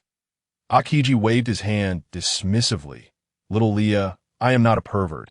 It's just that you have become so beautiful that merely looking at you is a delight." Kizuru, sporting his peculiar phraseology, chimed in, "Era, is this lovely young lady your friend?" "Era, this is Garp's granddaughter. Now she's also our colleague, the newly appointed warlord of the sea," Akiji replied lazily. "Era, Garp's granddaughter?" Kizuru responded in his usual quirky tone. Leah, observing the colorful banter between the 2 admirals, decided to greet Kizuru first. "Thank you, Kizuru-san, for sending me to find my grandfather back then. Oh, it's little Leah. Your father admires the Navy so much. I had thought I would see you at the new recruit training camp. Yet here you are, already a warlord of the sea." Kizuru's tone remained as enigmatic as always. "Why on earth am I now dining with these 2 peculiar individuals in the Navy cafeteria?" Leah wondered as Kizuru thoughtfully pushed an extra serving of food towards her. Meanwhile, Akiji was already engrossed in his meal. Coincidentally, Kizuru had served Leah all her favorite dishes, prompting her to glance at him in confusion. However, Kizuru merely gestured politely for her to enjoy her meal. Leah took a moment to observe Akiji, who was already eating, and decided not to dwell on it. She picked up her chopsticks and began to eat. Kizuru kept his head down, obscuring his expression. Fortunately, Leah was quite sociable, feeling no awkwardness whatsoever. The cafeteria, typically bustling, was eerily quiet due to Akiji and Kizuru's presence. The only sound were the shuffling of feet and the clattering of dishes. Were it not for the silence, Leah might have felt transported back to her school days. None of the 3 were ordinary individuals. Their heightened senses detected the prying eyes of those around them. Yet, they paid no mind. Leah, not often visiting the Navy headquarters, felt little pressure from the whispers surrounding her. After all, it was temporary. Akiji and Kizuru, being admirals, were accustomed to the gazes that followed them everywhere. Thus they remained unfazed. In truth, the lower-ranked Navy personnel had likely heard the rumors about the new warlord of the sea. Poor Gastita Leah, being Garp's granddaughter. They had undoubtedly seen her bounty poster, which sparked much speculation, and they were eager to see her in person. However, it was unexpected that this young lady of the 7 warlords seemed to have a good rapport with their Admiral Akiji and Admiral Kizuru. Truly a beauty, possessing formidable strength. One might ponder why she chose the path of piracy. Such a stunning young woman. Had she opted to join the Navy instead, her prowess coupled with Vice Admiral Garp's influence would surely have elevated her rank considerably. Most importantly, there truly aren't many beautiful female officers in the headquarters, Kizuru, seemingly on a whim, posed a somewhat unrelated question. "Miss Leah, do you have someone you fancy?" Long ago, while gazing at the sea, she had expressed her longing for someone she cherished. That first flutter of youthful affection, now scattered by the sea breeze 11 years prior. It was the striking resemblance of a young girl to that person that caught his attention amidst the crowd. Her profile, so reminiscent of the girl he once knew.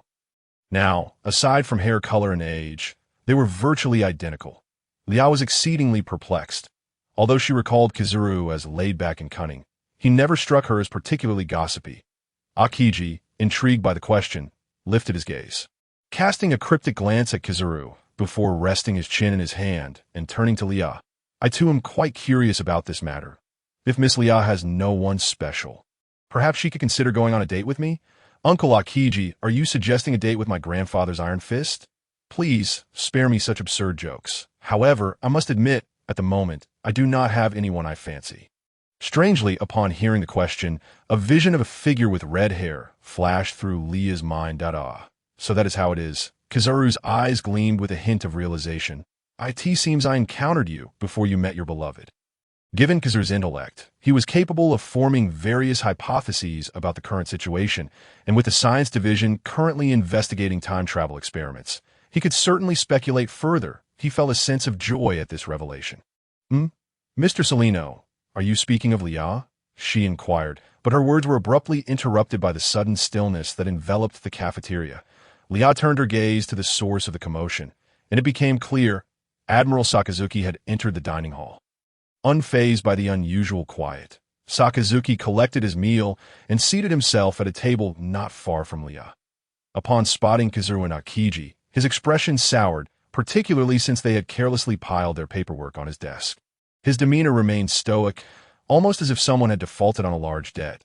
Yet surprisingly, he nodded in Leah's direction. This left Leah somewhat bewildered. Wasn't he the one who despised pirates? Why would he acknowledge her? Nevertheless, out of politeness, Leah returned the nod. Today, the cafeteria seemed particularly lively, as Fleet Admiral Sengoku and Vice Admiral Tsuru had also arrived. Tsuru, noticing Leah's beauty and refined manners, which starkly contrasted with Garp's boisterous nature, greeted her warmly. Sengoku too showed a fondness akin to that of a senior towards a junior. Although she was a warlord allied with the Navy, she was still a pirate at heart. Why were these high-ranking officers so amiable towards her? Unbeknownst to Leah, Garp had often boisterously endorsed his well-behaved granddaughter to them.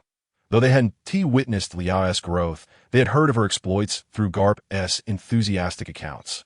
Garp frequently showcased adorable photographs of Leah to his colleagues. In short, they held a favorable impression of Garp's granddaughter. The last time they had seen her, she had been a frail, feverish child. Now, seeing her again, Tsuru and the others were relieved that Leah did not share Garp's penchant for causing trouble. She appeared quite well-behaved, though it was unfortunate that she had chosen the path of piracy. However, they also noted that she had not committed any wrongdoing, and thus instinctively overlooked her pirate identity. Regarding her as one of their own kin, Sengoku, observing the well-mannered young lady, couldn't he help but feel a twinge of envy towards Garp. How fortunate he was to have such a considerate granddaughter. Leah had even brought an abundance of snacks for Garp upon her arrival at headquarters, which did not go unnoticed by the assembled Navy personnel. Miss Leah is truly gentle. It's hard to imagine that she, appearing so delicate, can hold her own against a formidable foe like the night demon. Beautiful and strong, I declare Miss Leah my newfound goddess.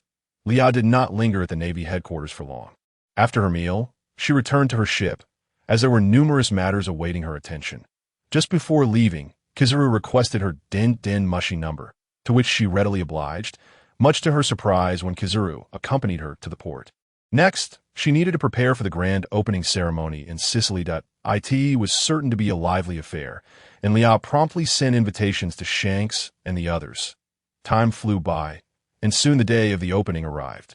Leah had dedicated 2 full years to this endeavor, from selecting the site and planning construction to becoming a warlord, navigating various relationships, and assigning personnel. 2 years of immense effort, but at last it was completed. Indeed, the invitation Shanks received was for Leah's grand opening. After all, they were old friends, and having not seen each other in nearly 2 years, Shanks promptly abandoned his plans to cause chaos in Dressrosa and ordered a course to Sicily instead. Leah also invited the Don Quixote family. However, given their publicly strained relations, they performed a bit of theatricality before the crowd, with Doflamingo ostensibly causing a ruckus at the opening ceremony, only to be discreetly ushered away by Leah's subordinates to her private quarters. Leah had also extended an invitation to Mihawk, but he simply stated he was unavailable. One could hardly believe he had no time, as he spent his days rowing his coffin-like ship hither and thither. As a warlord, most of Leah's guests were pirates and figures from the underworld. In any case, there weren't many virtuous individuals present, and thus, there was no need for formality. Leah eschewed grand speeches, merely expressing her hope that everyone would support her business before letting the attendees explore the island. Leah opened her wine cellar to host Doflamingo and the others. Coincidentally, Doflamingo received urgent news from his subordinates and had to leave, thus avoiding a clash with Shanks. However, he left Baby 5 on Sicily, allowing her to enjoy herself before returning. This arrangement seemed fortuitous, as Leah's instincts warned her that a meeting between Doflamingo and Shanks could spell trouble. The opening took place during the day, and the Red Force arrived at Sicily by nightfall. Shanks appeared markedly changed, yet somehow remained the same. He exuded a newfound presence, finally resembling a captain, yet his smile betrayed a hint of foolishness that Leah found endearing. Leah made a special trip to the port to greet them, initially wishing to invite Yushia and the others, but due to the busyness of the opening, she went alone. Upon seeing Leah, Shanks exclaimed, "Sasashidane, Lily-chan." His radiant smile accompanied him as he rushed towards her, wrapping an arm around her shoulder. The weight of his presence nearly toppled Leah over, but in her joy, she chose not to dwell on it. Skillfully evading his grasp, enveloped by his aura, Leah felt an unfamiliar warmth, her heart racing. After 2 years apart, she couldn't shake the feeling that Shanks appeared even more handsome, exuding a greater sense of masculinity, though she wondered if it was merely her imagination. Leah greeted Beckman and the others in succession, leading them into the interior of the island. Their arrival wasn't too late, as Leah planned to hold a banquet with her internal staff that evening. The growth of Leah's business was a testament to their collective efforts, and now with a stronghold, they could organize annual gatherings. The highlight of the event, of course, was the banquet, and Leah naturally led Shanks and the others to the venue. The food and drink were plentiful, though the red-haired pirates, appearing somewhat intimidating at first, caused Leah's subordinates to feel a bit awkward upon their arrival. However, once the banquet commenced, Jesus and his companions swiftly mingled with Leah's subordinates. Notably, the more introverted Quasimodo, after a few bottles of wine, surprisingly found himself dancing hand in hand with Lakiru around the enormous bonfire at the center. The clinking of cups and the exchange of drinks continued unabated, with some approaching Leah to toast her. Each time, she dutifully raised her cup to her lips, only for the inebriated Shanks to suddenly snatch the drink from her hand and down it in one gulp. Leah looked at Shanks in disbelief and remarked, "With so many drinks in front of you, why do you need to take mine?" Shanks merely grinned foolishly in response. Sitting slightly below Leah, Yuzha watched the scene with a smile, thinking to herself, "Lily is usually quite perceptive, but when it comes to this, she truly is remarkably oblivious." As the drinks flowed freely, the revelers began to urge each other to perform, and Leah, anticipating this turn of events, had already cleared a space and arranged for various instruments to be brought in. The musicians of the red-haired pirates were the first to step forward, performing Bink Sake, which ignited a rousing chorus and dance from the entire gathering, successfully elevating the atmosphere. Many others followed suit, singing and dancing to familiar tunes from the vast ocean, lacking in originality. Yet Leah clapped enthusiastically after each performance, and her subordinate spirited participation contributed to a vibrant ambience. Leah, who never imposed a hierarchy among her subordinates, believed that as long as they worked hard, everyone was equal. Thus, as the host, she too was encouraged to perform. At that moment, Shanks cast an expectant gaze at Leah and said, "Having known Lily for so long, I've yet to see her perform, and I'm genuinely looking forward to it." Leah waved her hand dismissively, saying, "What I can perform doesn't quite fit this atmosphere. Perhaps it's best if I refrain." Instantly, someone shouted, "What does it matter, Miss Leah? We are all rough folk here, lacking in musical sophistication. We would welcome any performance, as we're merely here to revel and make merry. Indeed, Miss Leah. Leah glanced at Shanks, whose eager gaze was fixed upon her. After a moment's hesitation, she rose and made her way toward the piano. In an instant, Leah became the center of attention. She placed her hands on the piano and played a few notes, her mind conjuring the most familiar melody, longing across the millennia. This piece resonated deeply with the soul, evoking varied emotions in all who listened, its only drawback being its somber tone. Leah played with utmost seriousness, and as she progressed, she closed her eyes, the moonlight casting a perfect glow upon her face, enveloping her in an aura of mystery that a subtle sadness permeated the air, and the venue fell silent as everyone listened intently. Some appeared to reminisce, tears welling in their eyes. Shanks, too, lost a smile, memories flooding his mind, his gaze ultimately fixating on the young girl. Leah seemed to embody the essence of a protagonist. Wherever she stood, all eyes gravitated toward her. As she played, Leah recalled the image of Jean handing his sword to her just before his demise. Smiling as he faced death, a chill swept through her heart. Yet she persevered, completing the piece. As the final note lingered, Leah kept her eyes closed. Suddenly, fireworks erupted in the sky, and Leah opened her eyes to behold the dazzling display. The crowd gazed upward, entranced by the brilliance and splendor. Yet in Shanks' eyes, no matter how beautiful the scenery, it served merely as a backdrop to the young girl. As the banquet progressed, most had succumbed to intoxication. Sprawled across the ground in disarray, Leah looked on with a mix of exasperation and amusement, bemused by their carefree nature, even in unfamiliar territory. However, Beckman remained alert, his head pounding as he surveyed the scene of his crew members passed out on the floor. Perhaps it was Beckman's presence that allowed them to feel so at ease. Recently, Leah had sensed something amiss within herself. She found herself thinking of Shanks with increasing frequency, recalling his messy eating habits during meals, wanting to capture beautiful vistas to share with him. Certain subconscious thoughts began to signify much more, yet Leah remained uncertain about her own feelings. Moreover, Shanks' visit had subtly altered many aspects of her life. The wheels of fate had begun to turn, and even someone as formidable as Shanks could not escape its grasp. Watching Shanks pour more wine into himself, Leah pointed toward the distant Ferris wheel, asking Shanks, "Would you like to try riding that?" Indeed, it was Leah who yearned for the experience, yet she did not wish to partake alone. Shanks, bleary-eyed and grinning foolishly, turned to look in the direction Leah indicated and replied, "Sure, Lily. Let us go together." Leah stood and nodded to Beckman before leading Shanks toward the Ferris wheel. Beckman shook his head in resignation, observing the pair. From a certain perspective, they seemed quite complementary, both steeped in contradiction. If fate were to align them, they would face a challenging road ahead. Shanks bore too many burdens to forge deep connections with others, let alone establish a family. Leah harbored feelings for Shanks, which had not been as evident during their last encounter.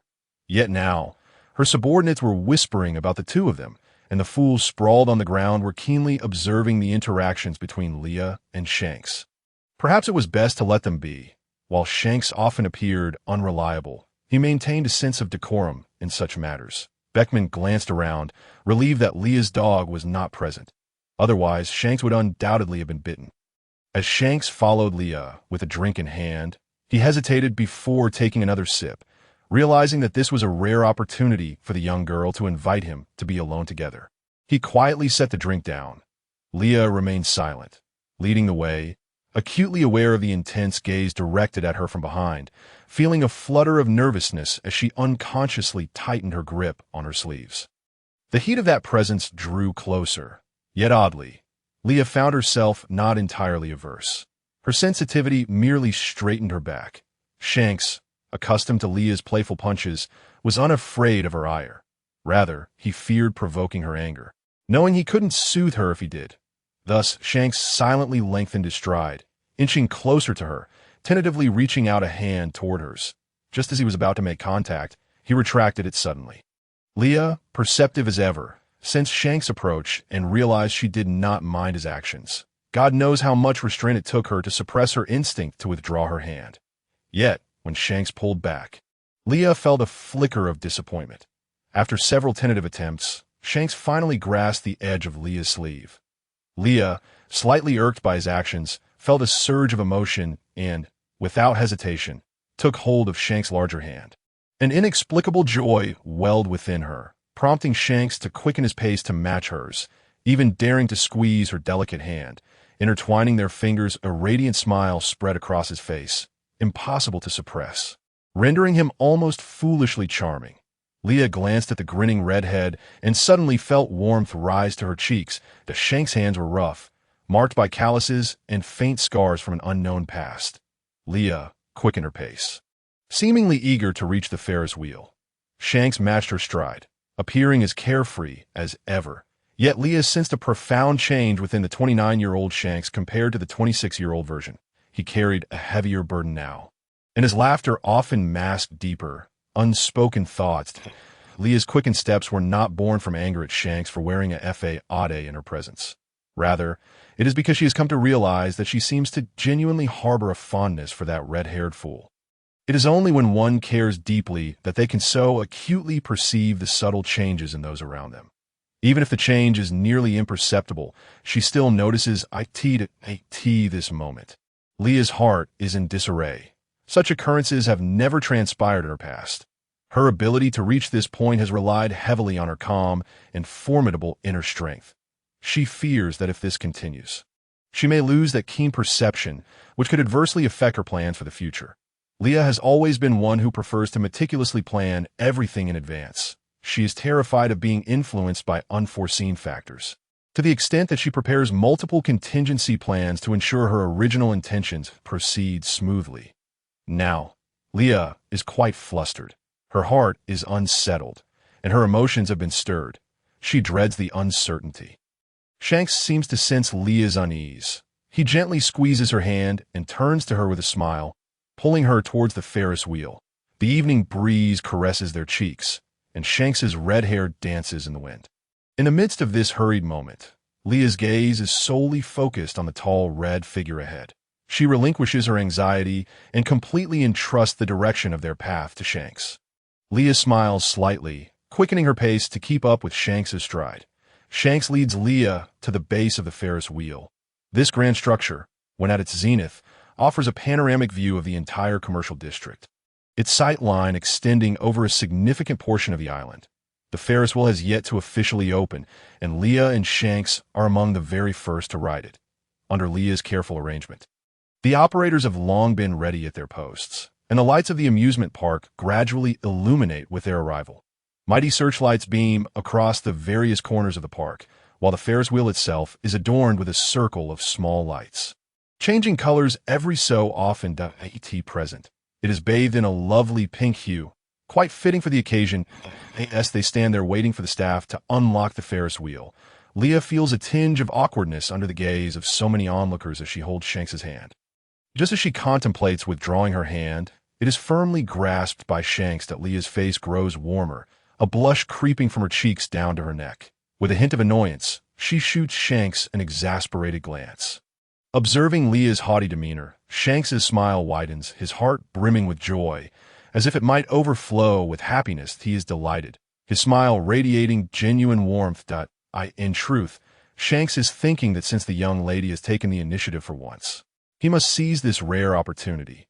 Leah, noticing Shanks's smug expression, feels a surge of irritation and instinctively reaches for his waist. However, her fingers find no softness to grip. His physique is sculpted and firm.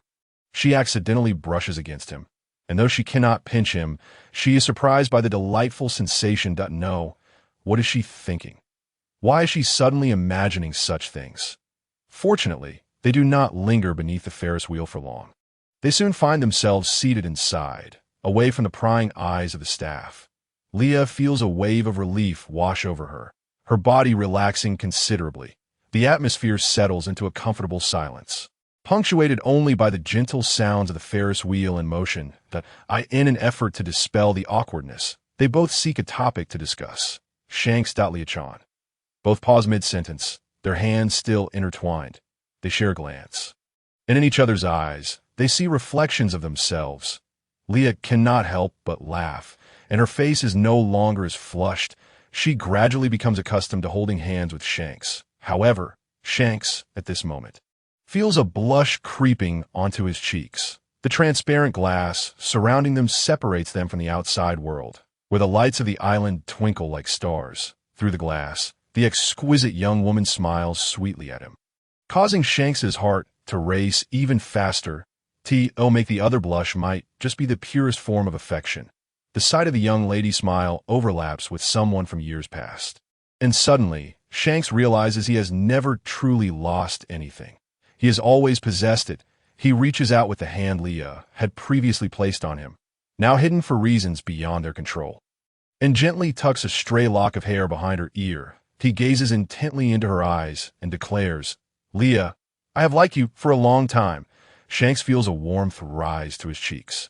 Yet he manages to voice the words he has longed to say. Leah, having only recently come to terms with her own feelings, is taken aback by this straightforward confession, momentarily at a loss for words.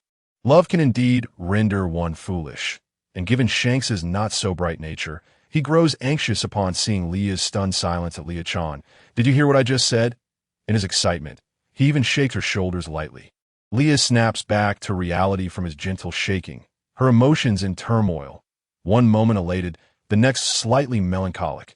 She does not pull away from Shanks's grip, but lowers her head slightly, softly asking, "Shanks, are you serious?" Shanks nods vigorously, his red head bobbing in affirmation. "Of course I'm serious. There's never been a moment more earnest than this." Suddenly lifting her gaze, Leah responds, "But you hardly know me. I'm not the person you imagined. I like you. No matter who you are, there are no illusions. You are right here beside me, and I like the you who is sitting next to me." Shanks interrupts Leah's attempt to speak, pulling her into his embrace, holding her tightly. He cannot bear the thought of losing her again. He desperately wishes to claim her for himself, unable to tolerate another prolonged separation. "And what if I say I don't like you?" Leah murmurs into his shoulder, her voice tinged with a huskiness. "Leah-chan, doesn't need to do anything. Just stand there and wait for me. I will always draw closer to you. Just please don't retreat or harbor any disdain for me. That is all I ask." As he speaks, Shanks gently rests his head on Leah's shoulder, his tone tender, each word resonating deeply in her heart. Leah feels a stirring within, unable to resist the impulse to wrap her arms tightly around Shanks's waist, savoring the reality of the moment.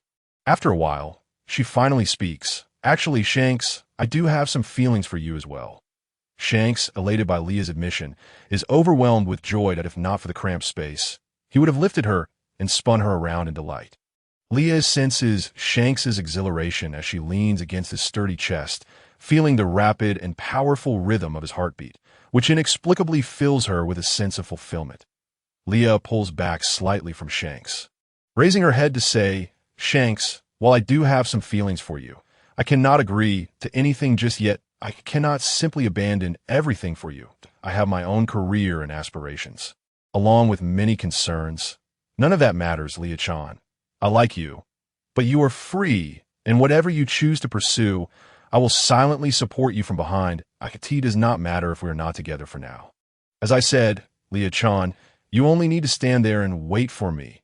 Shanks's words put an end to Leah's concerns, assuring her that he would always be there. "All right, I understand, Shanks." Leah suddenly burst into laughter, her joy radiating from her. She reached out to gently caress Shanks' face, her fingers gliding over his skin inch by inch until they rested upon the scars that marred his left eye. 3 marks, deepened by the passage of time, becoming ever more pronounced, if fearing to cause him pain. Leah's touch was feather-light as she traced the scars, her gaze softening with compassion. Unable to restrain herself, she pressed her lips to the corner of Shanks' eye. Feeling the warmth of her kiss, Shanks swallowed hard, his Adam's apple bobbing, before he seized her wandering hand and intertwined their fingers with his other hand. He lifted her chin, drawing her into a kiss. All unspoken words were drowned in that moment. Leah's mouth enveloped by the heat of Shanks' ardor as he hungrily claimed her essence. Initially hesitant, Leah gradually began to reciprocate. releasing his hand to wrap her arms around the nape of his neck, while Shanks cradled the back of her head, deepening their kiss. In that fleeting moment of exhilaration, they lost themselves to the world around them. Just as the Ferris wheel reached its apex and the second round of fireworks erupted, dazzling bursts filling the air, yet they remained blissfully oblivious. When Leah felt breathless, Shanks finally released her, only for her to pinch his cheek lightly, a gesture that felt more like a tickle to him. Still, he feigned pain, gazing at her with glistening eyes. A man who indulges in playful affection is truly fortunate. Witnessing Shanks' expression, Leah felt her resolve soften, though a hint of irritation remained. Thus, she playfully covered Shanks' eyes. Seizing the moment, Shanks deftly scooped Leah into his embrace, his large hand encircling her slender waist. How delicate she felt, as if a mere pinch could break her. He could hardly fathom how such a petite figure could possess such strength, recalling the pain she inflicted upon him in the past, which surpassed even that of Beckman. The Ferris wheel soon descended, nearing a halt, prompting Leah to struggle to escape Shanks' hold. His laughter blossomed brighter as he refused to comply, tightening his grip and lifting her out of the ride entirely, typically composed in front of her employees. Leah felt a flush of embarrassment being cradled in his arms under the gaze of many, instinctively burrowing deeper into his embrace. Shanks, sensing her discomfort, did not relinquish her. Instead, he draped his cloak around her, holding her even closer. Like a proud rooster proclaiming his territory, he straightened his posture, the unruly strand of hair atop his head seeming to stand even more defiantly. Once the crowd thinned, Leah playfully pounded her fists against Shanks' chest. Though her strikes lacked true force, still wary of inciting her ire, Shanks gently set her down, seamlessly taking her hand in his. "Leah, it's getting late. Allow me to escort you home," he said tenderly, ruffling her hair. Leah suppressed her inner turmoil and nodded solemnly. Shanks no longer sought to take advantage of her, instead walking beside her in a quietude that felt like the lifting of a weight from his shoulders. Their hands clasped as if he had found solace. Leah glanced back at him. Both were momentarily freed from their burdens. Shanks no longer preoccupied with becoming one of the four emperors or maintaining balance upon the seas. While Leah could momentarily cast aside her own calculations, their current state of companionship felt genuinely comforting. Leah could sense a fragment of the weight Shanks bore, just as he understood her desire to protect her family. Yet, the world rarely aligns with one's wishes. After years of navigating the seas, he was acutely aware of this reality. The dawn of a new era was inevitable, and what would transpire remained uncertain. Once indifferent to such matters, he now found himself considering Leah's feelings in his decisions. Nonetheless, there were things he could not avoid. In the face of increasingly tumultuous tides, he could not even guarantee his own survival. A pang of anxiety gripped him. Had he acted impulsively today, Leah was vital to him. Her safety should be paramount. With this thought, guilt crept in, causing his smile to fade gradually. Leah noticed the shift in Shanks' demeanor and halted. Concern etched on her face. Shanks quickly masked his expression, attempting to resurrect his smile, only to be interrupted by Leah's words. "If you don't wish to smile, then don't. It looks rather unappealing," she remarked. "What troubles your mind?" "You may share it with me," she inquired. "I fear for you," Shanks confessed, his vulnerability surfacing for the first time, words stumbling from his lips. Leah suddenly understood. Concern often breeds confusion. People become apprehensive when they care deeply for someone. Typically, Shanks would refrain from stepping outside his comfort zone, yet he was undeniably invested in this young woman, yearning to stand proudly by her side. "Shanks, do not underestimate me that I do not require you to shield me. I wish to stand beside you, facing all future challenges together. Besides, I haven't agreed to be with you yet, so why are you worrying so soon?" Leah declared with a hint of pride. "Indeed, our Leah is quite formidable. Requiring no protection from me, I must strive even harder to earn her consent to be together," Shanks replied, bending down with a smile. Leah, playing along, added, "Then you must work diligently, lest I find someone else." With that, she took a few playful steps ahead. "Our Leah is so exceptional. Many will undoubtedly be drawn to her. Tea truly leaves one in a state of concern," Shanks gently teased. After a moment of contemplation, Leah turned back to Shanks, her tone earnest. Shanks, pursue what you desire without regard for me. I possess the strength to shoulder my own burdens, but will not add to your own load on my account. I worry for you too. Shanks seemed to release a weight from his shoulders, responding with a simple, all right. His little lady was astute. Often, she grasped the essence of matters without extensive explanation, hinting at her understanding of certain secrets. Although he was unsure how she gleaned such insights, it mattered little. Leah harbored a deep disdain for the celestial dragons, ensuring she would never ally with the world government. Soon, they arrived at the entrance of the small villa Leah had designed for herself. Extracting a key from her pocket, she hesitated as she turned the lock, summoning the courage to ask, Shanks, would you care to come in and take a look around? Shanks nodded enthusiastically, noting her nervousness. Yet he had no intention of pushing any further. Tonight had sufficed, and some things required patience. Entering her villa, Shanks observed that the decor eschewed the typical pink hues favored by many young women, instead embracing a straightforward elegance in shades of friendship red. Perhaps due to infrequent stays, it lacked a homely atmosphere. Leah, still somewhat flustered, meticulously guided Shanks through each intricacy of her design, occasionally smiling as she spoke. Shanks patiently followed, listening intently to her every word, evoking the feeling of a couple touring their new home together. Eventually, they reached the threshold of Leah's room. After a moment's thought, she opened the door and stepped inside, with Shanks following suit. Turning to him, she proposed, Shanks, if you wish to stay, I can prepare the room next door for you. Shanks shook his head, replying, No need, Leah. I must return to the ship shortly. Leah wished to inquire about something, yet was interrupted by Shanks. I will depart once you fall asleep. I desire to linger by your side a while longer.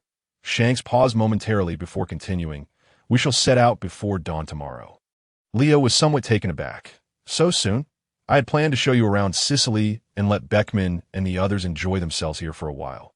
Regrettably, it seemed they would have to forego Lily's kind intentions. They could not afford to be away from the new world for too long, nor could they let certain individuals know of their close relationship with Lily, lest she attract unwanted attention. Shanks scratched his head and earnestly addressed Leah. At this stage, it is best for Lily not to be overly scrutinized. The risks that belong to us should be borne by us alone. Of course, I do not wish to imply any distrust towards Lily. He hastily waved his hand as he uttered these words. Leah understood Shanks' sentiment. She indeed needed more time to grow. She was no longer alone. Many stood behind her, and she had a responsibility towards them. She could not act impulsively. Leah smiled softly and gazed into Shanks' eyes, saying, I comprehend your meaning, but you may need to wait for me at that place. One day, I will mature enough to stand proudly by your side without concern for those so-called threats. I will undoubtedly become strong enough to protect those around me, that I believe Lily can certainly achieve that. Shanks too held Leah's gaze, and within her violet eyes, he saw his own reflection. After their conversation, Leah first took a shower, then sat before the vanity mirror to begin her elaborate beauty routine. Remarkably, Shanks did not act foolishly that night, nor did he engage in any troublesome antics. He sat idly on the sofa, feeling somewhat inclined to drink. However, upon glancing at Leah in her pajamas, he dismissed the notion. Shanks found himself perplexed by Leah's actions. The young girl claimed that this was to enhance her skin's appearance. Yet he believed her complexion was already flawless, fair and delicate, raising the question of whether such efforts were necessary. As Shanks began to drift into slumber, Leah finally decided it was time for bed. She peeled off her facial mask and drew back her warm yellow duvet. Toby watched while sleeping felt undeniably awkward, and she hesitated momentarily as she opened the blanket, reassuring herself that she would eventually need to become accustomed to it. Unbeknownst to Leah, while she did not verbally agree with Shanks, her subconscious had already included him within her sphere of possession, and she was striving to adapt to his presence. Shanks moved a chair to sit at the foot of Leah's bed, propping his chin on his hand as he watched the young girl, whose face was beginning to flush. Leah kept her eyes tightly shut, still feeling shy about looking at Shanks, prompting her to mentally urge herself to relax. However, it was of little effect. She could not ignore Shanks, who was merely minding his own business. Sensing her embarrassment, Shanks chuckled lightly and gently placed his hand over Leah's eyes, beginning to hum a peculiar lullaby. It was markedly different from the usual soothing melodies. yet somehow managed to instill a sense of calm. Shank's voice was deep and resonant, rich with charm, as he tenderly hummed the tune, drawing Leah's attention and gradually easing her restless spirit. Initially, Leah thought she would be unable to sleep that night. But as she listened to Shank's melody, her anxious heart was soothed, her body relaxed, and her consciousness began to drift into darkness. Time passed, and eventually, Shanks ceased his humming. Leah had fallen into a deep slumber. He slowly removed his hand from her eyes, gazing at her peaceful visage, a faint smile gracing his lips, though he remained silent. Shanks lingered for a moment longer, his gaze towards Leah filled with depth and tenderness. Once, she had gently lulled him to sleep in this manner, and in that moment, time seemed to overlap. He tucked the blanket around her a little tighter and pressed a soft kiss upon her delicate lips before quietly withdrawing his left hand and silently exiting the small villa without making a sound. Shanks ultimately returned to the Red Force, where Beckman had already summoned the Zen monks back. The light in Beckman's room was still aglow, and instead of heading directly to the captain's quarters, Shanks knocked on Beckman's door. The sound of a pen sliding across paper abruptly halted, followed by the scraping of a chair. Beckman rose to open the door for Shanks. He did not invite Shanks into his room to create chaos. Instead, he regarded the obviously smug red-haired fool and inquired, "Where shall we head next?" "Back to the New World. Then we will proceed according to our original plan." Shanks replied, "Oh, you're no longer going to Dressrosa?" Beckman teased, "Not anymore. This trip has already fulfilled my desires," Shanks retorted, scratching his red head, half-jokingly. Beckman glanced at the noticeably cheerful Shanks and cautioned, "Shanks, maintain your composure. After tonight, you remain the formidable pirate who commands the Grand Line." Shanks turned to gaze at the brightly lit island and smiled. "I know." It was precisely because he understood that he was so eager to leave, to depart from that cherished beauty resting near his heart. He yearned to gain the strength to protect this vibrant life. The following day, when Leah awoke, it was as she had anticipated. Shanks was already gone. His departure had left no trace of his presence. A stark contrast to his typically disheveled demeanor. In a moment of confusion, she pondered whether Shanks had ever truly been there. However, upon hearing the distant sounds of commotion, she realized that everything from last night had indeed transpired. Suddenly recalling the events of the previous evening, Leah's face flushed crimson. She felt as though it were on fire and hurriedly pulled the blanket over her head, curling into a small ball. Last night, I merely wanted Shanks to accompany me on the Ferris wheel. Why did it escalate to that point? How embarrassing. Life continued to unfold without turbulence, and Leah planned to invite Ace and Luffy to enjoy some time on Sicily. To prevent Ace and Luffy from feeling too lonely, she had also brought Makaba, Wizity, and Yagubigu to Windmill Village. The three dogs followed Luffy and his companions, having a splendid time. Makaba particularly favored Ace and showed little interest in playing with Luffy. Occasionally, when Luffy would pester him too much, Makaba would tentatively snap at him.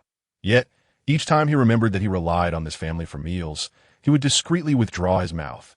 After all, he was the youngest and could not afford a bite, lest he face the family's wrath, and Ace would likely ignore him. Thus, whenever Leah returned home, she would find Makaba ensnared in Luffy's rubbery arms, baring his teeth as he attempted to bite Luffy, yet never quite managing to do so. Leah was genuinely curious about what thoughts occupied Makaba's mind throughout the day. He would alternate between moments of brilliance and bouts of foolishness, displaying an unusual ability to gauge others' reactions. Aside from being slightly more adept at biting than an ordinary dog, what other merits did he possess? Leah, wishing to keep her two younger brothers' existence a secret for a while longer, set off alone to the East Blue, intending to take Luffy and the others out for some fun.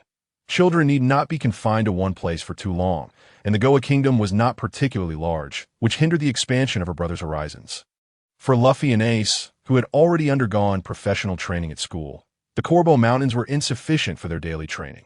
Leah planned to take them elsewhere to hone their skills, ideally exposing them to the various techniques practiced by people across the seas, which would greatly benefit them in their future maritime endeavors. Ace and Luffy were not the types to sit still, so she could hardly expect them to absorb theoretical knowledge about martial arts or countermeasures. Practical experience was undoubtedly the best way for them to enhance their abilities.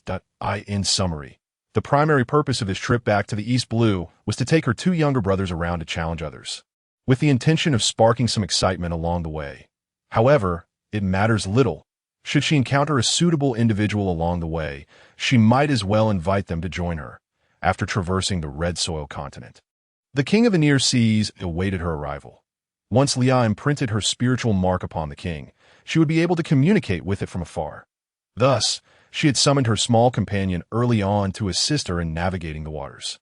Yet, while journeying towards Windmill Village, she passed through a place known as Cocoasia Village, a name that struck her as familiar. Despite her inability to recall its significance, an instinct urged Leah to investigate further, not only to satisfy her curiosity, but also to replenish her small vessel supplies. Leah had established branches in numerous large cities. Although her establishments were scattered across the globe, it was inevitable that some smaller villages would be overlooked. Her next ambition was to ensure her shops flourished throughout the Grand Line, extending their benefits to these quaint hamlets, thereby facilitating the establishment of primary schools in various locales. Furthermore, she harbored aspirations of designing a secondary education system and eventually founding the first university on Sicily, a grand institution dedicated to nurturing elite talent. However, these were matters for another time. Currently, Leah had set foot in Cocoasia Village. The atmosphere here felt distinctly unsettling, devoid of the vibrancy typically associated with a thriving community. Instead, every household was tightly shut, as if its inhabitants were evading some unseen threat. As Leah casually glanced around the exteriors of these closed homes, she noticed no signs of life within. It was peculiar. There were no fishermen to be seen, and in such an economically challenged village, fishing was the most common means of sustenance. It was unfathomable that they would simply cease their activities without a significant reason. What calamity had befallen this village? Despite her observations, Leah remained unfazed. She was confident that in the East Blue, a region under the firm jurisdiction of the Navy, it was nearly impossible for any threat to materialize against her. The moniker of the weakest sea was merely a jest. The family of Monkey from Windmill Village, Roger from Roadtown, and numerous other formidable figures had emerged, too many to enumerate. The reputation of the weakest sea had surfaced due to two primary reasons. Firstly, in recent years, Smoker had stationed himself in Roadtown, effectively stifling many young aspirants wishing to become pirates. It should not be assumed that Smoker was weak in comparison to the Grand Line and the New World. He was indeed less formidable. Yet in the context of the East Blue, his strength was sufficient to thwart the dreams of most fledgling pirates. Secondly, the old man Garp, in his efforts to care for his grandchildren, began frequenting the routes between Marineford and Windmill Village. Garp was a figure of immense power, directly comparable to the pirate king, Roger. During his travels to the East Blue, he had already cleared away many small pirate groups. And it could be reasonably inferred that, to keep Ace's lineage a secret, he would never permit any pirates to threaten Windmill Village. Still, Leah found the silence of this village disconcerting to avoid potential peril. She cautiously summoned her scythe. As she walked into an orange grove, she discovered a congregation of villagers. Her keen eye quickly spotted a familiar woman with pink hair amidst the crowd. It dawned on Leah that she had arrived at the residence of Belmere, who had settled here after her retirement, and this was also the future hometown of Nami, the navigator of the Straw Hat Pirates. At that moment, Belmere appeared distressed, sprawled on the ground with blood seeping from her arm. An unsightly fishman stood over her, laughing maliciously, his foot pressing down on her arm. Leah refrained from rushing to Belmere's rescue immediately, for the presence of numerous fishmen suggested that any impulsive action could lead to them taking the villagers hostage, resulting in dire consequences. After a moment's hesitation, Leah sheathed her blood-stained scythe and stealthily approached the center of the crowd, opting to observe the unfolding scenario. It soon became apparent that Belmere was unwilling to deny the existence of her two children. While the grotesque fishman had pressed a gun to her forehead, this situation could have been resolved quite amicably. Had Belmere shown even a modicum of concession or restraint, she might have spared her life. Yet, it was precisely her refusal to back down, her unwillingness to deny her children, that defined her character's allure. If Belmere had chosen to fabricate a lie, claiming she had no family, she could have temporarily separated from Nami and Nojiko, without it meaning they would never reunite. In fact, after Arlong's departure, she could have sought out Nami and Nojiko, relocating to a different place for a fresh start. Two factors contributed to her decision. Firstly, Belmere feared that her unauthorized departure might endanger the villagers of Cocoasia. Secondly, as a former Navy officer, she likely suspected that Arlong might collude with the Navy, a group she deemed unreliable. The Navy's cloak represented their ideals, and, as long as those ideals remained intact, they would not abandon their mantle of justice. Presently, however, Belmere had severed her ties with the Navy and relinquished that emblem, signifying her loss of faith. Leah vaguely recalled that Belmere had found Nami and Nojiko on the battlefield. At that time, Belmere had relinquished all hope of survival, and it was the two children who reignited her will to live. Reasonably speculating, Belmere may have heard rumors about places like Punk Hazard or the Lamb House. Understanding that entrusting the children to the Navy would be tantamount to sending them to their doom. Thus, she chose to raise the children herself, embracing her responsibility. A.S. Arlong prepared to pull the trigger. Leah calmly stepped out from the crowd. "I have come to purchase oranges from Belmere," she declared, producing a pouch of coins from her waist. "I intend to place a substantial order, precisely worth 100,000 berries and oranges. That should suffice to pay for Belmere's life, wouldn't it?" With a smile, Leah extended the pouch towards Arlong. Typically, Leah donned a mask when venturing out, so even though she was the newly appointed warlord of the sea, Arlong failed to recognize her. Upon hearing her words, Arlong did not lower the gun aimed at Belmere. Instead, he commanded his subordinate, Octopus Hachi, to tally the contents of the pouch while still threatening Belmere. In the urgency of the moment, Leah could not afford to meticulously count out the 100,000 berries. Thus, the pouch contained far more than that sum, including numerous precious jewels. Money could always be reclaimed. The priority lay in rescuing Belmere. Hachi poured out the berries and jewels, eliciting gasps from the onlookers. Naturally, Arlong had no intention of returning the wealth he had just acquired, after issuing threats and intimidation towards Leah. He led his fishmen away. Arlong posed no significant threat to Leah. Her retreat was merely a precaution against the possibility of those desperate individuals resorting to taking the villagers hostage, although she might not compromise her stance for the sake of the villagers' lives. It was preferable to avoid unnecessary casualties. Leah was a quintessential miser. Emotional manipulation was acceptable, but she would not tolerate anyone attempting to swindle her out of her money. Anyone daring to accept her funds should prepare for her to subsequently strip them of their assets. Once Arlong and his crew had distanced themselves, Leah finally turned her attention to Belmere and the children. Belmere, clutching her bleeding arm, gazed at Leah with confusion, hesitantly asking, "Who are you, and why are you helping us?" In her instinctive protective gesture, she shielded the frightened, tearful girls behind her. Leah bore no ill will towards this reaction. After all, the sudden appearance of a stranger who had paid their ransom could easily evoke suspicion. She brushed her hair aside and gradually removed her mask, stating, "Sasabura, Miss Belmere, is that really you, Leah?" Belmere gasped, recognizing her despite the changes time had wrought. Even though Leah's features had matured, the delicate beauty that characterized her childhood remained evident, allowing Belmere to recall her. Leah nodded, affirming, "It is I, Miss Belmere. I cannot believe how much you have grown. I feel regret for imposing such expenses upon you. I will do my utmost to repay you. And I must express my gratitude for saving my life today." Belmere, somewhat incoherent, spoke as if she had just traversed the precipice of life and death, her emotions still in turmoil. Leah shook her head and, with gritted teeth, declared, "No need for you to repay, Belmere. I shall personally retrieve that money from Aaron. I have always been the one to seize others' wealth. This is the first time I find myself robbed. I have even exhumed the graves of the celestial dragons. Yet today, I am thwarted by a petty character like Aaron. It is utterly vexing. However, Leah, how do you intend to confront Aaron alone? Allow me to write you an IOU. You must leave this place at once, lest you become entangled in our troubles." The Belmere's foremost concern was Leah's potential entanglement, urging her to depart from Cocoasia Village. When faced with uncertainty, one must first seek assistance. Knowing the collusion between the Navy and Aaron, she resolved to tackle the Navy issue first. Being a military third generation herself, she could certainly report this to her grandfather. At this moment, The crowd had yet to disperse, their curious gazes fixated on Leah, while some regarded her with wary eyes. Having recently endured Aaron's extortion, they harbored great animosity towards strangers.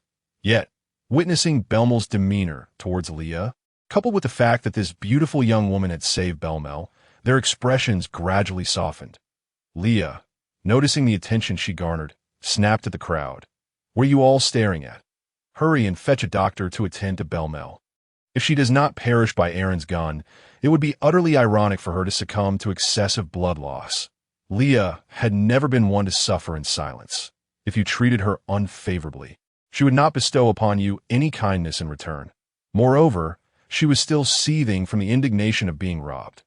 Next, Leah produced a transponder snail, and upon connecting, the visage of an elderly man, absent-mindedly picking his nose, appeared.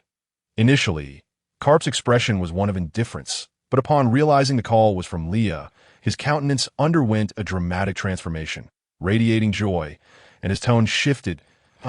"Little Leah, have you been eating well lately? The senbei you sent was delightful. I, Karp, am currently wearing what I believe to be the most benevolent expression of my life while uttering these words. Yet, the more one looked, the more it seemed. Well, let us set aside such trivialities and discuss matters at hand. Grandpa, I must tell you, someone is bullying me, robbing me of my money. When I threatened to report to the Navy, he claimed it would be futile, as he had already colluded with the Navy branch, saying that any resistance on my part would be in vain. Furthermore, he has coerced the villagers here into paying for their lives." Leah recounted Aaron's actions and grievances to Karp with an air of profound indignation. To be honest, Karp, after hearing this, shifted from his previous nonchalant attitude to one of rare silence. Finally, he responded, "In the East Blue, the most reliable person to handle such matters would be Smoker. I will call in to address this situation. Little Leah, stay there for a while, protect the villagers, and await Smoker's arrival." Leah quickly added, "May I seize their embezzled berries? I shall return what they extorted from the villagers and keep the remainder to fund the school's operations." In truth, Leah merely wished to be forthright. Yet in the presence of her two elder family members, she felt the need to be somewhat discreet, at least seeking some justification. Karp, without hesitation, consented. Afterward, he offered Leah various admonitions, cautioning her about safety, advising her to flee if outmatched, and suggesting that she should avoid one-on-one confrontations when possible. Leah wholeheartedly agreed and, in her excitement, engaged Karp in a discussion about the profound complexities of shadowy dealings. Of course, these were merely Karp's admonitions. Leah had never heard of him retreating in a fight. When in doubt, he charged forward. That was his fighting style. Yet it seemed the monkey family were all cut from the same cloth. 3 generations with their wits seemingly concentrated in Uncle Dragon, with the current situation slightly improved, thanks to Leah's cunning. Witnessing this series of events, Belmel was left utterly speechless. Was such maneuvering even possible? After regaining her composure, Nami's eyes gleamed with newfound understanding. She could certainly employ such strategies in the future. Once the call concluded, Aiken dismissed the surrounding villagers, and Leah followed Belmel to their family orchard. Aiken, perceptive as ever, had already discerned Leah's identity upon her removing her mask. The notorious pirate acknowledged by the world government, warlord of the sea, Portgasty Leah. However, Aiken was a reasonable man. He realized that had it not been for Leah today, he might have lost Belmel, and thus his attitude towards her was more one of gratitude than suspicion. Having been thoroughly intimidated by Aaron earlier, Nami had calmed considerably, moving a chair beside Belmel, her gaze filled with concern. Yet, Nami's nature was restless. She began to covertly observe Leah. Leah watched Aiken, who, with a windmill atop his head, busily attended to Belmel, now cheerfully bustling into the kitchen to prepare her a nutritious meal. Leah turned to Belmel and remarked, "I believe Nami and Nojiko are in need of a stepfather, and this Uncle Aiken seems quite suitable." Leah winked suggestively at Belmel. Belmel, seated in a soft chair, appeared somewhat pale yet spirited. She had initially contemplated lighting a cigarette, only for Aiken to snatch it away, displaying an unexpected assertiveness. Normally submissive in Belmel's presence, today Aiken was resolute, just as Belmel was about to express her annoyance. She noticed the evident concern in Akin's eyes, prompting her to fall silent and tuck the cigarette behind her ear. Hearing Leah's teasing, Belmel smiled faintly and remarked, "Akin is a good man, easily embarrassed. But I have my own reservations." Leah nodded thoughtfully, as if recalling something, and suddenly stated, "Life is unpredictable. Cherish those around you." Seeing Leah in such a reflective state, Belmel opened her mouth to speak, but Leah's expression abruptly returned to normal. Words caught in her throat. Leah then brightly declared, "Let us not dwell on that. Tonight, you must inform the villagers to remain indoors. I will lead a group to deal with Aaron and reclaim the money. This must be done in advance. Waiting for Smoker to arrive may complicate matters that in truth, while she spoke of confronting Aaron, it was more about gathering the berries. Aaron might intimidate ordinary villagers, but he paled in comparison to Leah. After all, he was merely a small-time lackey of the former Sun Pirates. Leah enveloped her scythe in hockey, striking Aaron and leaving a great scar across his chest as he collapsed to the ground. Struggling to rise, he coughed up a mouthful of blood. Realizing he could no longer stand, he instead began to laugh, a grotesque and frenzied laughter. Indeed, humanity is the most wretched of races, feigning weakness during the day. Struggling to sit up against the wall, Aaron glared at Leah with contempt, stating, "Such a powerhouse could not possibly exist in the East Blue. You must hail from the Grand Line. That is of no concern to you. I grant you a chance. Speak your final words." Leah harbored no intention of killing Aaron. She was merely curious about what this purebred racist would utter before his demise. Aaron gazed at his fallen fisherman comrades and said to Leah, "All of this was my doing. My subordinates acted on my commands that I hope you can spare them. I will bear all responsibility for the crimes." As he spoke, he coughed up more blood. "Boss, we fear not death." "Aaron, brother," Leah retorted with sarcasm. "How touching. Did you ever consider that when you were committing those heinous acts, the day would come when the truth would be revealed and that humanity would show you mercy?" Aaron immediately countered, "You know nothing. Everything I do is for the future of the fishmen." Leah chuckled lightly. "With your meager strength, you dare claim to shoulder the fate of the fishmen. The power of the fishmen is tenfold that of humans. They are inherently a more noble race." Along, with a fractured expression, remarked, "Fishman Island lies 10,000 meters beneath the sea.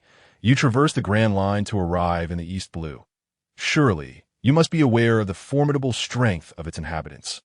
Your incessant emphasis on the nobility of fishmen is merely a facade to mask your own impotence." Leah interjected with a hint of sarcasm.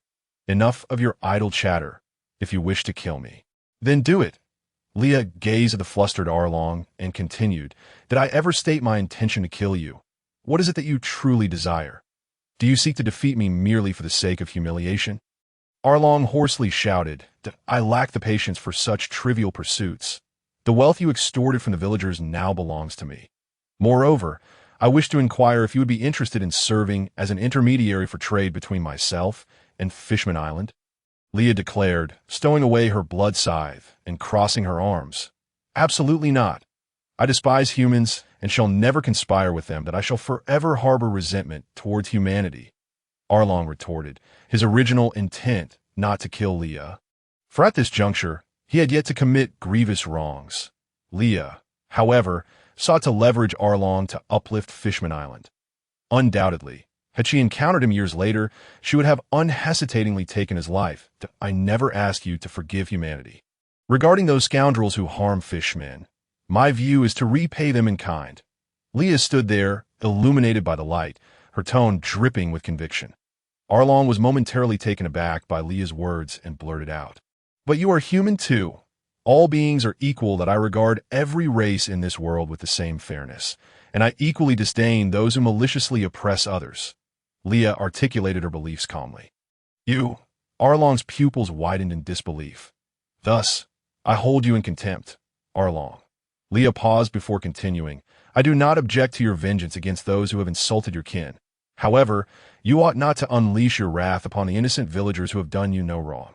True strength lies in directing one's blade towards greater foes. Daha. You speak so effortlessly, yet you understand nothing." Arlong attempted to defend his actions. "Cease making excuses for your weakness, Arlong," Leah's smile faded as she coldly remarked, "Do you truly believe that establishing Arlong Park in the East Blue will alter the fate of the fishmen under human subjugation? Do not be so naive. Only by inflicting pain upon those who wish to enslave fishmen, instilling lifelong memories of their folly, will they learn not to provoke you in this world where strength reigns supreme. Weakness is an original sin. The fishmen require a formidable leader, for only then will those scoundrels dare not to provoke you. Dignity resides solely on the edge of a sword." Arlong sought to explain himself, but Leah delivered a crushing revelation. "Arlong, you have already succumbed to reality. Retreating with your kin to the East Blue has stripped you of the right to bear the fate of the fishmen." No longer smiling, Arlong began to weep uncontrollably, confessing, "In my youth, I longed for the paradise of the Sabati archipelago. Fishman Street is dark and cold, yet above the surface, the sunlight is warm. I genuinely wish to lead my fisherman brethren to the land above, where we too can bask in the sunlight." In that moment, Arlong finally articulated his innermost thoughts. "Be candid. While your aspirations may seem easily articulated, they are fraught with difficulty." Leah remarked thoughtfully that I can facilitate your desire for the fishmen to live in the sunlight. I possess an island where you and your followers may reside, provided you agree to work for me. However, if you wish to alter the fate of fishmen being discriminated against and sold, you must first overthrow the world government and bring down those celestial dragons who delight in collecting slaves. Moreover, to genuinely transform the animosity and suspicion between humans and fishmen, fostering communication and mutual understanding between the two races is paramount. This endeavor cannot be accomplished in a single generation. Currently, the immediate goal should be to strive for a position of equal dialogue with humans. That Leah's words, though blunt, were rooted in truth, confronting Arlong with the harsh realities they faced. "You previously mentioned that you wish for me to act as an intermediary for trade between you and Fishman Island." Arlong recalled Leah's earlier proposition. "Indeed, that I intend to engage in trade with Fishman Island, aspiring to establish my commercial enterprise on every inhabited island. That, if you agree, as a condition of exchange, I can ensure that the orphans of Fishman Street receive an education, with the caveat that as long as you do not harass my employees, I will welcome as many fishmen as you wish to bring to my island, treating them with equality and respect." Leah earnestly conveyed her intentions to Arlong. Arlong, astutely grasping the crux of the matter, pressed, "You said the orphans of Fishman Island can receive an education." Leah nodded, affirming, "Yes, but they must not misuse their innate strength to bully their classmates, and they must pay tuition if they cannot afford it. They can work for me on weekends to offset the costs." Truth be told, the orphans of Fishman Street endured a harsh existence, and reaching adulthood was a challenge in itself, let alone receiving an education. Arlong, deeply concerned for his fellow fishmen, felt a flicker of hope at this proposal. However, his profound hatred for humans prevented him from immediately acquiescing. "You must accept the current reality, given the overall strength of Fishman Island. You cannot presently triumph over humans' ability to stand before you, a defeated foe, and speak thusly is a testament to my sincerity," Leah asserted once more. After contemplating, Arlong replied, "I cannot give you an immediate answer. I must consider my kin that I wish to visit the island and the school you mentioned before making a decision." "That is acceptable, but for now, you must take your fishmen and hide. Tomorrow, the Navy will arrive to deal with Colonel Mouse's affairs. If you do not wish to end up in Impel Down, you must take cover. And how will I find you afterward?" Arlong inquired. "I have my own means to locate you," Leah assured him. Leah then released Arlong and his companions, providing them with a permanent pointer leading to Sicily. She was unperturbed by the prospect of them fleeing. Should their current collaboration falter, their next encounter would not be so simple. In truth, Leah did not necessarily require Arlong's collaboration. She could just as easily seek Jinbei. However, she found Jinbei's overly benevolent nature somewhat disheartening. Furthermore, Jinbei had inherited the no-kill principle from Fisher Tiger, which struck Leah as naive. Having been so grievously wronged, how could one refrain from retaliation? Engaging in trade with Fishman Island was no simple task, and the barriers between races could not be dismantled overnight. One of the leaders of Fishman Street, Arlong possessed the capacity to curb the extremists to an extent. Not only was there a rift between humans and fishmen, but also a profound divide between fishmen and merfolk, issues that were tangible realities demanding confrontation. Leah acknowledged the greatness of both Fisher Tiger and Princess Odoheim, but deemed their ideals overly idealistic. Without addressing the poverty afflicting Fishman Street, the fishmen would never experience true happiness, nor would they have the capacity to contemplate future issues. Survival itself was a struggle, leaving little room for further reflection. Moreover, having witnessed their kin captured and sold by humans, fishmen were regarded as hideous monsters and expensive commodities in human eyes, observing their brethren being victimized by humans. How could such hatred dissipate overnight? Leah recognized her own limitations in resolving this ethnic animosity, yet she could tackle the poverty issue on Fishman Street. The pearls and seafood unique to Fishman Island could yield substantial profits when processed and sold on land. Most importantly, Leah's merchant ships could facilitate trade between the Sabati Archipelago and Fishman Island. If the island specialties were distributed across the seas, leveraging the allure of mermaids could prove to be immensely lucrative. Furthermore, through trade, Arlong could gradually bring fishmen from Fishman Island to the surface. Not all humans harbored disdain for fishmen, nor were all humans devoid of empathy. However, the employees under Leah's command seldom find themselves in such predicaments. Many of them are individuals on the brink of despair, whom Leah has salvaged to work for her. They come from all walks of life, including those with physical disabilities. Everyone is in a similar situation. So what grounds are there for discrimination? As long as they perform their duties diligently, their salaries and bonuses will remain unaffected. Moreover, since they are all her employees, how could it be justified not to distribute additional packages for employee training and ideological education? If they exhibit an attitude of disdain, looking down on others with a foolish air, Leah would indeed feel quite embarrassed. Such behavior reflects a lack of refinement and a narrow-mindedness that tarnishes the reputation of the entire guild. In essence, it is crucial to elevate their understanding of the true human society and to liberate their minds from ingrained hatred. One may despise humanity, but not on the basis of race. For otherwise, the fishmen will never truly ascend to the surface to pursue the light. One must first genuinely experience it. After this matter is resolved, Leah released Arlong and his comrades and subsequently returned the ill-gotten gains they had extorted from the villagers. Most of those villagers were small-scale orange farmers, struggling to make a living, especially now that the oranges were not selling well.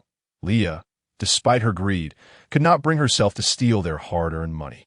Following that, Leah visited the naval branch near Windmill Village, where she thoroughly dealt with the treacherous-looking Colonel Mouse. Through rigorous interrogation, she extracted a record of his misdeeds over the years, documenting everything with a recording snail. Of course, the money he embezzled ended up in Leah's own pocket. She undertook these actions mainly to prevent Smoker from finding fault with her, as he was known for his disdain for pirates. The next day at noon, Smoker arrived at Kokoshia Village aboard his warship. After pacifying the villagers, he proceeded to Arlong Park, only to find it completely collapsed, with Arlong nowhere in sight. Eager to ascertain what had transpired, he made his way to the naval branch where Colonel Mouse was stationed.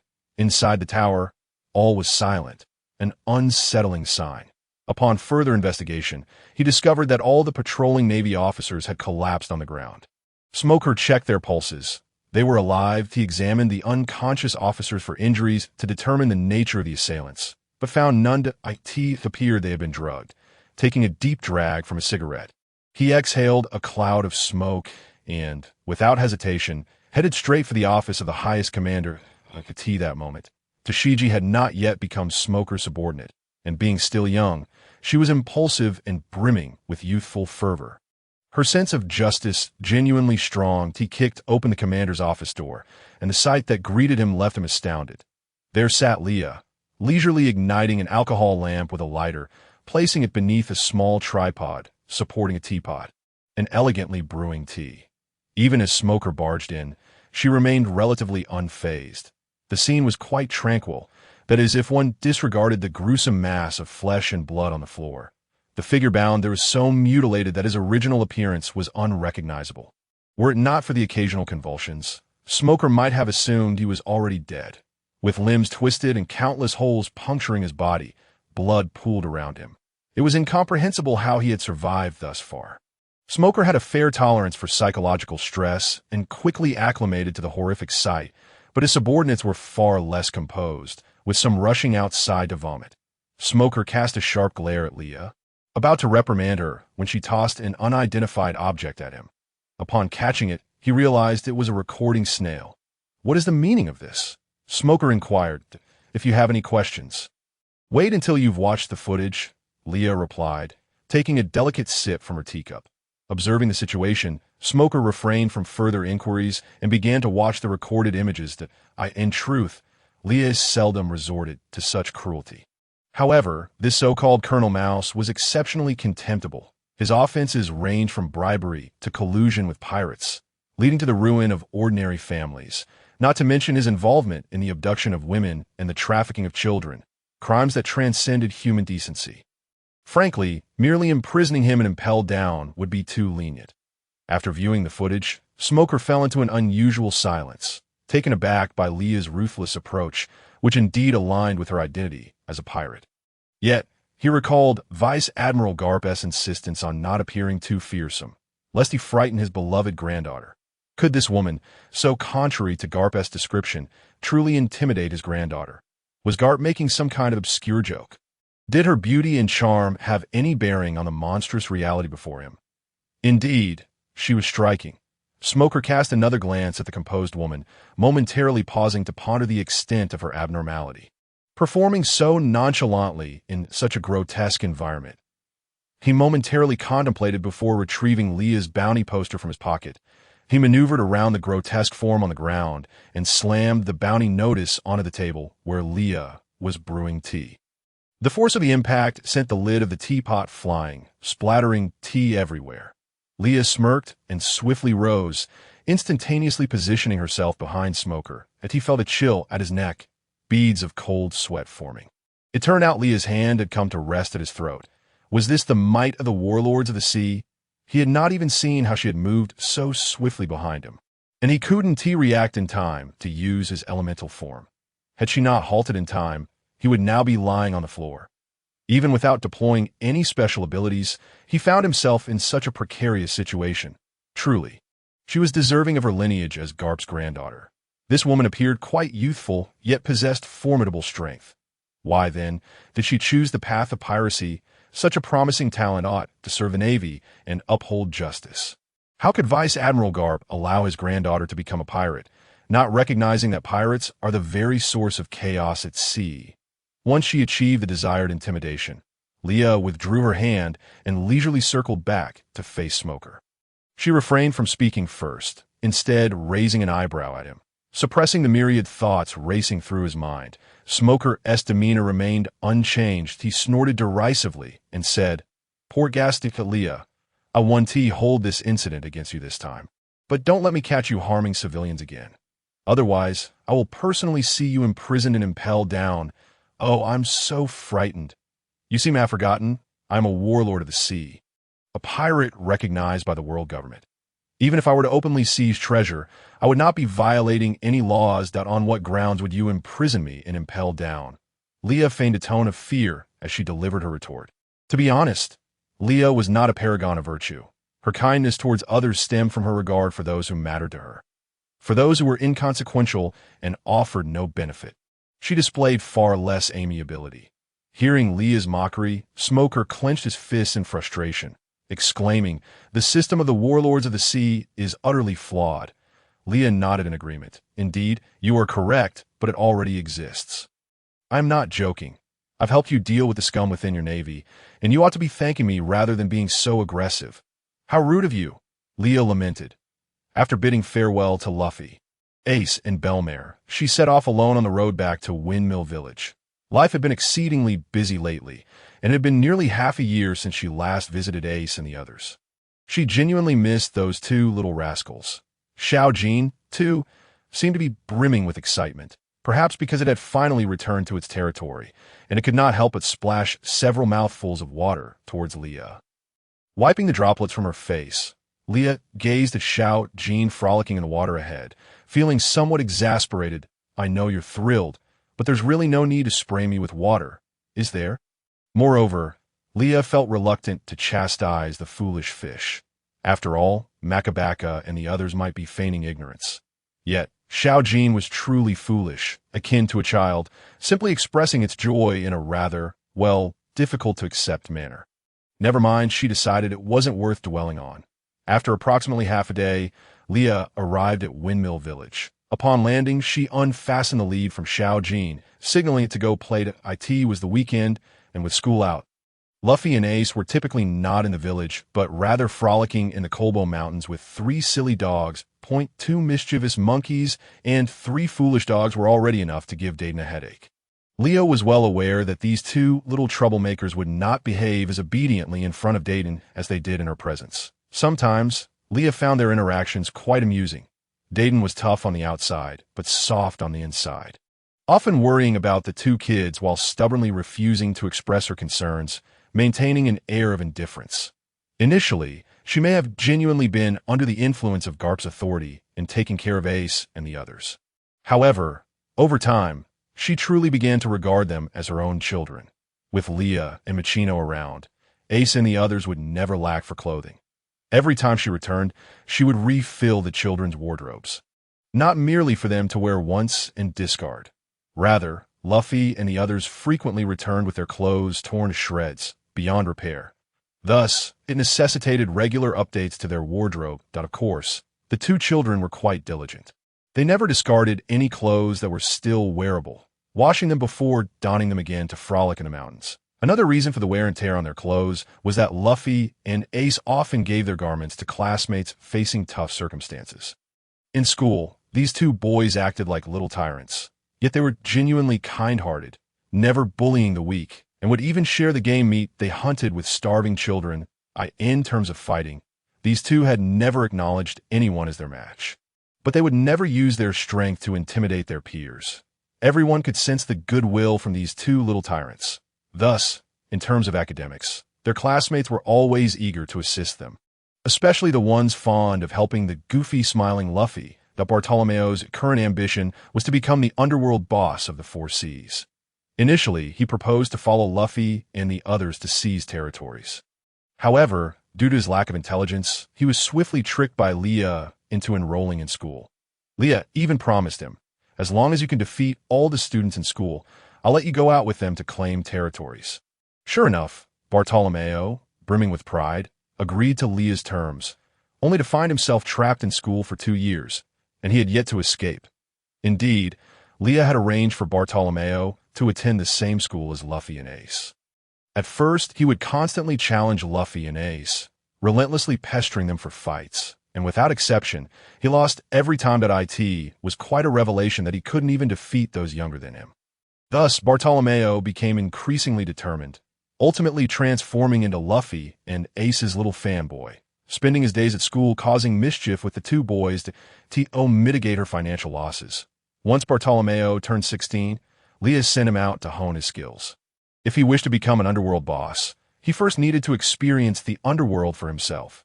Leah assured him that any territory he claimed would belong solely to him, and she hoped he would bother her less.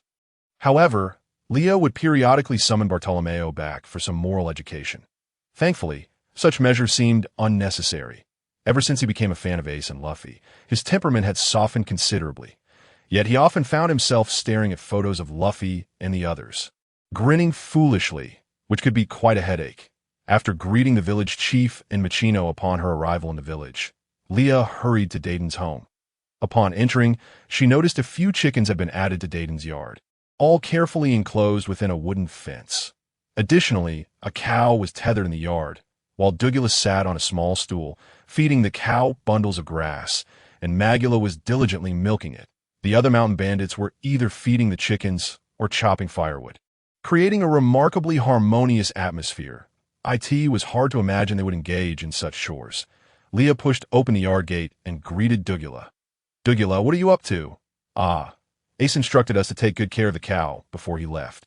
Ensuring the milk's quality, he brought this cow back himself, Dugula replied, wiping the sweat from his brow as he fed the cow another bundle of grass. That moment, Magula emerged from beneath the cow's belly, saying, "Ace told us not to go hunting anymore and that he'd handle the meals." He said we should focus on taking care of the cow and chickens, and that Luffy was growing too slowly. So drinking more milk would help him grow taller. For that, Ace even consulted Miss Machino. Recently, Ace has taken to worrying about Luffy's height. It's hard to imagine that mischievous little brat pondering such matters. Leah remarked. Then why not just go to the supermarket below Windmill Village for some milk? She inquired. Ace said the milk from the supermarket isn't fresh. He mentioned something about additives. Douglas scratched his head. Indeed, schooling seemed to have its merits. Ace was beginning to understand these things. And where's your leader? I have something to discuss with her, Leah asked again. She's in her room, mending shoes for Ace and Luffy. One of the bandits feeding the chickens replied. Sewing shoes? Leah exclaimed. Upon entering the small house, Leah found Dayton indeed busy with a needle and thread. Dayton, usually wielding an axe, had surprisingly taken up embroidery. Noticing Leah's arrival, she greeted her warmly. Little one, you're back. Ace and Luffy haven't returned yet. Dayton, I can't believe you can sew. Leah expressed her astonishment. Don't underestimate me. You little brat, I'm the one who mends the clothes for Magula and the others. Dayton boomed. Once she finished her task, Dayton retrieved a wooden box from her cupboard and placed the recently mended shoes inside. Noticing Leah's curiosity, she decided to showcase her collection. Inside the box were numerous old shoes, ranging in size from small to large. The largest pair was the one Dayton had just placed inside. Dayton explained that these shoes were no longer wearable. She kept them as a nostalgic memento. Leah observed the shoes, realizing that Dayton had begun preserving them since Ace arrived. Dayton had 2 boxes, one for Luffy and one for Ace. Originally, Sabo should have had one too, but Dayton hadn't gotten the chance to do anything for him before he left. Dayton mentioned that Ace disliked wearing shoes bought from town, preferring those she made herself, a tradition Luffy had adopted as well. The moments when Dayton exhibited the most patience were undoubtedly when she crafted shoes for the 2 boys. Measuring their feet with care, Dayton, would you like to come play with me? Don't just stay cooped up here all day that I plan to take Ace and the others out for some training and fun. If you'd like to join, bring Magula along, and we can all go together, Leah proposed to Dayton. Dayton glanced at the eager little girl and shook her head in refusal, uttering words that surprised Leah. We are too weak. If we went, we would only hinder you. Leah fell silent. Indeed, her position as one of the 7 warlords remains precarious. She cannot afford to reveal even the slightest hint of weakness. However, it won't be long before the situation changes. Lost in her thoughts, the courtyard suddenly erupted with activity. Leah and Dayton descended the stairs to find Ace and Luffy returning. They had brought back a massive bear, which the 2 boys tossed into the yard, while 3 dogs eagerly circled the lifeless creature, their tails wagging with delight. Luffy wiped the sweat from his brow, grinning foolishly. Ace had grown significantly taller, nearly reaching Leah's shoulder, but why on earth was he not wearing a shirt? Could it be that his aversion to clothing had already taken root? This habit must be corrected promptly as soon as Ace spotted Leah. A broad smile broke across his face, and he instinctively moved to embrace her. However, upon realizing his grimy state, he sheepishly scratched his head and said, Nai-chan, you're back. Luffy, on the other hand, had no such reservations. Upon seeing Leah, he dashed toward her in his little slippers, exclaiming, Nai-chan, you're back. I missed you so much. Leah quickly caught the exuberant Luffy as he leaped in her arms. Not only that, but Luffy extended his rubbery arm, wrapping it tightly around her. After dinner, the mountain bandits willingly took on the task of washing the dishes, presumably to give the 3 siblings some space to converse. The purpose of this return was primarily to take the 2 of them out for some exercise. Leah casually inquired, Is there anywhere you wish to go? Nai-chan is going to take us on an adventure. Luffy replied excitedly, but I don't have a specific place in mind. Ace quietly raised his hand and said to Leah, Nai-chan, I want to go to one place. Where is that? Leah asked. The island where I was born. Ace mumbled, his gaze lowered, revealing a significant shift in his demeanor. Some matters must be confronted at this age. And this was the first time in 12 years that little Ace had broached such a topic. Leah embraced the downcast Ace, saying, If you are ready to face it, then sister will take you. Yes, Nai-chan, I've been ready for a long time. I was just avoiding it before. Now I understand. I want to see Mom and tell her that I'm doing well, Ace declared. Luffy scratched his head in confusion and asked, Does Ace still have a mom? I never heard about her before. I thought Ace didn't have a mom like me. Baka, you have a dad, so how could you not have a mom? Don't assume everyone is like you. Ace retorted, playfully punching Luffy. Luffy, now a bit wiser, covered his head and looked at Leah with pitiful eyes, saying, Nai-chan, oh, look who's learned to be clever and is now telling tales. Leah chuckled, though she found his pitiable expression utterly adorable. She pulled out a small notebook, jotting down their first destination, South Sea, Baritai Island.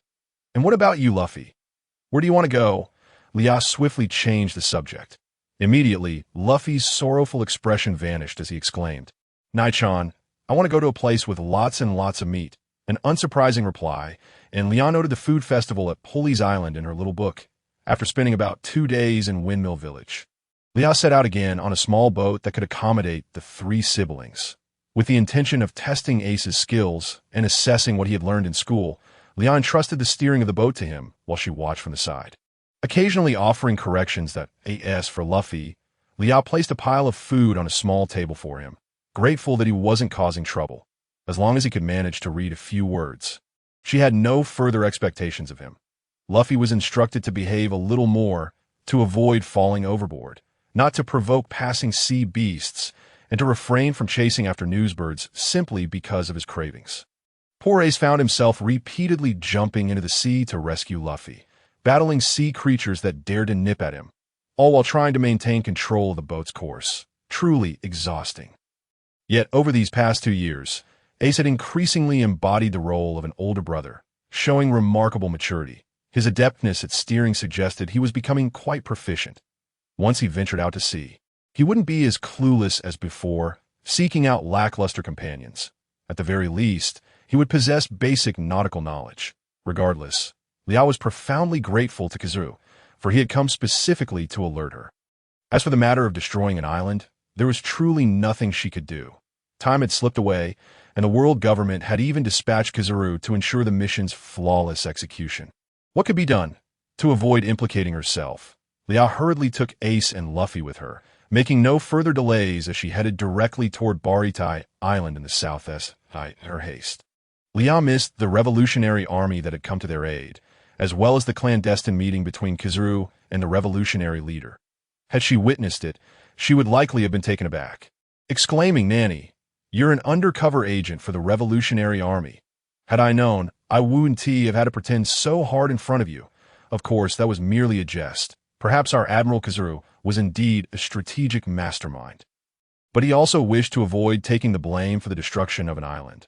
Most importantly, the mess left behind by the government would inevitably fall to them, the unfortunate ones, to clean up. While countless innocent lives paid the price for the government's failures, sometimes it was advantageous to make use of the Revolutionary Army's influence. Speaking of Baritai Island, it was also the place where Leah's original self had grown up. Moreover, there was a figure of utmost significance to both her and Ace, Port Gastide Rouge. Leah had lost her parents at a young age, leaving her with only her Aunt Rouge to rely on. The memories that lingered were of Rouge, with her gentle smile amidst fields of blooming gisang flowers. The original self had encountered that goofy-looking, bearded pirate king whom she had disliked, for he had taken away her sole family member. Yet, she understood that Rouge had smiled her brightest when with that bearded uncle. After Roger's public execution, Rouge had never smiled again. It wasn't until Ace's birth that Rouge's final expression in this world was that of a tearful smile. With Ace's arrival, Rouge departed this world forever, cradling Ace as she revealed the name Roger had given him. Tears of joy mingled with regret streamed down her face. She could not accompany Ace as he grew. Rouge's fierce maternal instinct had allowed Ace to remain in her womb for over 20 months, preserving Roger's lineage against all odds. Had it not been for that, Leah likely would not have found herself in this world. Becoming family with Ace, Rouge was a person of vibrant exterior, yet her inner self was remarkably astute and reserved. It was precisely this quality that enabled her to protect Ace amidst overwhelming pressure. Rouge's grave was situated atop a mountain, with the headstone gazing out towards the East Sea, where Roger had been born and met his end. Such attention to detail was commendable. It was unfortunate, however, that this couple could not be laid to rest together. Yet, Leah held on to the belief that they were watching over Ace from above. This moment. Luffy was quite subdued, noticing Ace's troubled expression. Little Luffy quietly reached out, taking Ace's hand. With a sigh, Leah led the two children forward to pay respects to Rouge. Surrounding Rouge's grave were vast fields of gisang flowers, flourishing and vibrant, suggesting they were well cared for. Later, Leah learned that an old acquaintance, Granny Sangu, had been tending to Rouge's grave all along. When Leah visited to express her gratitude, the old lady even recognized her. Leah nodded, pulling Luffy a little further away to grant Ace some space. "Mom, I'm already 12 years old now. Living with Naichan has brought me so much happiness these years. When I was younger, I often pondered whether my existence in this world truly held any significance. Is my birth genuinely a blessing for this world? However, I have now relinquished my obsession with this matter. I shall set sail to the vast ocean and embrace the life of a pirate. Embarking on a quest to discover the answers I seek, that in the future, I shall encounter my companions and meet more individuals whom I cherish. I will continue to triumph, proving that existence in this world is indeed worthwhile. I am determined to surpass that man." Ace took a sip of the drink before him and continued, "Mother, I now have two sworn brothers. One is Luffy, the little boy I just spoke to, and the other is Sabo, who has joined the Revolutionary Army. I promise I will bring him to meet you, Mother. Rest assured, I am surrounded by love now, with the old man, Daiden, and Nichan. Mother, I will grow up well."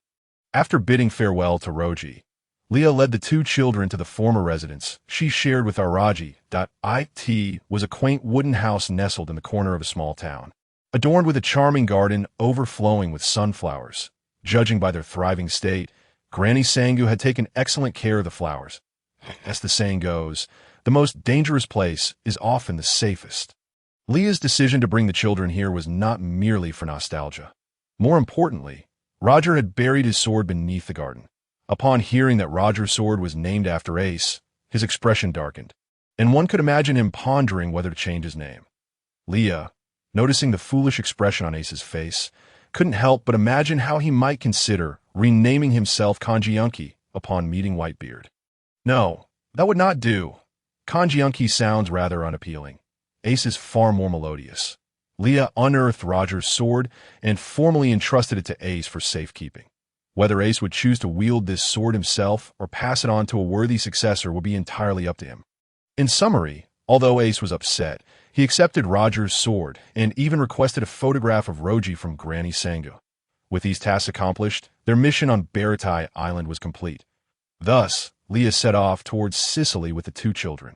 As they traversed the upside-down mountain, the children exhibited great excitement, navigating the rushing waters as they crossed the red soil continent and reached the Grand Line.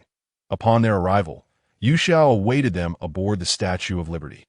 Leah, having completely forgotten that she had handed her life card to Yuxia, was taken aback by Yuxia's presence, evidently forgetting that she had been a hands-off manager for several months. However, Leah was relieved, as the main ship offered a far superior environment compared to the small boat the three siblings had been traveling in, with significantly better provisions. Leah welcomed the two children aboard her pirate ship, their eyes sparkling with wonder at the sight of the vessel. Being quite sociable, they quickly mingled with the crew, even earning a selection of Yuxia's favorite snacks, despite her initially aloof demeanor. Yuxia had now become proficient in the abilities granted by the plant fruit, mastering the growth of most plants she encountered.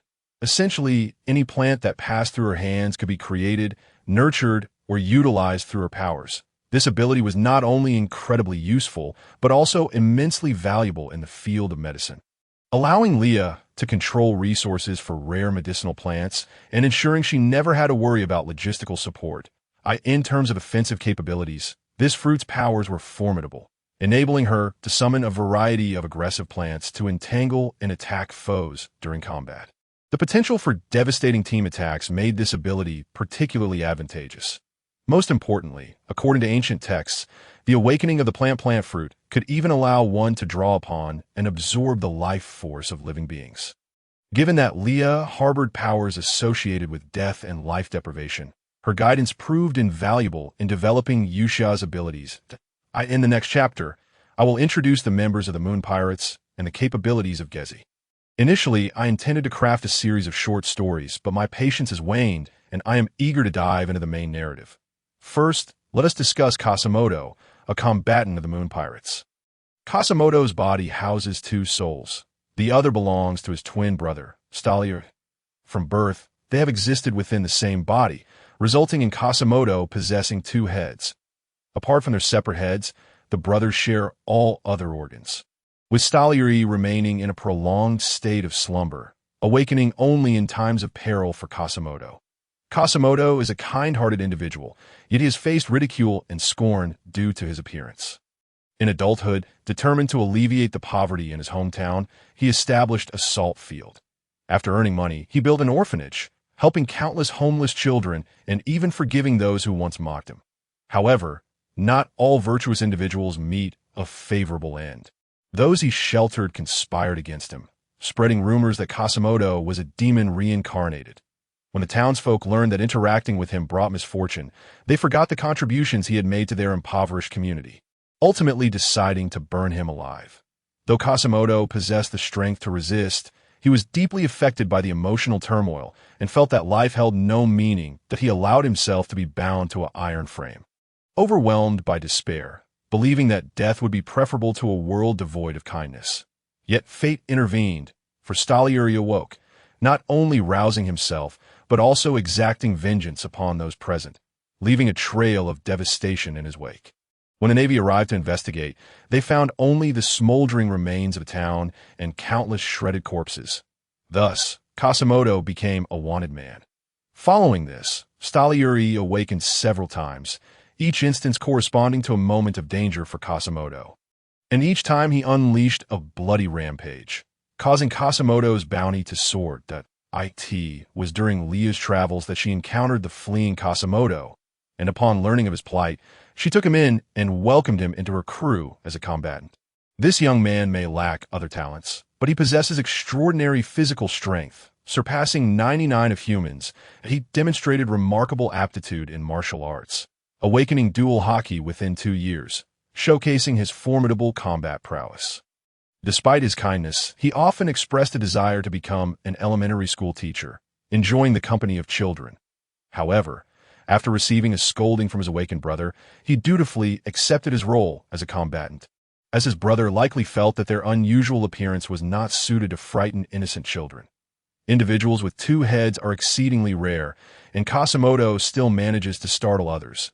Yet, this kind-hearted soul remains unfazed, always eager to lend a helping hand. Occasionally, Leah wonders if he harbors resentment towards those who fear him, to which he candidly admits that he sometimes frightens himself. Under Leah's guidance, he learned that while kindness is commendable, it must also possess an edge. Another member of the crew is a dual-wielding swordsman with dreams of becoming the world's most renowned pianist. While his swordsmanship is commendable, his piano skills leave much to be desired. His name is Vandal, a man of modest means who, despite his evident talent in swordplay, stubbornly pursues his aspiration of becoming a pianist. He joined Leah's crew after she gifted him a piano, believing that accompanying her would alleviate the burden of purchasing one himself. Fortunately, his combat prowess is respectable, leading Leah to reluctantly accept him into the crew. Vandal, too, is an orphan, wandering from place to place, seeking out renowned musicians in the hope of achieving his dream. That it is said that during his childhood, the gentle notes of the piano played by his beloved, a noble young lady, often consoled his wounded spirit. This cherished figure, as exquisite as a doll displayed in a grand shop window, was frail and sickly, cultivated by her aristocratic parents as a mere pawn in their matrimonial schemes. Yet, amidst those somber years, they illuminated each other's childhoods from behind towering walls. During that time, Vald would present her with a sword dance, while she would serenade him with her piano melodies, nurturing a budding affection between them. Tragically, before Vald could rise to become a knight of the realm and wed his beloved, she succumbed to illness, leaving him to bear the weight of her dreams. He aspired to become the world's most renowned pianist in her stead. Yet he struggled to grasp the essence of his pursuit. However, Leah was aware of a little secret of Vald's, his desire to challenge the famed swordsman, Bista, of the Whitebeard Pirates. Leah had silently kept this wish close to her heart, and soon an opportunity to fulfill it would present itself. Ding, ding, ding, a buy one get one free offer. During his travels, Vald was often accompanied by a young woman who was quite infatuated with him. Only she could truly appreciate the music he played on the piano. Offering unwavering support for his artistic endeavors, T.O. remained by his side. She mastered the art of navigation, honed her culinary skills, and even wielded an axe. Who would have thought this young lady had once lived a life of privilege as a noble woman? Leah found herself exhausted by their relationship. The girl, determined to stay close to Vald, referred to him as her brother, while Vald, in his navet, promised to prepare a lavish dowry for his brother, insisting that she should not be subjected to indignities and that others should recognize her as someone with family ties. Humph! With such concern, why not just marry her? Observing the girl's bittersweet smile, as she forced herself to maintain a cheerful facade despite her sorrow, was truly disconcerting. Leah couldn't help but exclaim, "How absurd!" I almost forgot to mention, this girl bears a melodious name, Cinderella. It is evident to any discerning eye that there is an undeniable closeness between the two, yet they stubbornly deny it. Little Vald, I look forward to the day when I summon Doflamingo to introduce Cinderella to a plethora of suitors. I wonder how anxious you will be. Truly, the ship is filled with honest folk, but surely there must be a few astute individuals, though regrettably there are none, not in terms of intellect, but rather emotional intelligence. It seems there isn't a single person capable of deciphering the intricate nuances between clever individuals. On a brighter note, her subordinates are dutiful and efficient, following commands without hesitation. Leah's ship also houses a mechanic, who, despite being labeled as such, is actually a mechanical scientist. His greatest passion lies in researching the evolution of weaponry, which he installs on cargo ships when they set out to sea. Engaging in research is inherently a costly endeavor. Alas, every time Leah sees this fool in her office, her mood darkens. Fortunately, this fool possesses a rare genius, having begun to explore artificial intelligence, aspiring to create a highly advanced robotic army, a vision undoubtedly inspired by Leah.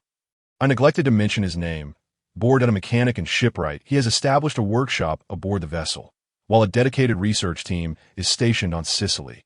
Additionally, Bohr is a user of a devil fruit, albeit one with somewhat lackluster abilities, merely enhancing speed, and even that has its limitations, unable to surpass the speed of light, rendering it inferior to the likes of Admiral Kazur's Pika no Mi.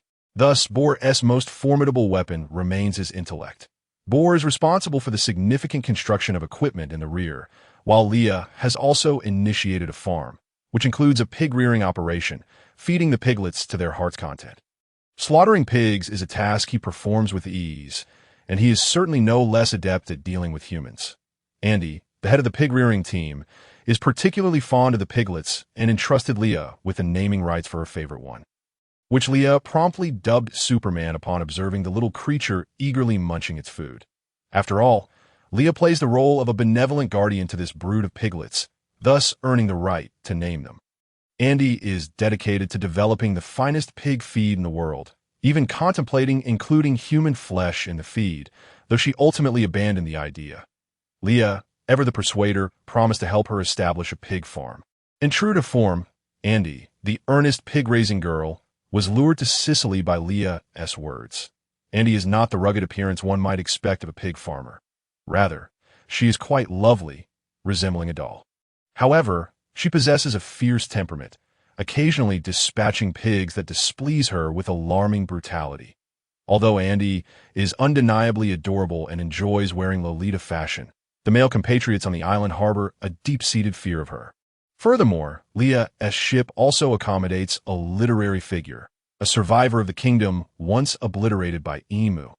Having navigated through various wars since childhood, he has tirelessly sought the path to true liberation. A quintessential militant, he eventually realized that violence could not resolve anything, turning his focus toward literature in hopes of awakening a sense of rebellion through his words, aspiring to establish his own ideal kingdom. In theory, such a person ought to join the Revolutionary Army. However, the utopia he envisions exists solely within the realm of literature and is overly theoretical. He does not subscribe to the revolutionary ideologies currently in place and has only complicated matters for the revolutionaries.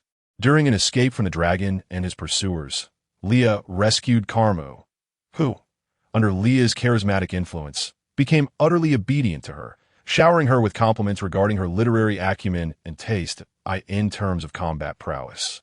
Carmu's abilities align closely with those of Stalieri, the brother of Quasimodo. Overall, Leah's crew is not lacking in formidable individuals. However, many of them detest violence, each with divergent life goals. Ultimately, it is Leah who binds these vastly different personalities together. To be candid, Leah does not possess a life goal that could be deemed universally impactful or capable of inspiring awe in others. The only constant in her life has been her pursuit of wealth and her aspiration to become the richest individual, a journey that remains arduous. Leah believes she must continue to exert greater effort. Nevertheless, this does not hinder her from encouraging her subordinates to labor on her behalf, such as motivating Andy to wield her pig slaughtering knife. All for the purpose of expanding her pig farm, that if we thrive collectively, then our lives shall be harmonious, stable, and prosperous, allowing us to accumulate sufficient strength to protect those we cherish. In essence, Leah conveys a noble ideal that collective interests supersede personal ones, what one might term pua. Of course, Leah treats them well, offering the finest of conditions. If she insists on establishing a pig farm, then so be it. What could be better? Leah's sole requirement of them is to dedicate time each semester to impart their combat experiences at school. Naturally, Andy is exempt from teaching her pig-rearing techniques, as such specialized knowledge requires a foundation that is far too advanced for novices to grasp, along with a profound love for the industry. Recently, Andy has begun studying postpartum depression in sows, demonstrating that learning knows no bounds. This intricate field is beyond Leah's comprehension. She can only assist Andy in expanding the pigsty, as Andy insists that unless they are mates, each pig requires its own pen. That suffices for now in introducing these individuals. Perhaps in the future, I shall unveil more. If not, then so be it. Leah, accompanied by Ace and Luffy, journeyed to Sicily, where she first guided them through the island's attractions before gathering a formidable assortment of creatures from the hinterlands.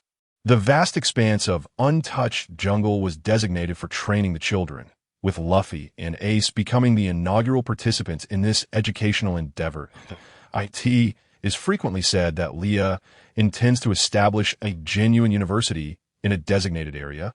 Currently in its experimental phase, that if she was truly prepared to establish a university, Leah intended to reach out to Uncle Long, to once again organize and categorize the salvage books atop the all-knowing tree in Elbaf, and transport them to Sicily, thereby creating the largest library in the world. Only with books could the preservation of knowledge be assured, as this is the foundation for the transmission of wisdom. But I digress. Let's return to the matter at hand. After a friendly exchange with Doflamingo about how to conquer the vast expanse of the New World, Leah found herself reminiscing about a certain red-haired individual. It had been half a year since they last met, and she couldn't help but miss him a little. With this thought in mind, Leah resolved to seek out Shanks, bringing along some gifts for the members of the Red-Haired Pirates. In truth, the gifts were merely an afterthought. The primary motivation was Leah's desire to see that red-haired fellow again. Moreover, she wished he would refrain from sharing everything with Luffy. The last time she returned to pick up Luffy, he innocently asked her, "Nia-chan, Shanks said you are his treasure, and that as a pirate, he will personally seize whatever he desires to sow. Has he claimed you yet?" Such Na'vi words left Leah speechless, while Ace delivered a punch to Luffy, stating, if anyone is to seize, it should be Nia-chan going after Shanks. Besides, how could you let someone take you so easily? We only take from others. It's impossible for someone to take from us. Nia-chan, if you truly fancy that messy-haired red uncle, then let us go and reclaim him. Luffy rested his chin on his hand, suddenly striking his palm, exclaiming, "That's true. We should bring Shanks home." Dame, Luffy, and Ace. Dante casually talk about seizing people. "I'm not a trafficker," Leah said, feeling somewhat embarrassed. Yet she suddenly recalled and asked, "Which rascal taught you such nonsense?" Nia-chan, don't sweat the details," Luffy pouted. Leah steered her small boat, once again slipping away, leaving her work to Yuxia. Following the guidance of the lifeguard, Leah set off to find Shanks. That moment, Shanks and his crew were docked at a summer island in the New World. Being a connoisseur of fine spirits, Shanks headed straight to the island's bar upon arrival. The dragon-headed ship, under Beckman's direction, anchored in a secluded spot. The weather was splendid, and the crew gathered at the bar, where beautiful dancers flaunted their figures amidst the delightful aroma of the drinks. However, Leah's mood was far from cheerful. Wherever Shanks went, he received the spotlight treatment. For instance, at that moment, the most stunning and voluptuous dancer twisted and turned before him, swaying her waist as if it were a pretzel. Shanks lifted his glass and took a swig, the liquor spilling from the corner of his mouth, cascading down his chin and gliding over his Adam's apple. As he indulged in the drink, Leah could vividly imagine the muscles beneath his thin shirt quivering with each gulp. After being inundated with Doflamingo's influence for too long, what on earth was she thinking? Doflamingo. Oh, yes, blame everything on me. Why was she so close? TSK, what was that delightfully smug expression on Shanks' face? TSK, his smile was too mischievous that in truth, Shanks was thinking, this drink is simply exquisite, so exquisite that he ignored the stunning dancer in front of him. Yet, from Leah's perspective, it appeared that Shanks was utterly captivated by the dancer's movements, wearing an expression of great satisfaction. Yusha, is she truly that beautiful? More so than me. With a snap, Leah's chopsticks broke in her grip. Her left hand, holding a soup spoon, was inadvertently bit. Well, the weather was indeed pleasant. If you were to ask whether the red-haired pirates had noticed Leah, my answer would be that they could not. Leah was, in essence, a bug that, if she did not wish to be noticed, no one could perceive her, especially after her powers were restored, allowing her to evade even high-level observation hockey. Not only Shanks, but Beckman, too, was intently observing. However, it was evident that the dancer's attention was solely on Shanks, and Beckman refrained from interrupting her exuberant performance. Beckman, being a notorious playboy, found it perfectly normal to indulge his physiological needs when encountering an island. The red-haired pirates had never been the type to build lavish homes or claim territories. They roamed the seas, only stopping for supplies and adventures when they encountered islands. Naturally, aboard the ship were burly men who sought out familiar or unfamiliar women on these islands to satisfy their needs, which was entirely understandable. Leah comforted herself with this thought, yet whenever it involved Shanks, her frustration surged. Damn it, why was he smiling so joyfully? Was she truly that stunning? It was infuriating. Shanks declared, "No way, this drink is too delightful. I must have another." Surely this exemplified the differences in male and female thought processes that Leah's subtle movements went unnoticed amidst the bustling bar. Nevertheless, most of the patrons' gazes were fixated on the dancers and the renowned pirate Shanks. Except for Beckman, whose keen eyesight as a sharpshooter was beyond question. Moreover, he was accustomed to being aware of the movements of those around him. Even if he hadn't initially noticed Leah, after such a long time, he could hardly have missed the changes in the bar's dynamics. Once he uncloaked his observation hockey, a faint smile graced Beckman's lips as he turned to glance at the drunkenly jovial Shanks. Exhaling a plume of smoke, he found great amusement in watching this fool face his comeuppance, so Beckman chose not to enlighten him. Indeed, our Beckman was perceptive and seasoned. Finally, Leah resolved that she was here to seek out Beckman, and certainly not that red-haired fool. Leah decided to assert her presence. She parted the crowd and squeezed her way to Beckman, greeting him warmly. "What a coincidence to run into you here, Beckman," Leah remarked. Her teeth clenched slightly. Beckman extracted a cigarette from his mouth with his fingers, releasing a cloud of smoke that mingled with the dim lighting of the bar, bestowing upon him an air of mystery. "I don't think it's particularly coincidental," he replied, gesturing toward Shanks. "Shanks is over there. You should go to him. I absolutely refuse to seek out that fool. I've been here for so long, and he hasn't even noticed me.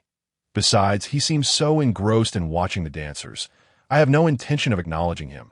Leah retorted somewhat irritably to Beckman. Should he inform this young lady that Shanks was clearly inebriated and grinning foolishly? Perhaps it was best not to. Shanks was indeed deserving of a good reprimanding, but he was thick-skinned. A simple beating would not teach him a lesson. Beckman understood that Shanks was serious about this young lady and ought to be responsible for her, rather than being distracted by the dancer's provocations while indulging in drinks. Being experienced in matters of the heart, Beckman could easily discern the girl's feelings. Initially, he intended to ignore her. However, driven by a desire to witness Shanks' embarrassment, he decided to humor her. With that thought in mind, Beckman raised his glass and addressed Leah, Since you're here, why not join me for a drink? Sure, Leah eagerly replied, taking a seat beside Beckman. Before Shanks could notice Leah, the other members of the red-haired pirates had already spotted a woman sitting next to Beckman. Don't expect these fools to recognize Leah merely by her silhouette. That was utterly impossible. Thus, their conversation went as follows. Beckman is certainly quite popular, having attracted a woman so quickly. She must be a beauty from the looks of her back, Raki remarked, gnawing on a chicken leg. Yassop took a swig of his drink and said to Raki and the others, "The vice captain certainly knows how to handle women." Who would have thought Beckman was such a seasoned player? Leah overheard their discussion and teased Beckman. Unfazed, Beckman sipped his drink, casting a slightly condescending glance at Leah as he remarked, "Better than you and Shanks, two elementary school children." Leah retorted, "Why is Beckman so sharp-tongued? UV shattered my image of you as a mature and composed older brother. Jesus incessantly speaks of his wife and son, and the members of the red-haired pirates have heard him recount tales of his family countless times, to the point where their ears feel calloused. In an effort to avoid the tiresome repetition of those familiar stories, they have begun to converse about the past exploits of their captain. However, given the current circumstances, are they not inadvertently digging a grave for their own leader? Pirate. Speaking of which, the captain's type is quite popular among the ladies, isn't it? Pirate B. Who says? The captain's type has fallen out of favor. Nowadays, women prefer charming young boys. The captain has become a rather distinguished gentleman. Pirate C. The captain still has many admirers, like the pair of sisters we encountered at the Mornai bar in the North Sea. They were crying and pleading to marry the captain together. Later that evening, Pirate C inquired, did the captain's heart waver? At the mention of this, Pirate A stood up in excitement, exclaiming the captain was undoubtedly smitten. Those sisters are exceptional cooks, and he even dined with them several times. He was contemplating bringing them aboard as chefs, and with their beauty and desire to marry him, how could he not be enchanted? Pirate B chimed in, there are more than just those sisters. Princess Bien's from Hawaiian Island, the Lady Saint Kingawa from Cupid's kingdom. She even stayed on our ship for a while. It is said the captain heroically rescued her from a ritual meant to offer her to the celestial dragons as a tribute to join the world government. Pirate C interjected, let us not spread falsehoods about the captain. It was clearly Miss Kingawa who sought the captain's help, as her kingdom was intent on sacrificing her against her will. The captain, moved by her plight, intervened during the ceremony to save her. Yet, you are correct in noting that during her time aboard, Miss Kingawa did ardently pursue the captain. Pirate A posed the pivotal question. Whom does the captain truly favor? This was a query that Leah was equally curious about, as they spoke loudly, fearing someone might overhear. Beckman listened to their chatter, bemused at their timing. Why discuss such matters now? He sighed, yet felt a sense of grim satisfaction, knowing that when the time came for the two of them to resolve their issues, he could lend a brief explanation to Shanks. Nothing more than a couple of words. The captain certainly has a fondness for Pirate B. But his thought was interrupted when Shanks pushed aside a voluptuous beauty nearly perched on his lap and noticed a woman sitting beside Beckman. He had been drinking and was somewhat hazy, struggling to discern clearly. Yet that silhouette exuded an inexplicable familiarity that brought him joy. He was eager to ascertain her identity, feeling a hint of grievance. If it were indeed her, why hadn't she sought him out immediately and instead chosen to sit with Beckman? Disregarding the peculiar gazes around him, including the bewildered expression of the voluptuous beauty on the ground, Shanks approached the familiar figure with determination. He gently patted Leah on the shoulder, but she ignored him, prompting his red hair to droop in disappointment. Despite his stature, Beckman could still see the hurt reflected in Shanks's eyes. As Leah remained aloof, Shanks dashed in front of her, squeezing closer to Beckman, causing the latter's forehead to vein with frustration, almost provoking him to draw his flintlock. Wow, it's really you, Lily. Were you hiding here to surprise me? The moment Shanks laid eyes on Leah, his expression brightened considerably. Leah cast a glance at the red-haired rogue and addressed Beckman. Who is he, Beckman? I don't know him, but I came specifically to find you. Oh, Lily. How to put it?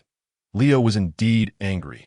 She seldom trusted others, and Shanks was an exception who had managed to breach her defenses. That it was precisely because she cared that she was now so upset. Leah chose to ignore the persistent Shanks. instead walking over to assist the fallen beauty, pulling her to her feet. Leah noticed the animosity in the beauty's eyes but paid it no mind. She wished to seize this opportunity to reassess her own feelings. Honestly, Leah was aware of her fondness for Shanks. However, her initial interactions with him were motivated by her ambitions in the new world, rendering her intentions somewhat less than pure. Thus, while she felt anger, she did not position herself as the aggrieved party, nor did she intend to confront Shanks about it. Such behavior would be beneath her dignity. This visit was a pivotal moment. Their relationship was not yet defined, leaving room for reconsideration that Shanks's actions would determine the sincerity of Leah's feelings moving forward. Leah was not one to easily approach. She acted primarily on her own interests. Gaining her genuine affection was a formidable challenge. "Do you like Shanks?" Leah asked the beauty, locking eyes with her. "What if I do? What if I don't?" the beauty retorted, crossing her arms disdainfully. "Who are you to question me?" The voluptuous beauty raised an eyebrow at Leah, challenging her. Leah raised a finger, shaking it gently. "I'm not here to question you. I fully support your affection for Shanks. If possible, I would even help you pursue him," Leah remarked nonchalantly. "To be honest." Even Shanks, with his usual obliviousness, sensed the peculiar tension in the air. Listening to Leah's painfully candid remarks made him increasingly anxious. Meanwhile, the pirates involved in the discussion were beginning to sweat profusely. "Pirate A, do you think Miss Leah overheard our conversation?" Pirate B, "Of course, just look at her. It's evident she's furious with the captain." Jesus, somewhat perplexed, approached the group whispering together and inquired, "What are you discussing?" "What is happening?" Pirate C replied. "Jesus, I assent to it obvious. It's a battlefield of emotions. I feel we've stirred up trouble." Jesus, Nanny. In summary, Leah, under the pretense of being Beckman's friend, brought the golden-haired voluptuous beauty aboard the Red Fourth. Once on the ship, Leah largely ignored Shanks's attempts to engage her, opting instead to converse more with the stoic Beckman. Leah ceremoniously gifted Beckman a genuine leather holster and frequently discussed market expansion and resource utilization with him. Beckman was indeed an erudite individual, and their conversations were quite enjoyable. Shanks, however, remained steadfastly devoted. Wherever Leah went, he followed. Even as he watched Beckman and Leah share animated discussions, his heart felt heavy with envy. Yet he stubbornly remained at their table. The golden-haired beauty was equally eager to cling to Shanks, preparing delectable treats for him, all while he sought to impress Leah and showcase his masculine charm. As a crow flew overhead, only the voluptuous beauty stood there, enthusiastically praising Shanks, prompting Beckman to retreat to his quarters, taking Leah with him to the conference room. The beauty even prepared a towel for Shanks to wipe his sweat and a drink suitable for post-exercise refreshment. Shanks felt quite disheartened. The drink that crossed his lips tasted bitter rather than sweet. He had long since realized he might have upset the young lady, yet he could not pinpoint where he had gone wrong. Moreover, why had she chosen to bring this spy aboard? It was infuriating, being incessantly hounded. What if one day she slipped something into the crew's food? The young lady's capriciousness was one thing. Why did Beckman allow this to unfold and even urge him to accommodate the woman? What was the reasoning behind it? To be candid, he truly did not care about the spy's various trials. Confident in his own abilities, he felt no need to compromise himself for her sake. However, Beckman insisted that I cooperate with her to discern the faction from which she hails. Shanks pondered whether Beckman was setting him up, especially since the young girl had been ignoring him lately. Regardless of the commotion, the girl's expression remained unfazed. When evening came and rooms were assigned, Shanks eagerly offered his captain's quarters to Leah. Yet, Leah declined, citing the risk of exposing the secrets of the red-haired pirates. Conversely, the voluptuous beauty expressed a strong desire to share a room with Shanks, but he promptly locked her out, leaving her fuming. Shanks has always excelled in his double standards. For instance, when Leah proposed to prepare some supplements for the tirelessly working, hair-loss-plagued Beckman, Shanks immediately seated himself at the dining table as soon as the dishes arrived. He voraciously contaminated every plate, hoarding all of Leah's culinary creations before him. It seemed that after days of being ignored by Leah, he had completely abandoned any sense of pride, unwilling to share with anyone else. Yet, when faced with the ample-chested beauty, he remembered Beckman's advice to play along with her, and thus he took only a modest portion of each dish, leaving the young lady flustered as she resorted to using chopsticks in her haste. Ugh, it's infuriating. Why is Leah still ignoring me? Overwhelmed by his frustration, Shanks often found it difficult to control his conqueror's hockey, inadvertently stunning the younger crew members. This led to several reprimands from Beckman. But now feigning innocence was futile. Leah simply refused to acknowledge him. What have I done wrong? I've apologized numerous times, and each time Leah, with her indifferent demeanor, assured him he was not at fault. Ah, if I'm not at fault, then why do you ignore me? Shanks felt aggrieved. The atmosphere aboard the ship was undeniably tense.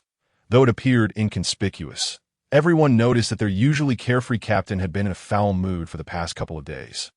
Despite his smiling facade, the frequent fainting of the newcomers revealed the instability of their red-haired captain's emotions. Even the shipwrights noticed that their captain seemed unable to control his strength, particularly in the presence of Miss Leah. After enduring his melancholy for long enough, Shanks resolved to take a bold step. Leah, in a state of perplexity, wondered why this fool Shanks would drag her out to stargaze while she was in the midst of a splendid slumber. Did he not understand that a beauty requires ample rest to maintain her allure? Leah had no desire to venture outside, yet Shanks, insistent and affectionate, ultimately succeeded in pulling her onto the deck. The sea lay tranquil and silent, and Leah struggled to extricate herself from Shanks' embrace, still quite displeased. However, she could no longer vent her frustrations on Shanks as she once did. Instead, she quietly stepped aside, distancing herself from that red-haired scoundrel. Clad in her thin nightgown, Leah gazed at the sky, the earth, the wind, and the water, deliberately avoiding Shanks' gaze. As the cold breeze blew, Leah instinctively wrapped her arms around herself. Feeling a chill. What is it that you want? Don't tell me you truly call me out here to gaze at the stars, Leah remarked coolly, her demeanor reminiscent of the icy girl from Windmill Village. Did I truly err? I swear I only harbor feelings for you. Please do not heed the baseless gossip of Jesus and the others. I have saved several girls in the past, but I have never had feelings for them. Only for you. The woman aboard this ship, whom Beckman claims is a spy, has instructed me to cooperate with her to ascertain her true allegiance, that I genuinely do not fancy her. I swear, given the chance, I would expel her without hesitation. Do not be angry with me because of her.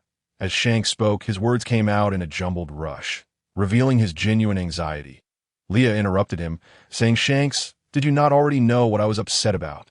Why only now do you choose to speak to me? I do have something to confess, he stammered. I have a first love? Though that first love is you, I cannot explain all to you now. It sounds absurd.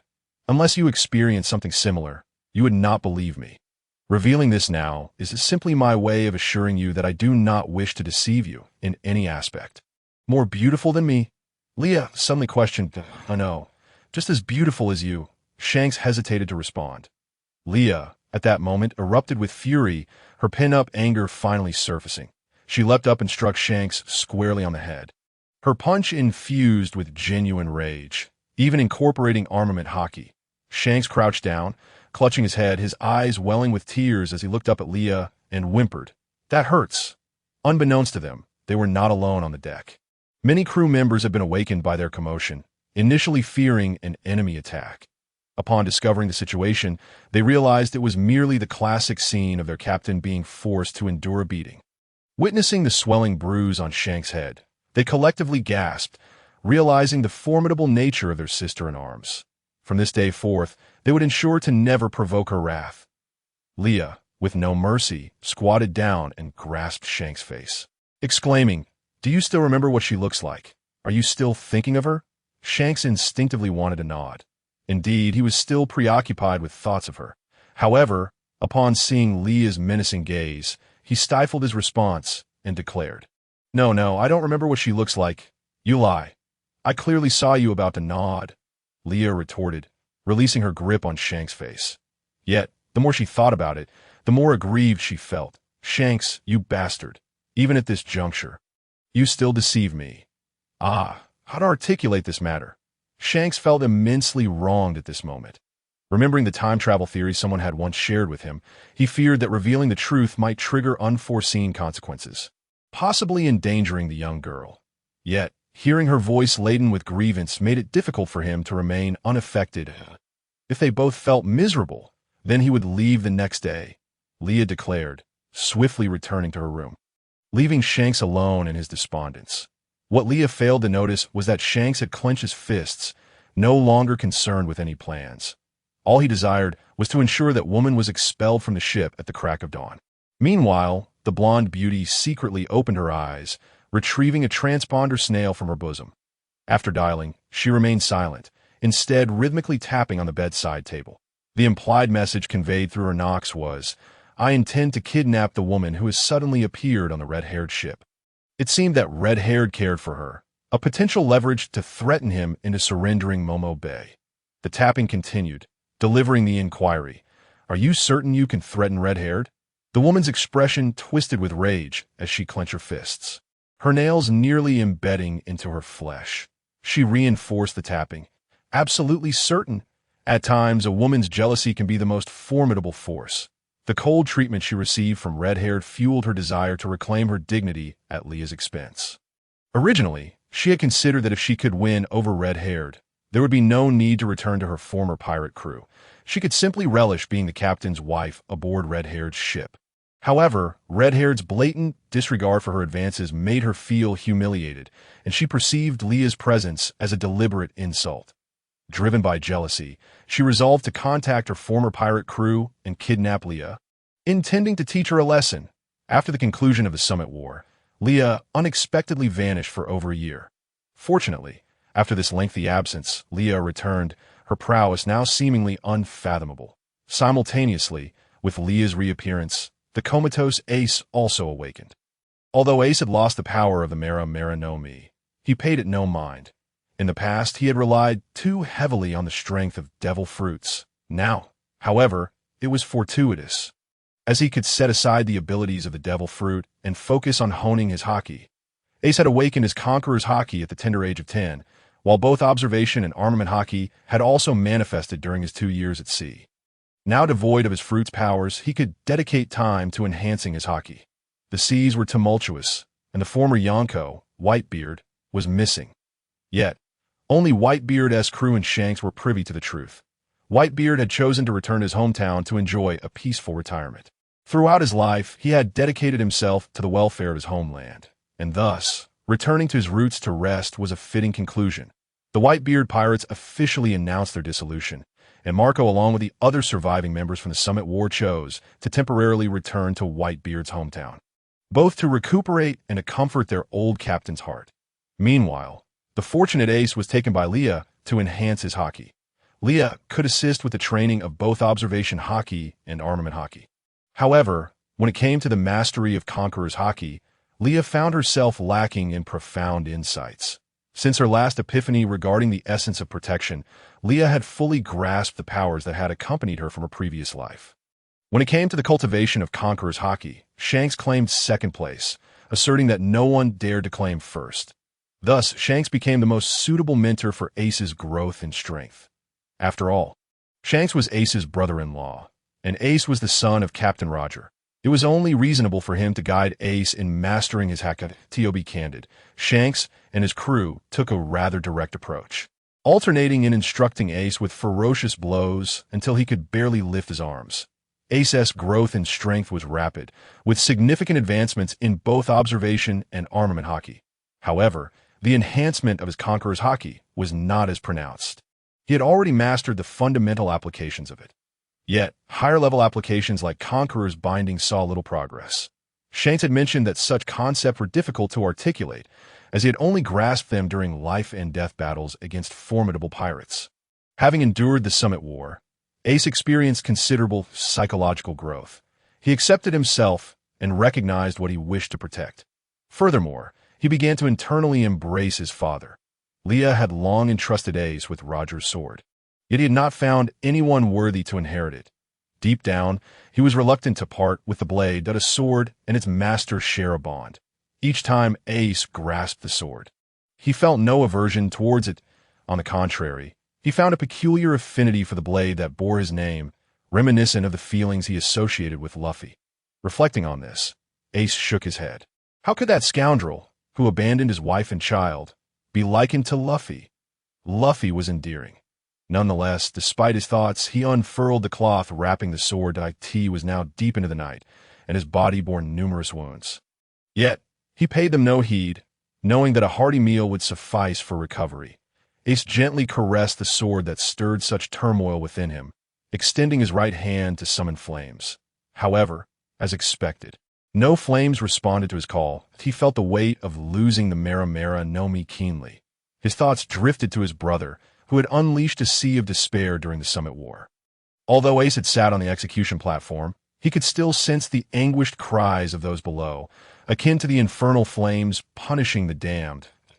In that moment, his brother had been terrifying, fighting with a ferocity that blurred the lines between friend and foe. Kneeling on the platform beside the old man, Ace imagined how worried the old man must have been for his brother at that time. Following that, he lost track of events, only knowing that his brother had vanished for a while and, upon his return, had awakened him. During his brother's absence, it was thanks to the unwavering support of the red-haired pirates that Leah's business and the crew remained unscathed by the government's oppression following the loss of their warlord status. Upon his return, Leah had entrusted Ace with a Din Mushy video, which he inquired about.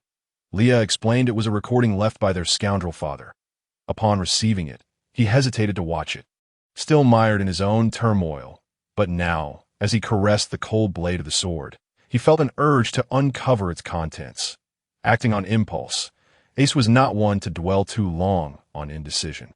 When he opened it, he was greeted by a goofy uncle with a scruffy beard, who at first glance seemed far from benevolent, resembling a sinister figure who might abduct children.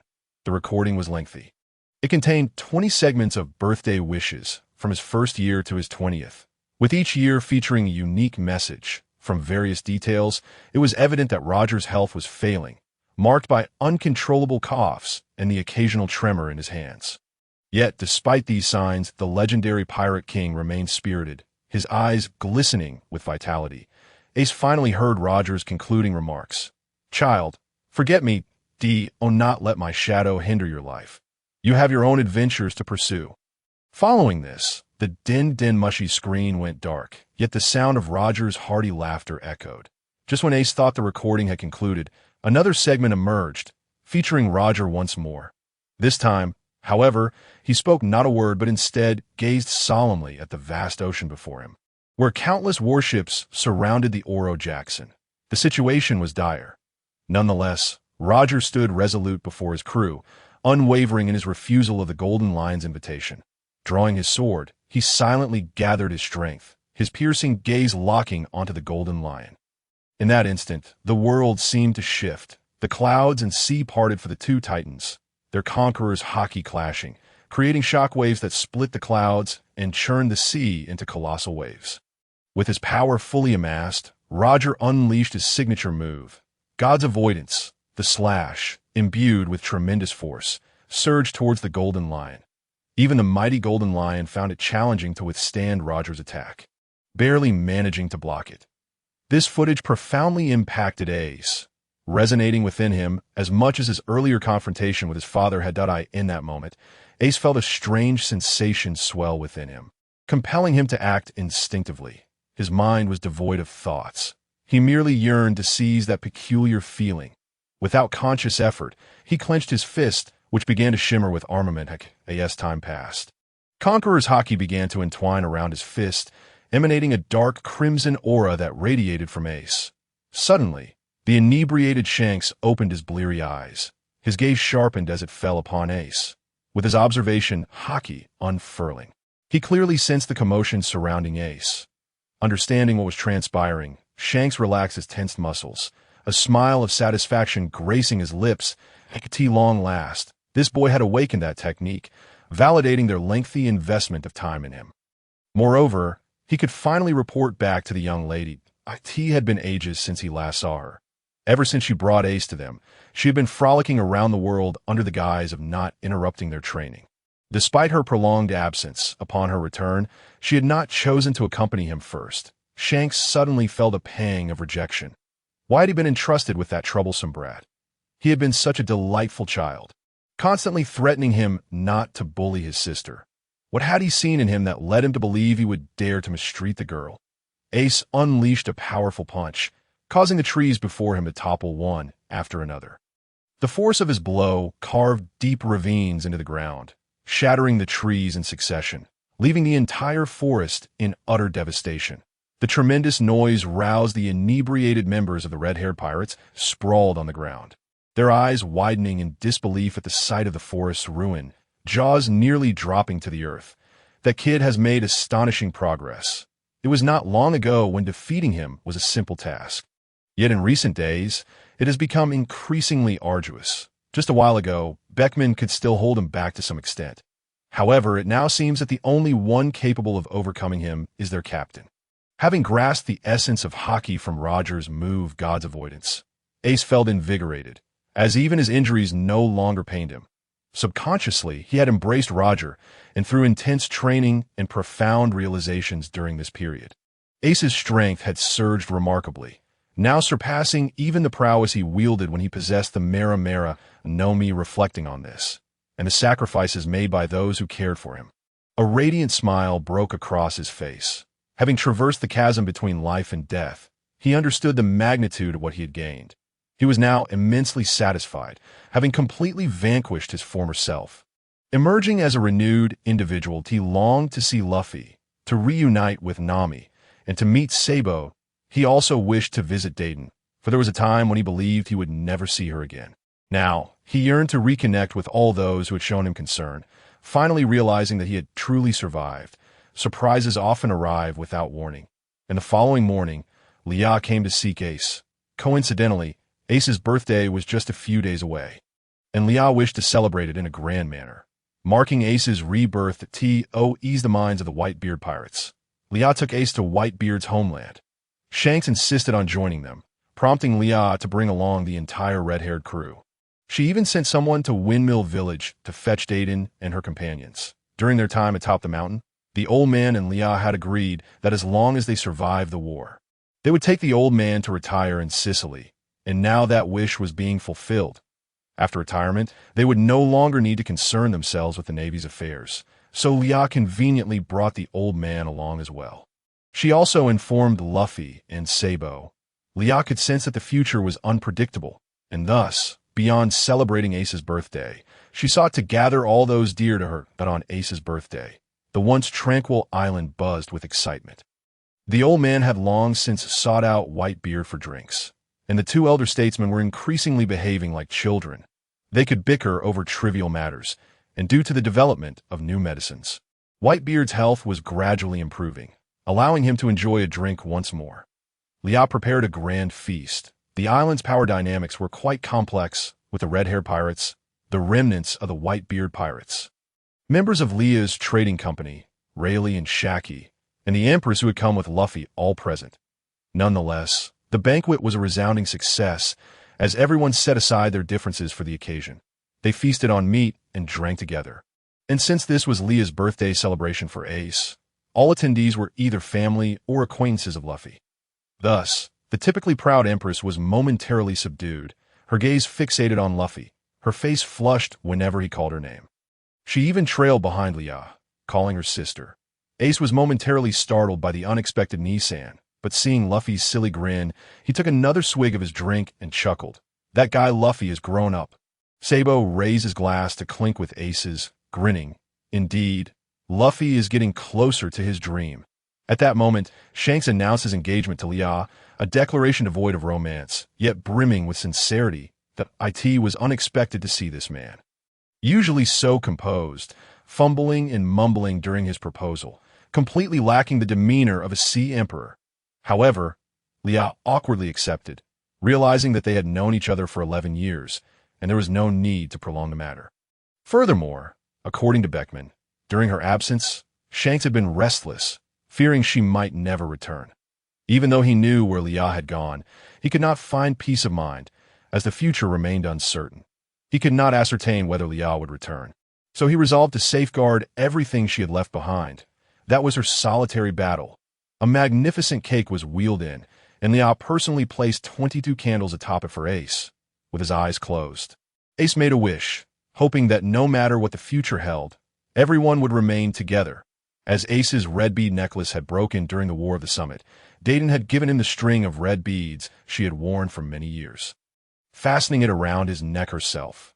Old Man Carp watched this scene with a rare glimmer in his eyes, but soon enough he was back to bickering with Whitebeard. The Revolutionary Army had begun to contest power with the world government, and the world was evolving toward an unknown, yet surely brighter future. Ace gazed into the distance. It was time for him to fulfill his promise to Yamato. Everyone was setting sail for the new world. Would the woman who had fortuitously boarded the ship recognize Leah as one of the 7 warlords? Certainly not, but it was crucial to understand that even the mightiest could not withstand deliberate schemes against them. She could not confront Leah directly, yet she had many subtle methods to ensnare her.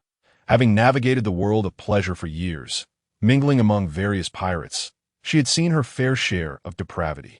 Initially, she had grown accustomed to it, believing it to be the norm. However, the moment she laid eyes on Shanks, she knew he was different. Even the vice captain lurking in the shadows bore a gaze filled with frivolous desire. Yet Shanks was not so. Even in such a vibrant atmosphere, his attention remained fixated on the drink in his hand, disregarding the alluring woman before him as she observed this uniquely charismatic man. It was hard to reconcile him with the infamous pirate reigning over the New World. Could he truly exhibit such a childlike gaze over something he cherished? Thus, she boldly approached, pushing aside the throng of women vying for Shanks' attention. The other women hesitated, creating a path for her, for she was the headliner of this establishment. As anticipated, the man offered her not a shred of attention, only fueling her desire to probe his limits. After all, the one backing her had made it clear that by any means necessary, they must extract the weaknesses of the red-haired pirates. Faced with Shanks' dazed yet somewhat indifferent gaze, she felt a surge of excitement. Not only did she wish to glean information about the red-haired crew, but she also yearned for the sight of the man before her to be filled with her image, before she could enact her next move. She noticed Shanks' expression shift. He abruptly awakened from his stupor, parting the crowd to approach his vice captain. Following Shanks' movements, his gaze landed on the girl sitting behind Beckman, and he tentatively tapped her shoulder. The girl did not respond, and without regard for the curious stares from those around them, he clung to her side like a devoted puppy, his gaze towards her a mixture of unfamiliarity and familiarity. For women like her, who had long been entrenched in the mire, that look was truly radiant. Could pirates harbor innocent feelings? She was genuinely curious about this, and under various influences, she acquiesced to the girl's seemingly jealous invitation. Nonetheless, she did not overlook the deep imprint her palm had left in her grip. With Shanks entwined, she employed nearly every tactic she knew to charm him. However, Shanks remained utterly indifferent, clinging to that girl day after day. As he observed the occasional glances cast her way by the first mate, she felt as though she had been stripped bare, warmth flooding her cheeks. To her astonishment, in this very moment, she experienced a sense of embarrassment, despite having endured far worse circumstances in her struggle for survival. Why, at this juncture, did she feel such profound humiliation? It was a stark contrast to the disarray that characterized her life, an incongruous emergence amidst the chaos. In her shame and anger, she opted for the most direct means of venting her emotions, the abduction and humiliation of others. I forgot to name the character. Let us call her Jessica. Of course. Jessica had long been accustomed to the nightlife of the New World and had encountered numerous formidable individuals. She was well aware of the crew's attitude towards that girl. Yet, she remained uncertain about the girl's true power, leading her to adopt the most cautious approach, securing her with sea stone handcuffs. Alas, the sea stone proved ineffective against Leah. Thus, Leah feigned unconsciousness after deliberately drinking the tea Jessica had poured for her. In a princess carry, Leah found herself in the arms of the seemingly delicate Jessica. I could see that moment. As her body was lifted off the ground, Leah felt a twinge of confusion. Was this how one should treat someone they despised? The little voice inside her head propped up her chin, beginning to ponder. She was somewhat bewildered by the current situation, yet her first suspect was Beckman. Could it be that this elder brother had long since colluded with Jessica, planning a reversal to eliminate the mastermind behind it all? After all, Beckman had previously declared that Jessica was a spy, a multifaceted informant flitting between various pirate crews, ready to betray should sufficient incentives be offered. Leah had a fair understanding of Beckman, the composed and mature gentleman. His kindness was reserved for those he knew well, while he could be exceedingly ruthless towards adversaries. Sometimes, Beckman even excluded Shanks from his tactical planning, as he could never predict how this fool would ultimately complicate matters. However, after departing from Windmill Village, this dynamic shifted. Shanks seemed to have taken on a monumental responsibility, compelling himself to forge ahead. Through the occasional glimpses of profound contemplation in Shanks' eyes, Beckman perceived the multitude of souls standing behind that gaze. The tides of the sea were stirring ominously, hinting at a colossal war that would soon engulf the world. For now, Shanks' task was to maintain a delicate balance of power among the factions before the impending turmoil. Beckman had indeed made arrangements concerning this matter. Yet rather than dwelling on it, he was fixated on the pirate flag aboard the ship. That banner, once a symbol of raucous laughter, now bore an air of solemnity and dullness. Fate was veering towards an unknown direction, and Shanks pinned his hopes on that child. Nevertheless, in his view, it was the girl who captured Shanks' attention that posed the greatest uncertainty. "Hey, Beckman, where's Lily? I've searched the entire ship and can't find her. Could she have left on her own?" A certain redhead paced anxiously on the deck, only to suddenly crouch down in despair. Continuing, "It seems Lily is truly upset this time.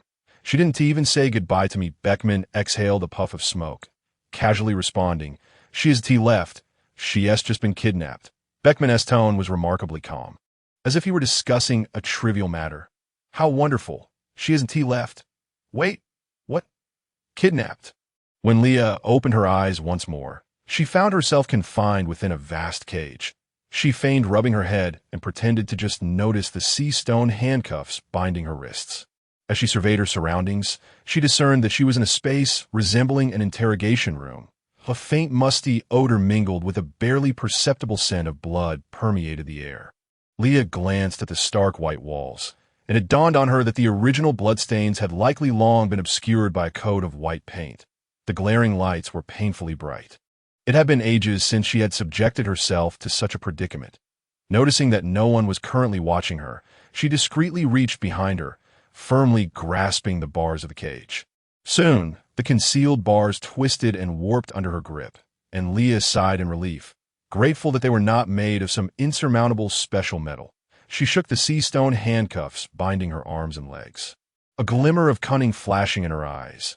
This was utterly half-hearted. Beckman had likely conspired with Jessica, but why hadn't he tipped off her elder brother in advance? She had been genuinely concerned that Jessica might do something harmful to the red-haired crew, which was why she had deliberately allowed herself to be taken captive by Jessica. Yet, she could not dismiss the possibility of other motives at play. Simultaneously, Leah was curious about who might be targeting Shanks and his crew. Naturally, she would cooperate with Jessica's actions, fueled by her growing suspicions regarding Jessica's identity.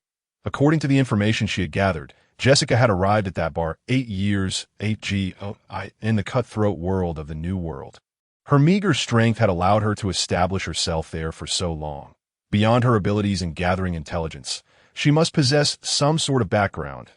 If her personal identity had been concealed so effectively, it was imperative to explore her work and social connections. After some investigation, Leah formed a few tentative hypotheses. It turned out that this seemingly unremarkable bar had ties to a notorious pirate. This pirate could very well be Shanks' most formidable rival for the throne of the Four Emperors, a prospective candidate for the position. Well, the Four Emperors. Undoubtedly, they occupy positions of dominion, akin to the feudal lords of the Warring States period, with a strong prey upon the weak, and the weak are destined to be cast aside in history. They all vie for that supreme position. Each of the four emperors has their own territory from which they collect protection fees, an essential source of income for their crews as rulers. The methods they employ, whether brutal or benevolent, differ little in essence. Rulers desire their subjects to be foolish, for only then can the populace be easily manipulated into becoming tools for their dominion. In this world, the pursuit of freedom is never in short supply. The will for freedom and the desire for control will forever remain in conflict. If one side does not vanquish the other, true peace will never grace the world. China took thousands of years to superficially resolve this issue. In this world, Leah surmised that they would still need to endure countless transformations over the millennia. How did I digress again? Shanks's rival also commanded industries that provided him with considerable wealth to squander. Such industries included the sex trade. Do not underestimate this seemingly disreputable sector, for it significantly contributes to the national GDP. Pirates do not inherently represent evil nor justice. They embody the primal instincts of conquest and plunder. Moreover, this particular pirate was notorious for his cruelty, with a substantial portion of his bounty derived from human lives. Ultimately, women who fell into their hands would not meet a favorable fate. Jessica was likely one of the pirate's favored mistresses, which is why she had been appointed as a manager. Indeed, from the information Beckman inadvertently revealed, Leah learned that Jessica was one of the overseers of this gray industry, also responsible for the collection and organization of intelligence. Jessica was certainly not a virtuous individual, and her prolonged association with the pirate indicated that she was far from a fool.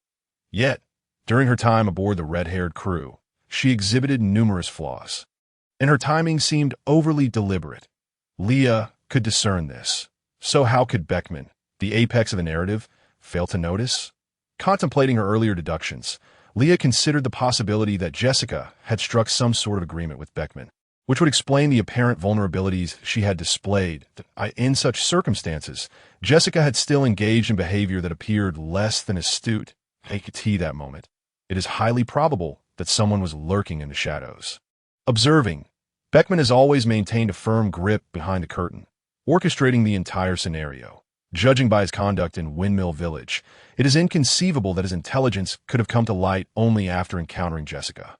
Having ventured into enemy territory, he would undoubtedly eliminate all potential threats. Reflecting on this, Leah surmised that Beckman might have been invited there by Jessica, albeit in a subtly clandestine manner.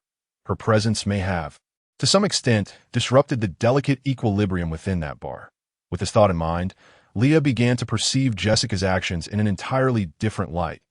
Fellow pirates, why would Jessica opt for betrayal? What was it that Jessica deemed essential to seize from Shanks and his crew? Lost in contemplation, Leah instinctively massaged her temples. Just then, the tightly shut iron door emitted a grating sound, signaling the arrival of a newcomer. Leah swiftly adjusted her posture, her gaze sharpening towards the door. In this tense atmosphere, she involuntarily straightened her back. Golden locks of hair first peeked through the crack of the door, and in the next moment, the alluring and audacious Jessica strode towards Leah with an air of confidence. Jessica halted before Leah, casting a condescending look in her direction. Upon recognizing this woman, Leah felt an unexpected sense of relief. Though her gaze remained fixed on Jessica, Jessica's lips moved as if to speak, yet the intensity of Leah's stare rendered her momentarily speechless. After a prolonged internal struggle, she feigned bravado and inquired, "Don't you have any questions? You've been caught here by me after all." Leah did not miss the fleeting expressions that crossed Jessica's face. Upon hearing Jessica's question, Leah replied in the calmest tone, "There is nothing I wish to inquire about." After a brief pause, she stated bluntly, "If the current situation poses no issues, you need not speak to me in that foolish, flirtatious manner." Jessica's expression remained unchanged, her demeanor appearing quite composed. She gradually crouched down, locking eyes with Leah, who was kneeling within the cage, and said, "You are an astute individual. Cooperate with me, and you shall remain unharmed." Leah longed to retort that even without cooperation, she would not come to harm. Nevertheless, she was curious about Jessica's true intentions. Thus, Leah lifted her shackled hands and asked, "Do you believe I still possess any capacity for resistance?" Jessica gently shook her head and replied, "You need not concern yourself with your safety. For the sake of my plans, I cannot allow you, my dear, to come to any harm. You must have colluded with Beckman and the others beforehand. Right? It shouldn't even be termed collusion. It was merely a prior discussion about whom to abduct, and it certainly wasn't you, Jessica," Leah remarked, tucking a stray strand of hair behind her ear. "Then why have you brought me here?" Leah questioned, a hint of irritation in her voice. "Well, based on my observations, it is far more secure to abduct you. Originally, during discussions with that vice captain, the plan was to capture Yesub," Jessica replied, a knowing smile playing on her lips. "I'm not even part of their pirate crew. What use is it to kidnap me? Yesub is an important officer on their ship. How could I possibly be more valuable than Yesub? Leah asked, bewildered. Jessica smiled enigmatically, her gaze imbued with profound significance. That moment, Leah felt as though she was laid bare under scrutiny. Though there was no malice in Jessica's eyes, the intensity made it difficult to meet her gaze. Unsettlingly, Leah pondered if she had committed some transgression, yearning to avert her eyes from Jessica's penetrating stare. However, Jessica rose languidly to her feet. Is it not evident to even a fool? She mused inwardly, unable to suppress her disdain for Beckman. That sly old fox, instructing me to capture that old man Yesub. Setting aside whether capturing him was feasible, could she even maintain control over him if he were captured? After the deed was accomplished, she would have no leverage to negotiate, leaving her utterly unprotected. With this young lady present, she could still threaten that seemingly dim-witted red-haired captain. It was utterly exasperating. Reflecting on her time aboard the ship, Jessica's head began to ache, recalling how poorly everyone had acted. Fearing others might realize she was merely indulging in their antics, to make matters worse, Beckman had assigned her a role rife with jealousy and insincerity. Truly insincere, yet she was not so oblivious as to misread the situation. Leah, feeling a sense of resignation, realized that for now, her safety was no longer a concern. Simultaneously, she began to reflect on her interactions with Shanks during this period. Leah could not help but cover her face in embarrassment. The shame of having acted like a schoolchild in front of so many people was overwhelming. Their exchanges had been so juvenile, as if they were petty children ignoring one another. How foolish! After so many years, she had behaved like a child. Surely, Jessica's earlier gaze was mocking her, wasn't it? Perhaps not mockery, but certainly teasing. Jessica approached the gray wall directly in front of Leah's cage and pressed a protruding red button. The ground trembled as the wall split apart, slowly revealing its contents. Leah had anticipated a hidden chamber of sorts, yet what emerged was a transparent screen composed of a unique crystal. Jessica then retrieved a device resembling a remote control from her coat pocket. The screen flickered to life, presenting images that sent shivers down Leah's spine. Before her was a row of iron frames, each cradling a pregnant woman. Their bellies varied in size, and under normal circumstances, onlookers might not immediately identify them as pregnant. After all, they could just as easily be afflicted by some ailment. However, the footage revealed not only these women wearing breathing masks, but also others in the throes of labor. Have you ever heard of a woman giving birth without any movement or reaction? The images depicted a factory assembly line for producing infants, with masked medical personnel patrolling the area. As they approached each pregnant woman, they would gently palpate her abdomen, that if they sensed the imminent arrival of a child, they would manipulate the machines at their disposal.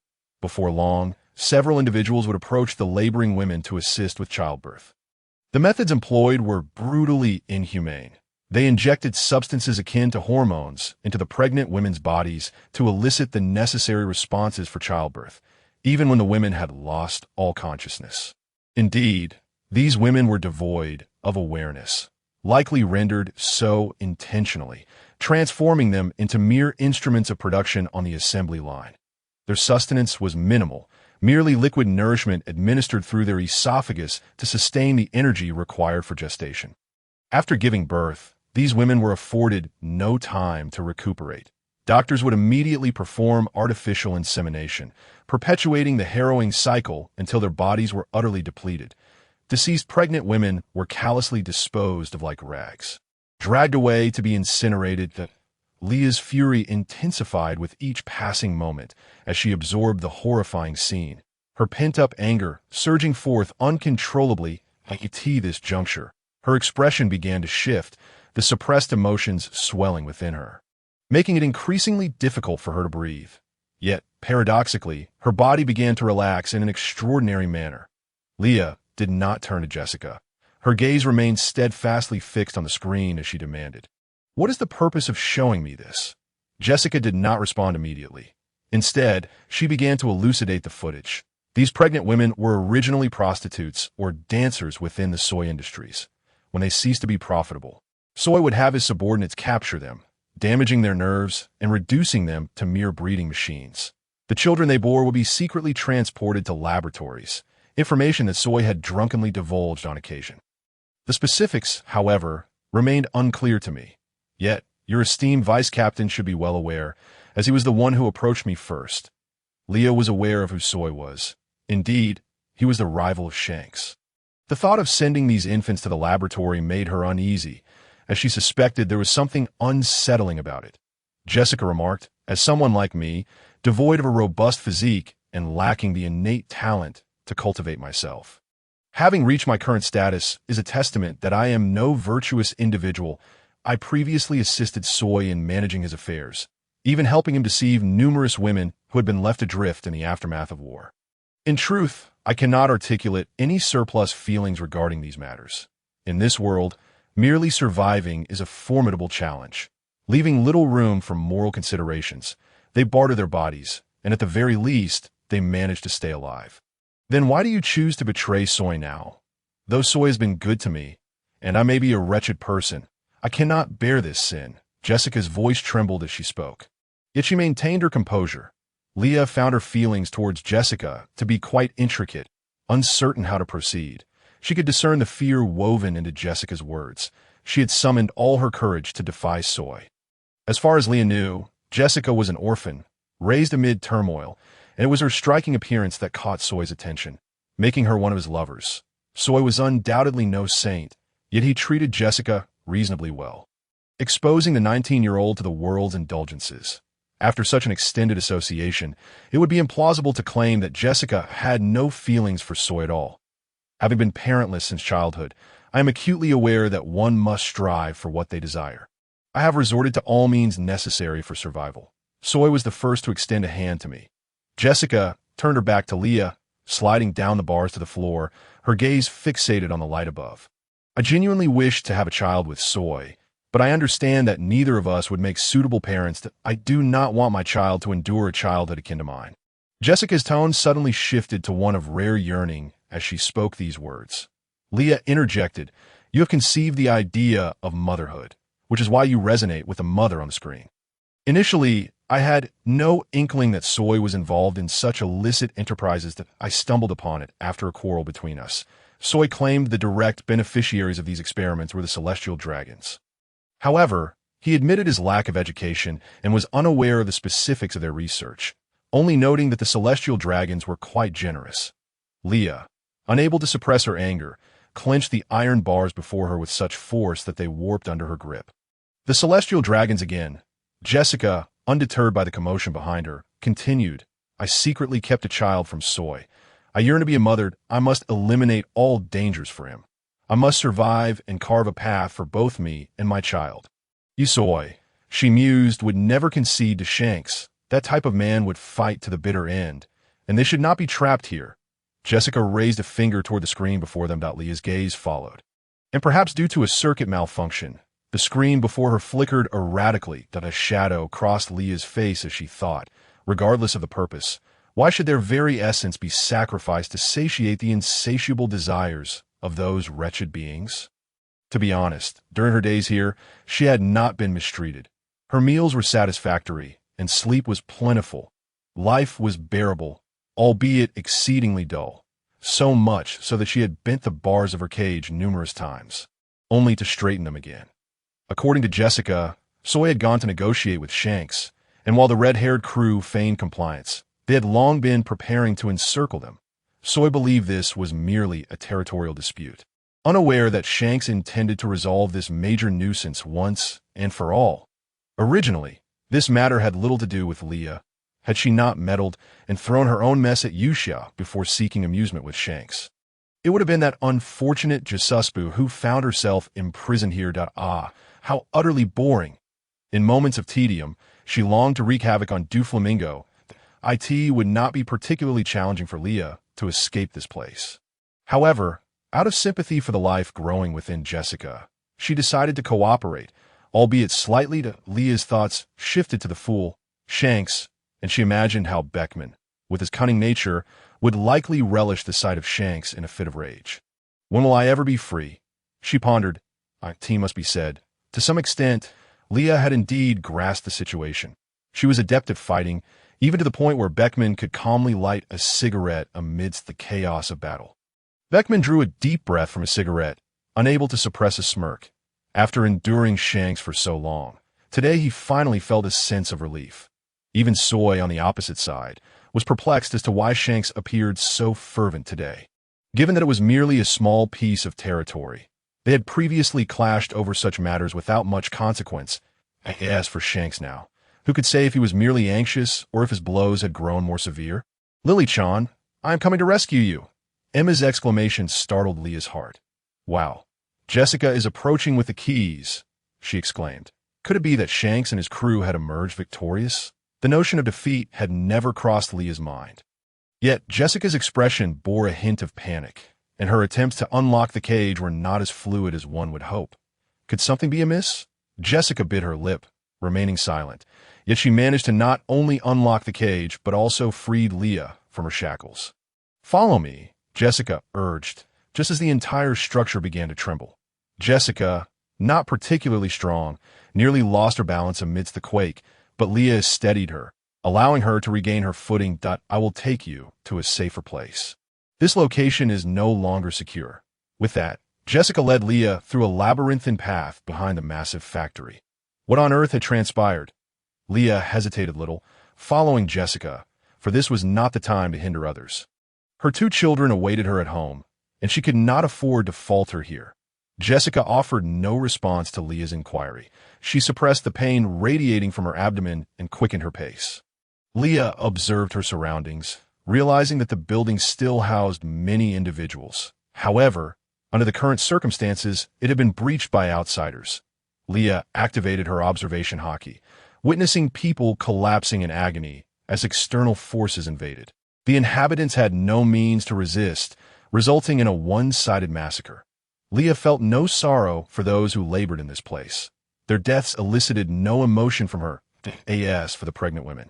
She felt that death was a form of liberation for them. Jessica's condition seemed dire. Her face had grown pale, and beads of sweat dotted her brow. Upon escaping the building, they found themselves in a dense forest. Without uttering a word, Jessica gripped Leah's hand and ran deeper into the thicket.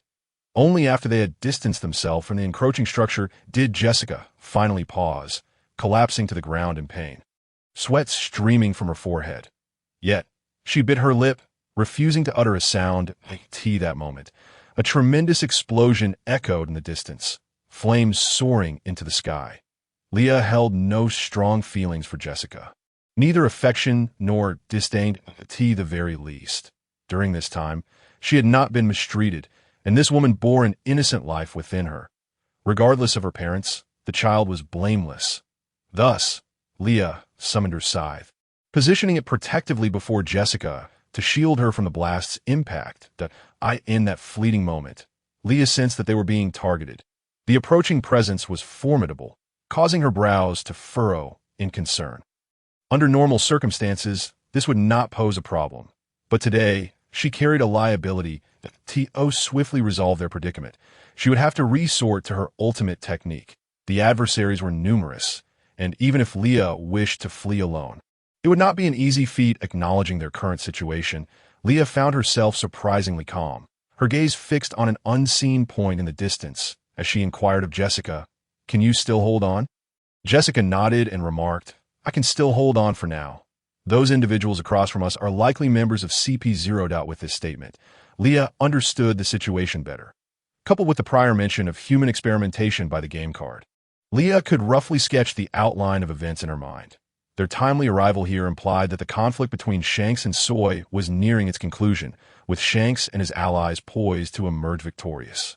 Such a heinous act, one that would undoubtedly incite global outrage, had indeed occurred before. Even if it were to provoke the populace, suppression through force would suffice. However, with the emergence of the Revolutionary Army, should such matters come to light, an increasing number of non-aligned nations would inevitably band together under these circumstances.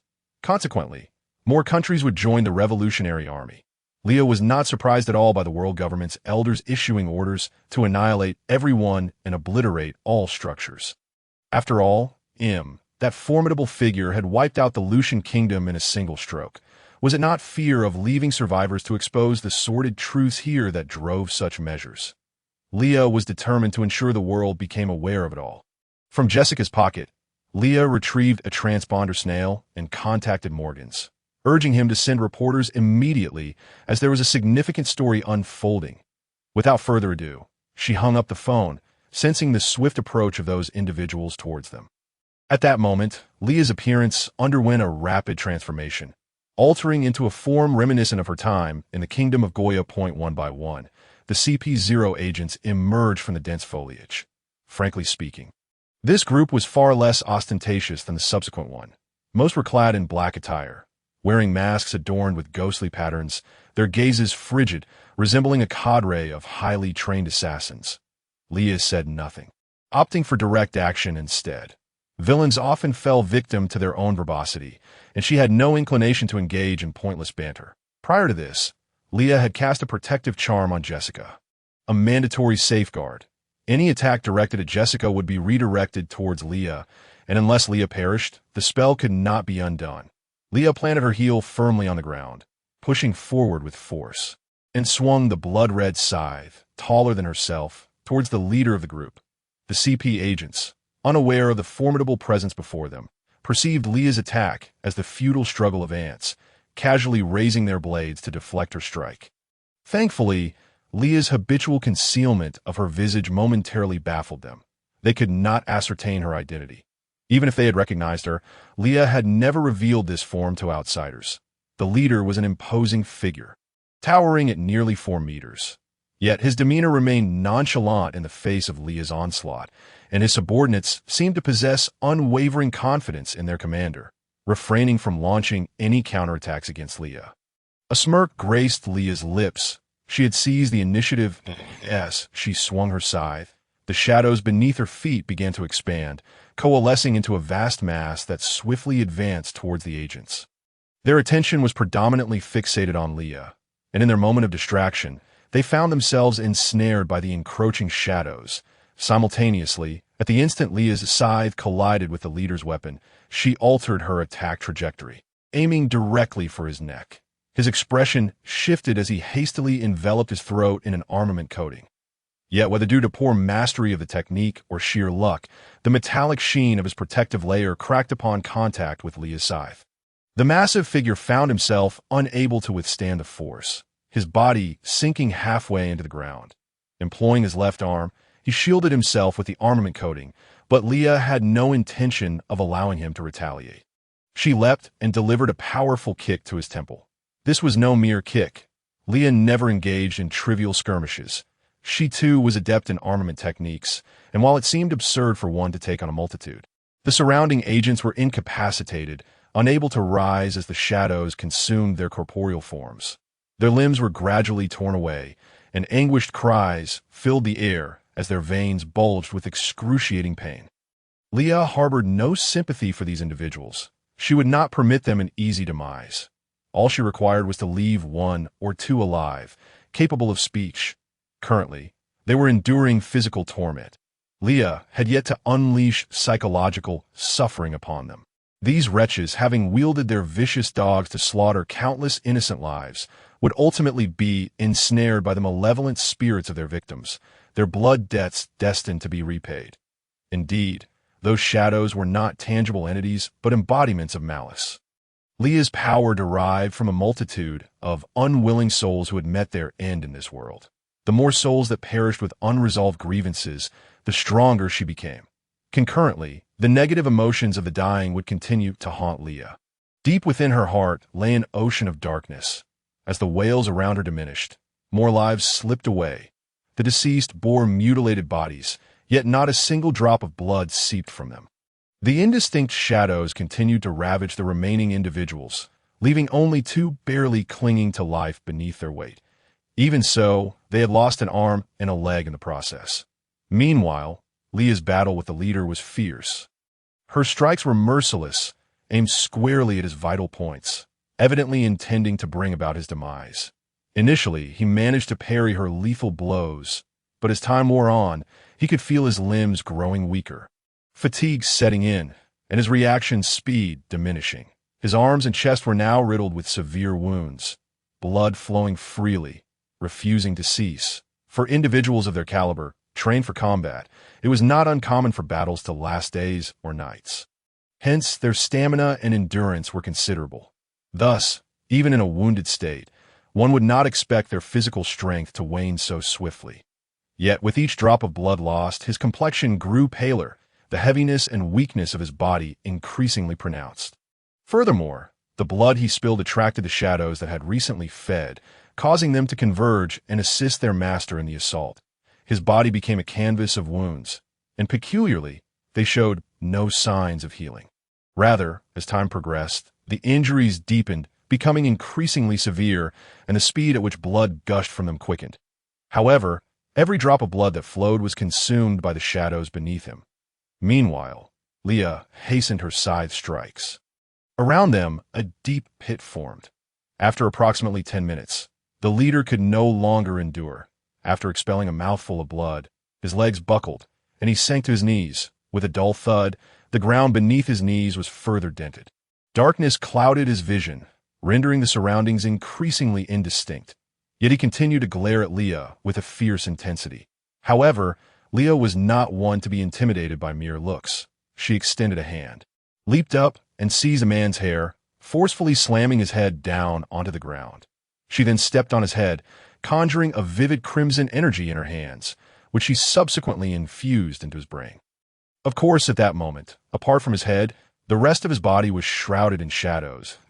In the unseen realm, the shadows opened countless mouths filled with sharp teeth, viciously tearing into the man's flesh.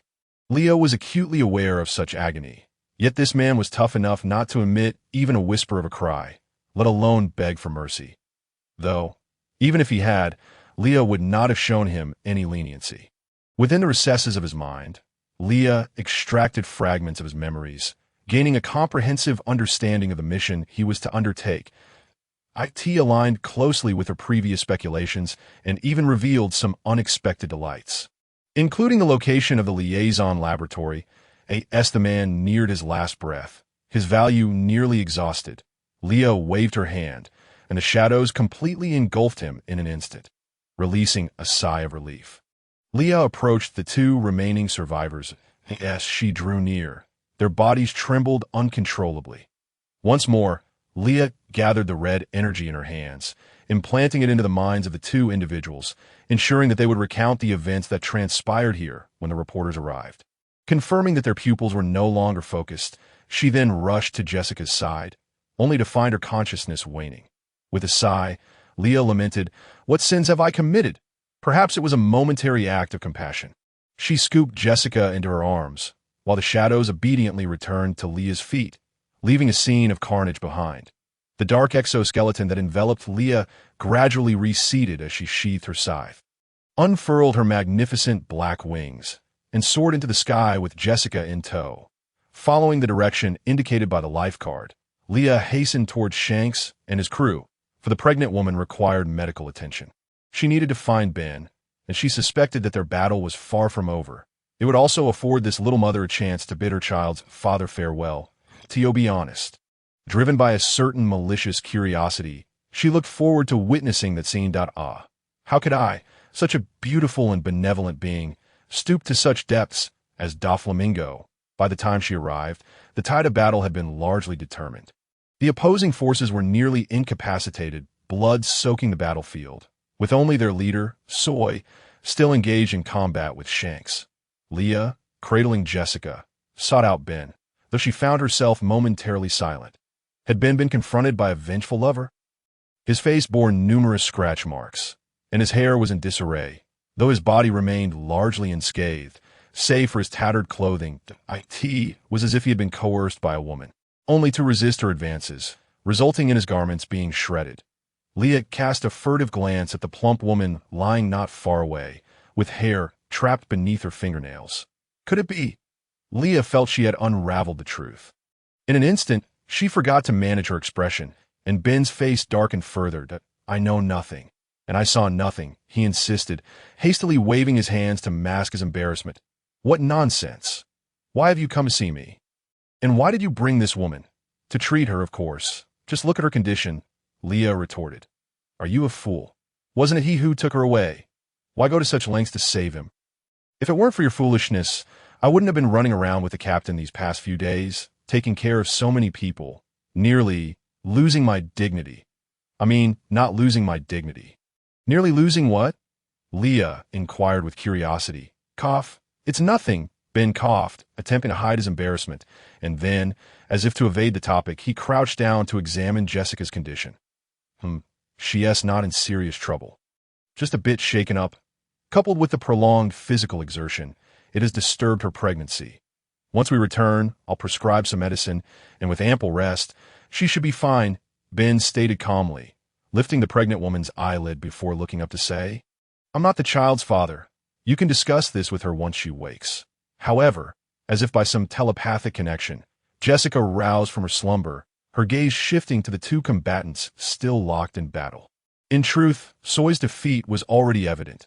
He was merely summoning the will to stand, repeatedly rising only to be knocked down again, showing no signs of surrender. Soy fell once more, his body marred by countless injuries. Yet he still yearned to rise, despite his body being unable to support his desire to stand again at that moment. Jessica unleashed an unprecedented surge of strength, charging directly towards Soy. Leah found herself baffled by Jessica's actions. Given her own strength, what made her believe she could approach the captain amidst such formidable pirates? Leah's thoughts were validated as, indeed, she had barely taken a few steps before being intercepted. This was a battlefield, where no one bore any compassion for the delicate. Jessica was seized by the shoulders, her momentum abruptly halted, the force causing her to gasp in shock. Despite her struggles, it seemed Soy was poised to rise once more, driven by an unknown force that compelled him to stand again and again. This battle against Soy was no easy feat for Shanks. Had he not gained insight into a higher level of Conqueror's hockey, he might very well be the one lying on the ground now. Soy was a formidable warrior, renowned for his resilience. Once engaged in battle, he transformed into a relentless machine of slaughter, refusing to cease until one side lay dead. Just over an hour ago, the red-haired pirates had contemplated overwhelming him with sheer numbers, but Shanks had intervened, likely foreseeing that this was a pivotal moment for enhancing his own abilities, and no matter how unreliable he may seem. Shanks was still the captain, and following the captain's orders was a fundamental duty of a crew member. Thus, the current scenario unfolded. Regardless of how brutal Soy was, he remained a worthy adversary, earning respect for his indomitable fighting spirit. Now, with his griffin pressed to Soy's neck, Shanks declared, "You have lost. Cease your struggles." Upon hearing this, Soy's eyes reddened with rage as he retorted, "I have not lost. Had it not been for betrayal, I would never have entered battle unprepared. If I discover who betrayed me, I will ensure they suffer 1,000 deaths." Jessica, not too far away, caught wind of his words, instantly feeling her body weaken, as if all her strength had been sapped away. Tears, long held back, cascaded down her cheeks. Though her beauty was evident even in tears, the gravity of the situation rendered her firmly restrained by nearby pirates, given the dire state of the battle. Soy's refusal to concede rendered further conflict meaningless. It was unclear what prompted Beckman to signal the pirate restraining Jessica. Consequently, that pirate bound Jessica's hands behind her back and hoisted her towards Shanks and his crew. With a glance, Beckman nodded to Shanks. In turn, Shanks withdrew his blade and stepped back, though not too far, ensuring the safety of his subordinates. Upon seeing Jessica, Soy's emotions became difficult to articulate. Perhaps he had developed genuine feelings for her. Leading him to mock, "I once believed you different from other pirates, Shanks, yet here you are, resorting to using a woman to threaten me." Shanks remained silent, equally surprised that Leah had chosen to bring Jessica here at such an unexpected moment. As Soy laid eyes on Jessica, his demeanor gradually calmed, and he addressed Shanks. "Let me speak with her for a moment. I will take my own life. Afterward, I am well aware that I have already lost and have no chance of turning the tide." Soy's pupils were crimson, and a deep gash ran horizontally across his face, rendering him particularly fearsome.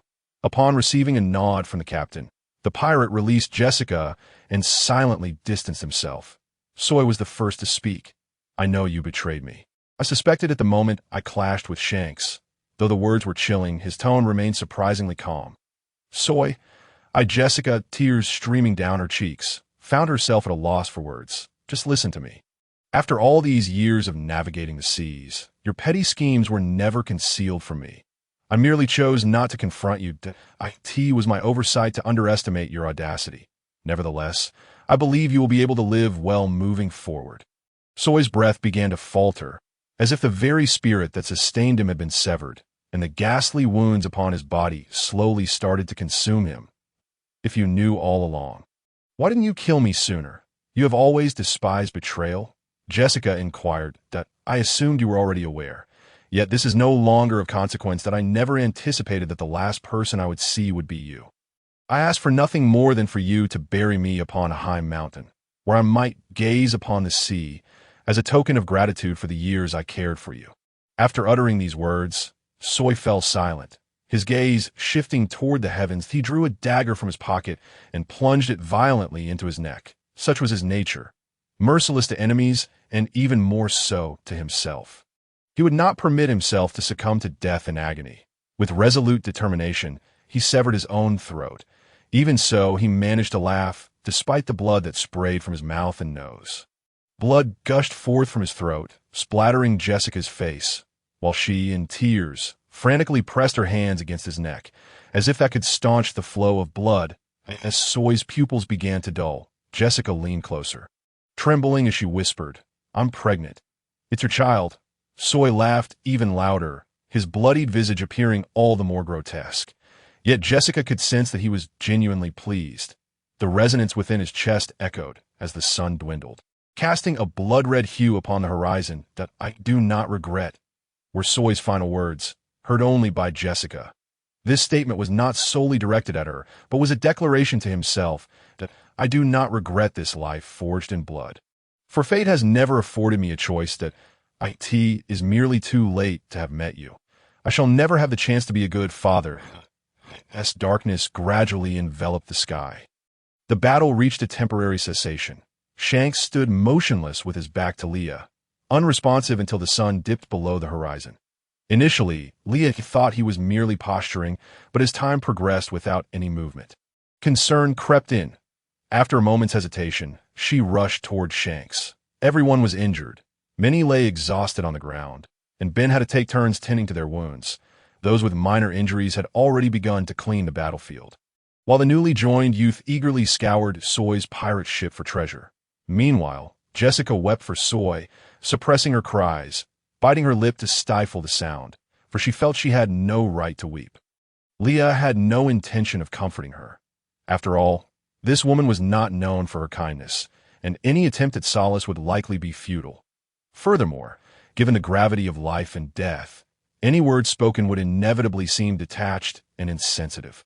Leah approached Shanks from behind and gently tapped his back, but when he showed no response, she grew anxious and hurried to stand before him. Shanks lowered his head, his expression obscured, countless wounds marred his body. Leah was genuinely worried that Shanks might have sustained severe injuries.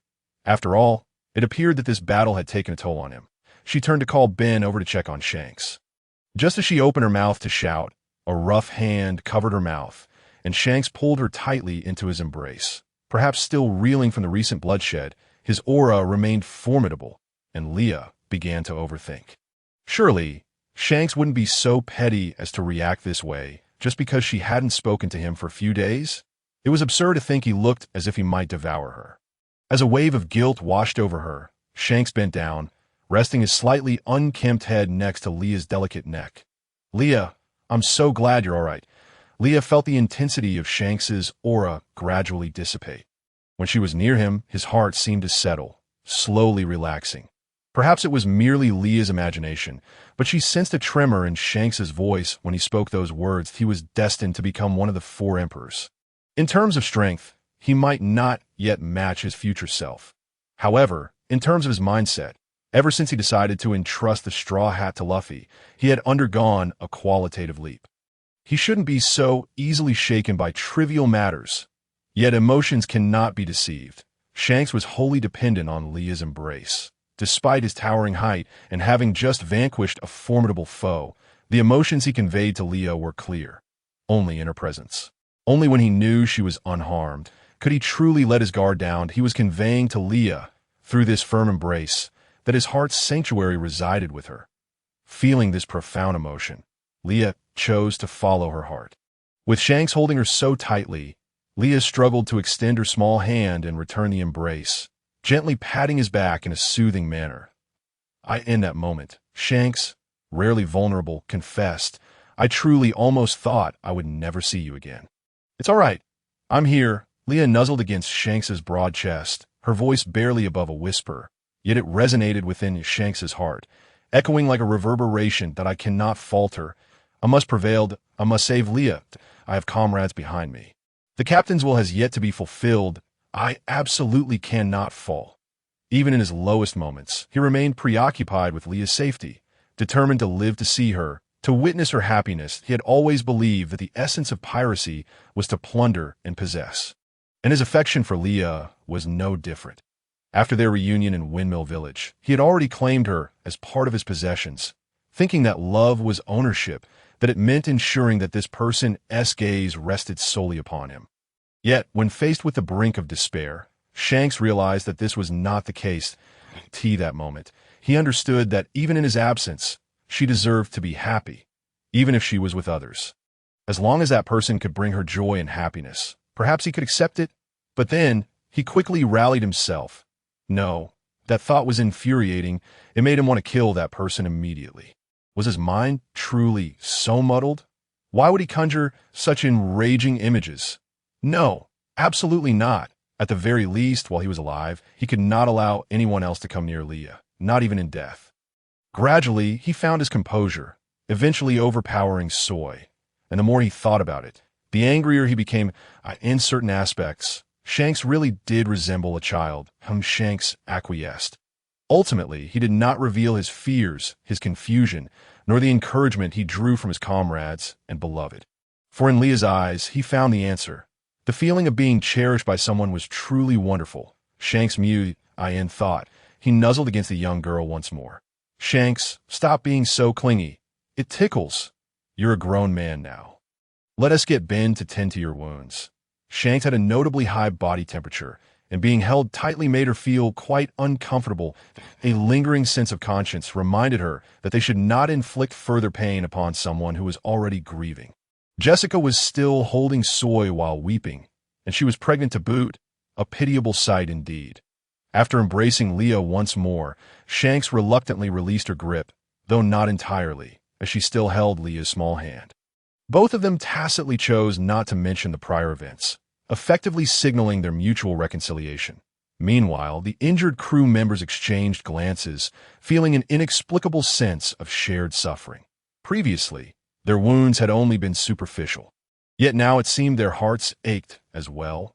Shanks, however, had other matters on her mind. With Leah back by her side and the battle won, she slowly raised their joined hands high into the air. Leah, in a buoyant mood, cooperatively lifted her arms. Shanks then proclaimed loudly, "Little ones, the banquet is about to commence." That declaration ignited the previously subdued atmosphere of the battlefield, and the crew erupted into cheers. As night fell, the air was filled with the raucous laughter of pirates echoing across the land. Leah, disregarding any concerns about messiness, sat beside Shanks. Whenever someone attempted to toast Leah, Shanks would snatch the drink and pour it into her mouth. Amidst the coughing fits that ensued, someone jested, "Boss, you're such a loser. Come on, let's keep drinking." Leah glanced up at the sky, reflecting, "The moonlight is truly splendid tonight." After the festivities concluded, Leah returned home. While it was acceptable to take breaks occasionally, she could not remain idle for long. Upon her return, the first piece of good news arrived. The team sent out had successfully located the fabled elixir, believed to be extinct, under arduous preservation conditions. Usia had mastered this miraculous potion and even developed a more rare ability, the capacity to revert mature plants back to their seed form, as long as she possessed the seeds. Usia could replicate them in the realm of botany. This meant that as long as she lived, she could prevent the extinction of precious plants in medicine. It signified that the Merchant Guild could potentially control all existing rare medicinal substances in the world. However, This also implied that many would seek trouble with Leah, as the stakes involved were tremendously high. The cycle of life, illness, and death affects everyone. No one is immune to injury or sickness, particularly when it comes to complex ailments. Leah contemplated her options. Rather than expending vast resources to safeguard these assets, it would be wiser to use them as bargaining chips, cultivating relationships with various industries. The more debts of gratitude she incurred, the stronger her network would become. Perhaps those who truly desired to bribe her would be in perfect health, but that did not mean their families would not require assistance. Effectively leveraging this advantage could serve as a shield against danger. As time flew by, Leah received a handwritten invitation from Doflamingo containing the following message: "You, tarnishing my reputation daily. I have acquired a rather intriguing fruit and plan to hold an auction in Dressrosa. Many will attend, and I shall introduce you to some delectable prey. Moreover, whether you come or not, do not claim I forced you or mocked you." The recent heat wave had evidently intensified Doflamingo's temper. Leah rubbed her temples, feeling somewhat amused. The two children, eager to enhance their strength, were devoted to defeating every notable and powerful individual on the island. Leah welcomed this initiative, allowing Camus to take them along to deal with the unruly pirates disrupting the peace, thus giving Camus more time to immerse himself in his studies of writing. Leah pondered what fruit Doflamingo had acquired, as he insisted she would find it captivating. Surely, something that piqued her interest would be wealth. Perhaps the gold fruit? To confirm her suspicions, Leah resolved to journey to Dressrosa for the auction. This time, Leah decided to take Usia along. Dressrosa, known as the land of toys filled with love and passion, boasted an abundance of flowers and was renowned for its culinary delights, a truly exceptional locale. In addition to the delectable food and music, the island's young women and their alluring dances were a significant draw.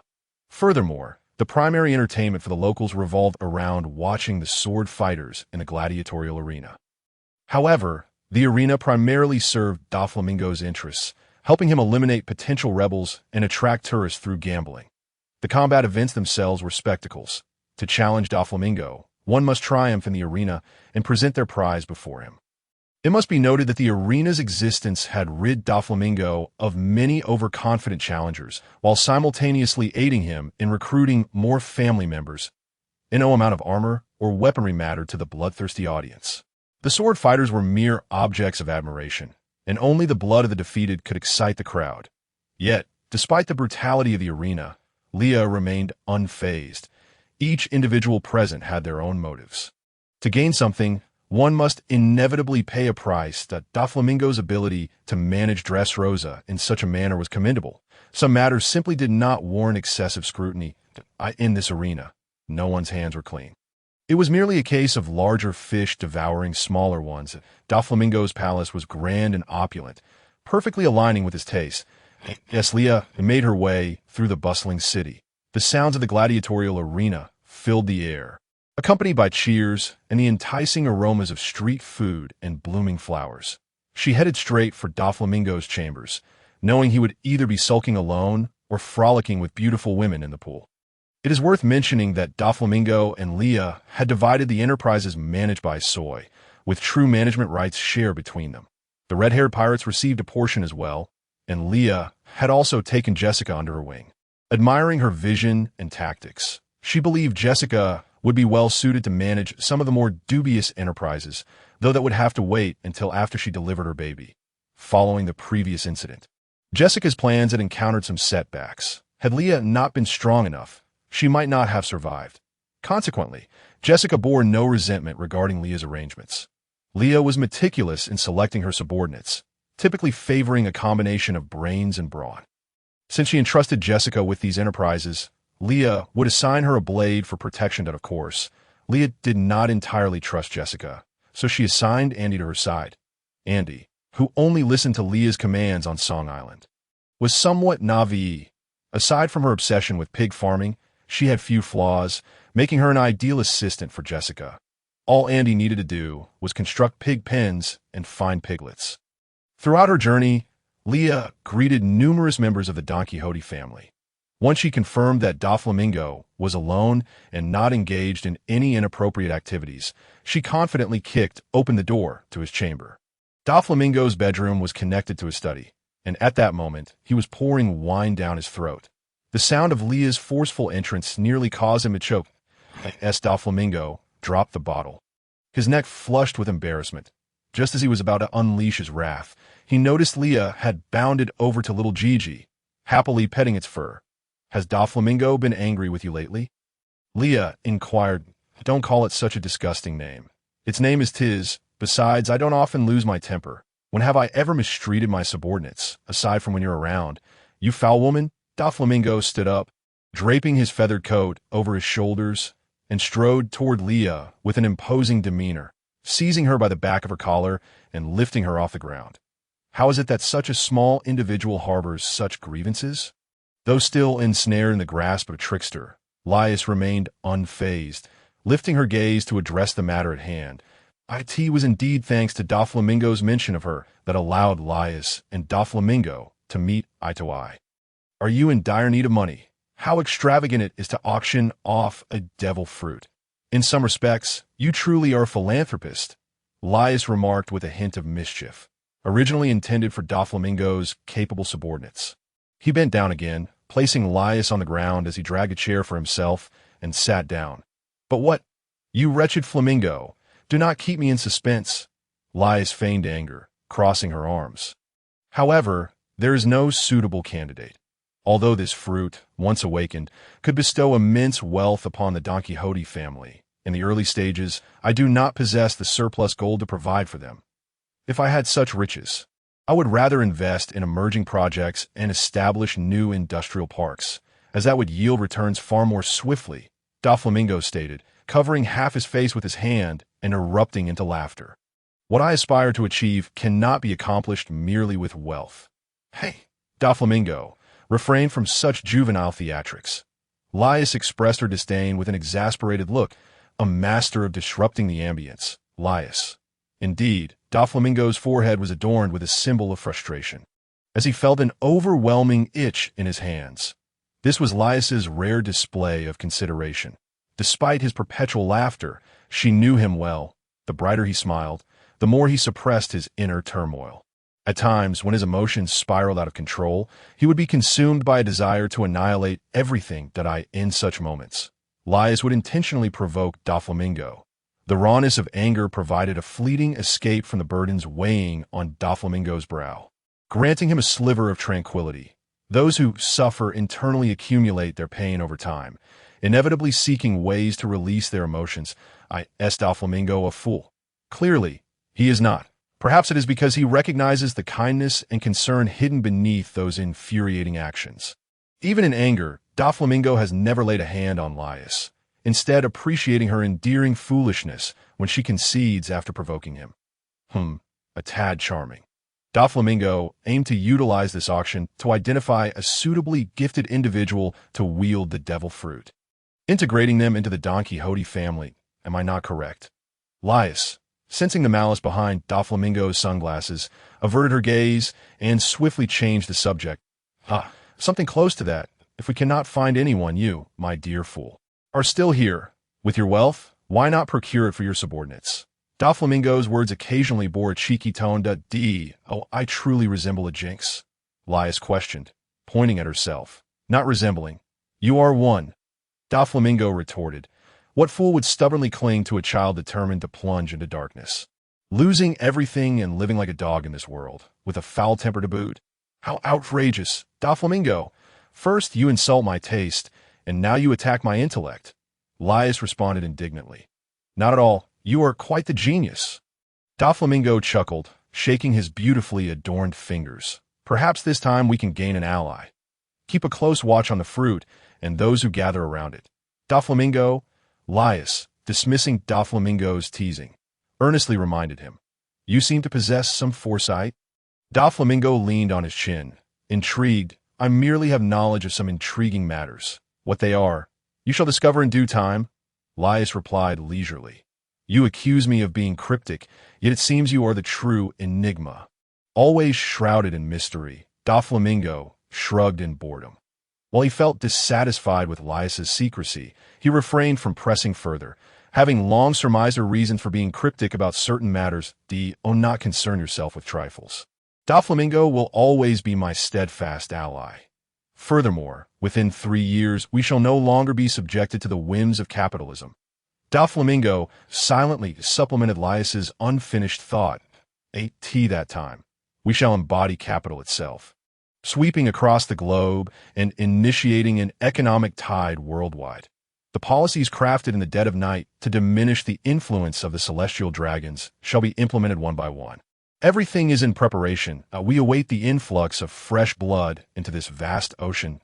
It must be said, despite Laius's penchant for embellishing the truth and painting grand visions, many elements are gradually and subtly permeating every corner of the world, without raising alarm among the higher echelons. Even as Laius has made her presence known to the public, she has made every effort to diminish her own visibility, crafting an image of a cold-hearted, autocratic merchant, perceived as selfish and short-sighted. Thus, her threat level has been significantly mitigated in the eyes of the Navy. Yet, Doflamingo was well aware that Laius, despite her flaws, possessed remarkable intelligence and extraordinary acuity in certain respects, coupled with exceptional investment foresight, indicating her political astuteness. The 5 elders of the world government are not fools. They perceive both overt and covert threats and recognize the precarious state of the current governmental framework, striving to maintain balance. Their sole advantage lies in the military they have assembled beneath their authority, capable of forcefully suppressing various threats. However, they suffer from a critical flaw: arrogance and condescension. They consider themselves above all. Blind to the changes occurring among the common populace, they remain oblivious to the fact that many have shed their indoctrinated slave mentality. One understands the fear and hatred the masses harbor towards the celestial dragons better than Doflamingo. When a majority of the world population discards their reverence for the celestial dragons, what transformations will the world undergo? He yearns for that future to arrive swiftly. Additionally, Doflamingo is aware that Laius has leveraged her financial prowess to win over many mid-ranking naval officers, relaying intelligence within the Navy, including prominent leaders from various branches. Should any significant upheaval arise, they could lead their soldiers into the embrace of revolutionary gold. As long as they can overthrow the existing governmental structure and topple the celestial dragons from their pedestal. Doflamingo does not care who emerges victorious. He is indifferent to whether he will possess political power in the future. In Laius's words, what is the point of such a petty political position? Even if you're a commoner, if you possess wealth and influence, does the government not recognize your impact? Regardless of how the governmental structure evolves, the ones who flourish will always be the wealthy. Doflamingo, ever cooperative, dispatched additional personnel to discreetly monitor the vicinity of the fruit, and indeed, he soon identified an individual exhibiting peculiar behavior. Although this was an auction, Doflamingo's true aim was not merely to sell. Thus, he showcased the fruit ahead of time, baiting for a catch. The exhibition hall was filled with numerous individuals, many casting greedy glances at the devil fruit, yet under Doflamingo's formidable presence, few dared to act recklessly. However, one person's gaze did not linger on the fruit. They wandered about the hall for an extended period, secretly observing the rotation of the guards. With a discerning eye, their intentions were easily decipherable. Laius, observing the individual's lackluster attempt at concealment, wondered how such a person could possibly steal the coveted fruit from Doflamingo. Faced with Doflamingo, this individual seemed to possess no chance of success. After all, Doflamingo had cultivated the Don Quixote family for years. How could he possibly be outmatched by a newcomer who had merely consumed a devil fruit? Even if they later flourished, they would remain incomparable to the Don Quixote family. Unless, of course, all of this was part of Doflamingo's design. Perhaps he had reached some sort of accord with this individual, who should be referred to as Disoloro, which is why Doflamingo had spared him. Yet, the agreement had yet to be fulfilled, as Disoloro had already been eliminated by Luffy and his companions. Laius caught a glimpse of Disoloro's face, exclaiming in surprise, "Goodness, this Disoloro resembles Ace so much." Except without the freckles, covering her face, Laius thought to herself, "What if I can't bring myself to act later? I'll leave it to Doflamingo. My role is merely to brainwash." after locking on her target. Leah signaled to her companions, indicating that they should keep a close eye on the individual, ensuring they did not escape. Grasping Baby Five's hand, Leah intended to explore Dressrosa thoroughly. After all, Dressrosa is indeed a renowned tourist destination. As for Yuxia, upon her arrival, she immediately sought out Toribol to renegotiate some aspects of their collaboration. These matters are quite intricate, involving sourcing, raw material origins, profit sharing, and so forth, all of which necessitate meticulous handling. Leah finds these issues rather burdensome, yet Yuxia excels in managing them. Naturally, as their enterprise expands and strengthens, such details should not fall upon Leah's shoulders. She is engaged in myriad industries and should merely focus on setting the overarching direction and determining the key players involved. If every matter required her direct attention, then what purpose would there be in hiring so many individuals? Baby Five has grown significantly, now reaching Leah's chest. Although she has gained considerable height, her mentality remains that of a child, tugging at Leah's sleeve and chattering away. Moreover, this little one is naive enough to be easily deceived by others. Gazing at Baby Five's fair, cherubic face, Leah muses that while the girl possesses many admirable qualities, her judgment leaves much to be desired. Doflamingo can be considered Baby Five's paternal figure. Should he witness Baby Five being whisked away by old Kai in the future, he would likely grind his teeth in frustration. Just envisioning the scenario makes Leah unable to suppress a smile. Suddenly, a chilling voice emanates from behind Leah. "What mischief are you concocting now?" Startled, Leah gasps. "You scare me to death.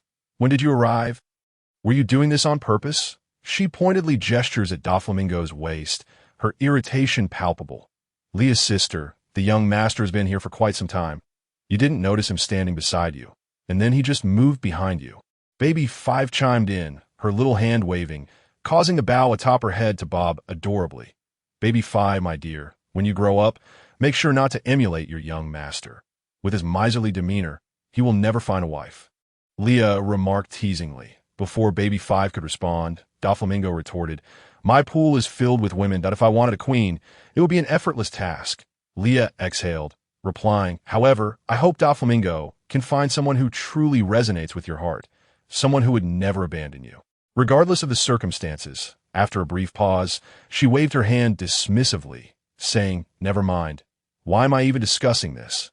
I feel increasingly like a matron, and I'm only 20 this year." Doflamingo smirked, half-jokingly saying, "Who could argue with that? You prattle on incessantly. You're truly the most bothersome person I know. Such genuine concern. You're still a young girl yourself, yet you speak of such things as if they could ever come to pass. I have long since lost trust in others, yet having a little one incessantly chattering in her ear is rather delightful, albeit with poor judgment, particularly regarding the disheveled redhead unworthy of the deceased woman." "I am angry now, Doflamingo," Leah exclaimed, tugging Baby Five into the bustling crowd. Doflamingo effortlessly kept pace with Leah, his long legs making a breeze. "Don't walk so fast. Aren't you tired? Today, this young master is in a good mood. So I'll cover the cost of everything you buy. How does that sound?" he said leisurely. Leah immediately halted, staring intently at Doflamingo, her eyes transforming into the shape of berries as she inquired. "Really? Why would I deceive you? I can certainly afford this little sum," Doflamingo declared, fluffing his feathers with a hint of pride. "Thank you, dear young master," Leah responded enthusiastically, wrapping her arms around his slender, yet muscular arm before promptly dragging Baby Five to scour the shops.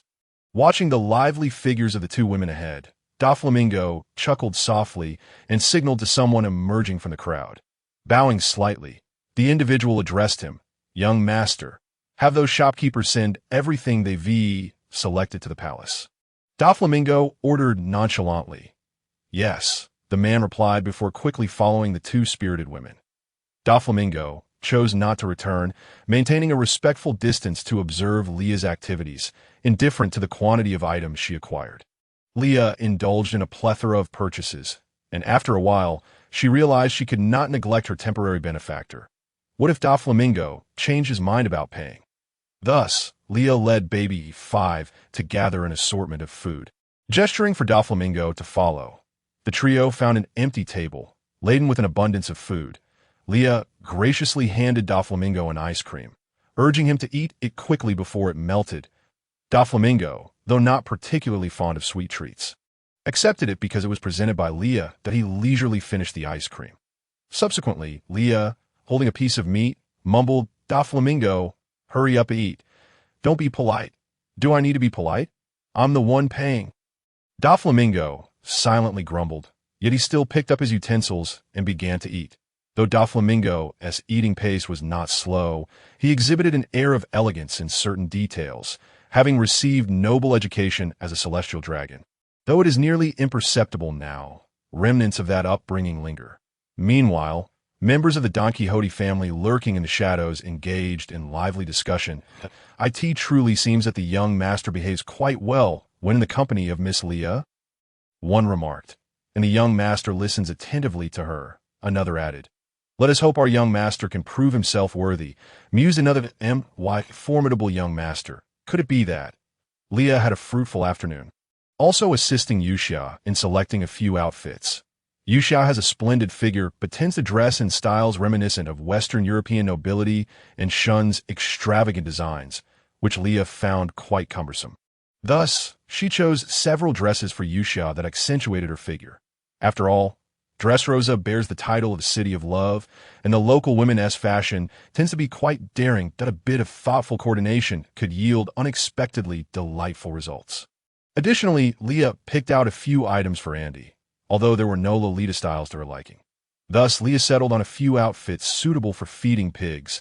Andy insisted that one must wear vibrant colors to entice the little piglets, or they would lack appetite. As for Doflamingo, he was content with his preference for sharp attire, were it not for his striking good looks and the charisma that somewhat balanced out his garish clothing. No one would dare to wear such outfits. He had previously donned suits, but now he had transitioned to flamboyant floral shirts, as if the world had developed an affinity for such attire. Shanks and Mihawk could hardly keep count anymore. Speaking of which, it had been quite some time since Leah last encountered Mihawk. He would typically pursue her with his massive sword, regretting having learned of her hideout. This was far more intense than receiving a letter threatening her.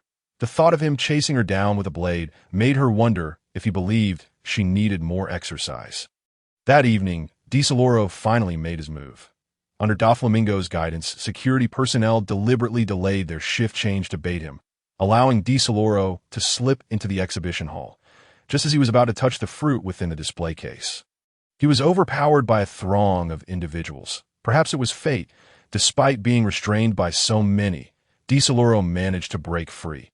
Rather than fleeing, he lunged at the display case, shattering the glass, and seized the Midas fruit, hastily swallowing it.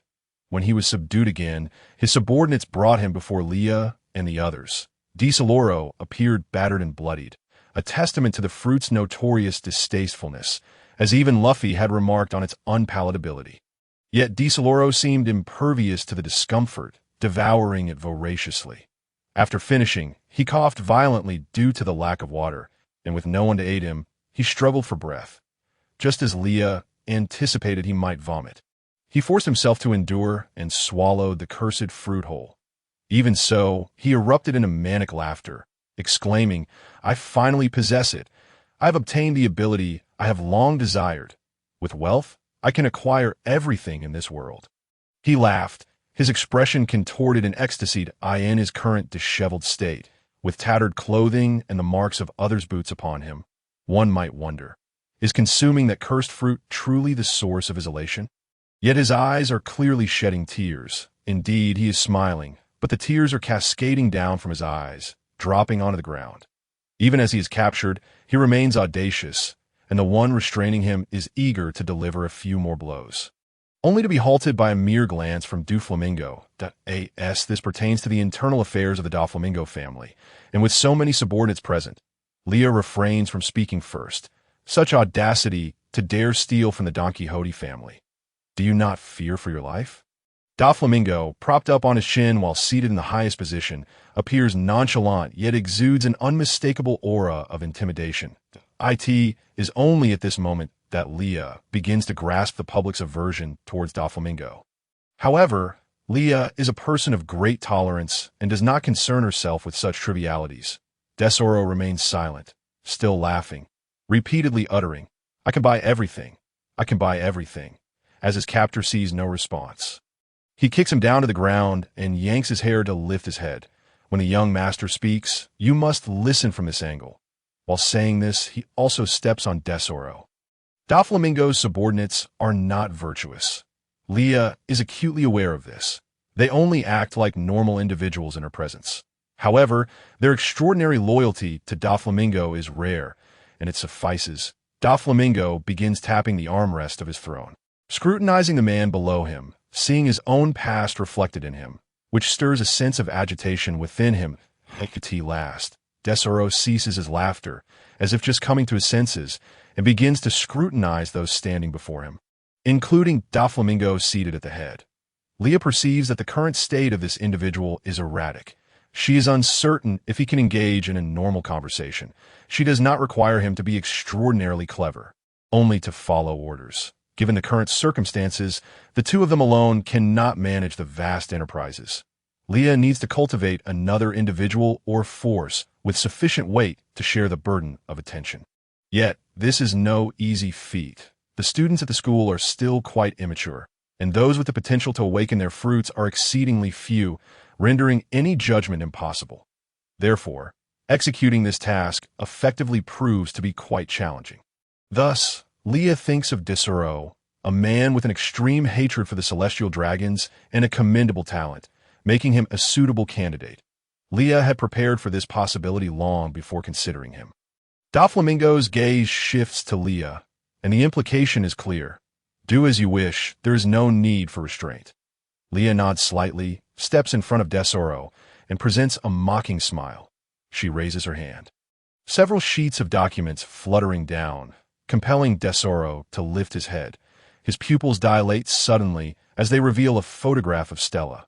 One where she bears numerous scars, another where she is imprisoned in a dungeon gazing at the moonlight with a smile, and yet another where she is trampled by a celestial dragon, struggling in agony. Among those pages are not only images of Stella, but also a glimpse into Tesoro's brief yet tragic early life. However, Tesoro pays no heed to these. Upon seeing Stella, his eyes are solely filled with her image. Tears gradually fill Stella's eyes. Having been captured and beaten, humiliated by being dragged by her hair, she does not weep. Yet upon seeing Stella, Tesoro cannot contain his tears. Leah signals for the captor to release Tesoro. Once freed, Tesoro, with tears streaming down, crawls towards the photographs, trembling fingers lifting them, uttering, "It's my fault. If I had earned enough money sooner. Stella wouldn't have been taken away, that it's my fault." Leah crouches down, gripping Tesoro's hair, lifting his head. "You claim that money can buy everything." Leah smirks derisively, continuing, "What can money truly buy? Can it purchase the familial love you have never experienced? Can it acquire genuine friendship? Or can it reclaim the beautiful love you have long lost?" Leah feels a twinge of sympathy for Tesoro in this moment, her words piercing like icy blades to the heart. Yet, there is no alternative. Tesoro is ensnared in the cage of wealth, and such individuals are doomed to a transient existence. Thus, only through the harshest of methods can she jolt him awake enough to utilize his hatred for the celestial dragons, compelling him to obey her commands. Leah has never been a virtuous person, incapable of embodying the camaraderie of Luffy and Shanks. Above all, she is concerned with safeguarding those around her. Leah continues in a cold but mocking tone towards Tesoro. "No. Indeed, in your youth, you did buy what you believed to be friendship with money." With that, Leah forcefully slams his head against the ground and hurls the stack of documents onto his face, declaring, "A person like you, even possessing a fortune, remains nothing more than a heartless wretch. What do you know? What do you know? It is precisely because I lacked money that I lost all hope. Stella is my entire hope. But now, I have nothing left." Tesoro finally begins to retaliate, but Leah deftly evades his attacks. He has just consumed the devil fruit and has yet to grasp how to wield its powers. Tesoro and Leah engage in a struggle. Yet presently, Tesoro is no match for Leah, and indeed, he cannot even defeat most of the nameless subordinates present. He clumsily swings his fists at Leah, devoid of skill. Even forgetting the capabilities granted by the devil fruit, Leah merely allows him to flail, permitting him to release the pent-up anger within him. Anger is the most authentic emotion, that of a person cannot even feel anger. It signifies that they are utterly beyond salvation, completely numb to reality.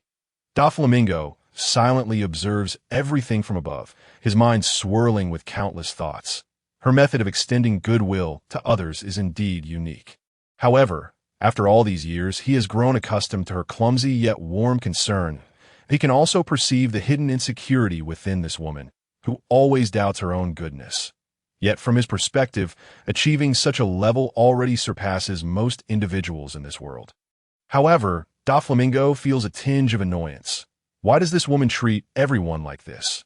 Sensing the unstable atmosphere emanating from his young master, the subordinates below dare not speak, merely watching the two in silence. As Desoro's outburst begins to wane, Leah delivers a punch that sends him crashing to the floor. Desoro cannot help but spit out a mouthful of blood. He is not yet the golden emperor of the future, and he lacks resilience. After lying on the ground and catching his breath, Desoro slowly rises. Having vented his emotions, his mind finally begins to function.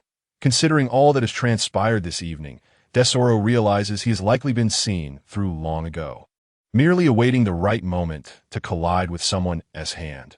What is the cost of consuming your devil fruit? Desoro has come to understand that he still possesses value for others to exploit. Otherwise, they would not have spoken so much to him. Although the sorrow within him cannot be alleviated by this brief conversation, he has at least released a portion of his pent-up emotions. Leah gazes at Desoro, who is beginning to respond, and states, "I need you to swiftly enhance your strength and become the leading figure in the entertainment industry. Many matters are already being discussed between my subordinates and Morgan's, with detailed plans in place that we intend to collaboratively establish a new entertainment industry, setting trends and creating idols for a new era. These detailed proposals I will present to you shortly as our public representative. You will be entitled to a share of the company, and if you wish to pursue a career as an idol or singer, I shall provide you with the opportunity to become a renowned artist." At this point, Leah begins to observe Desoro's expression. Desoro lowers his head and replies, "It seems I have little room for choice at present. I often see news of the two of you being at odds. Yet did not expect your private relationship to be so amicable that it appears that rumors cannot always be trusted. Well, I can show you a bit more of what piques your interest. Otherwise, it would seem as though we were engaging in a forced transaction." Leah retrieved a recording device from the pocket of her coat and placed it before Desoro. The footage began to play, showcasing a video of a celestial dragon under control, his actions manipulated to gather various intelligence, facilitating Leah's business dealings and communications with Yuxia. Among other matters, Desoro's pupils quivered in disbelief. Having once been a slave to the celestial dragons, he had never been able to smile on his own accord. Now, witnessing the celestial dragons being treated as mere puppets, he abruptly lifted his gaze, his eyes darting frantically between Leah and Doflamingo.